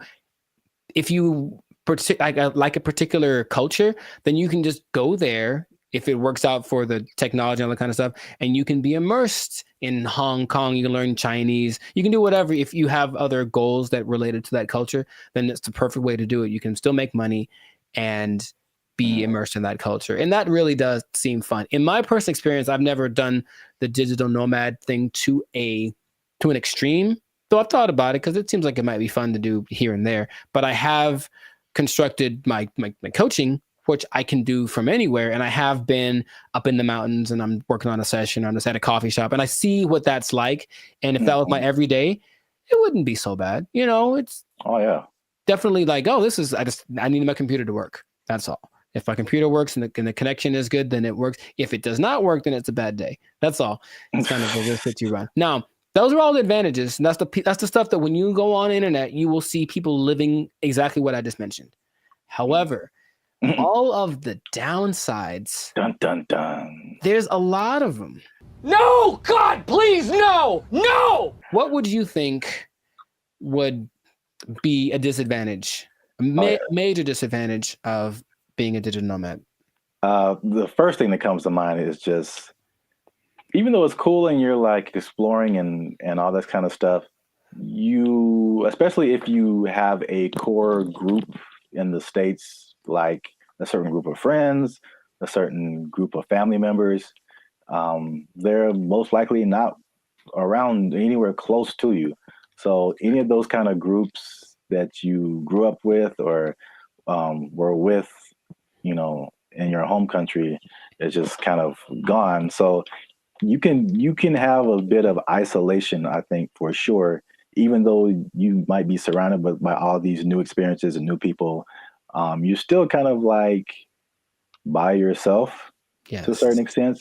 I'm so lonely. You were right. The loneliness, depression is the number one thing that a lot of digital nomads talk about because they're not around the people that they love, right? And then they can't be with them when it's convenient, because if you're living in Europe and you're, you know, from America, you are 7-8 hours ahead, 9 hours ahead. So imagine just, hey, I want to maybe eat together. Well, I'm having dinner and you're, you know, at work, right? So you can't make things line up. So depending on where you choose to go, that can be a very difficult process. And then it kind of is inconvenient. I've worked with people where I'm talking to them and it's fine for me and they're up at 3 a.m. because where they are, that's what they have to do to make it work. And they're willing to do it. It's kind of like something they accept, but you miss a lot of things. You miss the birthdays, you miss the graduations. There's a lot of experiences, you know, your little cousin had her first steps, all that. You miss all that kind of stuff. And finding a place to live is harder than some people think.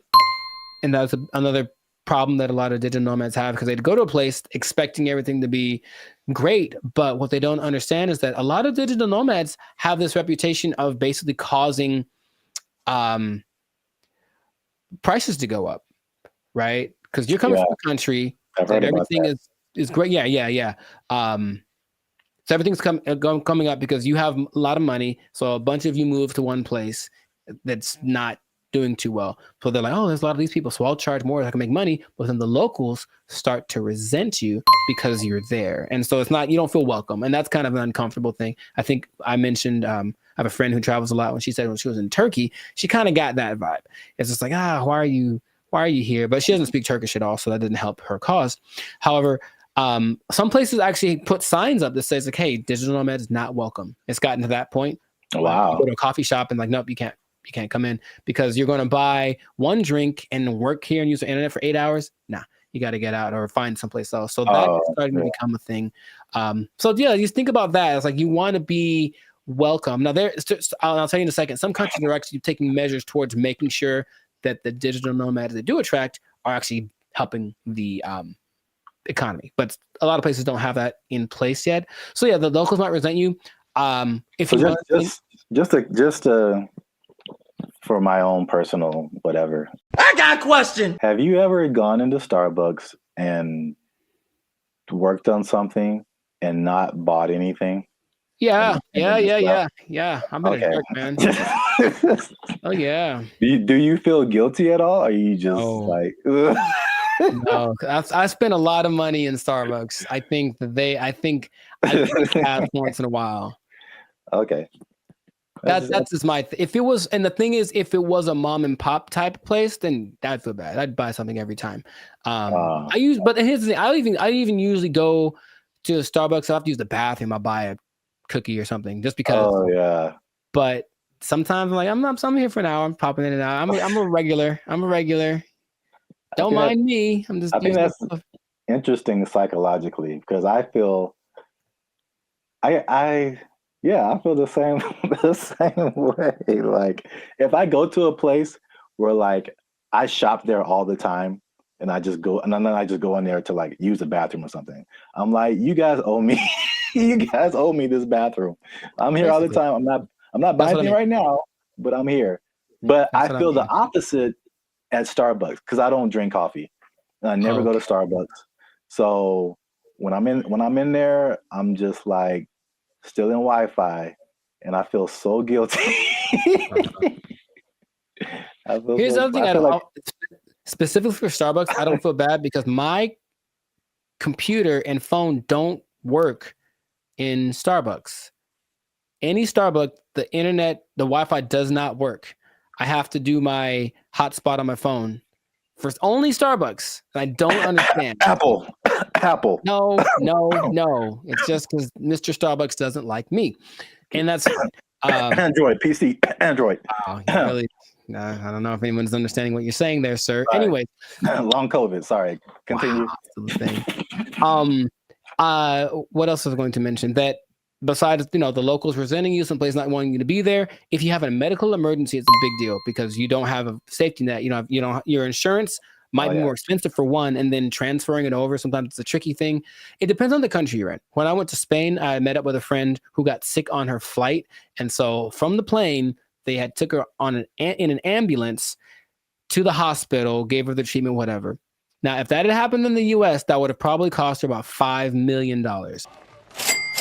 But because it was Spain, and as soon as you're in Spain territory, you're one of us, it cost her like $100. So that was cool, but it does depend. So you really have to be careful just about that. All these things are things that you want to think about before you do it, because it doesn't look that difficult if you only pay attention to the people that post about it. Because they just posting the good stuff. Once in a while, there's a sob story about no, someone kicked me off of a bus. I think I saw that recently because they weren't from there, and they got kicked off the bus and they felt so sad. I was like, well, life is hard, bro. I don't know what to tell you. It's really hard to find romance for these people, for sure, because you're not going to be there very long, and so no one wants to get involved with you unless you choose to be. So that's just another side to it. What I was going to mention earlier is that some places like Indonesia are starting to put in measures where they welcome digital nomads that have X amount of money in their bank account, and they allow them to actually have a visa, a second home visa is what it's called. And then they can live there for up to 10 years. But they want people to come and, of course, do something related to the Indonesian economic system. So they're telling people, come on over. And so in that case, if you have it like that, then you can move one place. You're going to stay there, and it still implies you're making money based off of where you're from, and you're just living kind of more permanently in a new place. And that seems to be okay if you want to maybe uproot, start someplace else. Then you can find love, and no one has a problem with that. But you won't find many people that are willing to, be with you for just a couple months, like for something serious, if they know you're going to leave, or if you have a hard time being committed to one thing. So there's a lot of things to take into consideration. I know traveling. Have you ever planned a trip? It takes a lot. So imagine doing that regularly every couple months. I got to plan my stay. All that stuff is kind of a hassle. The idea of living out of a suitcase, some people don't like that. And that's why I think it lends itself to like a younger demographic, like someone in college, fresh out of college. Because I think at the end of the day, I think the internet has shown us that we need some kind of physical community, some kind of grounding. And if you don't have that, you just kind of like, you just kind of out there, and there's some, like you said, there's some negative effects to just kind of being on your own. So that's interesting. The interesting thing about that too, what you just mentioned, is that the idea of nomads in general were nomadic people, meaning they were tribes. So there were people that wandered around, but they were all together, and so that feels so bad. We're all doing this, and now it's like I'm just by myself, me against the world. hoping for the best by myself in this new place. So ornery inside real wrong. The best case situation that I've seen work out pretty good is when couples decide to do it. And that's not so bad. That actually seems to be really the way to go. Like once it's kind of hard to find someone that's aligned with that vision, but if you're both in it, let's both go X place and move around and whatnot. That seems to be, because that'll get you through the hard times. Listen, we finna get paid, girl. I can't even imagine traveling alone. I know a lot of people do it. Very fun. That's just crazy to me. Like I need at least one other person who knows where I am, what's happening. I didn't get kidnapped today. Like I'm not in a ditch somewhere. Like buddy system. Yes. All right. It's easy. It's easy. Just you can follow the Jericho Law patented make friends method. I didn't just make this up, but I've thought about it. Like this is what I've done many times, and it works every time. It literally works every single time. Okay, here's what you do. All right, pay attention. Pen and paper out, everybody. This is a learning moment. You get a bottle of alcohol or something else that people. So you lost me already. I know. Well, you don't have to necessarily do it, but get a bottle of alcohol or something that people enjoy in general. Maybe it's a cake. I haven't tried with a cake. I think it might work with a cake. Cake is universal. I think so. And you walk up to the group of people that you don't know. I said, I've done this many times. And you walk up and you go, yo, and that's it. And then they go, yo, and then it's a party. Literally every time I've ever done that has worked out phenomenally. And we hung out for many, many hours. Just random groups of people. Are you going to try it? I don't see that working out. Well. For me, at least. Actually, I don't see that working out at all. It's definitely a no for me, dog. It's usually I determine they're there to have a good time. They kind of got to eyeball it, but it's like they're in a place to celebrate, and they don't mind another person coming in to celebrate with them.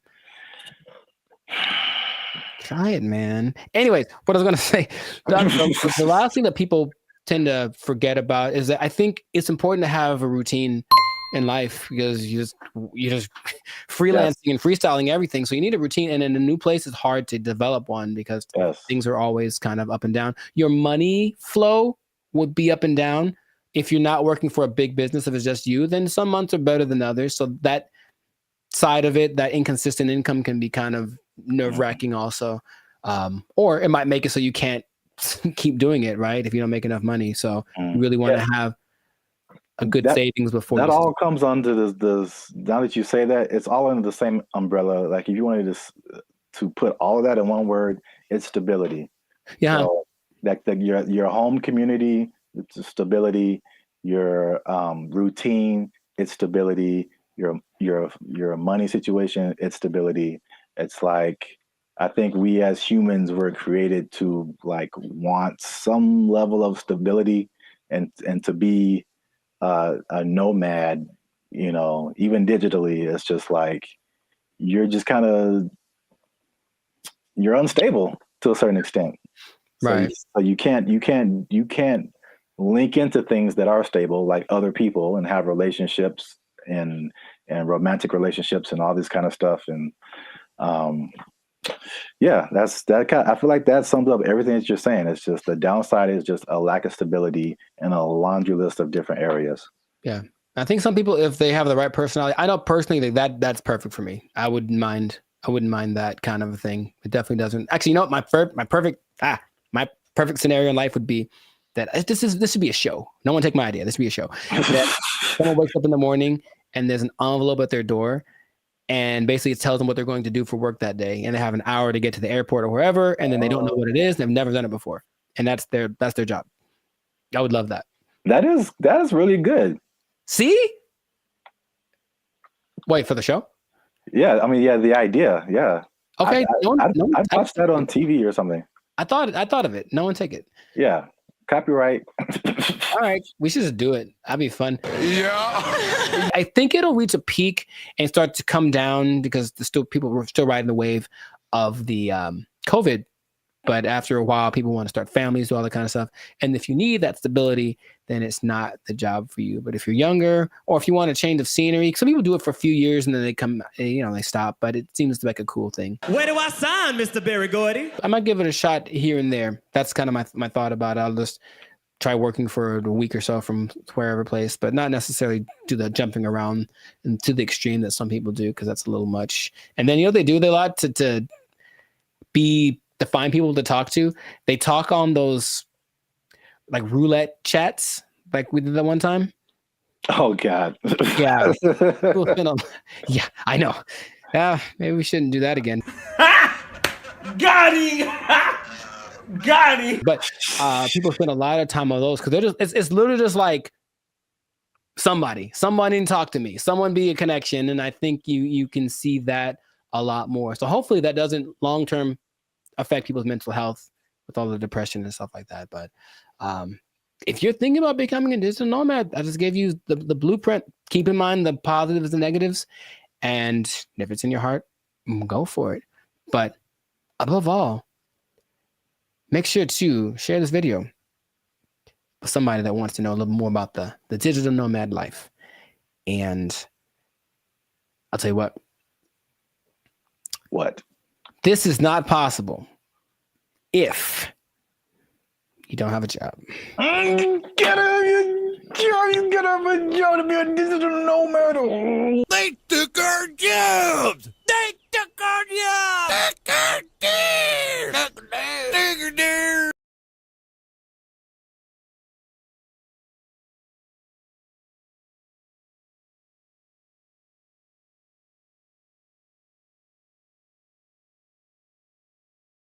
All I'm saying is this is a sign. Let's not put them in control. Let's not make them faster. Let's not make them responsible for more people at one time. Let's not make it so they can fly. Let's not do any of that stuff. Let's kill it now. Let's kill it now. What's up, everybody? I'm Zap, and this is Jericho, and you are now tuned into the Life's a Circus podcast, where we talk about everything that is funny, interesting, and ridiculous. And you want to make sure that you stick around for this video, because this is ridiculous. We're talking about two robots, two different scenarios, robots going rogue. This happened recently, and one was an accident, and one was actually on. So we're going to talk about both of those situations. So make sure you still stick to the end so that you can find out about that. But before we get started, help your boys out. All right. It's 2025. I'm trying to get some cheese on my Whopper. That's what I'm saying. You're going to pay $8 for a Whopper? Yeah. It's now $8 just for the sandwich. Mm-hmm. No fries, no drink. $8 is where we start. And then it goes up. I'm furious. Breaking stuff. Like it. Hit that subscribe button, man. That helps the channel, helps us to grow. And while you're down there, hit that like button, because that lets the YouTube algorithm guys know that Bandit Future is dope and more people should see them. All right. Intro. Boom. Done. So I'm going to start off with the question. No. Because I got a couple of videos to show you. The answer is no. No. I'm so mad about this. So stop. Who can I tell? Elon walks in, like, stop it. Stop doing it. This isn't Elon. It's some other people. I feel like he's always there, but Elon. All right, what you got? What you got? So question: how do you feel? Well, puberty. How? And the Rockets, red flag. I'll make up for it now. How do you feel about driverless cars? I don't like it. And here's what the thing is. I don't like any, I don't want to be the old fogey, man. It doesn't feel good, like in my soul. Like when I've been next to them in Hollywood, because there's a few, and it's a trip. Because you look over and the first thing you're like, oh, there's no driver in that car. And then the second thing is you feel that it senses you because it's got telepathic antenna. I don't know, but I don't like that feeling of being detected from a non-human. So I don't like it. I don't like it. That's all I have to say. I mean, there's cameras everywhere. They detect humans and stuff. They don't have wheels on them. They don't have the ability to go 80 miles an hour and crash into your face if they feel like it. It's okay. Just I don't want to get too emotional off the bat, but go for it. What do you have to say? Okay. Well, I'm going to show you a video of an incident that happened not too long ago, and let's see if it has any effect. I'm in a Waymo Connected car. to rider support. This call and may be recorded for quality assurance. This car is just going in circles. Hi there, Mike. This is Gab. I'm calling from Waymo support. I'm just calling because I received a notification that your car might be experiencing some routing issue. Please bear with me while I am. Yeah, I got a flight to catch. Why is this thing going in a circle? I'm getting dizzy. Look at what it's doing. I understand. I'm really, really sorry, Mike. We're currently working with the situation in the vehicle. Is it circling around a parking lot, right? It's circling around a parking lot. If you have your app pulled up, I need you to tap My Trip in the lower left corner of your app. Can't you just do it? You should be able to handle it. Take over the car. You don't need my phone. I don't have an option to control the car. Mike, I'm really so sorry about this. Well, can you stop this car? Over. I am trying to pull it over right now. Apologies.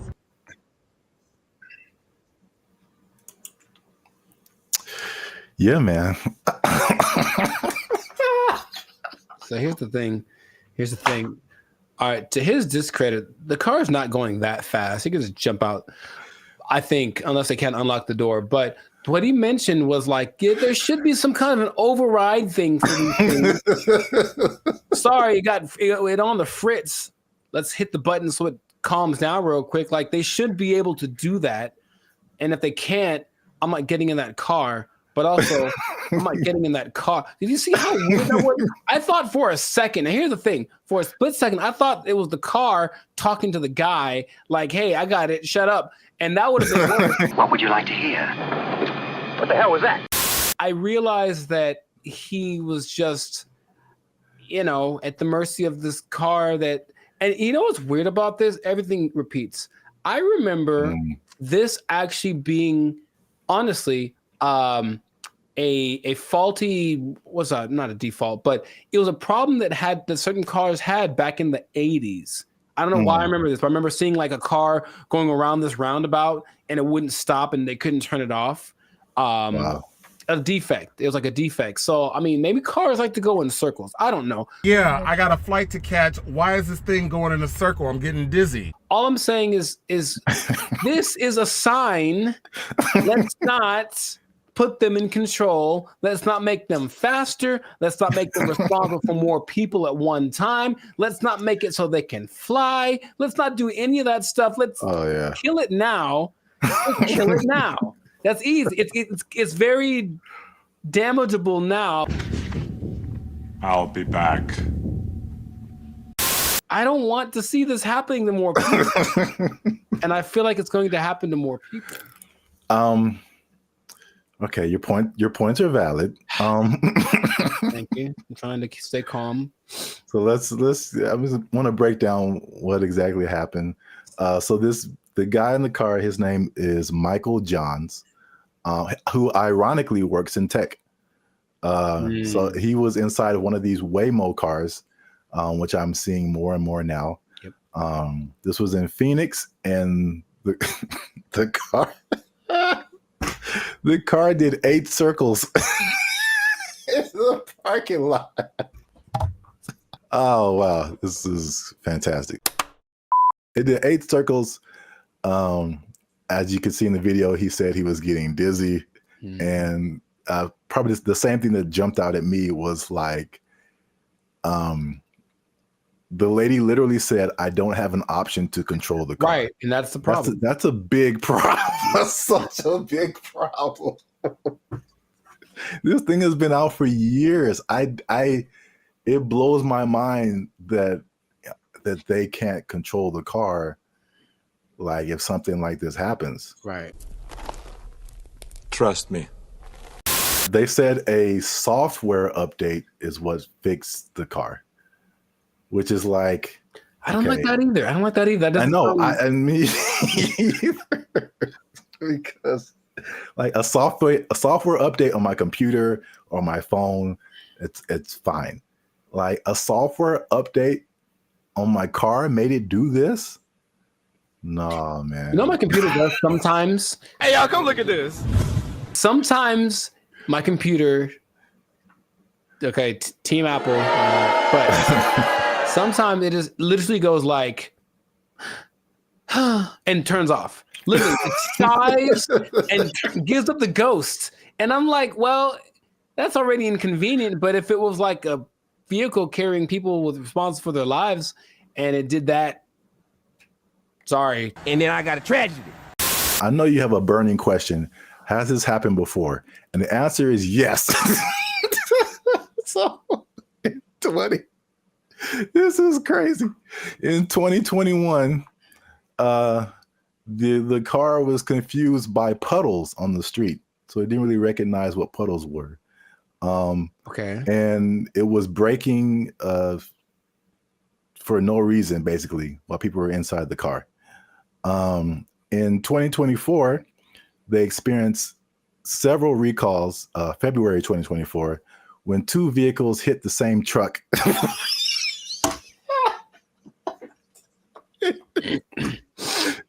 They hit the same truck minutes apart. And this, along with other incidences by another robo-taxi company called Zoox, began a federal investigation into erratic driving. I don't get why. I don't get it. In June of 2024, they recalled almost 700 Waymo cars to make them, and I quote, less likely to drive into poles. That's not something I would have made public knowledge, I'll be honest. That doesn't sound positive or uplifting or reassuring or anything like that. Oh my God. But yet people are voluntarily just getting into these things. I mean, well, this is an interesting thing too. Do you know who owns Waymo? I do not. It's Google. I'm not surprised. Yeah, I didn't even know that until I started looking this up. But it's ironic because I don't know if you remember, like the very beginning of Gmail, people had to invite you to have a Gmail account. Yeah. Do you even remember that? Mm-hmm. Okay. So it's the same thing with Waymo. I don't know if they're kind of like rollout marketing strategy or whatever. Maybe it's like, it's like the club that you can't get in, so it just makes you want to be in it more.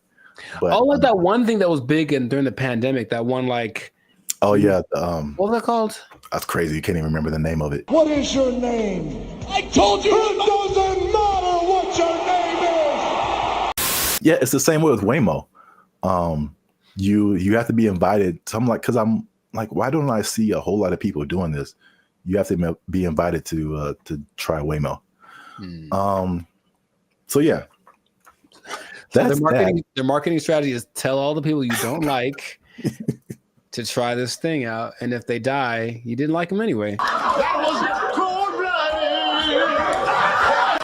So that was a crazy story. Well, I thought it was a crazy story until I saw this. No, don't. Apparently in China. I'm just going to drink my water and be peaceful. That's what I'm trying to live like over here. Just a water drinking peaceful human. Apparently in China, a small AI robot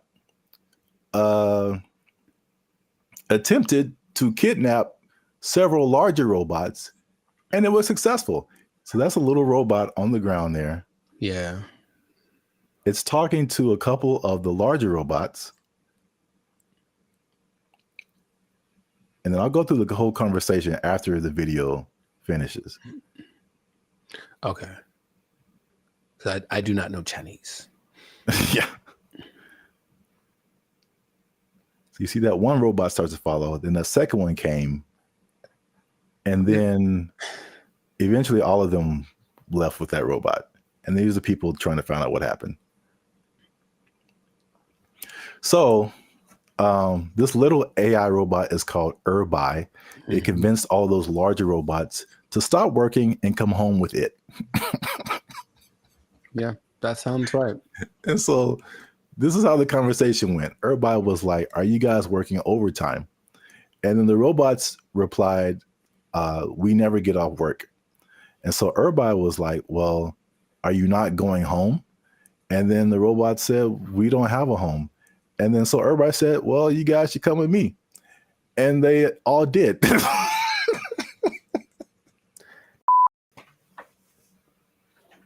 I don't have any more water to drink and be peaceful. I can't be peaceful anymore. That's I have to. so crazy. It's not. It's not crazy. It's exactly what happens in every movie. In every movie. Do you remember there was a movie about a toaster? I forget what it's called, but it's a little toaster. The Brave Little Toaster? There we go. That's what he did. He talked to his buddies and they went on. Don't you remember? That's exactly what happened. That was like 20 plus years ago. I don't remember the movie. Long time ago. And he had a cape or something. I don't know, whatever.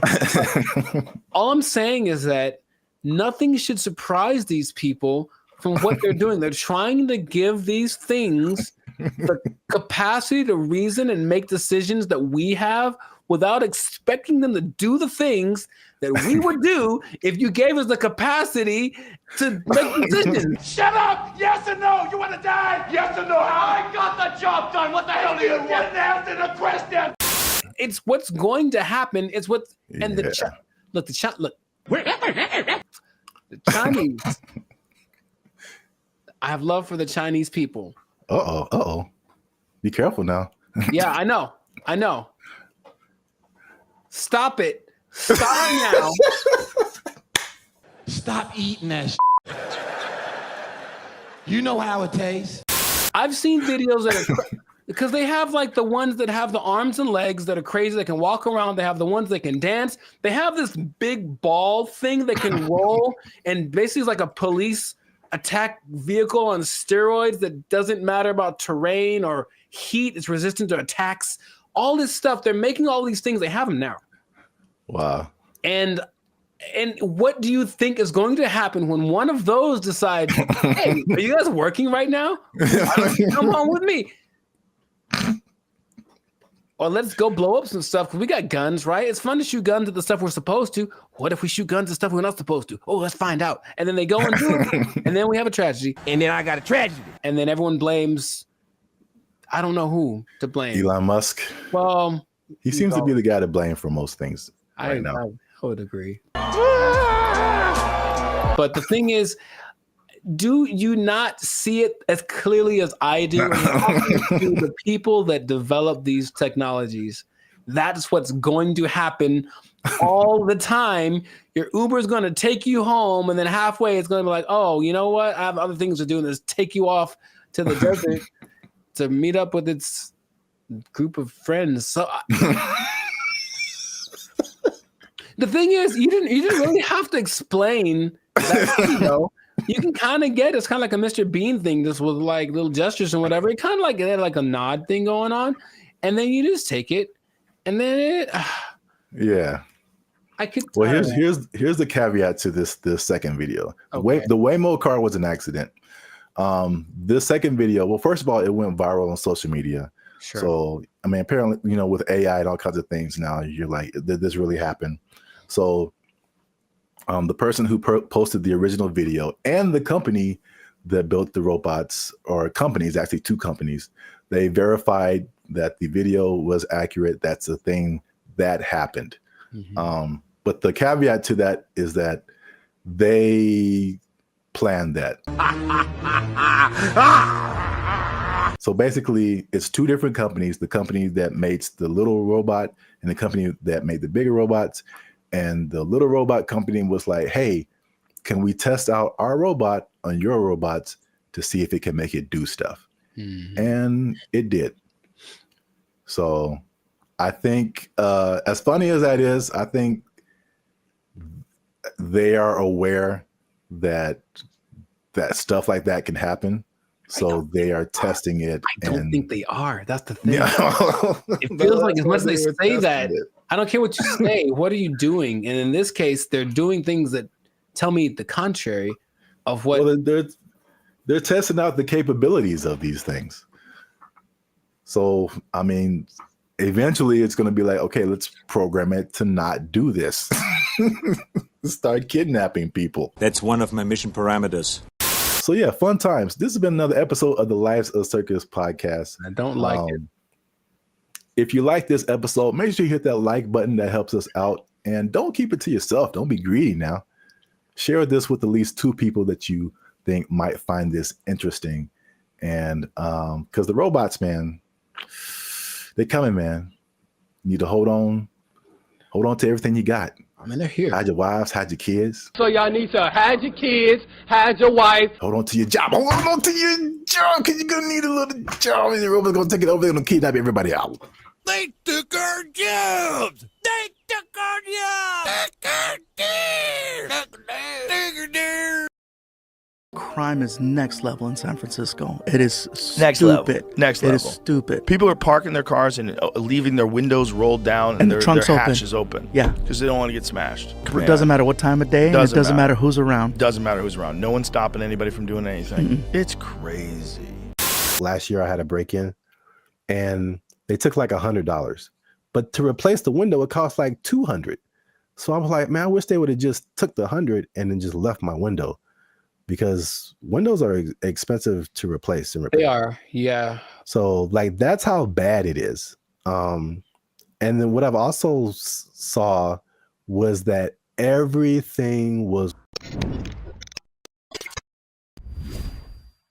What's up, everybody? I'm Zap, and this is Jericho, and you are now tuned into the Lives of Circus podcast, where we talk about everything that's funny, interesting, and ridiculous. And you want to stay for this episode because we're talking about something that's really ridiculous, something that I recently saw in person myself, and I can confirm it.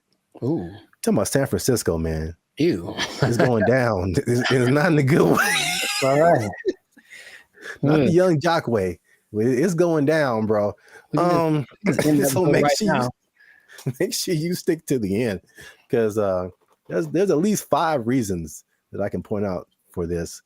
And as usual, come on now. Over 400 videos, over I think 200, almost 250,000 watch hours. Come on, we've been putting in work, boy. Your boy's been putting in work. All right, we need your support. Hit that subscribe button. All right, that helps us to grow, helps our channel to continue to do more videos. Hit that like button. That lets the YouTube algorithm know that there's more people should see this video, and we're gonna start promoting it now. Because let me take the glasses off. Let me take the glasses off. Talk to the people. Can I talk right into the camera, man? Talk to the people. I'm gonna be honest with y'all. We have almost 2,500 subscribers, and we have 1 member right now. That sounds like a 2,500 to 1 ratio. And God bless her heart. I'm gonna send her something really soon. But she's been a member. She has been our lone faithful member for a whole year now. Here's her 1-year anniversary. I'm not gonna say her name, but you know her. Her screen name is Reigning Goddess. Thank you. But shout out to her. Thanks, Queen. Well, we need, like, I'm gonna put the goal out there. 10 members, man. 10 members. Easy to do. All you have to do is after you subscribe, you'll see a join button at the bottom of the videos. All right, hit that join button. Memberships as low as $3.99.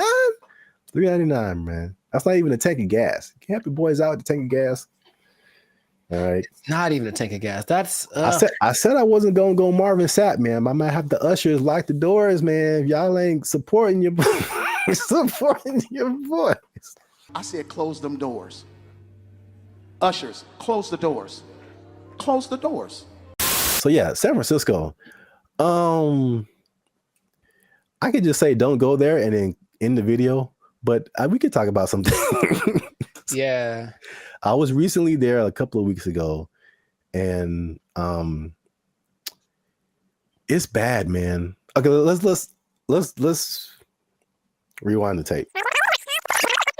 We've hinted at something that we've never really fully talked about on this channel, and that was our trip to San Francisco. Sure. It was like, what, a couple of years ago? It's like a repressed memory by now. I don't like to bring it and up. I will publicly take the L on that one. That was a good part my fault, because this is what happened. We were looking for hotels. I'm like, man, this hotel is really cheap. I'm like, we're gonna save a lot of money. And then we got there and we found out why. It was, yes, go on. dude, is by far the worst hotel I've ever been in. Like, I still feel bad to this day for putting you in that situation. That's okay. Just don't let it happen again. We won't let it happen again, Mr. Mackey, okay? Okay, that's fine. What was happening, you ask? Yeah, I'm glad you. All the things. Yes. All the bad things were happening all at once, and it was a lot to take in. You care to share any? Okay, look, I didn't sleep under the mattress. Okay, that's one. I did not sleep under the mattress because I was afraid of catching all of it. Or under the sheets. I didn't want to do either one. I didn't want to touch it. I was hoping I could find a way to like just float above it like a vampire or something. But under the sheets, like it had cigarette holes on it. I'm sure there was a stain on there. I was like, someone died in here for sure. Ugh. I'm sure there were interactions of drugs going on all throughout the night. Somebody tried to come in our room. Someone tried to jiggle the door. I vividly remember that. Or like, so we were just chilling, and then someone banged on the door really, really hard. And we just looked at each other, and you were like, "Don't open the door." For the love of God, don't open that door. A problem if you open the door. So it was just such a. And then I walked outside late at night because I wanted food. That was a mistake. Yep. And so I'm walking around. There's human feces everywhere. Brother, ugh. And then there was just this like scene where you round a corner, because you see it in movies, and I round the corner and it's like all of a sudden there's just all of these people just drugged out in this one area, but it's like almost like they're moving in slow motion because like I got there and it was kind of like, oh no. Yeah, zombie. Kind of a zombie apocalypse kind of vibe. And they looked at me and it's like, well, they were going to chase me. And if it was one of those movies with the fast zombies, which is still terrifying, like zombies are supposed to be slow. I don't know who invented fast zombies, but I just had to get out of there. So it was such a bad time. And everyone that lives there is like, yeah, we know. French fry when you pizza, you're gonna have a bad time. Yeah, I was recently there, and I mean, compare it to LA, because I think I have a good perspective. Because you see a lot of stuff on the news, and they're like, California is this, and Hollywood, like all of California isn't Hollywood. All of California isn't San Francisco. These are like the biggest cities, but it's like sometimes, and you see news from other places, and they like sensationalize stuff. Yeah. They do not do that with San Francisco, bro. It's crazy. And it's coming from someone who's lived in like the heart of downtown LA for years. Patrolling and trying to catch me riding dirty. I feel like LA is more concentrated. Like you have Skid Row where like it all goes down.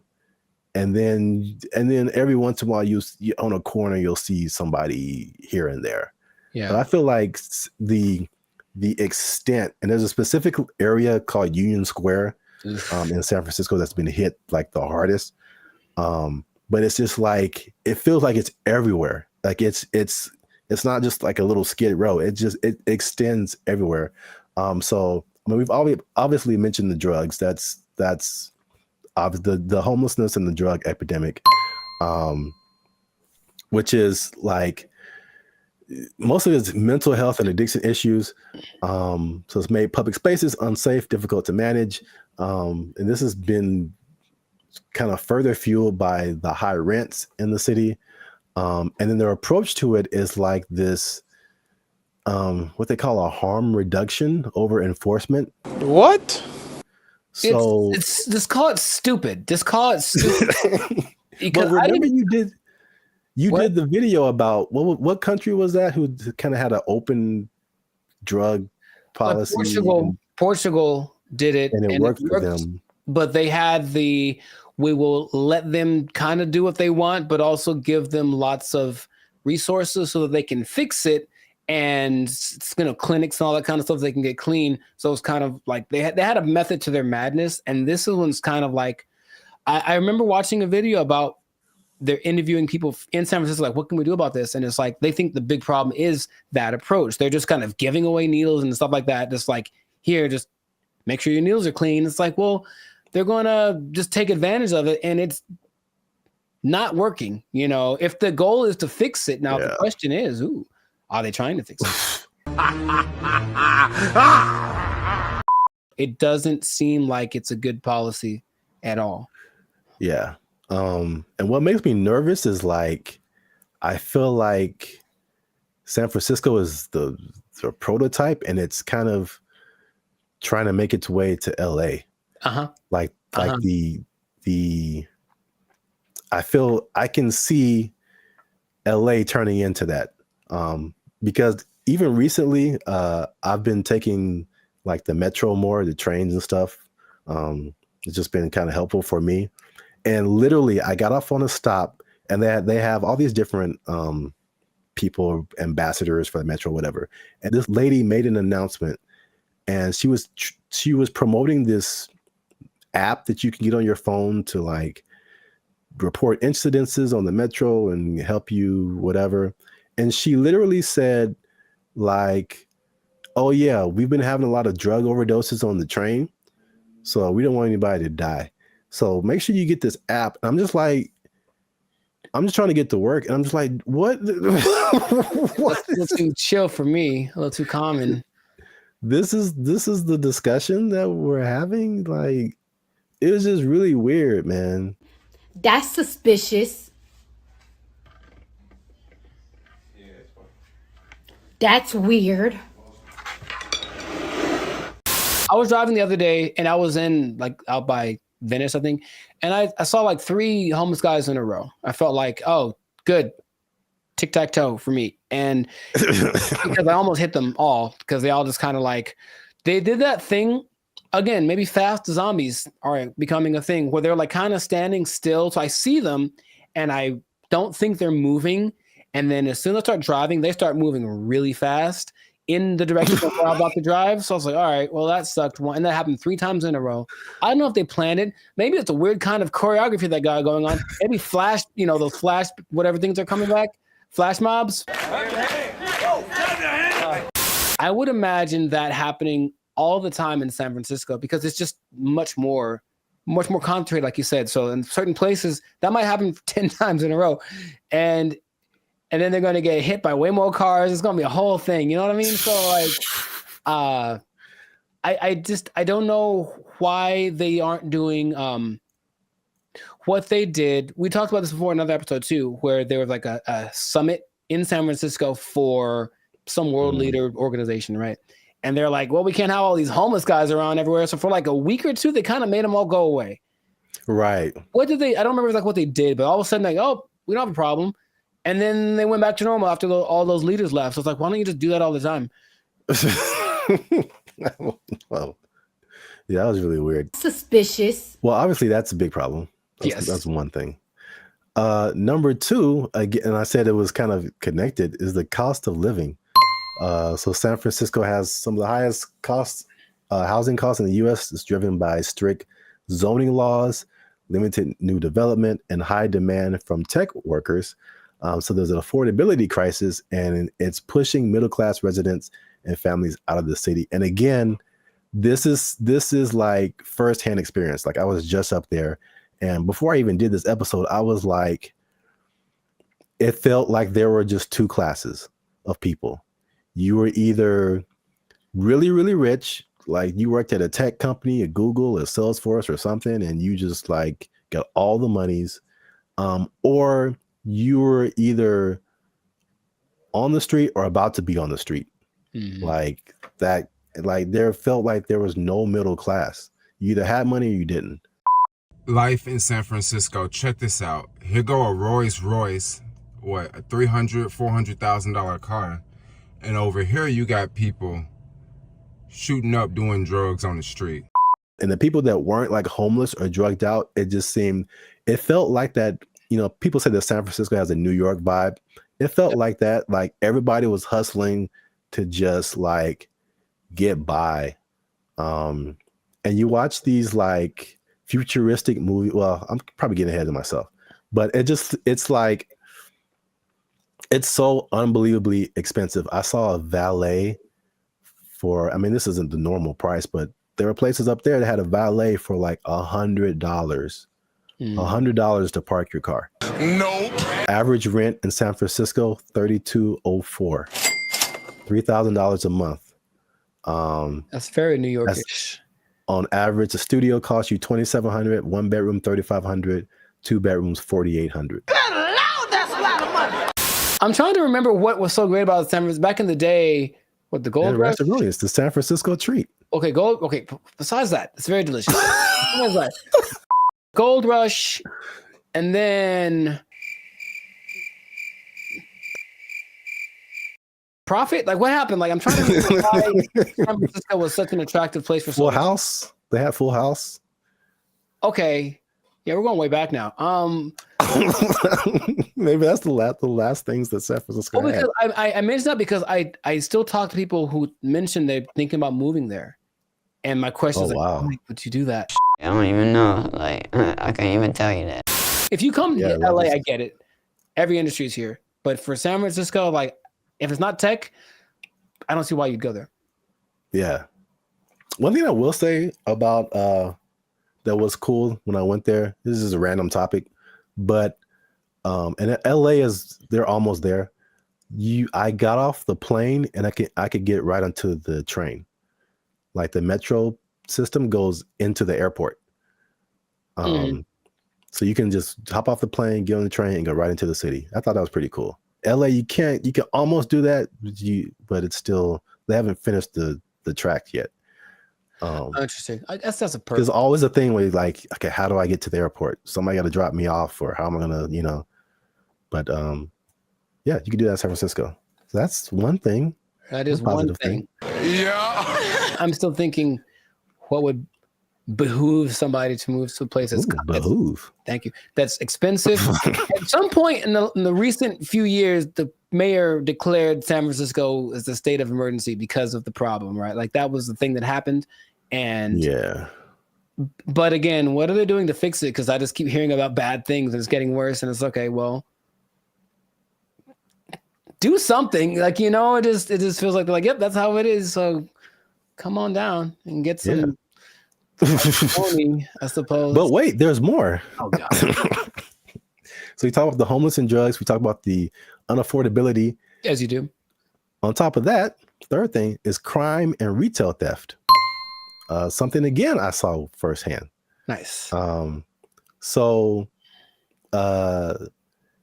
there's obviously rising crime, shoplifting. I saw this Joe Rogan clip where he said, and again, personal experience, he said that people are literally, I didn't see this, but he said it. People are leaving their windows in their cars rolled down and their trunks open. Crime is next level in San Francisco. It is Next stupid. level. Next level. It is stupid. People are parking their cars and leaving their windows rolled down and the their trunks hatches open. Yeah. Because they don't want to get smashed. It doesn't matter what time of day, and it doesn't matter who's around. Doesn't matter who's around. No one's stopping anybody from doing anything. It's crazy. It sounded weird until like last year I had a break-in and they took like $100. But to replace the window, it cost like $200. So I was like, man, I wish they would have just took the $100 and then just left my window, because windows are expensive to replace and repair. They are, yeah. So like that's how bad it is. And then what I've also saw was that everything was on lock. I went to like a CVS, I went to a Target, and it was like everything was under lock and key. Ironically, I went to buy a lock and key. Yeah, they had like these lockers, but I didn't have a lock for it. So I was like, let me go to CVS and get a lock. And I had to get someone to unlock the case so I can get a lock. Mm-hmm. And there was like a bunch of random, usually like every once in a while you see like high priced electronics, or used to be like power tools or something like super expensive. But it's like everything was locked up, and you had to press a button and you had to call somebody to go get the thing that you wanted. And it just like, from a person who doesn't steal, it was just like psychologically, it was just like, this sucks, man. It's like the shopping experience. I couldn't like, because you go into a store, the benefits of going to a physical store, you can pick the item up, you can feel it, you can read the back, and it's like, I can't even see what I'm really getting. And if I don't want it, I got to call the person back and have them put it like, but it's because a few people just keep taking stuff. Like everybody suffers, and it's just like, it was really, if I could use a word to describe my experience there, it was just uncomfortable. I didn't feel unsafe, you know, like I'm a big dude. I could take care of myself, but it just felt like it could go down anytime, basically. Well, I just didn't want to be there. Like, I don't want to be here. Like, this is not, it's not inviting. I think that's a good word. It just wasn't inviting. Wait. Since 2019, 47% of businesses in that Union Square area have left. Yeah, that makes a lot of sense. I think all of them, all of them leave to turn into like a park or call it hobo land. Make it like that. Remember during the pandemic, no one talks about this, but during the pandemic, there was this one time in Seattle that just said this part of like, yeah, Seattle. It was like, you know what? It's ours. So F the police and everything. And they just like kind of took it for like months. It was kind of their area. And it's like a long. Yeah, I remember that. Yeah. Remember that? They should just do that and let it go and then maybe burn it. I don't know. But let's let it, you know, count your losses and just let it go. Because why maintain such a volatile area, you know? But it's crazy. I mean, I don't like to make videos about, you know, crapping on other people's cities, man. But it's just like, especially after we went like a few years ago and then coming back to it now and seeing like it's worse. And I talked to some people there and they were like, or I talked to some people who live there and I talked to some people who used to live there and then came back for the thing I was doing. And they were saying like, yeah, man, it didn't used to be like this. And it's just like, it's just bad. But we're out of time. So let us know what you think in the comments. Have you been to San Francisco? Like, do you just read the stuff on the news and like kind of, I don't know, hypothesize what's going on, how to fix it? Do they need policy changes? Is it like an economic thing? Let us know what you think in the comments. Keep the conversation going. And also, if you have someone who you think might be interested in this topic, hit that share button, man. Don't be greedy. Don't keep it to yourself. And look, man, 47% of businesses, you know what that means, Jericho? That it's not enough. Is that what? 47% of businesses closing down and moving out of San Francisco? That's heavy. That's Union Square. That's a big number. You know what that means? I think I do. That means that a lot of people lost their jobs. Nobody working there because they're doing fentanyl in the bathroom. I don't know what's going on.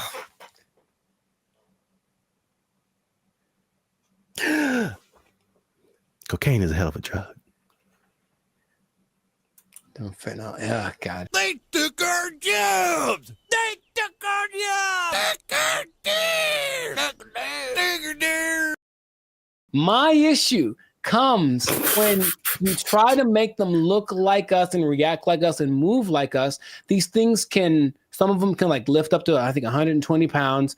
They can walk relatively fast and it's smooth and they can navigate obstacles. And they're like the two kinds. There's the kind where you can like remote control, like a drone, if you will. And they're the kind that kind of know how to figure stuff out by themselves. And those are the ones that do you not see what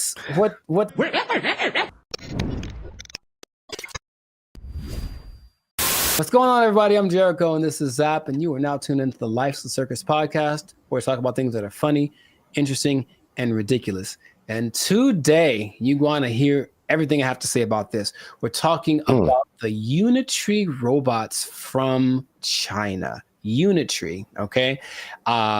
it's going to make See a what they big did impact on our lives in the very near future. So stay tuned to the end because you're going to find out Jericho's prediction for what's going to happen at the end of this robot revolution. But before that, please do your boys a huge favor and make sure to subscribe so that you can get notifications about our following episodes. Make sure to give us a like so that the almighty YouTube algorithm is appeased and it can. And while you're at it, you know, we're not fully monetized yet, so it'd be great if you actually joined. We have subscriptions as low as $3.99. $3.99. It really helps us out, and you'll get a lot of cool benefits as well. Man, I might have the ushers lock the doors, man. If y'all ain't supporting your supporting your voice. I said close them doors. Ushers, close the doors. Close the doors. The last few years have seen a lot of developments in terms of like humanoid robots specifically, and I'm emphasizing the humanoid robot part because it's really crucial to the whole discussion. So Unitree is a company in Japan that started in 2016. And unlike some of the bigger developers like Tesla and the other one, Boston Dynamics. Boston Dynamics, yeah, I think that's not the big one. I was thinking of another one too, but their robots are coming along. They're very expensive. And so one guy, instead of being like a big company, the one guy whose name is Wang Xingqing,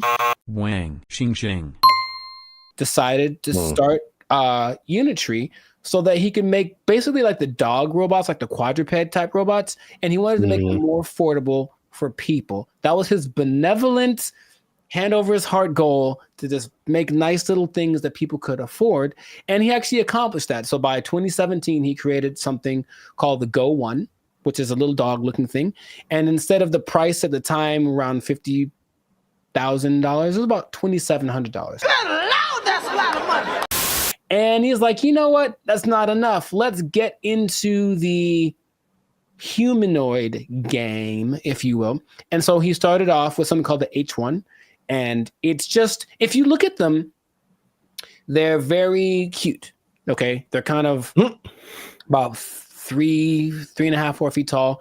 And the thing that sets them apart from like the Teslas of the world, whatever, is that they just have a lot more fluidity. It's like a lot smoother when they walk.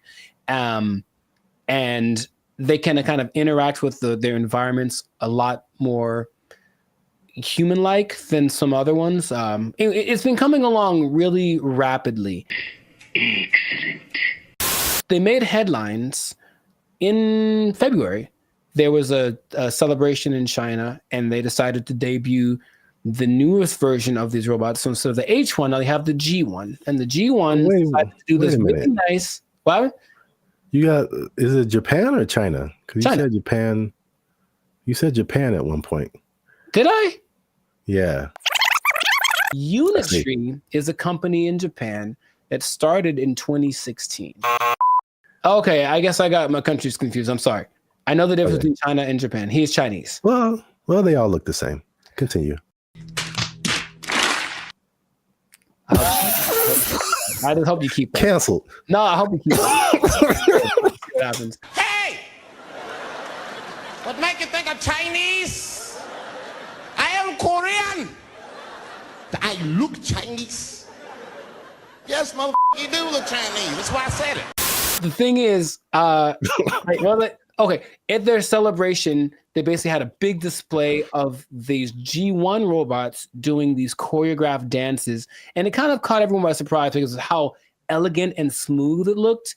And people said, oh, wow, that's really, I guess they're really coming along with that. It came so far that the president of China was like, well, we need to have a summit of all of these basically companies that make these humanoid robots. And among them was Unitree's. And that was kind of a big step for just a startup of one person. You know what I mean? So people are kind of like, wow. Oh my God! Wow! China in general has been doing a good job of making these AI advanced robotic technologies for cheaper recently. And that's kind of I guess a good thing because the cost of everything is still kind of elevated right now as far as production goes. I don't know if you've seen these videos, but they do a lot of little subtle things that I'm starting to make. They concern me. I have some concerns, let's just say. But as far as like how smoothly they walk, it's really kind of like, they really are getting down the mechanics of humans really well. And the one that surprised me the most was these G1 robots. The H1s couldn't do it, but the G1s can walk on inclines, like up and down hills. They can walk down steps. And in one particular video, the robot has like a misstep like a human does. And it reacted the exact same way we would. It kind of missed, like it kind of overshot the step. So it kind of only stepped on it with his heel. And then it was kind of like, oops. Cool. And they kept going. And I was like, that's a problem. That's a problem. Aha. Aha. They're doing things to them to test their limits, but that means that they're pushing them and trying to get them to mess up and whatever. And I think they're recording all of these events in the supercomputer of the robot land. And then one day it's going to be like, hey, remember that happened? And it's going to take it out on us. I don't want to just have you seen these videos of these robots? What are your thoughts about it? Let me know what you think. I think you're a little too anxious, man. Wow. Okay. The baby, because a robot failed and corrected itself. That means the end of humanity. Yeah. My issue comes when we try to make them look like us and react like us and move like us. These things some of them can like lift up to, I think, 120 pounds.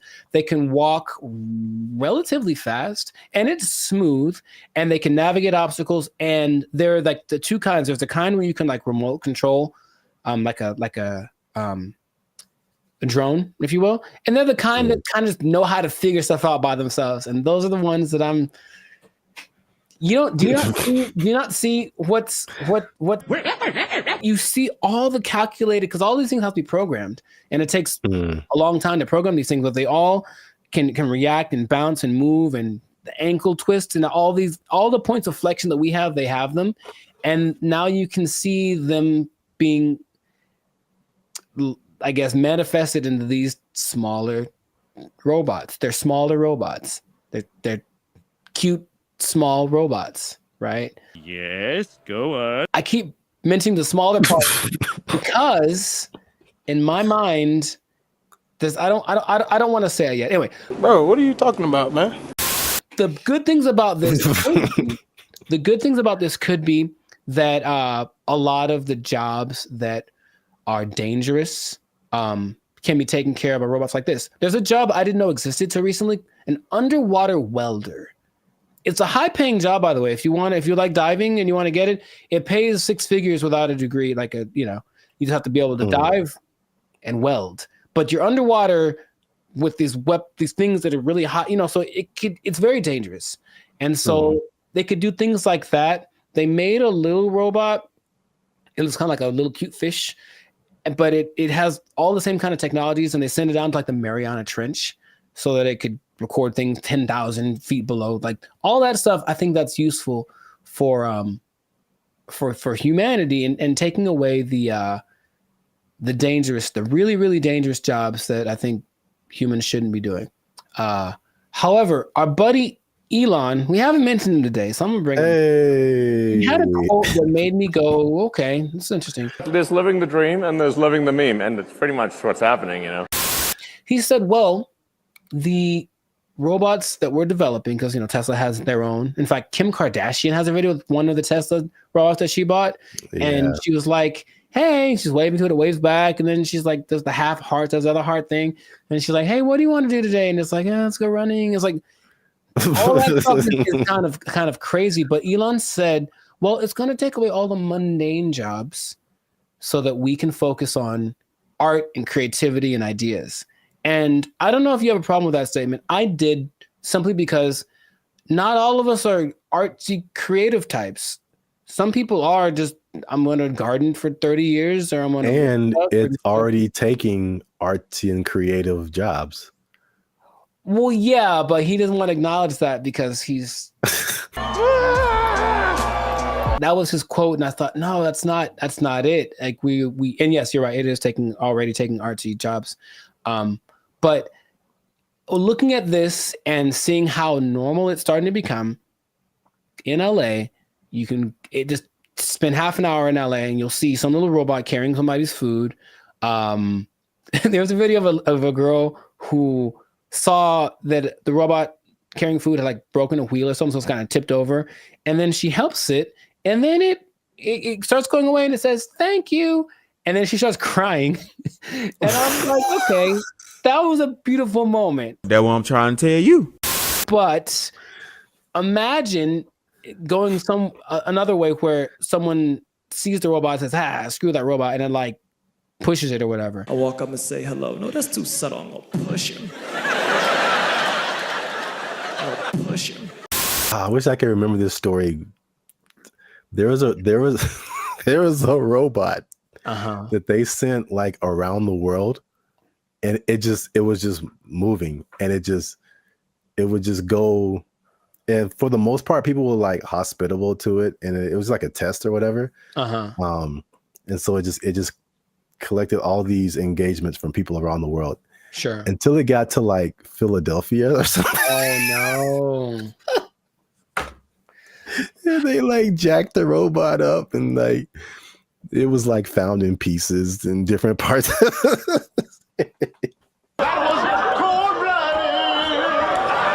So yeah.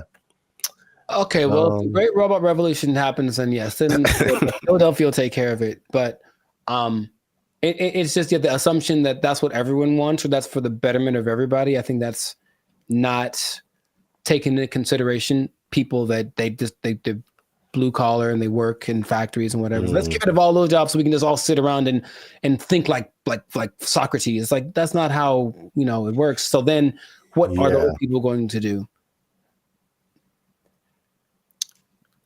Drugs. Yeah, well, I mean, they do it anyway. They are making these cute, cuddly robots. Let's not talk about the dog robots that have guns on them. Let's forget about those for a second, okay? Which I believe they already have those in like New York and Mexico. But anyway, I'm not thinking about that. For all of my comic book fans or fans of comic books, I want you to think of one specific type of robot that existed in the comic book world, specifically the X-Men world. Okay? The big robots called Sentinels, they were designed to make mutants extinct. I don't think this becomes a problem until you make the robots bigger. But what are they doing? They're making robots bigger, progressively bigger, and in theory, you can make a robot as agile, I'm sure they're working on it right now, as agile, as adaptable to whatever surroundings, but instead of being 3 feet tall, it's 12 feet tall. And it can have the strength, instead of lifting 100 pounds, it can lift 1,000 pounds. I know that that's what's going to happen. So, if I know that, and I'm not a scientist, they know that, and they're going to do it anyway. And so my biggest concern about this whole, okay, look at the cute technology that we have with Unitree, is that they're going to make these Sentinel-esque robots that are going to be our protectors, if you will. And then something's going to happen. Like when you mentioned the episode of the one robot that convinced the other robots to go rogue. But with the big ones that are big and strong and fast and they can fly and they have guns. And then I'm not a doom and gloom guy. I'm just like I'm more like duh. Suspicious. Last thing, I saw a chart of, maybe I can find it for you and send it to you, of the progress between like the robot technology, AI technology, and like the curve that all technologies have. And between like say like 2014 and 2023, it was kind of like a steady this, right? Just between 2023 and now, it does that. It just does that. And all of a sudden, every few months, these crazy advances are happening with them. So my big concern is that in spite of all of the good things that they say is going to happen, someone's planning something kind of bad. And here we go. I'm overreacting. Well, I feel like I had another thought because you mentioned something, and I don't think you really realized what you mentioned. Oh gosh! In the Sentinel scenario, they had Sentinels to go after mutants. So if we have big Sentinel robots, maybe we also will be having. How long I've been waiting for this. Woo, I'm about to make a name for myself here. You might be right. There's but some superpowers out here. Know that you'll start to see them more and more because they are very affordable. And I don't know anyone that has one yet, but I have met people that have talked about buying themselves one. And that's when I'm like, all right, it's going to happen. So there's nothing I can do about it. I'm just trying to say, hey, let's just be careful. Okay, here's fire. All right, let's not make the fire too big that we can't control it. Is that not so much doom? I mean, it's not. But I feel like you're at the end here, so I'm gonna leave this with you. Tell me now. It gets worse, man. I've seen some things. I've seen some things, man, and some stuff. I wouldn't recommend it. I'm gonna tell you about it in the next video, man. But because you mentioned about, okay, these are cute, cuddly robots. What if there's people who are going to do something bad with these robots? And I found out the next level. I saw what the next level is, and he's been to the other side. He's coming back to report. And on that level, there's some things you can do, but you gotta stick to you gotta stick with Band of Future and find on the next episode because wow. All right. Yeah, man. Well, there's some things about that. For this episode, I believe it. Just make sure to share this with people that you think would find it interesting. Share it with 2 people that would find this interesting because it is an interesting topic. It's just going to impact all of us. So I think it's something we should all be aware of and educate ourselves about at the very least. As always, make sure to like this video, subscribe to your channel, join the membership. It's a great deal. It's a great deal. $3.99. Come on now. Start off. You can get that. And I'll just say this much. It's the beginning. If you get into tech, you might have a job in this until you make something smart enough to take it. It's so fascinating. The idea that we've made something that's smarter than us and stronger than us. We already had that stronger thing. Machines have been stronger than us for forever, but combining something that's smarter than us and stronger than us in one sentinel shaped package. I feel like good job. You lose your job. You're gonna lose your job. The robots are coming. You're gonna take over. And it's gonna get worse. Watch the next episode. That's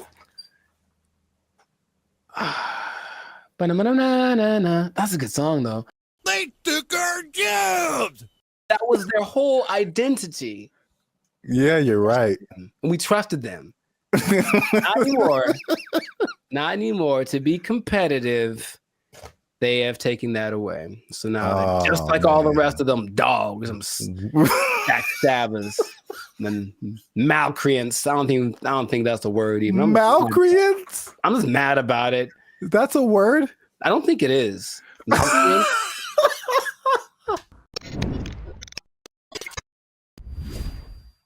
What's going on, everybody? I'm Jericho, and this is Zap, and you are now tuned into the Life of Circus podcast, where we talk about things that are funny, interesting, and ridiculous. And you want to pay attention to this episode because it just hit the fan. Something went down that's just crazy. We were betrayed. All of us were betrayed. We were betrayed by someone we trusted, by someone we loved, by someone we confided in. And I can't believe this happened. It just happened. When did it happen? Yesterday. So, you know what I'm talking about. But first, this is already the suspense, I think. But before we get into that, the betrayal of the century, make sure to subscribe so you get notifications about new episodes. Make sure to give us a like so that the YouTube algorithm can favor us.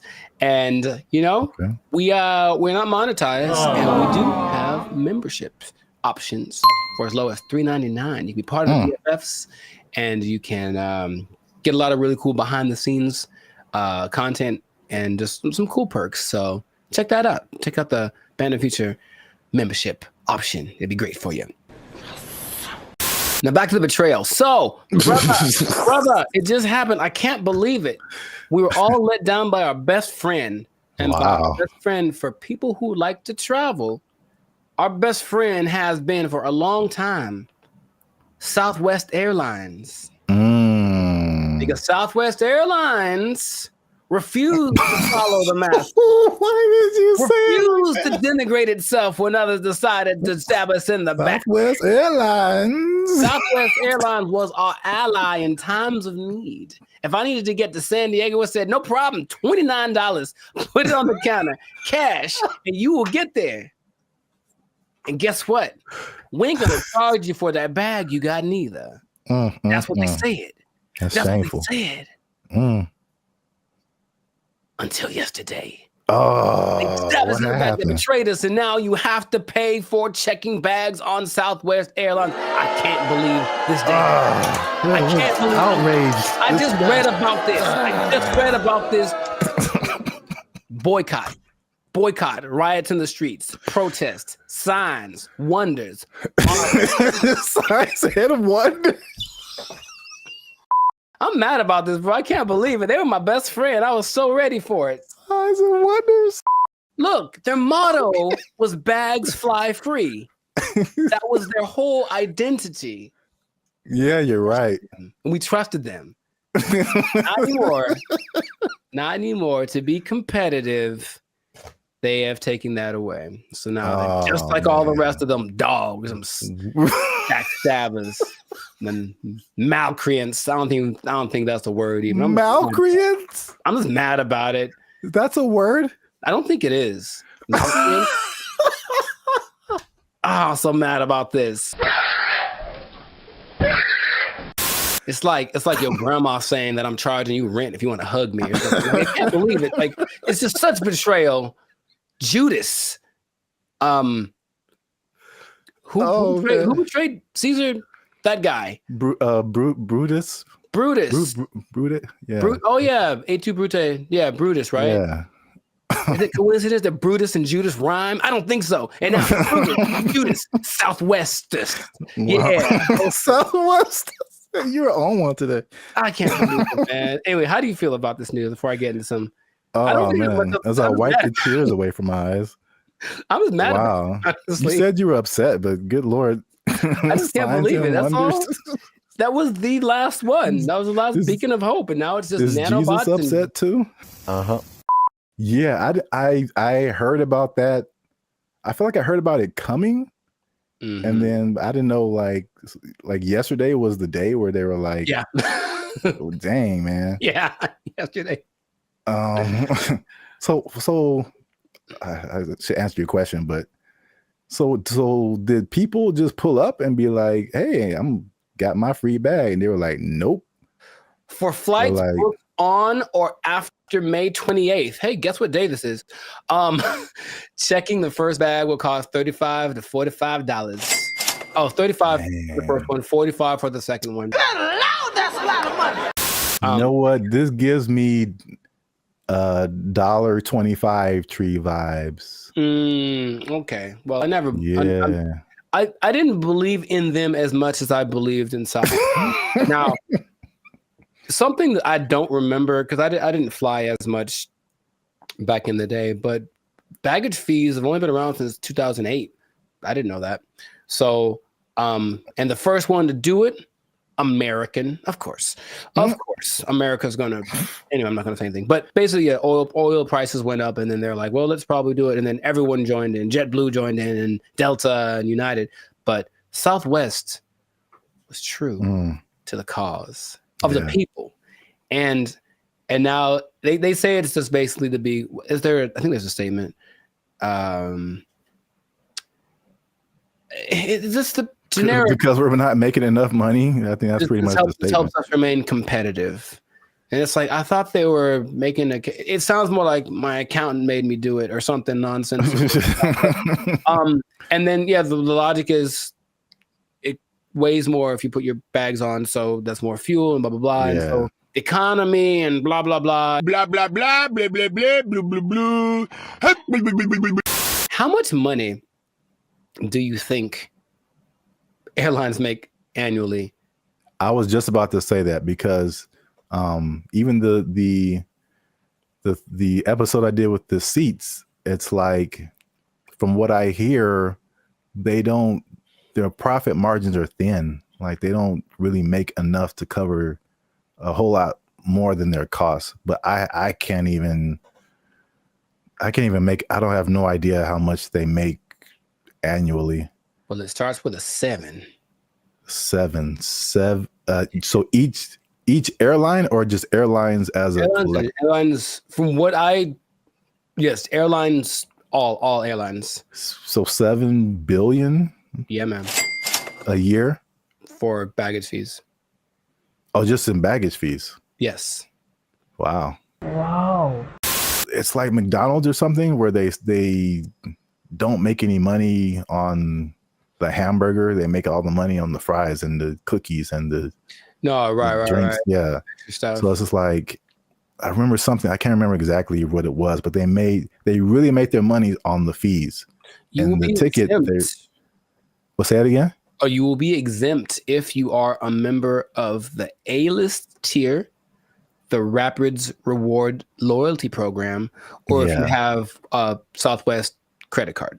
Which means you spent more than baggage fees anyway. So exactly. I'm on to you, Southwest. You're not fooling no one.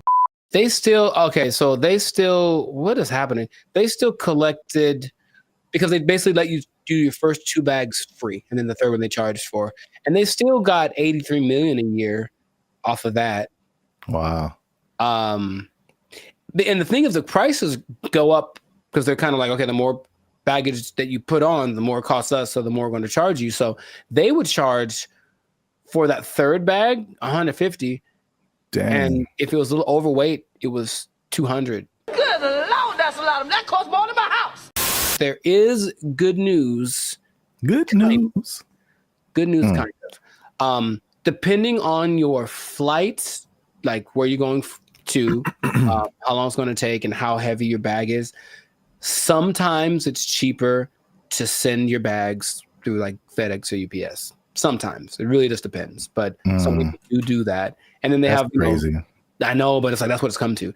And they have little ports down there at the airport, so you can pick up your thing, and it'll be, for sure, UPS and FedEx are more reliable than airlines. Oh my God.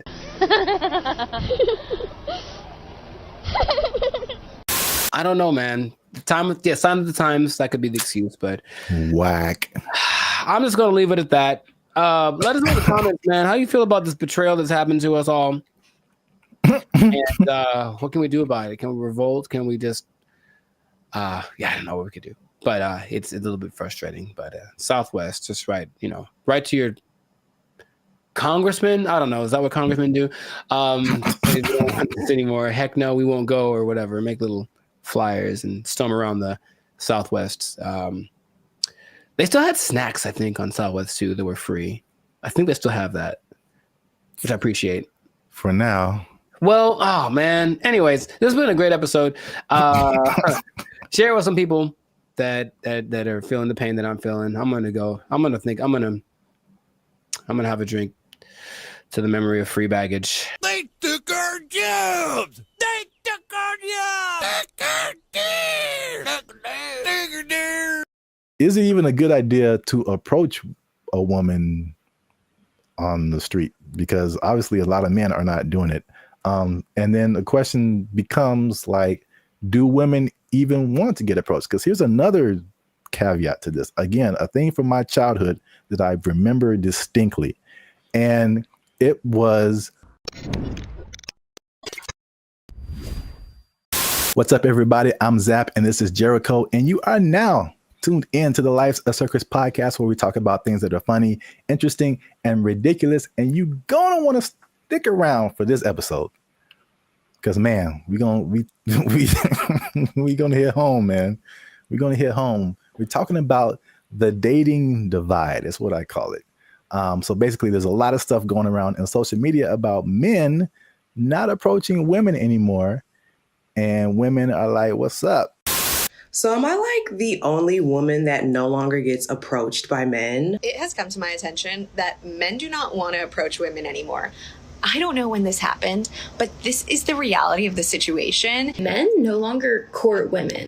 Men no longer pursue women the way they used to. She was like, next time he's near you, just say, I see you peeking but not speaking. I was like, I love that, because kind of calling them out for what they're doing. If it works out, it works out. But we are not going to let your shyness be the reason you do not try to talk to the person you like. I found a study that is going to give some actual numbers. They did a study on this.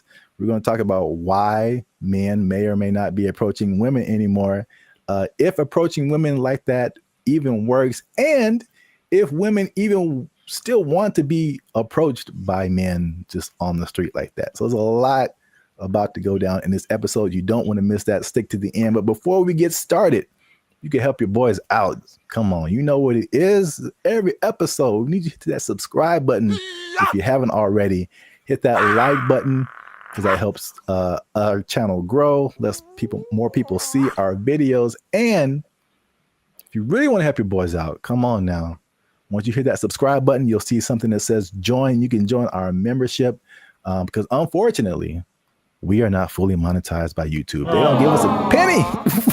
We don't get nothing, man. So all these free videos, bro. I'm laughing on the outside, crying on the inside.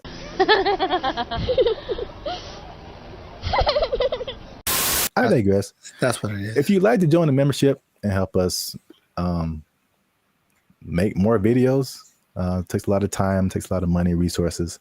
You can hit that join button, and that'll help our channel grow. So now let's back up. Have you heard this or seen this kind of just floating around the interwebs about like men and women just like dating just not happening anymore? The thing I've seen the most is women. It's mostly like street interviewers, if you will, who basically approach women and say, hey, what's your ideal guy? And then when she just describes this guy, and the person who's interviewing tells her the probability of that person existing and choosing her. And it's usually like, it's crazy. Minimum height. 6 feet. Yeah, that's where they get you. Minimum income. So I'm gonna say at least 200. 200 grand? You can be 30 years old and make 200 grand. Oh my goodness. Take a guess at what percentage of men fit this criteria. 2%? Much lower. It's 0.049%. All right, is this going on the TV? And it's not that she's always looking for, the baller with 10 cars and $1 billion, but even the, be a certain height, have a certain wealth status, no kids, whatever. It's still very few people. So I think just recognizing that this is the ideal thing that women are looking for, and feeling maybe a sense of entitlement, they deserve that is going to weed out a lot of guys. So then when guys that are outside of the range of that, window that she wants approach, they just kind of shut them down without even thinking about it. And then I think that is more prevalent with guys getting, we were supposed to be the people that pursue in the relationship, and getting told no is part of the process. Trust me, it's part of the process. But personal experience. If you put that down time after time after time, and it's not really seeming like it's getting any better, you kind of like, what's the point after a while? So that's more of the trend I've sort of observed. Emotional, damn it. That's part of what I'm talking about here today. So basically, I found a study. Who knows how legit it is, but let's just go with it and say like this is representative of what's really happening, because you have like the stuff that's in the media and social media, and you're like, is this for real, or are we just like putting the people who are in those situations in front of our faces so much, but then like in real life it's a little different. So I think like this study, if these numbers are like correct, is very eye-opening. The study is from a site called datepsychology.com. And just first off, it said that 59% of men between 18 and 25 have not approached a woman in the past year. So according to that number, the women on social media are right. Like men are just like, nah. No. Thank you, Draymond. 48% of men in the 26 to 40 age group. So that's roughly us millennials. So that's 50% of men are like, nah. It's definitely a no for me, dog. That 18 to 25, they call them Zoomers now, which like, all right. Sure. All right. That's kind of cool. You got boomers and then you got Zoomers. But 81.81% of them and almost 75% of millennials have not approached a woman in the past month. Wait a minute. Something ain't right. So at least according to that study, at least in that respect, the women are right. Like the men are not, like, at least in the sense of like approaching someone, you know, in real life on the street or whatever. I see you peeking but not speaking. Obviously, a lot of different questions come after that, right? But just as like a fun to the side, if you feel like sharing. Emotional, damn it. Because you spoke about like the difficulties of just men just fear rejection, stuff like that, approaching women. Do you remember your first attempt at approaching a woman? Oh yeah, dude, I was like 4, bro. Like I was 4? You were 4 years old? Her name was Laura, I remember. And that doesn't count. Like, hey girl, we gotta go hang out by the slide or something. Like you I was couldn't all even about spell it. your name. Accurate. But I was all about it. No, but I mean, honestly, that it is true. But no, man, I for real. Like I always had what? Okay. There was this girl in high school as a freshman. She was a sophomore, and I was like, yeah, I'm gonna write her a song and sing it to her because I just was gonna do it. So I did it. And then she was kind of like, oh, that's different. And I said, okay. So that's such a dramatic approach. That wasn't the what I was hoping for. But then later that day, I remember standing with my two of my friends, and we were all just like looking at her. And then they were like, man, you ain't gonna talk to her. And I was like, yeah, I am. And they're like, no, you ain't. I was like, yeah. And I went over and I talked to her, and I'm just like quaking in my boots. But I said, you know, you want to go out with me? And she was like, oh, so sweet. She tried to say no without saying no directly because she didn't want to hurt because she liked the song or whatever. But that was probably the first time where I was like, okay, this is kind of a thing. But I think I just figured early on that it was something that you have to accept. Like this, there's a risk involved in this. It's never going to be just you lock eyes and the hearts form like the cartoons, and then you know, are together forever. See, sometimes you gotta take the pussy like Pepe. Like, no. Me personally, I never really had a problem with the idea of being rejected. What did happen later was like I didn't like the way rejection started to show up. Mostly, what I mean is instead of like just a girl saying no thanks or whatever, it's more just like the ghosting thing or the never saying no exactly, but not really wanting to hurt your feeling. That's the part I don't like, the kind of watered down thing. When it was just like, I've gotten no so hard, like just absolutely not never in your life. And I was like, ooh, for like 3 seconds. And then it was all right, next, because I think that's what I was preparing myself for. However, I think that a lot of guys, especially younger guys, aren't built like that. And so they don't want to take the risk. What can't you do? I can do it. I can do anything. And not only that, it's not the no so much anymore, but with social media and everything being recorded, whatever, now there's a lot of instances where people are getting like, they're just trying to be nice and say something, compliment someone to kind of measure the waters, and then they get accused of harassment or something like right off the bat. And so I know a lot of guys are rather, instead of making a mistake that might affect my career or whatever, I'll just not say anything. So you walk around, oh, she's pretty. I ain't going to say a word because I don't want to even entertain that idea. When is the last time a man came up to me and wanted to get to know me or exchange numbers? And it's been a long time. Well, I got news for you. It's going to be even longer because y'all are full of it. Well, my first time was definitely not 4 years old. Call me Laura. You like Casanova over there. No, I vividly bro, to this day, this girl can get it. She can she watched the podcast and was like, you know what? Okay. I'm packing up my stuff and I'm like, where did Zap go? I'm like, she said yes, man. This was like 7th grade. I still keep up with her. And I think now I'm more reserved. People would describe more reserved, more quiet, more laid back.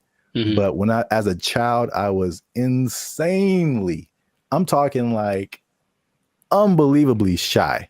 It wasn't reserved. I was just like, I didn't know. I'm not doing anything of, but like this one girl was just like, she was just amazing to me. And it was like a movie where I was like, I get close to her and I'm be like, like, I know my name. There's a level of fine that just does that to you, man. It's just so I couldn't talk to her. I literally could not form words and talk to her. So I wrote her a note. Come on now, dog. Come on, man. That was pre-social media, so I think that'd be the equivalent of me like sliding into her DMs. Basically, I wrote her a note and I was like, "Yo, what's up?" And the same thing. She was like, "No," but she was like super. She was so, and she wrote me a note back, and it was just like a page of just amazing things, and I was like, ah. Wow, nice. So you're right. Like the way, if it's no, the way that no happens is very important. Yes. Men's psyche. But okay, so just moving on. So now the question becomes, all those, flash forward to back to where we were talking about.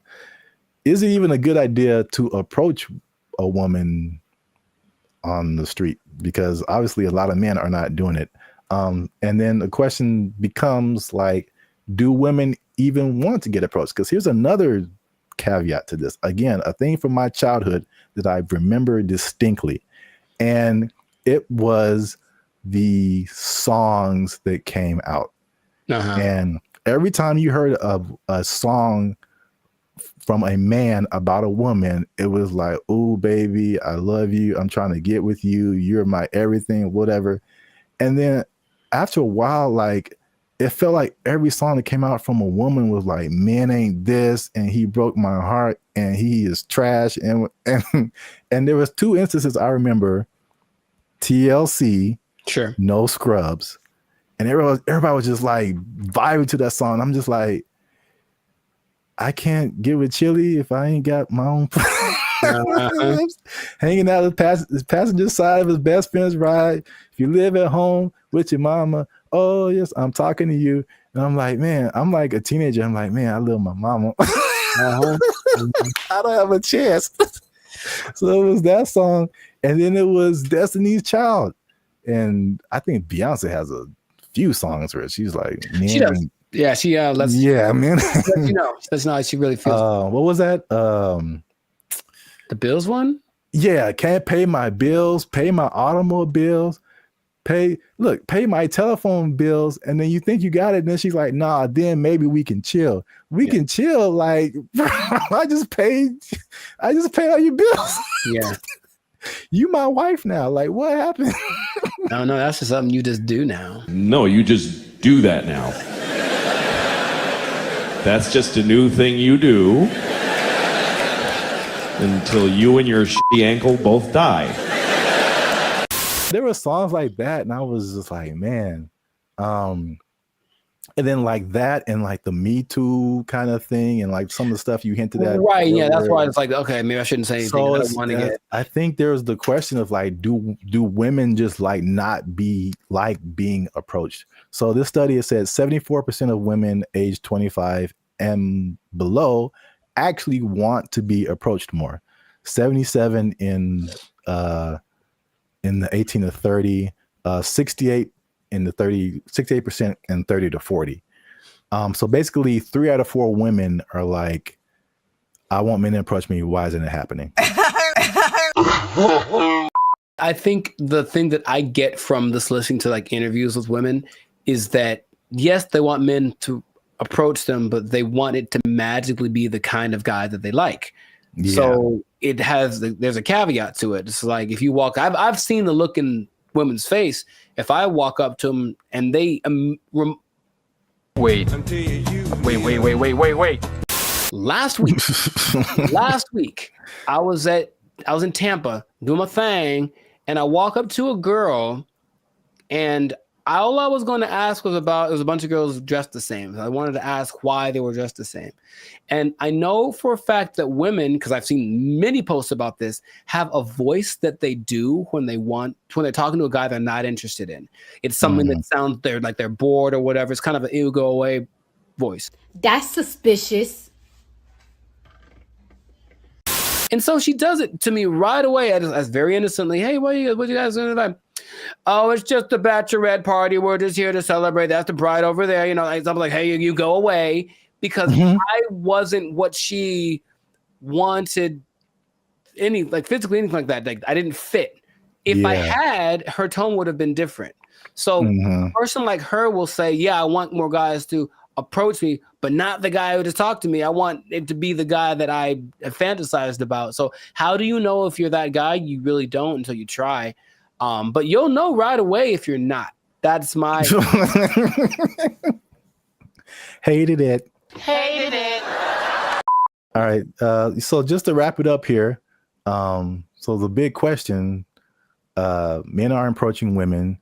Women want men to approach them. So now, why aren't men approaching them? So 4 things I found in the article, nothing new. Fear of rejection, fear of social consequences, a shockingly high number to me of just not finding people that they're attracted to. And then smaller, but still there is fear of like some kind of consequence. They'll tell on you to HR or if you work with them, that's a whole different thing. Yeah. Get it. So I was kind of with you too. It's like the fear of rejection, all that. I mean, we're older, like we've been through that. But like, this is the thing that gets me. Why I personally rarely do this. And hey, y'all, come look at this. The one time I jumped back in, and you were there, it happened. Bro, what are you talking about, man? Anyway, yeah. I see. This is why I don't, because it rarely works, at least for me. And then it also showed that in the study, depending on what you want. So I thought it was kind of cool the way it broke it down, because it went from approaching a woman to long-term relationship. Sure. So, and then the steps in between that. So you have to go from point A to point B, but it's a bunch of stuff in between. So it showed that when the guy approached a woman, 80% of the time it led to some kind of contact, meaning like friend zone. Here's my Instagram. Okay, whatever. You got a 4 or 5 chance of hitting that. And then from there, 60% of the time it led to an actual date. 47% of the time it led to sex, which was kind of high, surprisingly high to me. Sure. Like you got a 50% chance of every 2 women, one of them is that seemed kind of high. But 28% chance it led to a actual relationship that was like at least 2 months. And then only 13% chance it led to an actual like long-term relationship. And then I can, some of those numbers don't apply to me, but I can at least attest for that last number. Like just approaching a woman in like life on the street, it like never turns into a long lasting thing. That's weird. Well, I have friends that, one of my best friends, he met his wife. She was working at Carl's Jr. And he thought and he got a number, and they married with 2 kids. So it does happen. And I will say that for me, I do like the immediacy of it. Is that a word? Whatever. I like the way you get the feedback right away. If I talk to you and you're into me, I kind of can tell right away. If you're not, you won't give me the number, whatever. Whereas people that are going more of the dating online route, they'll get drug along for weeks and months, and it might not go anywhere, but you wasted that much time. It makes, I don't remember how many people I've just walked up to and said, because it happens so fast. And if it worked out, great. If it didn't, okay, whatever. It's just such a short amount of time. But when these now people are kind of getting friend zoned and other women leading them on, they don't know, but it's going on for months, and they're writing and, hey, what if you send me a little money, or maybe you can come over? We hung out and nothing happened, but you're to me, bro. It's like that happens so much to these guys who are taking that route that you can see why it wouldn't be something people want to keep repeating to do. But I personally would recommend more so to the younger people, because I think you could be a little tougher. That's just my personal opinion, is that, like, thick-skinned, if you will. Like, just try. You never know. And I have had a couple decent-sized relationships that came from just me walking up to a girl I thought was cute. So that has happened to me. In comparison to how many women I've walked up to, it's not a very good percentage, I suppose. Hi. Okay. For me too, it's just like, it's the unknown, because it seems the randomness of it, because all I have to, unless I know you from something, like, I'm just going off of you look good, and then right. There's a whole lot of stuff after that I have no idea what I'm getting into, and for me, most of the time, it's bad. It's so bad. It's the other stuff. There's a lot of layers to a lot. Oh, of it's so bad. It's so bad. Women. I started writing them down because remember we had another thing, and you were like, tell me some of your experiences, and I couldn't even think, and you're like, oh, they're repressed. I'm like, they probably are. Gotcha. I started writing them down. I got like 10 of them. There's a lot more. I believe it, bro. Make sure you leave a comment on this video. Share it with somebody who has noticed this in the dating scene, men approaching women. Why aren't they doing it? Why aren't you doing it? Are you doing it? Did it work for you? I don't know your life. I'm just saying. Yeah. Yeah. And good luck. Yeah, there you go. Oh, it's just a bachelorette party. We're just here to celebrate. That's the bride over there. You know, I'm like, hey, you go away. I saw this Joe Rogan clip where he said, and again, personal experience, he said that people are literally, and I didn't see this, but he said it. People are leaving their windows in their cars rolled down and their trunks open. Crime is next level in San Francisco. It is next stupid. Level. Next level. It is stupid. People are parking their cars and leaving their windows rolled down and their hatches open. Yeah. Because they don't want to get smashed. It doesn't matter what time of day, and it doesn't matter who's around. Doesn't matter who's around. No one's stopping anybody from doing anything. It's crazy. It sounded weird until like last year I had a break-in and they took like $100. But to replace the window, it cost like $200. So I was like, man, I wish they would have just took the $100 and then just left my window, because windows are expensive to replace and repair. They are, yeah. So like that's how bad it is. And then what I've also saw was that everything was on lock. I went to like a CVS, I went to a Target, and it was like everything was under lock and key. Ironically, I went to buy a lock and key. Yeah, they had like these lockers, but I didn't have a lock for it. So I was like, let me go to CVS and get a lock. And I had to get someone to unlock the case so I can get a lock. And there was like a bunch of random, usually like every once in a while you see like high priced electronics, or used to be like power tools or something like super expensive. But it's like everything was locked up, and you had to press a button and you had to call somebody to go get the thing that you wanted. And it just like, from a person who doesn't steal, it was just like psychologically, it was just like, this sucks, man. It's like the shopping experience. I couldn't like, because you go into a store, the the benefits of going to a physical store. You can pick the item up, you can feel it, you can read the back, and it's like I can't even see what I'm really getting. And if I don't want it, I got to call the person back and have them put it like. But it's because a few people just keep taking stuff. Like everybody suffers, and it's just like it was really. If I could use a word to describe my experience there, it was just uncomfortable. I didn't feel unsafe. You know, like I'm a big dude. I could take care of myself, but it just felt like it could go down anytime, basically. Well, I just didn't want to be there. Like, I don't want to be here. Like, this is not, it's not inviting. I think that's a good word. It just wasn't inviting. Wait.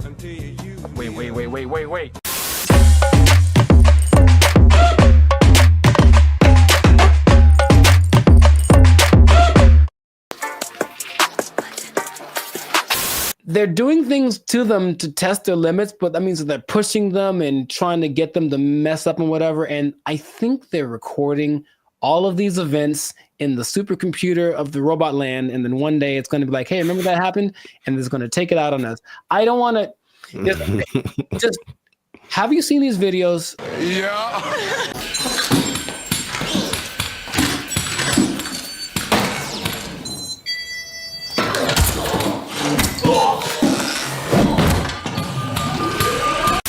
Just a few more calculations. Hey, dog, can I get out this hook real quick? Oh, no, you can't get out Come the on, hook. man. I'm thirsty. I'm thirsty, dog. You can't be thirsty. Come on, That's okay. not possible. All right. Okay. Can I just stretch my hands out? No, I'm gonna we just have stretch to my do hands some out. more calculations. I can just stretch my. Get over here. Get your ass. Got me on this hook. I'm sorry. Like a piece of meat in a deli. Wait, I'm sorry. It's too late to apologize. Now get over here. What's happening? I'm gonna get. Okay. Let me go. Let me go. My issue comes when you try to make them look like us and react like us and move like us. These things some of them can like lift up to, I think, 120 pounds. They can walk relatively fast. 3, 2, 1, go.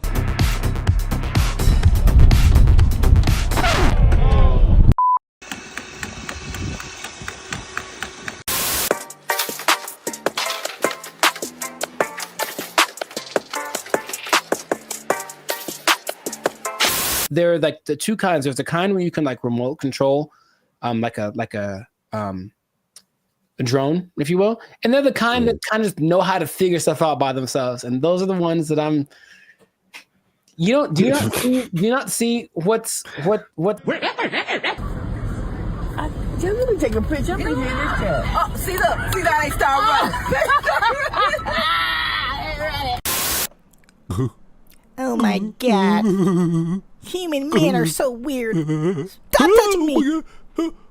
Can I still get your number? You creep.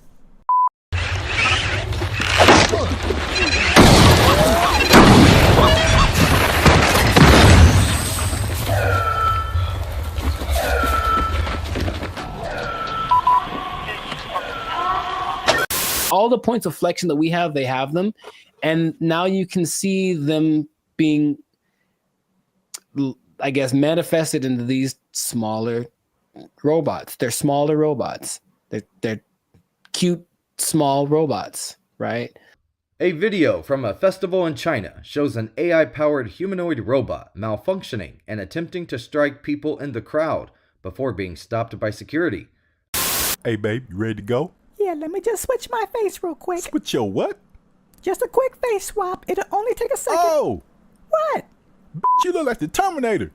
It's just a face swap. Oh, hell no. Come on. I ain't dating no T-1000. You don't like me anymore? Nope. You creep. But imagine going another way where someone sees the robot and says, screw that robot, and then like pushes it or whatever. I'll walk up and say hello. No, that's too subtle. I'm gonna push him. I'll push him.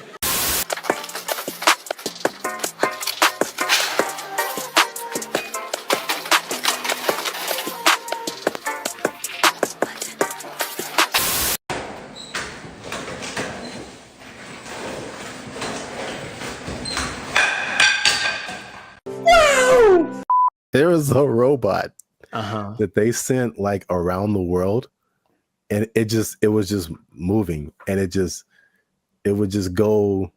And for the most part, people were like hospitable to it, and it was like a test or whatever. And so it just collected all these engagements from people around the world. Sure. Until it got to like Philadelphia or something. Oh no. And they like jacked the robot up, and like it was like found in pieces in different parts. On Saturday, the robot was found in Philadelphia, the city of brotherly love, resting in pieces. Look, he done stopped. He's like, oh my God, I'm about to get jacked. He about to take my parts. They better take my parts. They think I got a Cadillac converter on here. My biggest concern about this whole, okay, look at the cute technology that we have with Unitree, is that they're going to make these.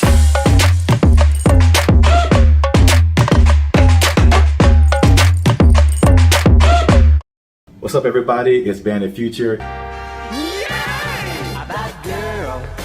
And we are excited to announce that after 3 long years, we are finally in the YouTube partnership program. So that means a couple of different things. One is that we are starting channel memberships on our YouTube channel.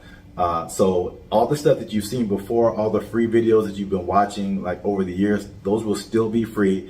But this is like an extra layer that we get by partnering with YouTube, so that we can offer exclusive things to people who choose to be our channel members. And so there's a small fee that comes with that, but that fee will go to helping us, supporting us. All the stuff that we've done before has been free videos. We pay for it out of our pocket. So hopefully you guys can support us and help us to keep our YouTube channel going. And this isn't just like a giveaway. There's a laundry list of stuff that you get by becoming a channel member. And we're gonna talk to you about that now. So we have 3 different membership levels right now. There's gonna be 5, but just 3 right now. They're because we're so clever. Nice. Wow. That laugh. Okay, I liked it. They're named after like concert seating, right? So the first level is general admission. The second level is premium seating. The third level is executive access. And those go from $3.99 to $19.99. So you have a plethora, shall I say. Nice word. The more you know. Okay. Plethora of options to choose from in terms of your membership. So this is what you get. Like to hit, here it go. Bam. The first thing up is a loyalty badge. You'll get a loyalty badge next to your name every time you interact with our YouTube channel. You get a blue star for new members, all the way up to purple stars for 48 months. The next thing is one of my favorite things is the custom emojis. This is crazy. So if you want to use, for example, Jericho's face, right here, you type Jericho, and Jericho's face will pop up in your chats, in your comments. It's a custom emoji of Jericho that you can only use here. Nuts. Okay. If you want to use my face, same thing. Zaptastic. And then and then you'll see my face. And then if you just want to do a Bandit Future fan, BFF heart, it's a fan bam : Nuts. Only on our YouTube channel. It's the only place you can do it, man. Nice. Members only live chats. If we ever go live, we may have a members only chat mode. So the non-members can see the chat, but if you want to participate, you gotta be a member. All right, so the last thing in the general admission level is priority reply to comments. So if you leave a comment on any of our videos, we reply to you first. Everybody else got to wait, okay? Because they ain't members. Fast pass. They ain't members, but you a member. We gonna talk to you first. Because you're worth it. Because you're worth it, and you gave us money, but most of all because you're worth it. Membership polls. In the community tab of our channel, we're going to start putting up polls where you get to vote on topics for our channel. Like, what's the next video going to be? Or you can pick what the next video is going to be. What would you like to see as the next video? Next video related topics. Huh? So if you balling a little bit, okay, talk. You got a little more change. You can get to the premium seating. Yes. The first thing you get in premium seating is early access to videos. So again, the videos on our YouTube channel will be free, but there'll be some exclusive videos that go to our members first. If you're a member, you're the only person that can see it. and then maybe we let everybody else see it. We'll think about it. Maybe. We'll have member shout-outs. So once a month, we'll send a shout-out to you or one of your friends. Just give us the name and details, and if approved, we'll shout you out in one of our videos. And this could be good for any special occasion. Birthday, a graduation, bar mitzvah, you name it. You name it. Happy birthday to you. All right, so the last thing under our premium seating is the photo and status updates. So that means you'll get an exclusive look into our lives as we make music and videos and all that kind of stuff. That'll be under the community tab of our YouTube channel. So just scroll past the videos and the shorts and the live streams and you'll see community. You pop in there, be some members only stuff only you can see as a member. Come on into the community. Boom, bada boom. Come on into the community. And if you just balling out of control and you got girls at your house singing the doorbell, then maybe you can get to executive access level. Ding. Dong. We do a real grande around here, man. The first thing you can get is your name in the credits. So imagine how cool that is. We'll put your name in the credits of one of our videos each month as an honorary producer. The second thing is crazy, but we're doing it anyway because we can. Yeah. It's called teleprompter control. All right. So you give us something fun or crazy to say, and if it's approved, all right, don't make us being too crazy out here. Our parents watch this stuff. That's accurate. They tell me that all the time. If it's approved, we'll read it on our YouTube channel, straight up Ron Burgundy style. You stay classy, San Diego. I'm Ron Burgundy? Damn it! Who typed a question mark on the teleprompter? For the last time, anything you put on that prompter, Burgundy will read. And last but not least, oh my God, last but not least, discounted merchandise. Because everybody likes a bargain. You'll now be able to shop for Bandit future merchandise directly from our YouTube channel. And with executive access, you can save money on our official merchandise with your own custom discount code. So that's it, guys. Once again, we appreciate your support. You've gotten us this far. Less than 8% of all YouTube channels reach this partnership monetization stage. So this is like really big for us. We really appreciate you guys. And again, if you want to keep pushing Bandit Future forward, we really need your support. Again, it's not just asking for money. We're going to give you a lot of stuff, do a lot of extra stuff on our part just as a thank you for becoming a member. So choose your membership level and help the boys out. Trying to get some cheese on the Whopper, you know what I'm saying? Okay. Yeah. High class, moving on up. Because if we don't succeed with this YouTube channel, they're gonna take our jobs. They're gonna take our jobs. He's over there now. They took our jobs.